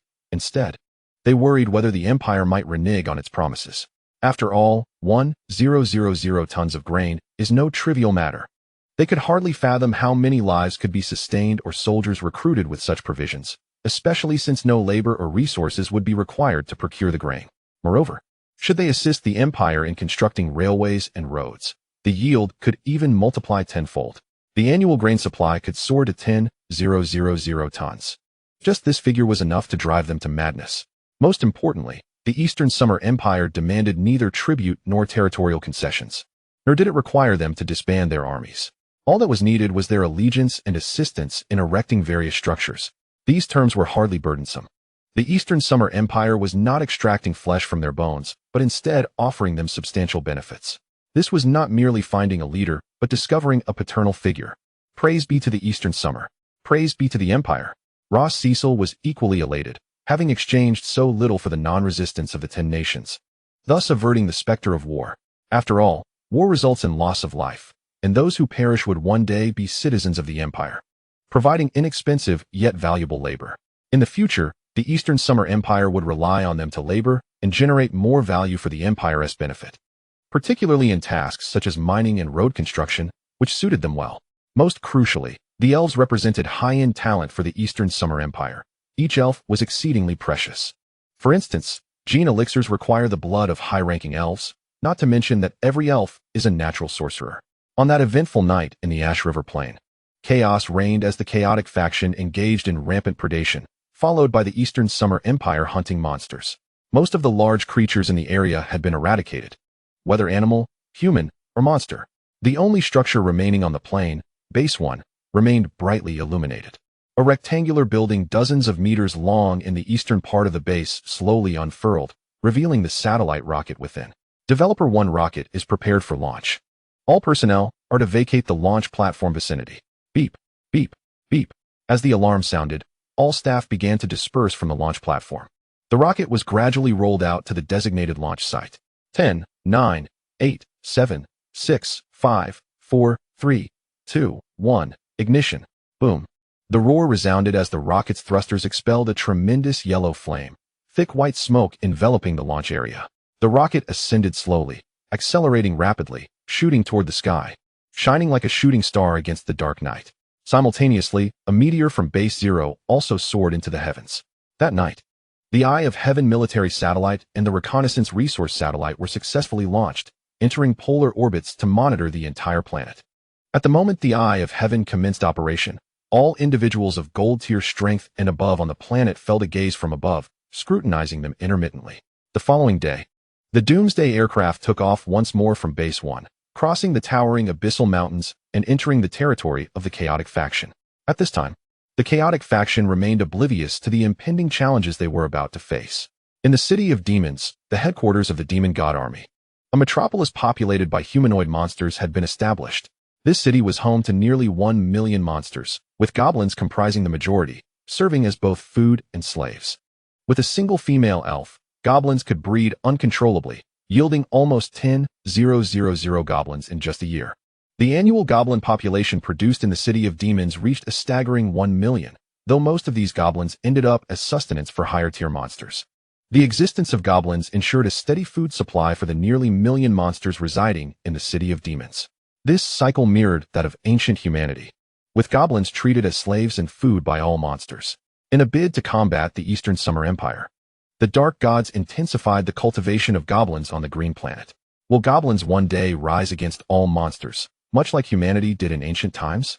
After all, goblins are monsters entirely modeled after humans by the Dark Gods, embodying all of humanity's darkest traits.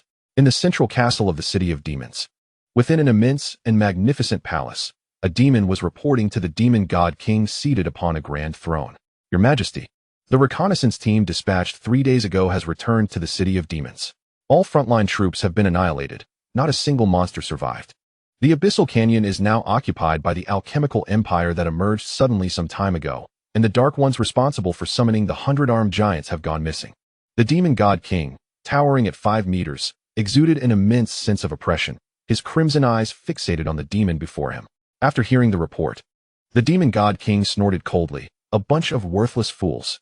You couldn't even buy us a moment's time. Were it not for my true form having descended into the mortal realm, depleting my powers, I would not need your useless lot. It is the fault of the subordinates." Upon witnessing the wrath of the Demon God King, the demon hastily knelt. "Very well, you may leave." Yes, the demon, feeling a weight lifted, quickly rose and exited the palace. The magnificent palace returned to silence, with only the sound of flames crackling remaining. The Eastern Summer Empire, mere humans, are but a group of ancient slaves. With a mere wave of his hand, the Demon King conjured an image before him. The scene revealed the depths of the city of demons, where the once vast caverns were now filled with the lifeless bodies of goblins, with countless specters drifting through the air. Even with the apocalyptic alchemical weapon at their disposal, in the presence of these incorporeal phantoms, they were not but a horde of goblins, awaiting their souls to be violently wrenched from their bodies by the undead army. Simultaneously, at an altitude of 8,000 meters above the city of demons, the harbinger of death, the Doomsday Vessel, accompanied by dozens of Doomsday fighters, approached its target. Having reached the designated airspace, it began its descent. The Doomsday Vessel plunged swiftly through the clouds, revealing the obsidian city of demons below. Over 20 operators meticulously managed the various components of the vessel, preparing for the impending operation. "Commander, please input the nuclear launch codes." Seated in the command chair, Bai Yi entered the nuclear codes granted to him by the Empire. With the code accepted, the World Annihilator was primed for deployment. "Commander, shall we proceed with the launch?" inquired the operator of the Doomsday Vessel. Launch. The World Annihilator was, in fact, an atomic bomb with a yield of 50 megatons, its sheer power instilling a sense of dread even in the heart of a weapon enthusiast like Bai Yi. Its yield was 3,000 times that of the atomic bombs dropped during the Third War by the Eastern Xia Empire, Southern Xia Kingdom, Western Alliance, Southern Yang Kingdom, and Northern Multitudes. Bai Yi could not ascertain the outcome of this bomb's detonation, but one thing was certain. The city of demons would be utterly obliterated, leaving no trace behind. The World Annihilator commenced its deployment. The bomb bay of the Doomsday Vessel opened, releasing an 8-meter-long black nuclear bomb. Chapter 50, Nuclear Explosion. The World Annihilator has been deployed. Full throttle retreat. Commanded by Yi. Yes, sir. The Doomsday Vessel and its accompanying fighters accelerated simultaneously, climbing higher. This atomic bomb, bearing a yield of 50 megatons, was not to be trifled with. They had to be at least 300 kilometers away within 30 minutes to ensure their safety. Meanwhile, the World Annihilator plummeted from an altitude of 5,000 meters, deploying its massive parachute upon descending to 3,000 meters. As it hovered 800 meters above the city of demons, atmospheric pressure sensors would detect the height, triggering an automatic detonation. In that moment, true peace would descend upon this world. Below, the Demon King continued to observe his creation, envisioning the anguished faces of the humans. Yet, as the World Annihilator descended to 1,000 meters above the city of demons, an unprecedented sense of crisis enveloped the Demon King. It was only at this proximity, due to a significant reduction in his powers, that he sensed the impending doom. Absolute defense. In a matter of seconds, the Demon King cast over 10 high-tier spells upon himself, including damage retaliation, flame immunity, and damage absorption. What is happening? He asked, his vigilance heightened, scanning every corner of his fortress with overwhelming mental energy. Could it be that the hero had infiltrated his domain? At this thought, the Demon King felt the hairs on his neck stand on end. Even at his peak, he could not guarantee victory against the hero, heralded as the strongest of all time, let alone in his current weakened state. At this moment, the World Annihilator had silently reached an altitude of 800 meters above the city of demons. The Demon King's attempt to flee was futile. Beep. The pressure sensor detected the preset height, signaling the demise of millions of lives. The World Annihilator detonated. In the next instant, the accursed city was engulfed in blinding light.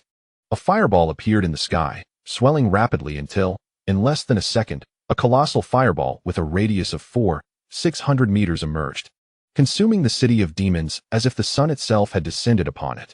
No monstrous cries echoed, no creature fled, as this solar orb manifested. Nearly 1 million beings were vaporized from existence. The Demon King's high-tier spells shattered before the sun's might, rendering his flame immunity a mere jest. The sun swiftly swept across the ground, rapidly expanding to the height from which it was released. Following this was a roar from the realm of technological civilization. Boom. The sun expanded once more, sending forth waves of light and heat, devouring everything within a 100-kilometer radius. The unparalleled shockwave uprooted entire forests, making all that existed seem insignificant in the face of this cataclysmic explosion. Soon after, the rising vapor formed a massive corona cloud, giving birth to a gigantic mushroom cloud that loomed above. The explosion produced a colossal mushroom cloud, 40 kilometers wide and 64 kilometers high. At this moment, the world fell silent, leaving only one voice resonating, a voice belonging to the Eastern Xia Empire. The earth trembled, and the world lamented. Even from 700 kilometers away, in the Order Alliance, the magnificent mushroom cloud was visible, towering higher than the abyssal mountains. The citizens of the 10 nations gazed in terror at the mushroom cloud, which eclipsed the mountains, the blinding light rendering many temporarily sightless. Simultaneously, the ground-shaking explosion deafened their ears with a resounding roar. In contrast to the Order Alliance, which was shielded by the abyssal mountains from much of the light, heat, and shockwaves, the Chaos Alliance, with no cover, suffered far worse. Countless monsters perished under the nuclear explosion's radiant light and shockwaves, especially at the headquarters of the Demon King's forces, the most densely populated area of Chaos. In this cataclysm, nearly 80 of the Chaos monsters perished, and those who survived were either hiding underground or on the fringes of Chaos territory. On the Starlight chessboard, the gods, who were deliberating on how to counter the Eastern Xia Empire, sensed the immense energy fluctuations emanating from below, turning their gazes to the blue planet. A mushroom cloud ascended from the azure sphere, its colossal energy waves sending shivers down the spines of the gods. Could this energy be that of the sun god? One of the surviving dark gods from the war exclaimed. This aura was all too familiar to him. He had nearly perished under the sun god's solar radiance. Now, whenever he gazed upon the sun, the scars of that day throbbed anew. Impossible. I witnessed his demise with my own eyes. The great I rebutted. Yet, it appeared to be the sun god's solar radiance, and its power was as formidable as it had been back then. All the dark gods began to feel a sense of dread. If this truly was the sun god, resurrected or alive, then they, the former servants of death, were doomed. The 5 goddesses of the Order Alliance exchanged glances, beginning to question whether the sun god had indeed returned. Is it true that the supreme god has resurrected? The war goddess inquired, while the other 3 goddesses regarded her with a mix of curiosity and concern. I cannot be certain, the supreme god replied, shaking his head. This is indeed the sun god's radiance, yet it bears some differences from his original power. It lacks his sanctity, vastness, and majesty. Instead, it is imbued with destruction and annihilation. I shall inquire with the world consciousness about the source of this solar radiance, the god of trade suggested. As the deity of trade, she could leverage her standing to negotiate with the fabric of existence. Theoretically, she could procure anything, even from the world's rulers, but only with their consent and at the cost of a suitable price. Alas, this is the only course of action. My prophetic abilities hold no sway over the gods. The supreme god raised his hand, conjuring a golden barrier to obscure their view from the chaos realm. The god of trade closed her eyes, utilizing her position to initiate a transaction with the world consciousness. I wish to know the origin of this solar radiance. After a brief interval, the god of trade slowly opened her eyes and spoke. I have received this vision. Extending her right hand, an image materialized upon her palm, depicting a colossal black iron creature, its size dwarfing even that of a dragon. Upon witnessing this steel monstrosity, all gazes became fixed, and a singular thought dawned upon them. The Eastern Xia Empire. Such an oddly designed alchemical weapon could scarcely be attributed to any other faction. As the mushroom cloud dissipated, the lower strata of the Order faction, although initially struck with terror by the cataclysmic explosion, soon regained their composure, albeit with a tinge of unease, and commenced their daily labors. They were uncertain whether this explosion would disrupt their quotidian existence. Yet one thing was undeniable. To forego a day's work would surely lead to starvation for their families. Such matters were best left to the contemplation of the prominent figures. The upper echelons of the 10 nations within the Order began to probe for information, eager to unravel the circumstances surrounding the apocalyptic explosion. The Kingdom of Victoria, the mightiest among the 3 elven realms, convened post-explosion, with all high-ranking elves gathering to meet their queen. The Elven Queen, seated upon a throne woven from the very trees and leaves of the forest, bore a visage of serene beauty, unperturbed by the terror that gripped her advisors below. In truth, her heart raced more than theirs, for her formidable power granted her a profound understanding of the explosion's dreadfulness and the despairing force it unleashed. Yet, as a sovereign, she was compelled to maintain an air of calm before her subjects. To falter would only heighten their anxiety. Dispatch an elite reconnaissance team equipped with teleportation scrolls to traverse the abyssal mountain range for investigation. The Elven Queen commanded, her voice cool and authoritative. Yes, responded a high-ranking member of the Elven Guard, retreating from the hall.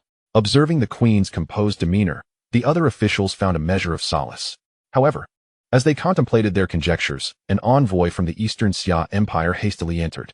"What news from the Eastern Xia Empire?" inquired the elven queen. The envoy first bowed before the queen, then produced a piece of parchment, stating, "Your Majesty, please peruse this."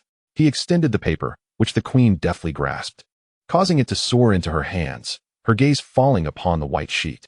After a brief moment, the elven queen's mouth slightly parted, her eyes glazing over in astonishment. For the content was overwhelmingly substantial.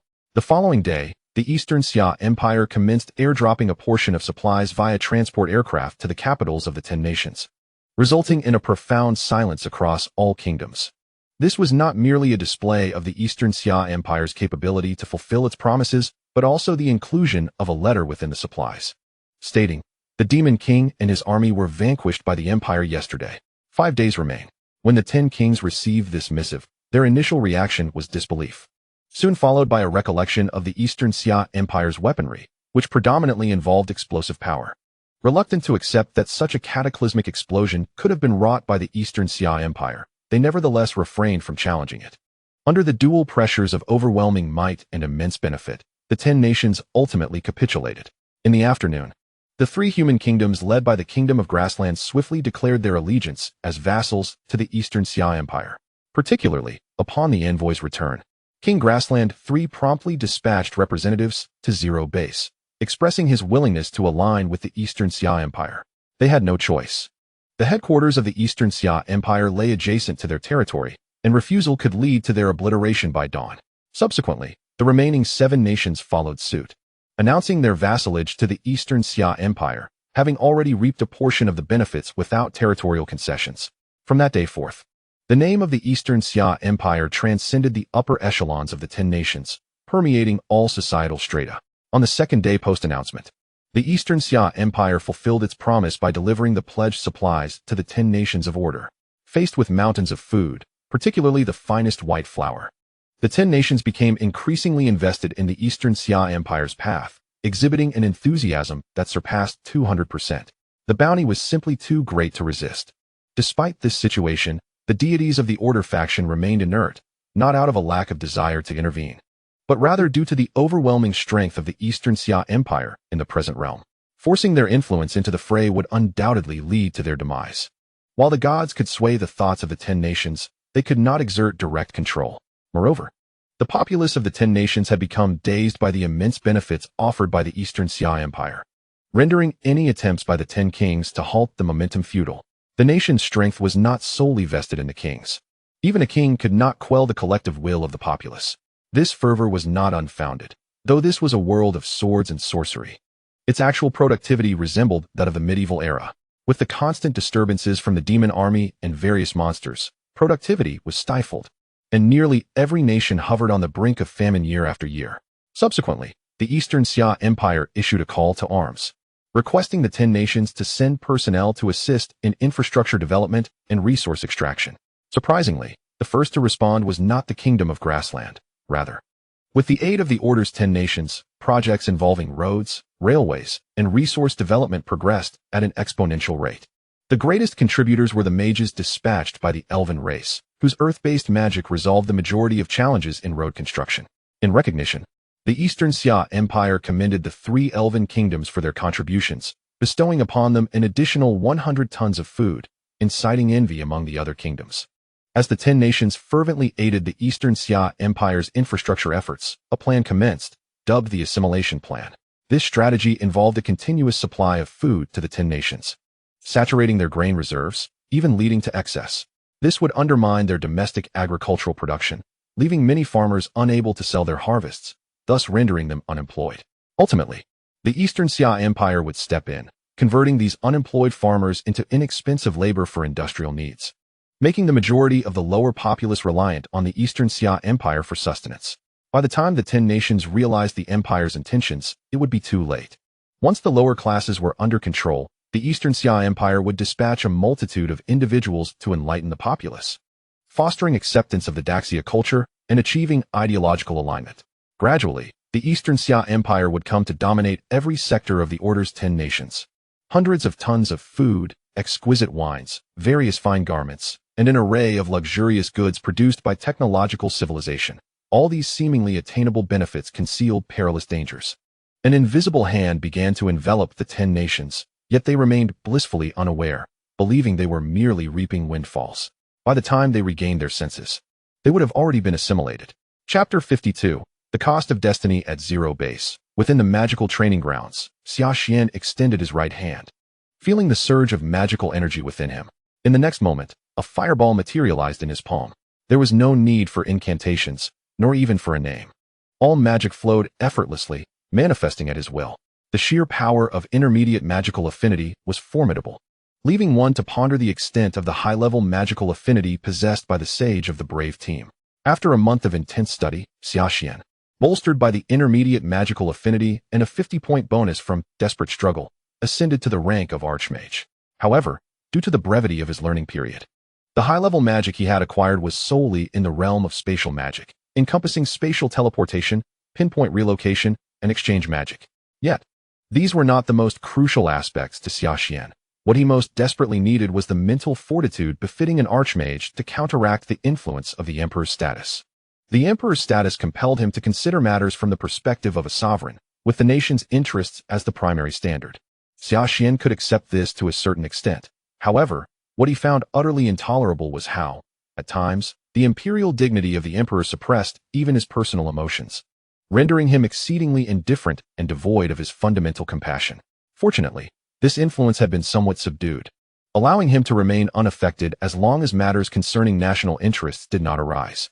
At that moment, a military physician entered and announced, "Your Majesty, the time has come." "I understand," Xia Xian replied, straightening his attire before exiting the training ground, followed closely by the physician. Today marked the time for the starry chessboard to cast its dice once more. As the starry chessboard manifested, a magnificent 5-clawed golden dragon traversed the cosmos, and Xia Xian's figure appeared upon the throne. The fateful dice hovered above the board, indicating that no wishes had yet been made or rolls cast. Xia Xian raised his hand toward the fateful dice, and in the next instant, a miniature version of the dice materialized in his palm. If the rolled number exceeded 30, Dr. Amping, you should be able to ascend to the rank of Grand Sorcerer within the next few days. The dice rolled across the board with a series of crisp sounds, the numbers shifting continuously before finally settling at 56. Satisfied, Xia Xian nodded. As the fateful dice returned to its place above the starry chessboard, silence enveloped the board once more, with no deities daring to speak. Silence was the prevailing theme here. The astonishment displayed by everyone during the previous unexpected upheaval of the starry chessboard, which had remained unchanged for over 100,000 years, had now faded. With the factions having reaffirmed their positions, little else needed to be said. It was a matter of victory or demise. At that moment, the goddess of knowledge grasped the fateful dice, drawing the attention of all present on the starry chessboard. There was a palpable curiosity regarding her audacious gamble, as cultivating a deity of such caliber was a rare occurrence. Yet, rather than casting the dice immediately, she stepped forward and stood gracefully behind Xia Xian, hovering in midair, akin to a loyal subject to the emperor. The sight left all the deities bewildered. What was the meaning of this? The supreme goddess cast a puzzled glance at her, a sense of foreboding creeping into her heart. "Knowledge, what are you doing?" The other 3 goddesses regarded the goddess of knowledge with similar confusion, their instincts hinting at something significant, although uncertainty lingered. In the following moment, an announcement resonated from the starry chessboard, confirming their suspicions. The goddess of knowledge joins the human faction. The goddess of knowledge and her sole faction, the Church of Knowledge, were instantaneously severed from the Order faction and merged into the human faction. Knowledge has defected to humanity. The 4 goddesses gazed in astonishment at the goddess of knowledge. Even though they had entertained some suspicions upon witnessing her approach Xia Xian, the reality of her betrayal still left them profoundly shocked. "Do you truly believe humanity is destined to triumph?" the supreme goddess queried. "Indeed," the goddess of knowledge replied, a sweet smile gracing her lips. "We need not conceal our intentions any longer. The current situation has spiraled far beyond our control. The 10 nations of order have been beguiled by the immense benefits of the Eastern Xia Empire, and no one wishes to heed our counsel, even within the church. Some clergy members question why they shouldn't seize the readily available advantages. Our ultimate weapon, the hero, has chosen to disregard our divine mandates and brandish his sword against the human faction. In previous eras, we could have forcibly manipulated the hero's will, but now, she is too formidable. to the point that we cannot even sway her thoughts. Upon hearing the words of the goddess of knowledge, the four goddesses of the Order faction fell silent, for the truth of her claims rang evident, and the situation might indeed be graver than they had anticipated. Ha ha ha. The Great Eye of Chaos found amusement in their predicament, reveling in their misfortune. Other malevolent deities joined in with subtle chuckles, casting derisive glances at the Order faction. The goddess of knowledge then turned her attention to the Chaos faction, stating, "The Chaos faction is no better off. Have you forgotten that, not long ago, all the monsters within the Chaos territories were obliterated by the Eastern Xia Empire's radiance of the sun?" At her words, the laughter of the malevolent deities ceased abruptly. Indeed, their plight seemed even direr. While the Order faction had merely lost control, the Chaos faction faced near annihilation. With millions of monsters perishing under the radiance of the sun, I harbor no interest in becoming the victor of this game. I merely chose the side with the greatest chance of success, she concluded, casting the fateful dice. As the dice skittered across the board, they landed on 230. Observing this number, Xuan Xia glanced at his own, feeling a tinge of dismay. Once the fateful dice returned to their original position, the Great Eye of Chaos fixated on them, a thought forming. I wish for a creature that can breed with goblins to emerge on the green star. This time, the starry chessboard displayed not an image but a sequence of numbers, 10, 0, 0, 0. Creating a race requires a staggering 10, 0, 0, 0 points. Xuan Xia gazed curiously at the Great Eye, eager to discern the method by which it would achieve such a feat in 5 rolls. The dice were cast. 102. Xuan Xia noted the outcome. Subsequently, all the malevolent deities of the Chaos faction made the same wish, desiring a creature that could breed with goblins on the green star. Their contributions did not form individual wishes, but rather combined into the Great Eye's aspiration. Wishing for a creature that can breed with goblins on the green star rapidly accumulated to 500 points. This revelation enlightened Xuan Xia. Wishes that were identical could indeed be aggregated. Finally, it was the turn of the Order faction, who, employing the same strategy as the Chaos faction, articulated a similar desire. Wishing for a civilization to emerge on the red star required 5,000 points. The total points amassed by the four goddesses came to 1,200. Motivated by the provocations of the Eastern Xia Empire, all deities from both the Chaos and Order factions utilized the fateful dice. Just as Xuan Xia prepared to depart, an unexpected turn of events unfolded. The divine essence of all deities from both factions diminished to varying degrees, and even some of the weaker pseudo-deities of the Chaos faction began to experience bodily disintegration. What is happening? Xuan Xia turned to the goddess of knowledge, who appeared unaffected. Why is she unscathed? It seemed she perceived his confusion, as she offered a slight smile and said, "Your Majesty, every gift from fate has its price." "And what price will you pay?" The next moment, Xuan Xia felt as though numerous invisible hands seized his heart, neck, shoulders, arms, thighs, and ankles. After a month of silence, the system finally reacted.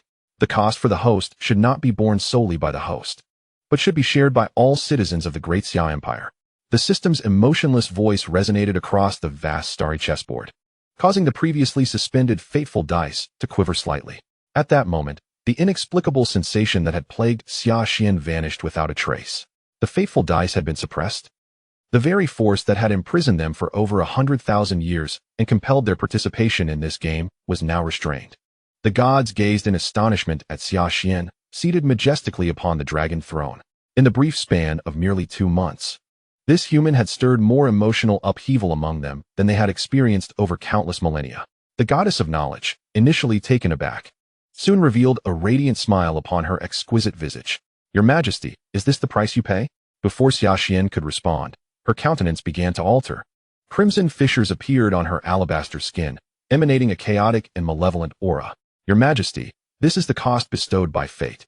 She removed her hood, allowing her silvery hair to cascade like a waterfall, her argent eyes reflecting Xuan Xia's visage. The juxtaposition of her ethereal beauty and the dark crimson cracks lent her an extraordinary allure. "Please remember, Your Majesty, this game is not merely a struggle between players. The die of fate is also an adversary. While you vanquish your foes, you must remain vigilant against the die of destiny." In the research department, the familiar white monstrosity of the experimental chamber persisted. Lacking a goblin king, they resorted to utilizing the more robust big goblins for experimentation. The gene serum was injected. Oh! In the fearful gaze of the big goblin, a mechanical arm delivered the golden serum into its veins. Mere seconds later, The big goblin began to thrash violently, its pupils dilating and its heart racing. After several more minutes, the goblin evolved into its second stage. Its green skin transformed into a mottled white and green, its muscles trembling slightly. Oh, the agony intensified during this stage, and the big goblin emitted a heart-wrenching wail. Half an hour later, its skin had turned pure white, and its pupils shimmered golden. The muscular definition was strikingly prominent, exuding a sense of power. The most significant transformation lay in the disposition of the big goblin. Unlike the typical frenzy of its kind, it exhibited a newfound rationality and composure. With its golden eyes fixed upon the mechanical arm, the big goblin stammered in the common tongue, "I am willing to submit. Whatever you require, I will comply. Please, spare me." Belkaven disregarded the creature's plea and instructed, "Administer the anesthetic and prepare for observation." Yes. After the anesthetic was administered, several soldiers carried the big goblin away to the designated location for successful experiments. Does greater strength correlate with a higher success rate? Belkaven pondered as he reviewed the experimental data gathered over the past weeks. During this time, he and his fellow researchers had formed 10 groups, laboring incessantly on nearly 300 gene serum injections within a mere fortnight. Were it not for the existence of healing magic, they would have long succumbed to exhaustion. Through relentless experimentation, it became evident that the efficacy of the second-generation serum exceeded the limits of human tolerance. Reluctantly, they had to continuously reduce the dosage to find a level that humans could withstand. Ultimately, the dosage was set at 10 milliliters, a threshold that was already critical. Any further reduction could jeopardize the gene enhancement effect. Yet even at this level, the success rate lingered at a mere 50%, falling short of Belkaven's hope for 80%. The solitary silver lining was that the success rate of gene enhancement would increase with the strength and improvement of the test subjects. "Dr. Belkaven, we have exhausted our supply of big goblins," reported an assistant. "If we have none, then so be it." Belkaven waved dismissively, unperturbed. After all, the clinical trials for the second-generation serum had been completed. "By the way, I heard a pioneer achieved the strength of a copper adventurer solely through physical prowess. Please inquire if you would be interested in becoming the first candidate for gene enhancement." After extensive experimentation, resulting in the sacrifice of nearly 20,000 goblins, the gene serum could be deemed successfully developed, albeit with a less than ideal success rate. "Understood, Doctor." In the intelligence department, following the suggestion of General Liangguo, a comprehensive strength classification chart was finally compiled, temporarily categorized from levels 1 to 6. Level 1, Adventurers, White Porcelain, Emerald, Obsidian, Goblin, Wargs. Evaluation, carries a certain degree of danger.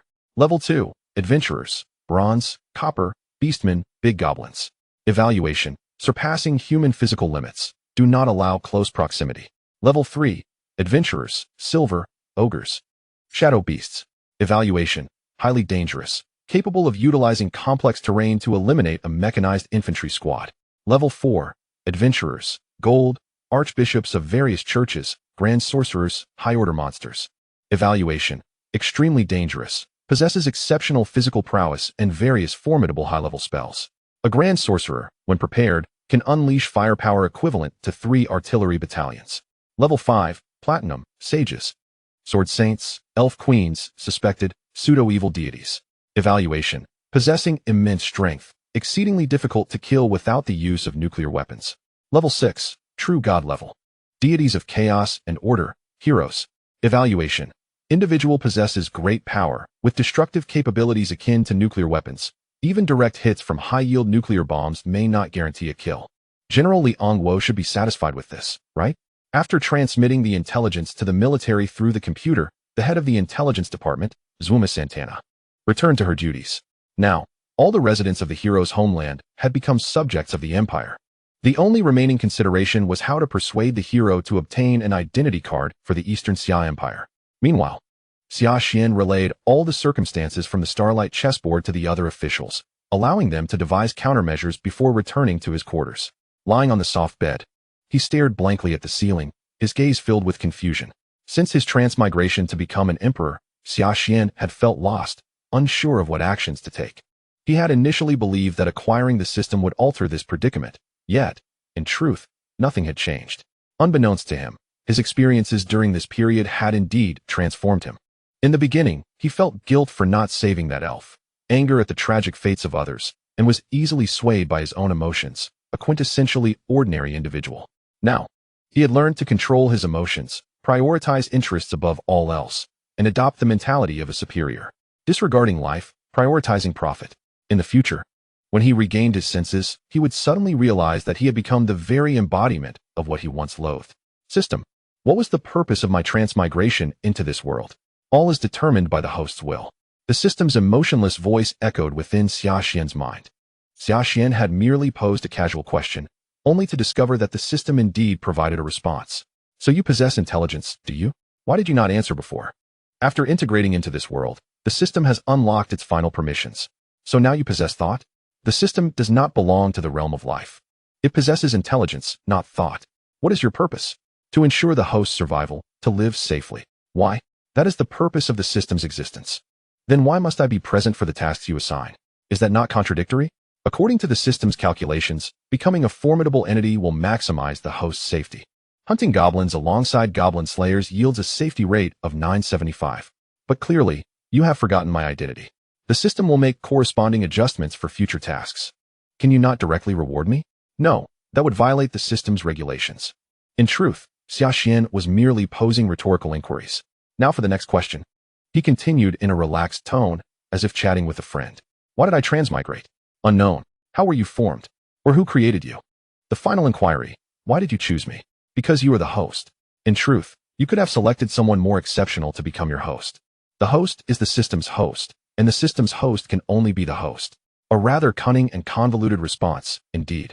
Chapter 54. The battle in the grand and magnificent parliamentary hall of the Eastern Xia Empire, located within the imperial capital. The half-circular chamber's western side is lined with hundreds of intricately carved golden silk jade tables and chairs, arranged in a crescent shape. A five-clawed golden dragon weaves around the hall, with its lifelike head positioned at the center, clutching a magnificent dark golden dragon flag, the national emblem of the Eastern Xia Empire. To the east of the hall stands an elevated platform crafted from jade, featuring 9 steps divided into 2 tiers. On either side of the 8th step, there are 33 golden silk jade tables and chairs, designated for the representatives of the 32 states and the Prime Minister. Above them rests a golden dragon throne, reserved for the Emperor. The Emperor only graces this assembly during the annual parliamentary session, where he observes the contentious debates among the representatives and the cabinet. Today's meeting is somewhat extraordinary, attended by state representatives, the Prime Minister, heads of various departments, and generals from different military districts. Each individual holds a specialized tablet, quietly perusing an array of intelligence reports from another world, encompassing monsters, genetic potions, deities, magic, and more. The relentless acceleration of resource extraction, with thousands of tons of minerals being transported back, has unveiled the immense profits brought forth by this other realm. Not to mention the countless resources still awaiting development, the advancement of magical mecha, the completion of genetic potions, and the accumulation of diverse magical knowledge present an abundance of resources on this planet, ripe for the Eastern Xia Empire's exploitation. Most significantly, the prospect of longevity. The genetic potions promise of extended life, if even a fraction of the lifespan of high elves, which is a millennium, becomes a tantalizing allure. Even if the success rate of the genetic potion diminishes, it could still offer several centuries of life, indulgence, opulence, and the heights of power. These individuals have savored every material pleasure this world has to offer. Their foremost pursuit now is health, and the prospect of immortality laid before them ignites a fervor beyond measure. Ladies and gentlemen, the mayor of the imperial city, he rises from his seat, drawing the collective gaze of all present. I have a proposal. Upon witnessing his expression, the members of the Workers' Party and the Democratic Party suddenly harbor an unsettling premonition. While the remaining members of the Royal Party and military generals maintain their composure, some even smiling. In the next moment, Mayor He's proposal appears on each individual's tablet, on the amendment of Imperial Power 1. The Emperor is the sovereign of the Eastern Xia Empire. 2. The Emperor possesses prosecutorial immunity. The Emperor cannot be arrested. 3. No individual or institution may compel the Emperor to testify in court. 4. The Emperor is exempt from taxation. 5. The Emperor serves as the supreme commander of the 9 military districts. The addition of the 5th clause causes the pupils of the Workers' Party and Democratic Party representatives to constrict. From the moment the Emperor activated the portal, they had anticipated this day. The Royal Party members are seizing this opportunity to consolidate power. Li Siguo opens his mouth slightly. Yet as the words of refusal linger on his lips, he finds himself at a loss for expression, mirroring the sentiments of the Workers' Party and Democratic Party representatives. Historically, emperors have safeguarded national stability and unity, thus justifying their supreme authority. In modern times, emperors wielded powerful means to ensure the swift advancement of the Industrial Revolution, thereby retaining their grip on power. Following the Second World War, with the continuous refinement of governance, the role of parliament has increasingly come to the forefront, its power expanding in kind. Today, the parliament's growing authority has eclipsed that of the emperor. The Eastern Xia Empire adheres to a principle of duty and responsibility. Thus, the emperor has now presented a substantial benefit. Should they disregard the established protocols and refuse the emperor the power he seeks through legitimate channels, those royal party members and certain military generals will no longer adhere to the rules. In the past, the royal family did not disrupt the established order, gradually relinquishing their power. Now, with an immense benefit on the table, do they wish to engage in double standards? The consequences of such actions are uncertain, but it is clear that those who first violate the rules will not fare well. Moreover, the cake presented by the emperor is so vast that it could satiate all, even to the point of excess. The Workers' Party and Democratic Party now turn their attention to Prime Minister Li Siguo, expecting him to display the resolve befitting his position. Noticing the gazes of others upon him, Li Siguo forces a smile, pondering whether they intend to cast him as the scapegoat. Somersault. The proposal concerning the amendment of imperial power enters its first review. Li Siguo declares. As the words leave his mouth, an electronic synthesized voice responds. The proposal concerning the amendment of imperial power has entered its first review. Somersault, the national main system of the Eastern Xia Empire's rudimentary artificial intelligence. The legal process in the Eastern Xia Empire is relatively straightforward. The first step involves a city councillor or state representative proposing a bill, followed by its entry into the first review stage. The second step mandates that within 9 days of the first review, the parliament must convene. If one state representative and 50 city representatives consent, the bill moves to the second review. The third step requires another parliamentary meeting within 9 days of the second review. If 20 state representatives and 200 city representatives agree, the bill enters the enactment process. The final step involves the nationwide announcement of the bill, which immediately becomes law. As time progresses, the tumult caused by a series of actions from the Eastern Xia Empire has gradually subsided domestically. However, the global situation has grown increasingly tense, showing no signs of abating. This world lacks an international organization akin to the United Nations to mediate, nor is there any organization of comparable stature. Unless the Eastern Xia Empire, the Southern Xia Democratic Republic, and the Northern Continental Alliance are willing to act as guarantors, akin to becoming permanent members of the United Nations, there will be no resolution. The Northern Continental Alliance is willing. However, the Eastern Xia Empire and the Southern Xia Democratic Republic show no interest in their overtures. Major global powers are preparing for war, while weaker nations begin to align themselves, seeking protection. All countries are reminded of the terror once imposed by that celestial empire. The fears of bygone eras are now projected onto the Eastern Xia Empire. The Great Xia Celestial Empire, the true instigator of 2 world wars, once dominated half the world at its zenith, resulting in the demise of no less than 200 nations over the past 5 centuries. In the year 5026 of the Great Xia calendar, under the formidable leadership of Emperor Xia Wendi, the Great Xia Celestial Empire swiftly completed its first industrial revolution over the span of a decade. After assimilating the productivity gains from this revolution, they established the first armed forces equipped with firearms in history. Subsequently, in 5037, they audaciously waged war against neighboring nations, swiftly annihilating nearly 60% of the eastern continent's countries with overwhelming force. The 5 most powerful nations, led by the Tianyuan Kingdom, barely withstood the Great Xia Celestial Empire's onslaught and managed to undertake their own industrial revolution, cobbling together a modern military. At that time, 1/3 of their territory had already fallen under the control of the Great Xia Celestial Empire, and they believed they could reclaim their lands using flintlock guns and artillery, initiating a counteroffensive against the Great Xia Celestial Empire. However, to their shock, the alliance led by the Tianyuan Kingdom found themselves swiftly overwhelmed by the Great Xia Celestial Empire's far superior artillery, crushing their hopes and leaving them in despair.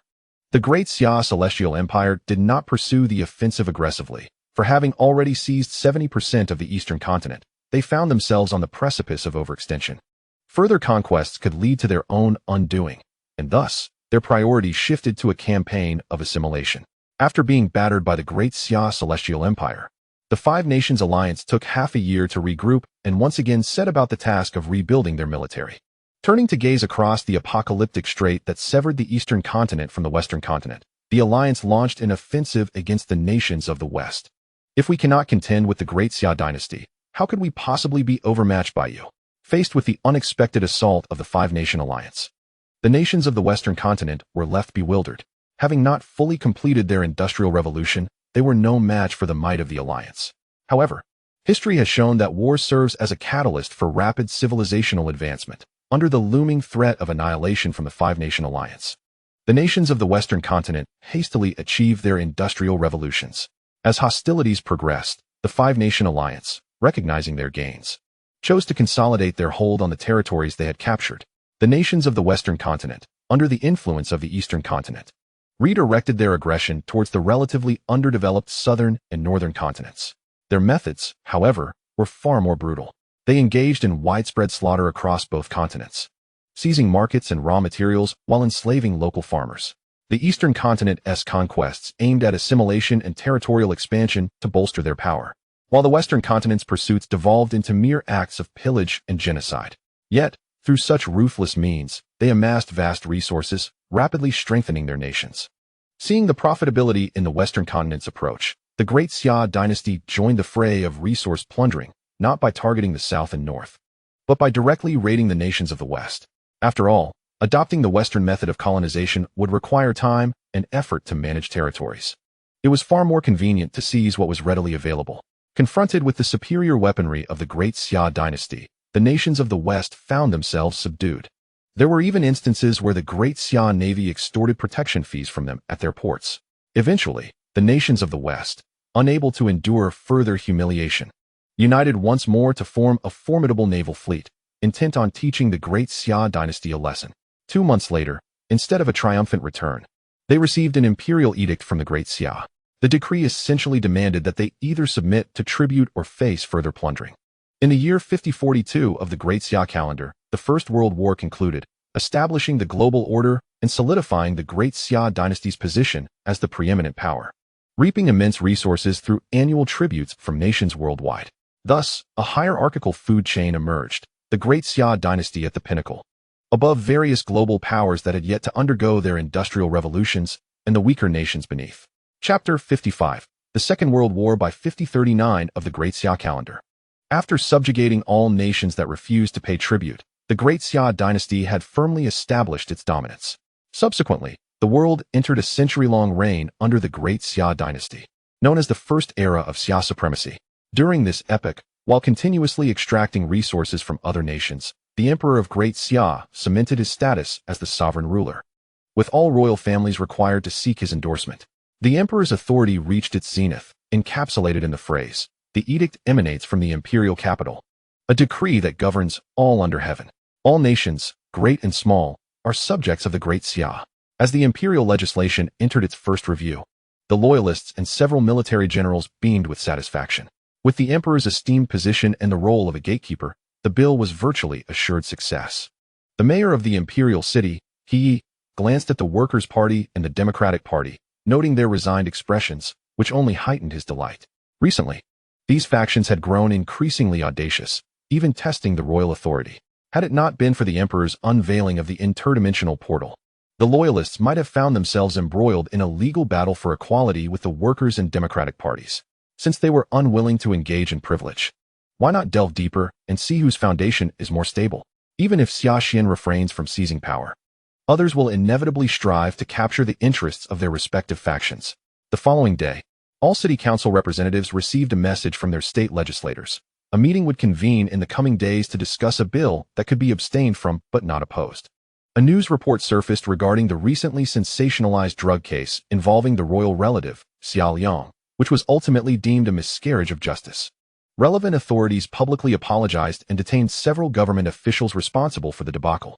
Under normal circumstances, such news would swiftly dominate headlines. But during this tumultuous period, public attention quickly shifted to the escalating international tensions. The global situation had subtly divided into three factions: the Eastern Xia Empire, the Western Alliance, and the Northern Alliance alongside the Southern Yang Nation, and the Southern Xia Democratic Republic. Smaller nations began aligning themselves. With 3 of the 5 remaining countries on the eastern continent from the former 5-nation alliance choosing sides. The 3 nations that lost sovereignty to foreign control, Qing, Huaji, and Sailor, aligned themselves with the Northern Alliance, as anticipated. The remaining 2 nations, Tianyuan and Kiguo, found themselves in a precarious position. Having lost substantial territories to the Great Xia dynasty in previous world wars, only to reclaim land from the western continent. This resulted in 2/3 of their territories being situated in the west, leading to an identity crisis. They were considered Western nations, yet were culturally aligned with Great Xia. While they were technically Eastern nations, a significant portion of their land lay in the west. Their historical actions during previous world wars fostered deep mistrust from the western continent, prompting some countries to demand the restitution of lands occupied for centuries. In response, Tianyuan and Kiguo retorted, "Centuries ago, it was your kind that needed protection. Were it not for us standing firm, the western continent would have long been renamed the 3rd province of the Great Xia dynasty. After safeguarding you for so long, is it unreasonable to ask for a protection fee?" Meanwhile, the Eastern Xia Empire observed Tianyuan and Kiguo, uncertain if they needed allies. After all, their previous victories in 3 world wars had been achieved without any allies, and even during the 3rd war's fragmentation, the Eastern Xia Empire pursued them relentlessly. Should an opportunity arise to align with the Eastern Xia Empire, Tianyuan and Kiguo would undoubtedly seize it without hesitation. Regrettably, the Eastern Xia Empire viewed these nations, steeped in Great Xia culture, as easily assimilable prey, requiring no significant indoctrination, merely a couple of generations of adjustment before complete integration into the Eastern Xia Empire.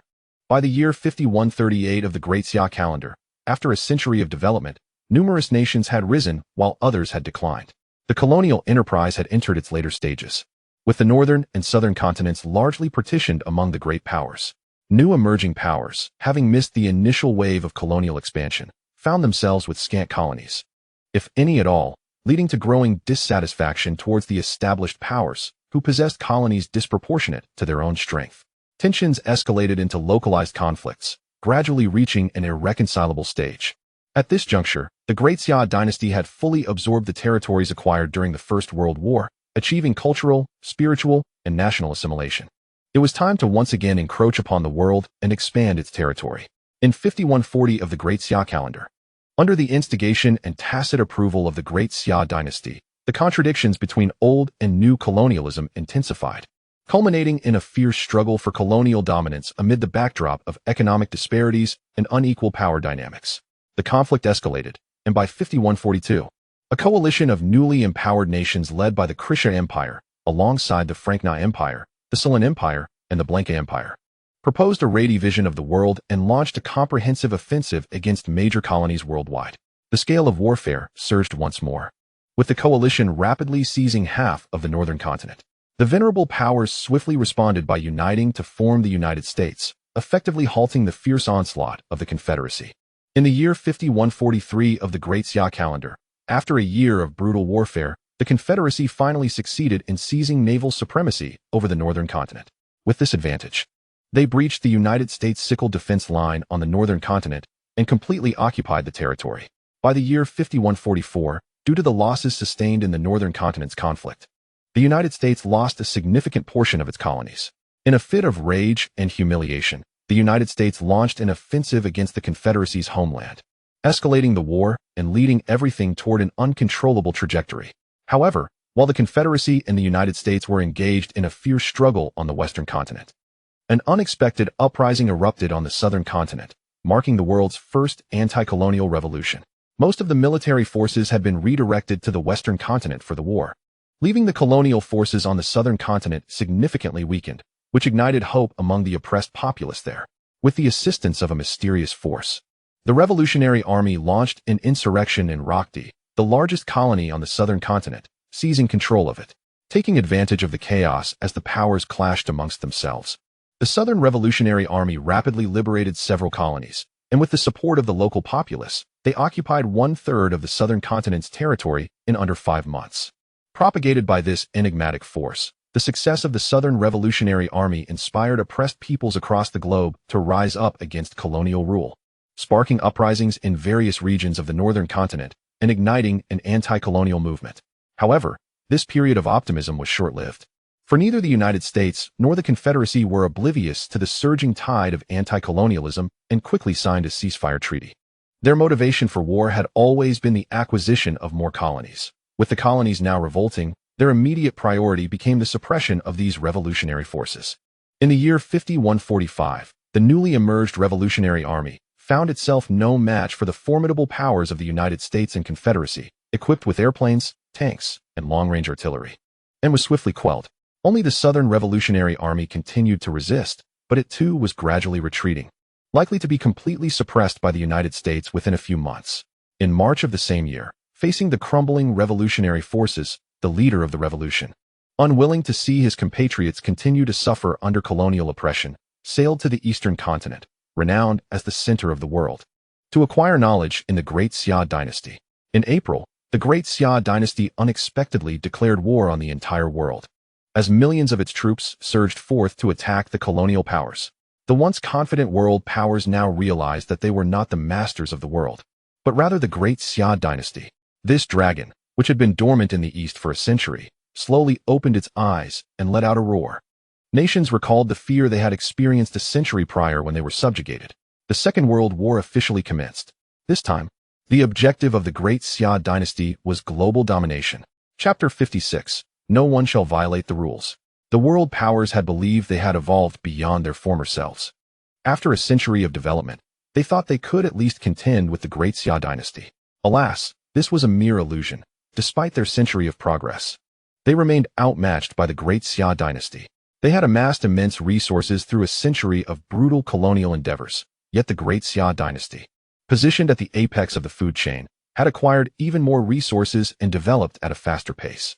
History was set to repeat itself, as the nations of the world faced off against the Great Xia dynasty, armed with weaponry from the early stages of World War II. While the Great Xia dynasty boasted weaponry equivalent to that of the late stages of the war, in April of the year 5148, the Great Xia dynasty, leveraging its 20-year technological superiority and robust logistical support, swiftly occupied the southern continent, aided significantly by the Southern Revolutionary Army and the local populace. With the advantage of time, geography, and popular support, even the United States and the Confederacy could do little but struggle momentarily before being expelled from the southern continent. By the year 5149, the Great Xia dynasty had completely annexed the southern continent, doubling its territory. Its land now spanned 2 continents, encompassing an astounding 44 million square kilometers, thus becoming the largest nation in history. However, as later chronicles would recount, the history of the Second World War continued to unfold in a cyclical manner.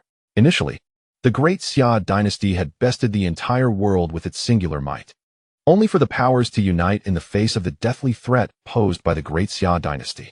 By the year 5158, the war had raged for 9 years, and even the Great Xia dynasty had not anticipated the tenacity of its foes. The powers, in their bid to counter the Great Xia dynasty, even shared their weapon technologies and collaborated on weapon development to keep pace with the advancements of the Great Xia dynasty. With the united strength of various nations, they finally managed to keep the Great Xia dynasty's ambitions in check. As the war dragged on, even a nation like the Great Xia dynasty, which enjoyed strong logistics and a self-sustaining system, began to feel the strain. Domestic anti-war sentiments surged, and the economic toll of the war grew increasingly severe, leading everything toward a detrimental trajectory. In the year 5159, the capitalists of the Great Xia dynasty, intoxicated by the immense war profits, were ultimately subdued under the emperor's authority, leading to a cessation of foreign conflicts. Simultaneously, the following year would witness the fruition of a second industrial revolution, propelled by the vast war dividends, resulting in another leap in national strength. That same year, the previously overshadowed powers formed a mutual defense alliance to prevent the Great Xia dynasty from mounting another offensive. Base 0. Roar. This was the 4th occurrence, and the emperor's stature was increasingly resembling that of a sentient being. Xia Xin set aside the spellbook in his hands, intending to inquire about the nature of the emperor's status when a knock resounded from the door. "Come in." Upon receiving Xia Xin's response, an elderly man clad in military garb, his temples grayed, entered and saluted. Noticing the visitor, Xia Xin inquired, "General Li Angguo, what brings you here?" "Your Majesty." "I bring good news," Li Angguo replied, his expression radiating palpable joy. "Please take a look." As he spoke, Li Angguo placed a document on Xia Xin's desk. Xia Xin picked it up and perused its contents. Regarding the revision of imperial powers. Article 1. The emperor is the sovereign of the Eastern Xia Empire. Article 4. The emperor is exempt from taxation. Article 5. The emperor serves as the supreme commander of the 9 military districts. Upon reading the document, the emperor's aura slowly enveloped the entire room, causing Liang Guo to instinctively straighten his posture. This was a matter of state, and under the influence of the emperor's presence. Xia Xian quickly contemplated various implications. He then expressionlessly set down the document and turned his gaze toward Liang Guo, speaking in a detached tone. I am aware. Is there anything else? Your Majesty, there is another matter. Liang Guo recounted the incident involving Xia Liang's drug use and the royal faction's involvement in his release. He deemed it necessary to inform the emperor, expressing that their actions had gone too far. Even in their attempts to curry favor with the emperor, their methods were excessive. Regardless of Xia Liang being your cousin or a member of the royal family, in the eyes of the law, he is merely a citizen, not the emperor. He should not be afforded privileges, especially so openly. After listening, Xia Xian's expression remained unchanged, but his tone grew stern. A ruler must be impartial. Only then can the nation find stability. A ruler who indulges in personal interests leads the nation to ruin. Xia Xian recited the opening lines of the art of the great Xia emperors. The law is supreme. In the Eastern Xia Empire, no one may trample upon the law. Not even I may do so. This is the rule of the Eastern Xia Empire. While individuals may seek to exploit loopholes, they must never undermine the rules themselves. Tell them that Xia Liang is merely a citizen of the Eastern Xia Empire. Remember, he is not the emperor and possesses no qualifications to enjoy privileges. He should be dealt with as deemed appropriate. At this point, Xia Xian's tone carried a distinct chill.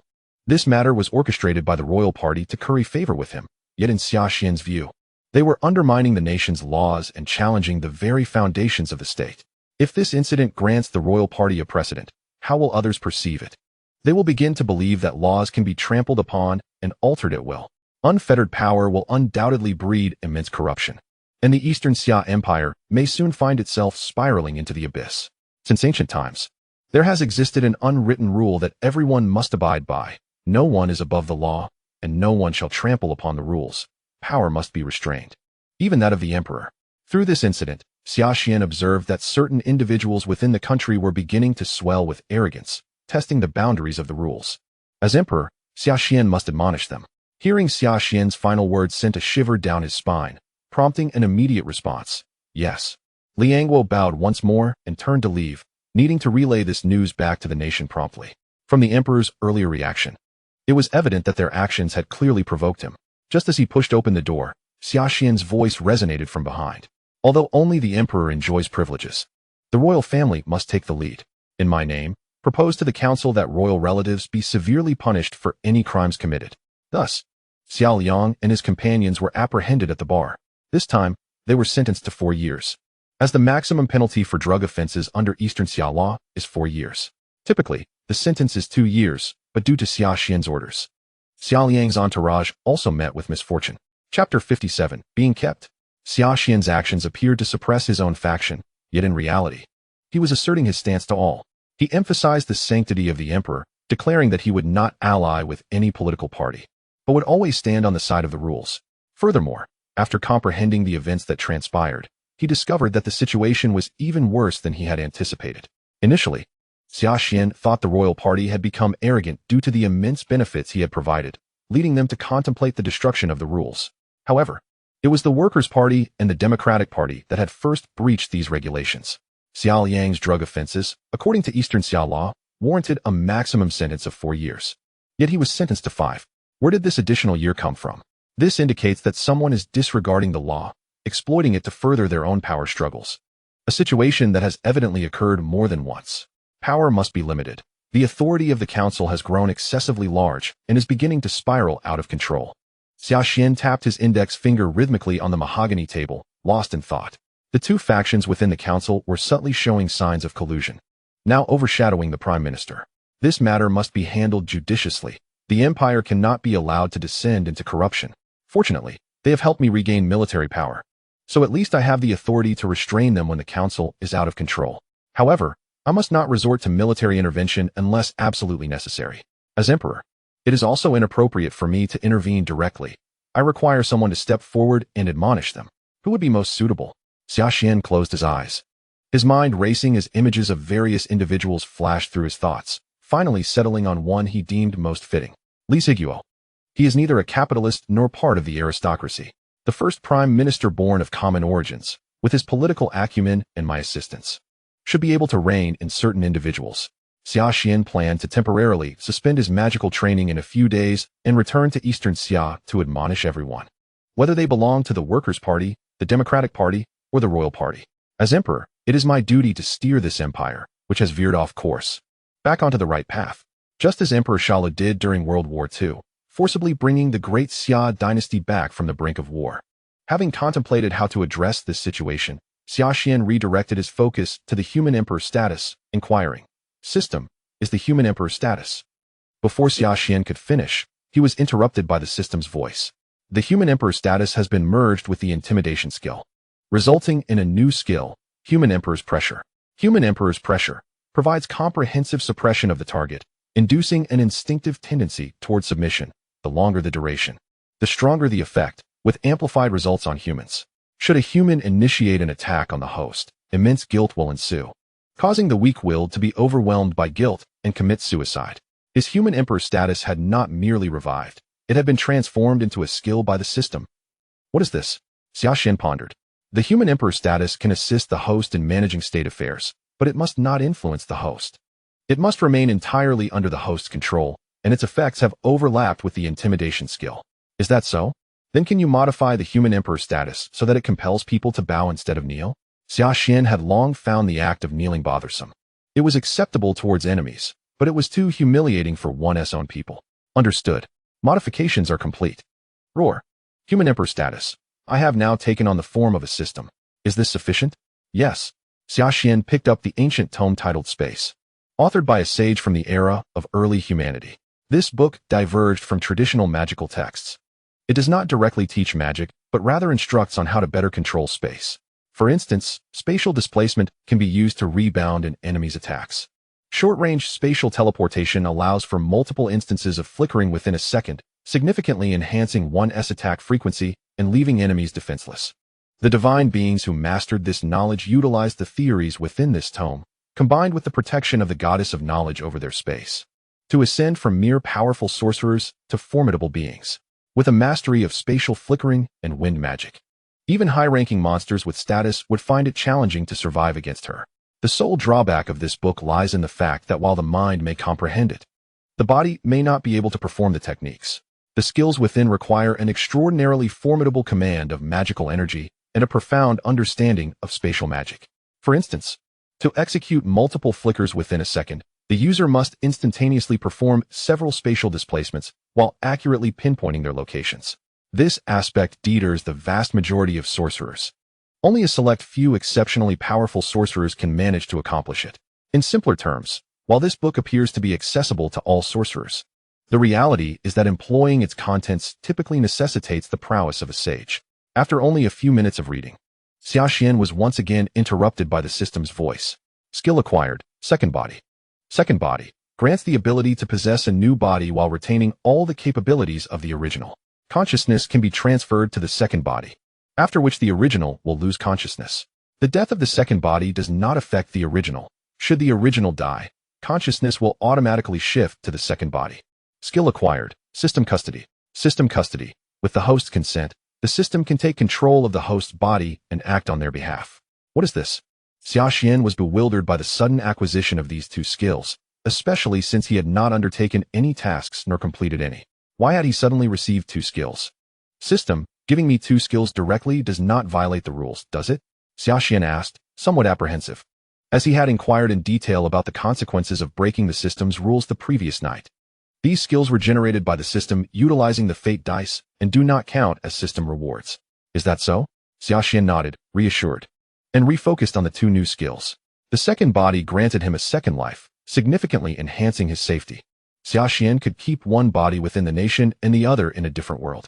Focusing on the second skill, upon observing its name and description, Xia Xian subtly surmised the system's intentions. Are you suggesting that this skill will assist me in completing tasks? He pondered. The system responded. The host's tasks will be fulfilled by the system, ensuring your safety while simultaneously enhancing your abilities, allowing for rapid growth through task rewards. Upon hearing this, Xia Xian's expression turned peculiar. You assign me tasks and then complete them for me? Why do I suddenly feel as if I am being pampered? He then inquired. If the system manages the second body, will its demise affect you in any way? He contemplated whether the system's intelligence resided within the second body. The system reassured him. There will be no impact. As long as the host exists, the system will persist. Relieved by the response, Xia Xian realized that his most formidable support was not the Eastern Xia Empire, but the system itself. Regardless of any deceit, the power, strength, identity, and status he possessed were all granted by the system, an undeniable fact. Despite his distrust of others since his arrival in this world, he chose to place his faith in the system, recognizing it as the foundation of his existence here. How do I summon the second body? He inquired. Only a drop of your blood is required, the system replied. Chapter 58. The entry shortly thereafter, at Xia Xian's command, the experimental department swiftly prepared a space. Clearing out an area, a vast room measuring 1,000 square meters was constructed entirely from specially designed steel plates. This space was designated for the dissection of colossal monster corpses, aptly named the Giant Monster Joy House. In the center of the room, a drop of crimson blood hovered in midair, radiating a brilliant red light. Various observation instruments were focused on this droplet, a suggestion from Dr. Belkevin, who sought to document the process of transforming this blood into a corporeal form for further study. Whether it yielded profit or not was of little concern. Activating the second body skill, Xia Xian witnessed a surge of immense magical energy enveloping the blood entirely. The azure magic swirled around the droplet, forming a colossal sphere. Within this magical sphere, a humanoid figure gradually took shape. As the figure fully materialized, the massive magic orb began to dissipate, revealing a naked man before the astonished onlookers.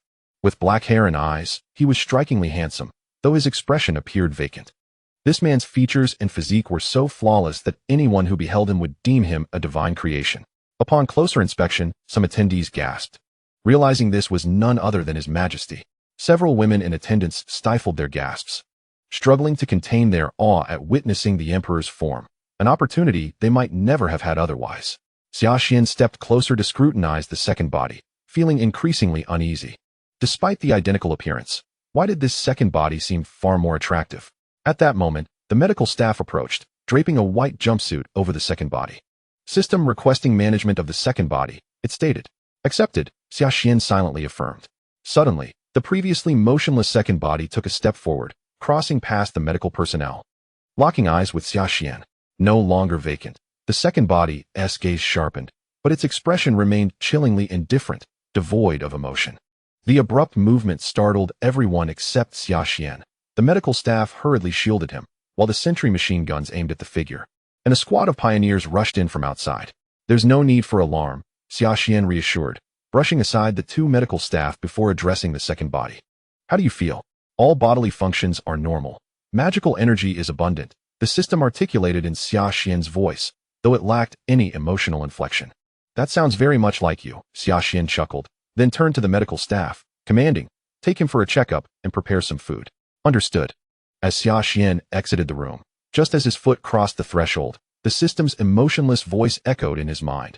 Upon entering the new world, please confirm the information about it as soon as possible. In the conference room, the leaders, previously engrossed in the tasks of resource development, road construction, population assimilation, and monster eradication, set aside their work to gather. All eyes turned to Xia Xian, seated at the head of the table, curious as to why he had summoned them. Could it be that the deities had concocted another scheme? Once everyone was present, Xia Xian spoke. Just now, the system discovered a new world. A gasp reverberated through the room. None anticipated the emergence of a new world so swiftly. They had believed such a search would span decades. Initial astonishment gave way to fervent excitement. Two worlds, double the joy. However, each person's excitement stemmed from differing motivations. For Zhang Ziwen, head of interdimensional biology research, it was the prospect of studying new life forms. For Zhao Dezhong, the munitions chief, it was the potential for discovering extraordinary creatures to enhance weaponry. Given the magical and monstrous nature of this world had already yielded fruitful innovations, General Liang Wo of the royal party envisioned double the profits. Sensing that Xia Xian's consolidation of power was virtually unstoppable, with prior experience, the group quickly calmed their excitement and began strategizing. Has the system provided any information about the new world? Inquired the intelligence officer, Zwuma Santana. None, Xia Xian replied, shaking his head. We must make contact with a key figure in that world to obtain information. A key figure? They pondered, recalling the Goblin Slayer. Although not particularly powerful, he was the only individual unaffected by the whims of fate's dice, free from the deity's mental shackles. The Eastern Xia Empire had dispatched him to the side of King Grazlan for this very reason. It appeared that King Grazlan had indeed sensed something amiss. The Goblin Slayer would be stationed with each king of the 10 kingdoms to mitigate the deity's influence over their rulers. Should we deploy pioneers once more, as before? Proposed Liangguo. I believe we should send powerful mages who can wield spatial magic, or those equipped with magical scrolls, suggested Zhao Dezhong. Compared to the pioneers who require energy replenishment, the mages possess superior mobility and endurance. Additionally, they can be armed with firearms to compensate for their lower individual lethality. Nodding in agreement, the others concurred that this indeed constituted the most effective course of action at present. With the Mage Association and various mages involved in material research, the Eastern Xia Empire was not lacking in magical talent, possessing even 3 grand mages. At this moment, Liangguo spoke in a solemn tone. However, we cannot guarantee the loyalty of these sorcerers. What if they sever all ties with us once they enter the new world? Upon hearing these words, a profound silence enveloped the room. Although the empire currently boasts 5 grand sorcerers, only 2 can be deemed trustworthy. Yet, an even graver issue arises. These 2 grand sorcerers are none other than His Majesty the Emperor and Dr. Ping, who ascended to greatness thanks to the fateful dice. Both individuals are of paramount importance, and risking their safety is inconceivable. Amidst the collective dismay, Xia Xian interjected, "You need not fret. I have dispatched my second self to explore." Second self? The others, save for Zhang Ziwen, the head of the otherworldly biological research division, were left bewildered. What could a second self entail? In the vast expanse of the snowy wilderness, countless snowflakes drifted from the heavens, blanketing the ground where numerous frozen corpses lay. Suddenly, a dark spatial rift materialized, and a man with black hair and eyes emerged from within, clad in silver battle armor etched with enigmatic magical sigils. He wielded a long knife equally inscribed with arcane symbols. His body bore no injuries. Chapter 59. The host should prefer greater, system requesting skill usage, accepted. Oxygen is present. The air contains no harmful gases. There exists a semblance of magical energy.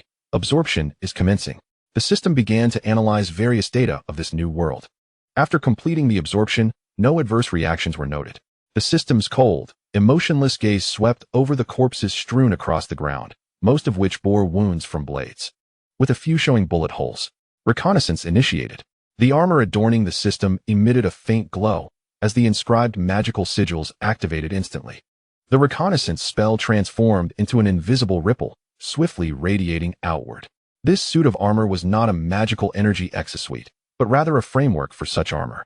The magical sigils were inscribed, while the exoskeletal technology had yet to be installed. Moments later, the system turned toward a specific direction, speaking in a detached tone, "This way." With that, it stepped forward, vanishing in an instant, only to reappear several hundred meters away. A black-haired man strolled across the pristine white snow, each step teleporting him hundreds of meters ahead. For him, 100 meters was but a trivial distance. Only the system dared to employ spatial teleportation so casually. Had any other sorcerer attempted it, they would have long succumbed to mental exhaustion. Death. In an unknown expanse of snow, 2 armies clashed violently. What was once a serene landscape erupted with earth-shattering sounds of battle and roars. One army hailed from the north, rising from the frozen soil, led by northern warriors, while the other was the empire that dominated the continent. Amidst the chaos, countless soldiers fell, crimson blood spraying into the air, staining the ground, and adding a vivid hue to the pristine world. A closer inspection revealed a stark disparity in weaponry. The northern army was somewhat uniform, wielding long knives and armor made for cold weaponry, while the Empire's soldiers brandished flintlock rifles, cold weapons, and even a few semi-automatic rifles. Die! A tall man clad in leather swung a dual-blade axe, each arc of the weapon claiming several lives. Ahaha! This is exhilarating. Gripping the axe tightly, he wrenched it, transforming it into 2 crescent-shaped blades. How about this? With all his might, he hurled the crescent blades, which began to spin rapidly, stirring up the falling snowflakes. Swoosh! Oh! The whirling blades sliced through the masses, blood gushing into the air as limbs flew in all directions. The blades showed no distinction between friend and foe, indiscriminately slaughtering northern soldiers alongside those of the Empire. After completing a full rotation, the blades returned to his hands like boomerangs. Ahaha, this is power. This is my imperial artifact, the dual-blade axe Belvac. The man reveled in the sight of the carnage surrounding him, laughing maniacally, unperturbed by the loss of his own soldiers. I, the servant of Generalist Death, Data's the Beastmaster, have achieved a 500-man slaughter today. Haha. His actions prompted nearby Imperial soldiers to take several steps back, fearing that the next arc of the blades might land upon them. At that moment, a black-haired man in silver armor had silently appeared behind him. As the weight of his words settled, the system inquired, "Where is the largest human settlement in this world?" Upon hearing the emotionless voice from behind, Data swiftly turned, his gaze falling upon an extraordinarily handsome black-haired man. "Who are you?" Data tensed at the sight of this sudden apparition. "Danger. Extreme danger." Noticing the man's reluctance to answer, the system activated Emperor's pressure, reiterating in a dispassionate tone, "Where is the largest human settlement in this world?" An inexplicable sensation surged within everyone present. And under the influence of the Emperor's authority, all soldiers ceased their fighting, instinctively bowing their heads to the system. In the Imperial capital, Datas found himself answering uncontrollably. "Where is the Imperial capital? What is happening? Why can't I control my body? Move. I command you to move. I want to kill." Just as the murderous intent surged, an overwhelming sense of guilt flooded Datas' heart, drowning out his previous rage. What is this? What is this bizarre sense of guilt? No matter how Datas struggled and roared within, it was futile. His body was beyond his control, and ultimately, he raised his right hand, pointing in a certain direction. 3,000 meters from here, there is a main road. If you follow it eastward, you can reach the Imperial capital in a month. Upon receiving the answer, the system's gaze shifted to the dual-blade axe in Datas' hand, sensing a peculiar energy emanating from the weapon that piqued its interest. In the midst of Datas' terror, the system slowly raised its long knife, swinging it toward his right hand. Swish! Just then, a golden-haired youth, also clad in leather, used a black vertical flute to block the system's long knife. "Datas, why are you in a daze? Are you trembling in fear?"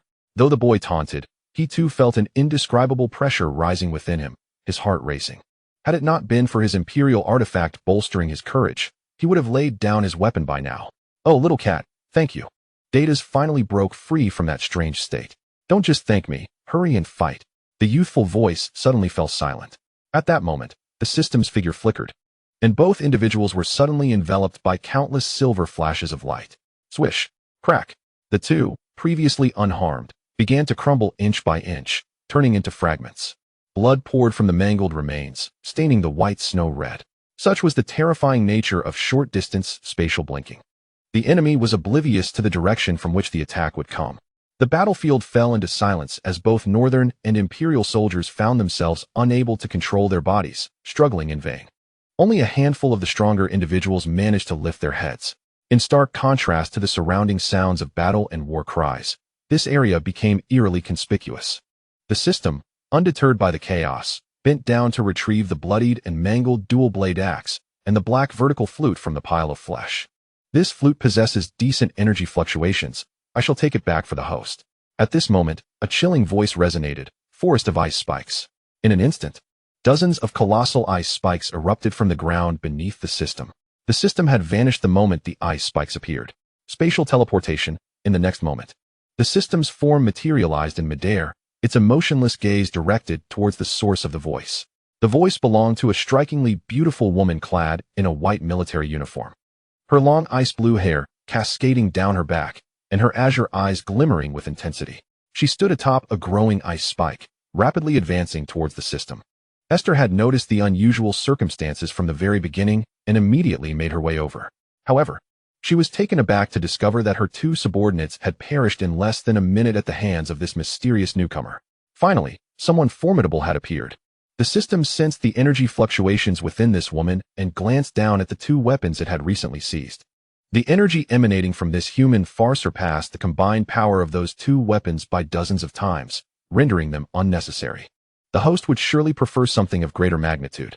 With that thought, the system unhesitatingly discarded the two imperial tools and turned to engage the human. Today, it intended to bring this human back for its host. Chapter 60 Information, Spatial Teleportation. In the next moment, the system's form vanished once more, reappearing behind Esther. It gripped its long blade tightly, striking down heavily against the back of her neck with the blunt side of the blade. It recalled the words spoken by its host 2 days prior in the experimental department regarding the value of living beings compared to lifeless objects. Since the host deemed living beings more valuable, it would bring one back alive. Esther sensed an unusual disturbance in the air behind her and quickly conjured an ice sword to shield herself. Clang. No murderous intent. This enigmatic being caught Esther off guard. And as she prepared to freeze her adversary, a profound sense of guilt welled up within her, hindering her timely counterattack. Seeing its attack thwarted, the system's immense magical energy surged forth, unleashing a flurry of flickering spells in less than half a second. Swish! Multiple blades of light struck Esther, delivering tremendous force that sent her crashing to the ground, creating a massive crater in the thick snow. Boom! With Esther now incapacitated, the giant ice spikes ceased their growth. The system stood where Esther had just been, coldly gazing down at her. Had it not used the blunt side of the blade, Esther would have been reduced to mere pulp. Cough, ha ha ha. Esther slowly rose, undeterred by her recent defeat. Instead, she felt an exhilarating rush. You are strong. Only someone of your caliber is worthy of my conquest. Kill. Boom, boom, boom, boom, boom. Countless massive ice spikes erupted from the ground, aiming at the system standing atop the ice column. The system had no intention of withstanding the assault. It swiftly teleported away from its original position. Boom. In the very next moment, the ice column was shattered by 5 or 6 colossal ice spikes. Die. Esther quickly locked onto the system's reappearance, and the towering ice spikes grew once more, pursuing the system's constantly shifting position as if they were alive. Swish, swish, swish, swish. The system was equally determined not to be passive, utilizing teleportation magic to close the distance. Those enormous ice spikes possessed tremendous destructive power. Any ordinary person would have been reduced to a mere smear. Unfortunately for them, the system could continuously employ spatial magic without issue, making the impressive display futile. Observing this, the experienced Esther recognized the futility of her previous strategy and abandoned her usual colossal ice pillars in favor of smaller ice spikes, no larger than a thumb. This approach would conserve her energy while effectively tracking the system. Thorny forest. Countless tiny ice spikes extended from the ice column, thrusting towards the system. Yet, the system relied on its singularly effective technique, continually teleporting and flickering, no matter how wide the range, how dense the spikes, or how swift their assault. They failed to graze the system. Run. All troops retreat. This level of conflict is beyond our intervention. The clash between the two had begun to affect the Northern Army soldiers and the Imperial soldiers. In the face of such a formidable confrontation, numbers held no significance. Even the residual shockwaves could claim their lives. Within mere seconds, half of the Northern Army soldiers had sustained casualties. The Imperial soldiers, under Esther's conscious efforts to minimize harm, had not suffered significant losses. Desperate struggle. The system's momentum surged dramatically, its teleportation distance extended by 50% due to desperate struggle, allowing it to rapidly close the gap with the retreating Esther. Such an irritating ability. Upon seeing the system draw closer, Esther chose not to retreat, conjuring an ice sword in her right hand and confronting it head-on. Clang. With her keen instincts, Esther successfully blocked the system's teleportation attack. Learning from her previous experience, she immediately encased herself in solid ice after deflecting the blow. Clang, clang, clang. As she had anticipated, dozens of attacks surged towards her from various angles, crashing against the ice shield she had conjured. The magical runes etched upon the system's long blade glowed faintly, activating the wind-based teleportation magic inscribed on its edge. An invisible breeze coiled around the blade, causing the system's form to blur once more. Spatial flicker, swish, swish, swish, swish. The once impenetrable ice shield crumbled before the wind-infused blade as if it were made of mere tofu. The blade sliced through the shield with precision, shattering it into countless fragments without harming Esther within. Boom. Without the protection of her ice shield, Esther reappeared before the system, which again aimed the blunt side of its blade at the nape of her neck and struck down with force. Clang. Heh, do you look down on me? Esther raised her right-hand ice sword to block the system's attack, her icy gaze fixed upon the man before her. This man had treated their encounter like a child's game, possessing countless opportunities to end her life, yet refraining from action. A disgrace. Are you pitying me? Esther conjured a second ice sword in her left hand, thrusting it at this odious foe. Clang, clang, clang. The two weapons clashed repeatedly, due to the wind-based magic. None of Esther's ice swords could withstand more than 3 strikes against the system's long blade. She was forced to continuously conjure new ice swords while desperately fending off the system's relentless onslaught, which fell upon her like a torrential storm. Relying on her exceptional instincts, Esther managed to engage in a fierce melee with the system. However, this state of affairs could not last long. She would soon succumb to exhaustion. Such a high frequency of attacks could only be sustained by the tireless system. The system's strikes targeted Esther's head, neck, and chin, each blow precisely controlled to prevent fatal harm. Before long, Esther's appearance had transformed. Her once ethereal beauty was marred, her visage bruised and battered. This human possessed remarkable tenacity, remaining conscious despite the relentless assault. Ultimately, the system resorted to using sleep magic, yet it had no effect whatsoever. Meanwhile, in another realm, Xuan Xia had successfully acquired intelligence regarding this world as the system encountered Esther. Ding. World information confirmed. Akame Ga kill. Scenes flashed through Xuan Xia's mind, revealing the narrative of Akame Ga kill. Adaptation mushroom. Adaptation mushroom. Upon consumption, one can swiftly acclimate to the environment of this world and acquire the language of the realm of Akame Ga kill. It provides a substantial amount of nutrients, allowing for rapid reproduction. Side effect: induces a one-day coma in the consumer. Ding dong. Main quest of Akame Ga kill unlocked. Path of Assassins. Task 1. Eliminate the Ik family. Task 2.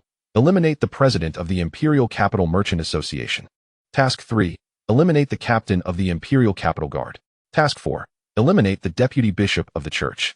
There are nearly 50 more names on the list, each one either a noble, a merchant, or an official, many of whom were assassinated by the main characters in the original work. Furthermore, the system tasks do not explicitly require one to be present, indicating that the tasks have been modified by the system. Ultimately, Xuan Xia's gaze turned to the task rewards, which are the real prize. The purpose of undertaking these tasks is to gain rewards. Reward 1. For every target eliminated, the length and width of the spatial portal will increase by 1 meter. Reward 2. Killing instinct. Killing instinct. Upon activating this skill, for every creature killed, with a minimum size of 1 meter, all attributes will be enhanced by 0. 1. With unlimited stacking potential. The skill cooldown is 4 minutes. If no creature is killed within this time frame, the skill effect will be interrupted and need to be reapplied. This is a divine skill. The potential for unlimited stacking is astonishing. After reviewing the skill effects, Xuan Xia was somewhat astonished by the implications of this ability. Particularly, upon realizing that every creature killed, with a minimum size of 1 meter, would trigger this effect, Xuan Xia immediately thought of goblins. Chapter 61. Development of the Magic Mecha 10 successfully completed. For every creature killed, all attributes will be enhanced by 0. 1. Meaning that with the elimination of 10,000 creatures, one could achieve a 10-fold enhancement, 100,000 would yield a 100-fold, and 1,000,000 could provide a 1,000-fold increase. With the potential for infinite stacking, 10,000 goblins would grant me a 10-fold enhancement, 100,000 goblins would yield a 100-fold, and most importantly, this enhancement applies to all attributes. This means strength, speed, defense, soul, and more could be augmented. For instance, Xuan Xia had become a great mage, and his body had been nurtured by a certain degree of magical energy, with the strength of his right hand reaching 300 kilograms. If this strength were to be enhanced by 100-fold, it would soar to an astounding 30 tons. However, it remains uncertain how the system determines the killing of creatures. If there are no restrictions on methods or weapons, then I could simply use nuclear bombs, fuel-air explosives, or thermobaric weapons to eliminate 10 million creatures in mere moments. Just then, a voice interrupted Xuan Xia's thoughts. Your Majesty? His earlier state had drawn the attention of everyone present. Previously, when the system sent notifications, he had exhibited a similar demeanor. Regaining his focus, Xuan Xia noticed the inquiring gazes around him and stated, "The information regarding the new world has been confirmed." Upon hearing this, the others exchanged glances, at a loss for words to express their admiration for the system. Not only had it opened doors for the Eastern Xia Empire, allowing adaptation to the environment, but it could also gather intelligence. This time, I also received a piece of information titled Akame Ga Kill. Xuan Xia began to summarize the details of this anime. Despite the absence of visuals provided by the system, he had a profound understanding of it. A friend had once introduced it to him, claiming it to be very healing and filled with love, yet it nearly plunged him into despair. The female characters seemed to perish without restraint, with only the leader and Akame surviving in the end. However, the leader would not live long either, as Akame was relentlessly pursued. Since he was only conveying some crucial information, such as about the imperial weapons, the state of the empire, and dangerous species, Xuan Xia completed his summary in just 3 minutes. This country seems tailor-made for the assimilation of the Eastern Xia. with the upper class indulging in excess while the lower class suffers immensely, and the common people harboring no sense of identity with this nation or its people. Military leader Li Engwo displayed a slight smile. Now, our sole consideration is how to engulf this nation. To put it bluntly, he was very satisfied with the situation of this country. Once the portal is expanded, the army of the Eastern Xia Empire can march in unimpeded, directly overpowering this nation without concern for national or ethnic identity, hatred, or any complications that might heighten the difficulty of assimilation. As long as we can swallow this nation and carry out cultural transformation, I believe complete assimilation can be achieved within a decade or so. The other leaders nodded in agreement. The second world was vastly superior to the first. This world does not feature deities, with such powers residing within living beings themselves. Nor does it entertain the concept of fate interfering with the world. In this world, the Eastern Xia Empire need not consider anything. They can simply advance without hesitation. However, this world is not as weak as it appears on the surface. Xia Xian shook his head. There are dragons in this world. In the original work, one of the imperial weapons was crafted from the hair of a dangerous beast remarkably similar to the azure dragon. Dragons? This goblin-slaying world also has dragons, most of which reach only the 5th tier in strength. These creatures are massive, their speed does not exceed 300 mph, and they do not possess spatial magic. They would be no match for modern fighter jets. In fact, a dragon carcass is currently stored in our base. Observing their puzzled expressions, Xia Xian looked up at the enormous golden dragon flag on the ceiling and remarked, "It is highly likely to be the great Xia dragon." Gasp.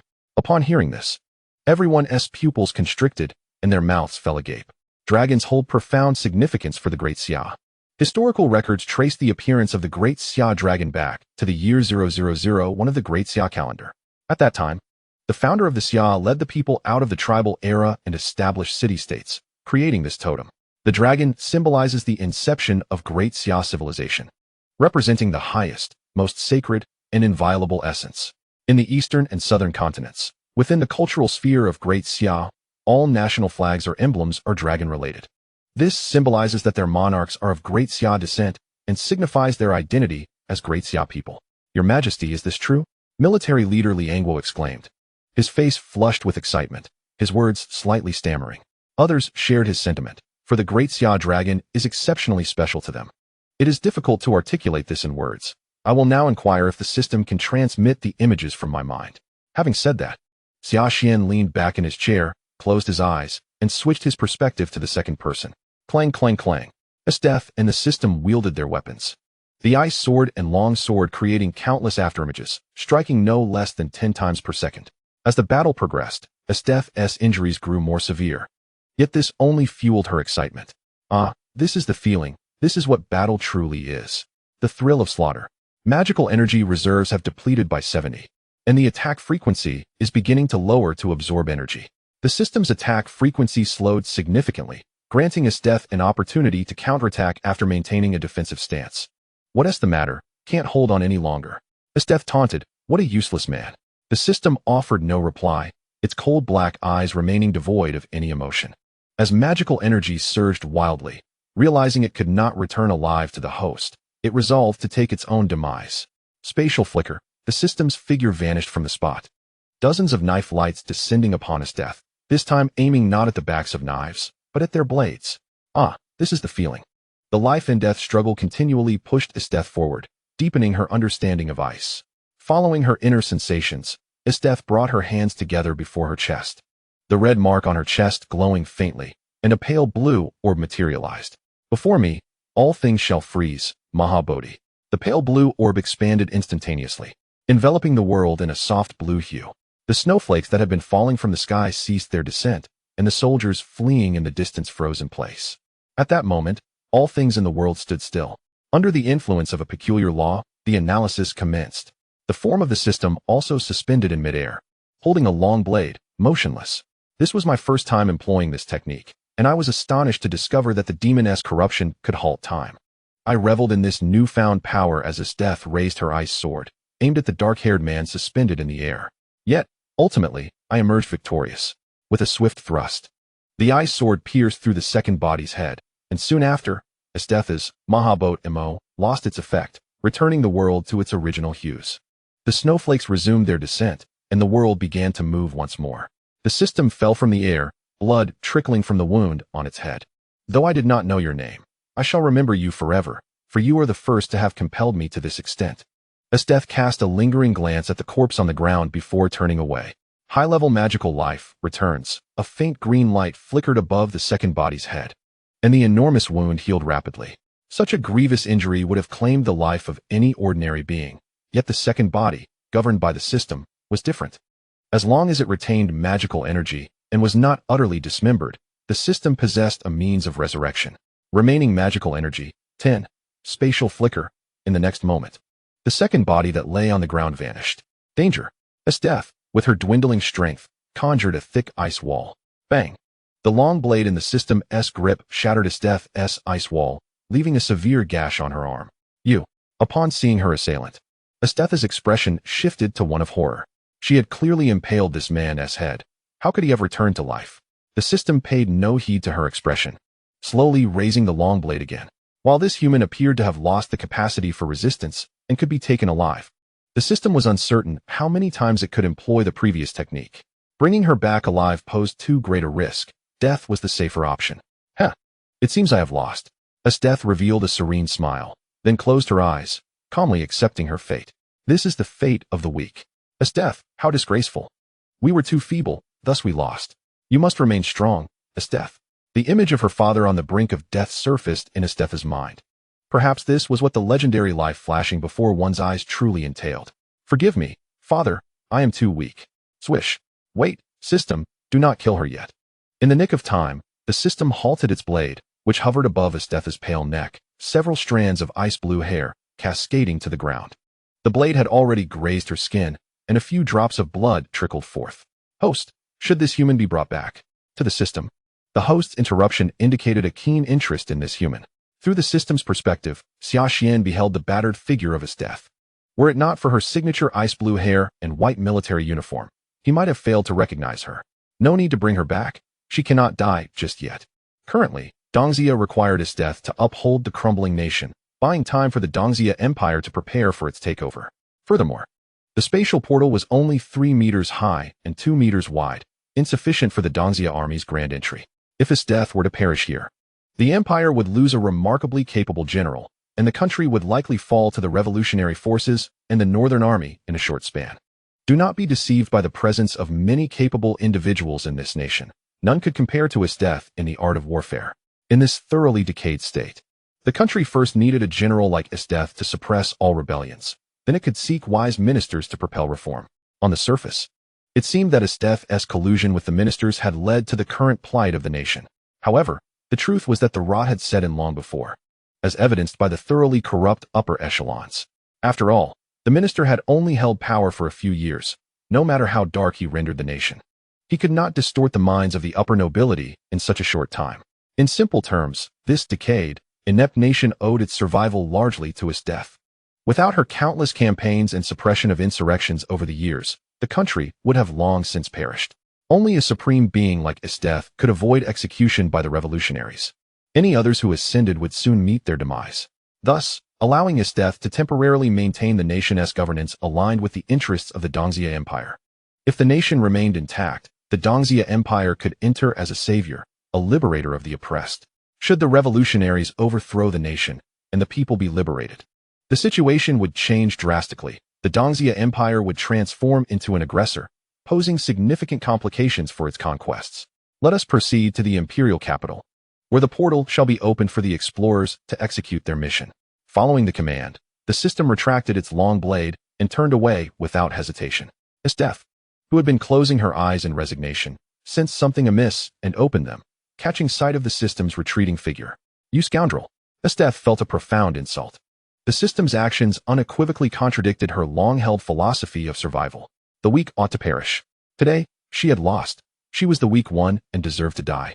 Yet this being had spared her. Stop right there. What does this mean? Do you pity me? Esteth bellowed. The system disregarded her entirely, vanishing through spatial teleportation. Since the human host exhibited no interest, the system deemed her unworthy of further attention.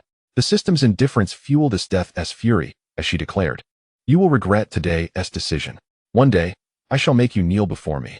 In the weaponry depot, the exoskeleton armor experimental zone, A towering 2-meter-tall silver mech stood at the center. Beside it, two elderly figures in white lab coats wielded chisels, meticulously inscribing mysterious magical runes upon the mech. Surrounding them were dozens of researchers and mages, watching anxiously. These two were Dr. and Ping Ai, and the great mage Tyler Joseph. As Doctor, and completed the final incision. Connecting the runes on the mech, they stepped back, watching intently. This marked their 7th trial. Nearly every previous attempt had failed due to errors in the runic inscriptions, resulting in catastrophic magical collapses. The magical runes on the mech began to emit a faint blue glow as countless spells connected autonomously, drawing and surrounding magical energy. Everyone held their breath, quietly observing the silver mech. After a moment, the magical patterns did not collapse, and Ping Ai and Tyler Joseph exchanged glances, then embraced in celebration as the crowd erupted in jubilant cheers. "We have succeeded. Ha ha ha ha. This is fantastic. The 2nd-generation exoskeleton armor, the Magic Energy Mech 10, has been successfully developed. While mass production remains unfeasible, requiring mages to inscribe runes, the difficult first step has been accomplished." Chapter 62. The fusion of magic and technology. Minutes later, the crowd gradually calmed down.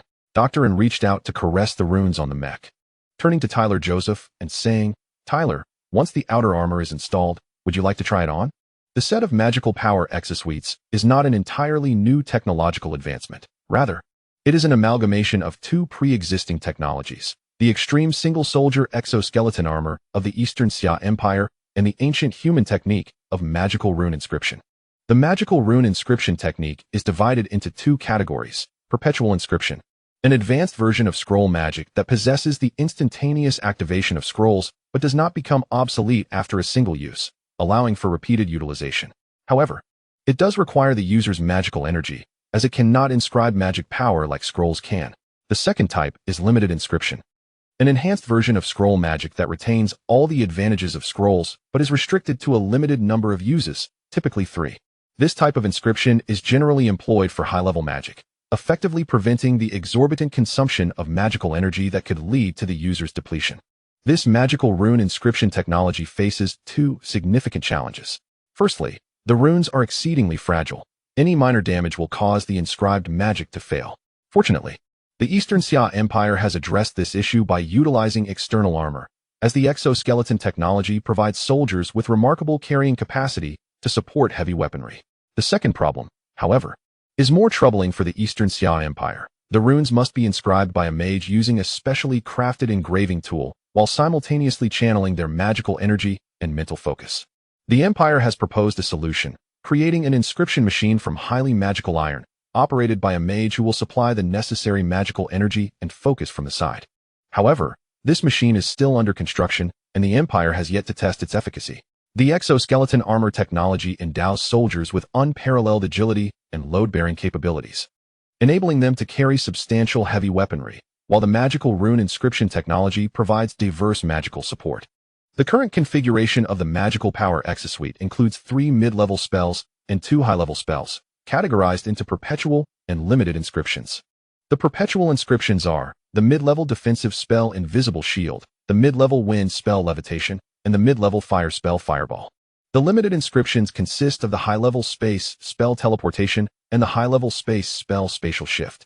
And Ping Ai turned to the technician controlling the mechanical arm and instructed, "Load the outer armor onto the magical power exosuite." "Yes," the technician replied, and the mechanical arm suspended from the ceiling began to move, sequentially attaching the outer armor to the central magical power exosuite.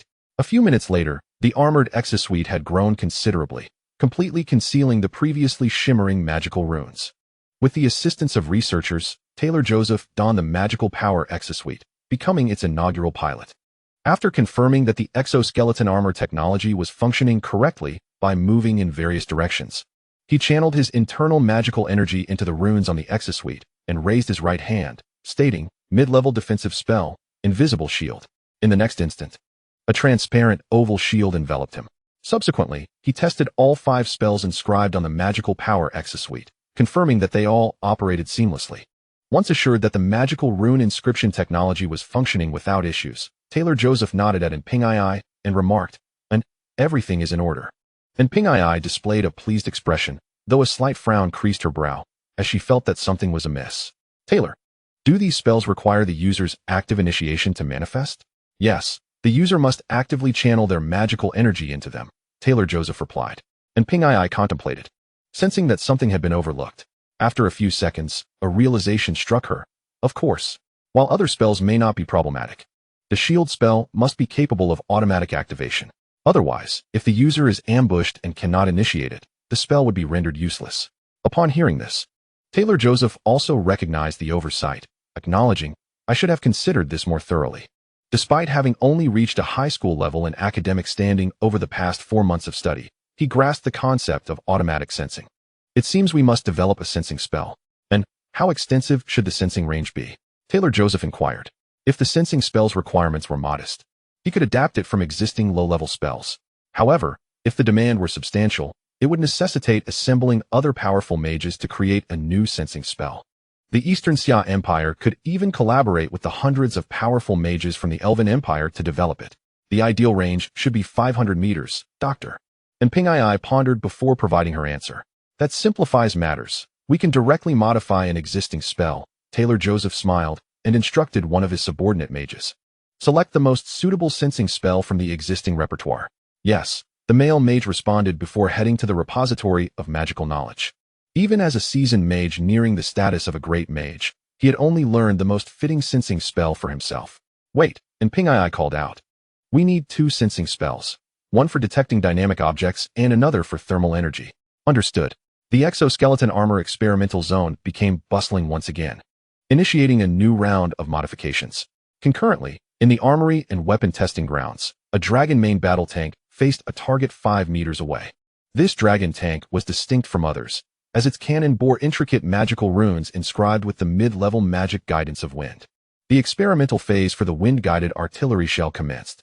Upon receiving the command, the soldiers within the tank infused their limited magical energy into the runes, causing them to emit a faint glow. Fire. Boom. A green glowing shell erupted from the cannon, hurtling towards the target. The target, operated by machinery, began to shift from its original position. In the sky, the shell, propelled at high speed, was guided by an unseen force, altering its trajectory to align with the moving target. Boom. The rapidly moving target was instantly shattered by the shell, which landed on the ground behind it, dislodging a significant amount of earth and creating a large crater. Due to being a blank shell, it did not explode. The experiment with the magical guided artillery shell was a resounding success. Upon hearing this, everyone present erupted into cheers. Although the Eastern Xia Empire had already developed guided artillery shells through continuous research, the latest kite-guided artillery shells exhibited a dispersion error of within 1 meter and a first-shot hit rate of 95%. The cost was prohibitively high, with each shell costing 140,000 Xia yuan. To put this into perspective, the average housing price in the capital city of the Eastern Xia Empire hovers around 1,000 Xia yuan per square meter. Several shells could easily equate to the cost of an apartment. Now, with the affordable artillery shells enhanced by wind magic achieving similar results to kite-guided shells, it was no wonder that those in the armory were ecstatic. Chapter 63, Versatility. Over the course of this month, countless magical and technological weapons were birthed here, such as magical guided artillery shells and magical power exosuites. However, these weapons do not represent the ideal magical arsenal envisioned by the Eastern Xia Empire. Rather, they are a combination of magic and weaponry. At best, a coordination of the two without true integration. The Eastern Xia Empire has only received the complete ancient magical knowledge from the Goddess of Knowledge for a little over 2 months. In such a brief span, how could one hope to fully integrate magic and technology? Even purely technological research typically spans years. It is not something that can be resolved in a mere 2 months. This is not a game where a simple click results in a technological upgrade. It requires extensive time for research, analysis, design, manufacturing, and experimentation. To create an entirely new generation of magical technology within 2 months would transcend the realm of science and venture into the domain of science fiction. In the realm of the Department of Biological Research, our understanding of the monstrous anatomy has largely been achieved through dissection. However, harnessing the unique organs of these creatures to create something beneficial for humanity will require considerable time. Despite the rapid success of the gene serum experiments in Bayerkevin, which reached fruition in merely 3 months, it is essential to recognize that they were on the brink of success, a feat not easily comparable to other research endeavors. In the world of Kabaneri of the Iron Fortress, amidst the lush primordial forests, a myriad of creatures, including perilous species, thrive within this ecological sanctuary. A man with dark hair moves like a specter, appearing and vanishing in the blink of an eye, traversing hundreds of meters in an instant. As he utilizes spatial teleportation and absorbs the surrounding energy, Xia Xian is filled with a profound curiosity and inquires, "System, can the magic from the Goblin Slayer world be employed in this realm?" Indeed, the system affirms. But why? Although this world possesses a similar form of magical energy, the rules cannot be identical, Xia Xian questions. Host, the magic in the Goblin Slayer world primarily revolves around the manipulation of energy, which is generally universal, the system explains. Magic is essentially the soul's manipulation of energy, utilizing various methods to produce different effects, akin to the principles of arithmetic in humanity, where one represents energy, and another represents the method and outcome. Incantations serve to focus the soul's attention, enabling it to simulate magic. Methods that cannot be universally applied are primarily those that depend on the laws of the world. Such laws are unique to this realm, thus rendering them ineffective elsewhere. As Xia Xian absorbs the myriad of images and explanations transmitted to his mind by the system, he gradually comprehends why the magic from the Goblin Slayer world can be employed in other realms. In essence, supernatural forces like magic can be wielded as long as one possesses the requisite magical energy and employs the correct manipulation techniques. So, only a limited number of specialized spells cannot be utilized, while the majority can be. He queries. Correct, the system confirms. After an extensive discussion with the system, Xia Xian recalls his purpose for being here. System, is it possible to transmit the world intelligence acquired from you to others, or to display the images? Yes. The system can utilize elements of varying colors to create images for projection, it replies. In the conference room, as Xia Xian shifted his perspective to seek assistance, the various heads of departments seized the opportunity to bring out their computers and began their tasks, essentially preparing for the conquest of this world. The room was enveloped in silence, broken only by the rhythmic tapping of keyboards. At this moment, Xia Xian slowly opened his eyes. Liang Guo, seated closest to him, noticed and promptly halted his work. The others followed suit, turning their attention to Xia Xian, awaiting his words. I will now present the information regarding the Kabaneri of the Iron Fortress world in a projected format. I need you all to pay close attention and devise a comprehensive and viable plan within 2 days. With that, Xia Xian raised his right hand and gently tapped the air, generating an invisible ripple. In the next instant, countless particles of light converged before him, forming a virtual screen as the distinguished individuals commenced their viewing. They watched intently for an extended period, even calling for food to be brought in as they dined while watching. Considering Kabaneri of the Iron Fortress consists of 24 episodes, each lasting 24 minutes. Even without the opening and closing credits, the viewing time approached 500 minutes, roughly 8 hours. Upon completion, their immediate reaction to the nation portrayed was one of chaos. Firstly, the nation's system is even more flawed than a feudal system. The emperor's authority is absolute, and all must heed his command, regardless of its correctness. This scenario may superficially suggest the realization of supreme imperial power, yet it constitutes a tremendous calamity for the entire nation. As an ancient saying from the great Xia suggests, absolute power inevitably breeds immense corruption. Furthermore, the upper echelons of this society, the so-called nobility, lack the refinement and responsibilities befitting their status, exhibiting extreme psychological distortions. They perceive society as a slaughterhouse, viewing themselves as the butchers and the populace as livestock awaiting slaughter. This nation is utterly decayed from top to bottom. In our world, it would take mere days for these upper-class individuals to face the guillotine. As for why such a nation has endured for centuries without being overthrown, it can only be attributed to extraordinary powers and the overwhelming strength of individual entities. More accurately, these inept individuals remain in their elevated positions due to the formidable legacies bequeathed by their forebears. This legacy, particularly the imperial artifacts, is one of their primary interests. Secondly, the technological landscape is chaotic, reminiscent of a game where lights illuminate random areas. Cold and hot weapons coexist, resulting in a bizarre array of armaments during conflicts. It's akin to 5 individuals in a brawl, with one brandishing a longsword, another a flintlock, a third an automatic rifle, a fourth a laser gun, and the 5th piloting a colossal mech. Chapter 64. You are not qualified to wear the silver armor. The methods of crafting imperial artifacts. The ahurite steel and other rare metals required for their creation, as well as the dangerous species, are of immense interest to the Eastern Xia Empire. Particularly noteworthy is the fashion-forward doctor, whose remarkable body modification techniques astonished all present. The ability to integrate such an array of weaponry into a human subject, allowing for unrestricted movement without any adverse reactions, was nothing short of miraculous. While the imperial artifacts certainly assist, they merely serve as tools in this process. An individual devoid of foundational knowledge, when equipped with the divine hand of the imperial artifact, would only be capable of performing intricate movements with their fingers at best. The Eastern Xia Empire expressed great interest in the knowledge contained within his mind. Qingfeng, transmit the recorded footage to all responsible parties' computers, Xia Xian instructed. The next moment, an electronic synthesized female voice responded, "Understood, Your Majesty. Currently, the second entity is en route to the imperial capital, with the portal expected to open there in 2 days. I require a comprehensive plan and preparations for the Pioneer Corps actions within that time frame." Upon hearing this, all present rose and bowed to Xia Xian in unison. Yes. The following day, in Kaban area of the Iron Fortress, the Northern Kingdom's capital lay beneath a thick blanket of ominous clouds, casting a shadow over the snowy landscape where two armies faced off. The stark contrast between the black sky and the white ground created an oppressive atmosphere, foreboding an impending storm. In the northern barbarians' ranks, a man wielding a spear stepped to the forefront, turning to survey his soldiers.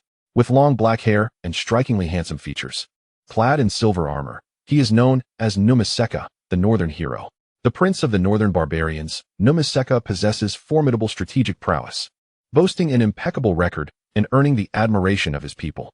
Months prior, he had established a stronghold in the northern kingdom's fortified city, initiating an invasion against the empire that had dominated the continent for a millennium, with the ambition of elevating the northern kingdom to the position of continental ruler.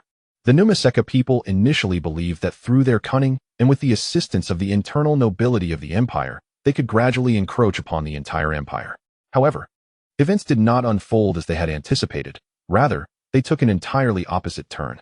As the saying goes, a starving camel is still larger than a horse.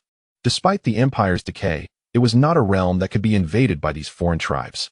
The empire merely dispatched 2 armies, one led by General Bude to quell the domestic revolutionary uprisings, and the other, the Northern Expeditionary Force, commanded by another general, Ezd, to annihilate the rebellious northern tribes. Numiseka, now furious, had vociferously condemned the ancestors of the revolutionary leaders, who had been the loudest in inciting rebellion against the empire, and were the first to be subdued. How could they have encountered such incompetent allies? They had anticipated that the chaos instigated within the empire would divert its attention. Yet, scarcely had the revolutionary forces emerged when they were crushed by the empire. Even more embarrassingly, the revolutionaries found themselves reliant upon a notorious assassination organization named Night Raid to execute covert operations within the imperial capital, forcing General Bude to return to the palace to safeguard the emperor. Their situation was, without a doubt, tragic. Numiseka's heart ached with regret. Why had he ever believed the deceptive rhetoric of those revolutionaries and taken up arms in rebellion? Now, not only was the expansion of territory beyond reach, but he found himself on the brink of national annihilation. Despite the turmoil within, Numiseka maintained a calm demeanor. Drawing a deep breath, he summoned his strength and proclaimed loudly, "Fellow compatriots, this battle concerns the survival of our nation. Behind us lies our capital, our homes, our loved ones." His voice resonated throughout the capital and the snowy expanse, clearly reaching every ear. "In this battle, we shall not retreat." Numiseka raised his spear high. The soldiers, inspired by his words, believed that their prince would lead them to victory over the empire, guiding them out of the frigid wilderness into a life of warmth and comfort. This was the charisma of Numiseka. Even in the face of imminent defeat, his soldiers continued to place their faith in him. The morale of the northern army surged, and all soldiers raised their weapons, shouting, "In this battle, we shall not retreat. Victory is ours." Numiseka echoed their fervor. Witnessing such heightened spirits, Numiseka nodded. At least his soldiers were not despondent and still possessed the will to fight. Meanwhile, the empire's forces stood in stark contrast to the spirited northern army.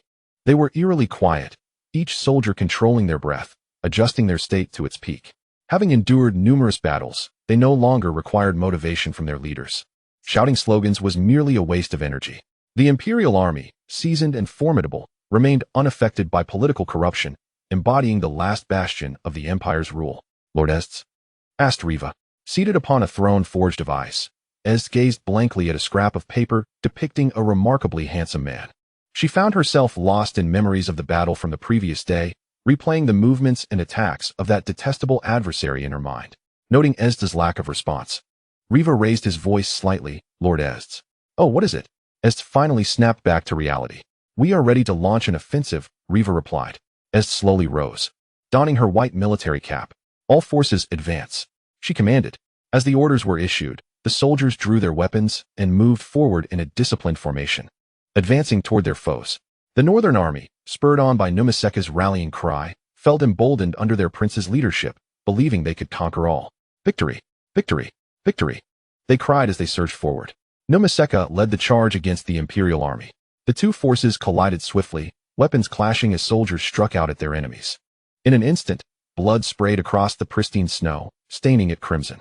In that moment, the snowy expanse resembled a blank canvas, with blood serving as a brush, painting a stark line across its surface. Kill! Shouted the soldiers of the Northern Army, their morale seemingly unshakable. In contrast, the Imperial soldiers remained eerily silent. The casualty rates reflected the disparity. The fervent Northern troops often required 7 or 8 of their own to fell a single Imperial soldier. 10 minutes later, the Northern Army's morale began to wane. No matter how fiercely they charged or how loudly they roared, they proved utterly vulnerable before the Imperial soldiers. Their formations started to falter, and the entire army was on the verge of collapse. This was the might of the Empire's battle-hardened forces, the very essence of its dominion over the continent. What is happening? Numiseka could hardly believe his eyes. No matter how he commanded his troops, flanking, encircling, or employing every tactical maneuver, nothing yielded results. The Imperial Army remained unfazed by the Northern forces' attempts, advancing relentlessly, crushing them with overwhelming strength. At that moment, a figure descended from the sky, landing before him. Before Numiseka could react, he was sent flying as though struck by a colossal beast. Ezd, her long ice-blue hair flowing in the wind, bore a strikingly beautiful yet frigid visage. You are unworthy of donning silver armor. Prince, protect the prince. Eliminate her. The surrounding Northern soldiers regained their composure, drawing their weapons to charge at Ezd. Without even glancing at her assailants, Ezd crouched down, pressing her hand against the ground. A surge of power began to resonate within her, and an aura of freezing cold erupted from her being. Freeze! She commanded in a chilling voice that echoed in the ears of the surrounding soldiers. The soldiers felt an immediate chill envelop them, followed by darkness as they lost consciousness. Crack! Crack! With Ezd at the center, the pristine snow began to freeze, rapidly spreading outward. All Northern soldiers who came into contact with the frost were instantaneously encased in ice. Without a struggle or a scream, they were oblivious to their transformation into ice sculptures. Where the frost spread, all things were immobilized. In a mere 2 minutes, nearly 50,000 soldiers of the Northern Army were transformed into ice sculptures, their expressions frozen in anger, terror, or despair. At that moment, the thick clouds parted, allowing warm sunlight to stream through, illuminating the ice sculptures, which glimmered softly in the light. Here, the battlefield resembled not a site of war, but rather a gallery of ice sculptures. Lord Ezd, majestic, shouted the Imperial soldiers, raising their weapons in celebration, marking their first cheer in this war. Ezd stood at the heart of the ice sculptures, her long hair dancing in the breeze. The gentle sunlight bathed her and her exquisite face, softening her previously icy demeanor. The scene of snow, ice sculptures, sunlight, and beauty resembled a timeless masterpiece, imbued with an ethereal allure. The soldiers gazed fervently at the figure amidst the ice, for Lord Ezd remained the mightiest warrior. With the Northern Army's obstruction eliminated, the Imperial soldiers advanced smoothly into the capital of the Northern tribes, where anguished cries soon echoed throughout the city. The Northern Expeditionary Forces did not arrive here to suppress the Northern ethnic minorities. Rather, they came to annihilate them. Today, the Empire intends to eradicate this rebellious Northern populace entirely, using the slaughter of over 200,000 as a warning to those who might harbor insidious intentions. Regardless of the Empire's political darkness and corruption, its armies remain invincible. An hour later, the capital gradually fell silent. Blood had thoroughly stained the city, transforming the once vibrant inhabitants of the morning into lifeless corpses. No one, be they man, woman, or child, was spared by the Empire's soldiers. From this day forth, what was once the most prosperous city in the north has become a ghost town. Haha, Numiseka knelt on the ground like a dog. No longer embodying his former spirited self, Iced sat upon the frozen throne, coldly observing Numiseka, clad in silver armor, kneeling before her. She endeavored to imprint the visage of a certain man onto Numiseka's form, imagining that the one kneeling before her was him. You are not him. Iced lifted her right foot and crushed Numiseka's skull beneath it. The northern hero has fallen. Leaning back against the throne, Iced gazed up at the sky with her cerulean eyes, extending her delicate hand and whispering softly, I shall grow stronger, powerful enough to bring you to your knees. One day, I will see you submit at my feet. Meanwhile, a certain system was en route. Achoo! Xuan rubbed his nose, puzzled by the sudden itch. He picked up his pen once more and inscribed his signature at the conclusion of a letter he had just composed. To Prime Minister Li Zhiguo, power must be constrained. I have afforded them an opportunity this time. I hope certain individuals do not prove ungrateful. Xuan sealed the letter and then pressed a button on the table to summon his assistant. The next moment, an officer clad in military attire entered, saluting Xuan and inquiring, Your Majesty, how may I assist you? Deliver these 3 letters to General Li Angguo, Xuan instructed, handing the letters to his assistant. Yes. The assistant saluted once more before turning to exit the room. When the door closed behind him, Xuan found himself alone once again. He turned to gaze at the golden dragon flag hanging behind him, murmuring, The warning has been delivered. If they remain obstinate, they shall have no one to blame but themselves. A glint of coldness flickered in his dark eyes. These 3 letters were addressed to the Prime Minister, the Parliament, and the Royal Party. Their contents broadly included, first, a notification to the Prime Minister regarding the inquiry into those who have overstepped. Second, a discussion with the Parliament about the long-standing traditions of the Great Xia. And third, a directive to the Royal Party to extend certain assistance to the Prime Minister. Upon becoming a Grand Magus, Xuan fully absorbed and integrated the memories of his former self, no longer needing to laboriously recall them as before. In the early days following his transmigration, even a full day spent attempting to remember his past was insufficient to encompass the vastness of over 20 years of memories. After perusing these memories, Xuan became aware of a tacit understanding shared among the upper echelons of the Eastern Xia Empire. The 9 military districts are entirely subordinate to the Parliament, except in cases where the Emperor's commands conflict with those of the Parliament. In such instances, as long as the Emperor's orders are not excessively outrageous, the military districts will choose to obey the Emperor. The bill submitted by the Royal Party regarding the revision of imperial powers has entered its second round of review, and its passage appears nearly assured. Of course, even if this bill does not pass, Xuan remains unconcerned. From the moment he unveiled the portal to another world, the 9 military districts have firmly aligned themselves with him. In the Eastern Xia Empire, the imperial capital is characterized by ancient architectural styles, rich mahogany, black tiles, cloud patterns, green bamboo, and babbling brooks. The buildings here are entirely constructed in the ancient style of the Great Xia, evoking a sense of returning to antiquity. This is the Great Xia Academy, the world's foremost institution of learning, encompassing all educational stages from primary school to university. In the 3rd year of high school, the Xia class, named after the summer season, comprises not only prodigies, but also the offspring of the empire's elite. An elderly teacher, with silvery hair and an air of refined elegance, stood at the lectern. Students, today we shall explore the origins of Great Xia culture. This topic is a staple of the annual examinations, so I implore you to pay close attention during this lesson. Let us begin by discussing the founder of Great Xia culture, Ancestor Xia.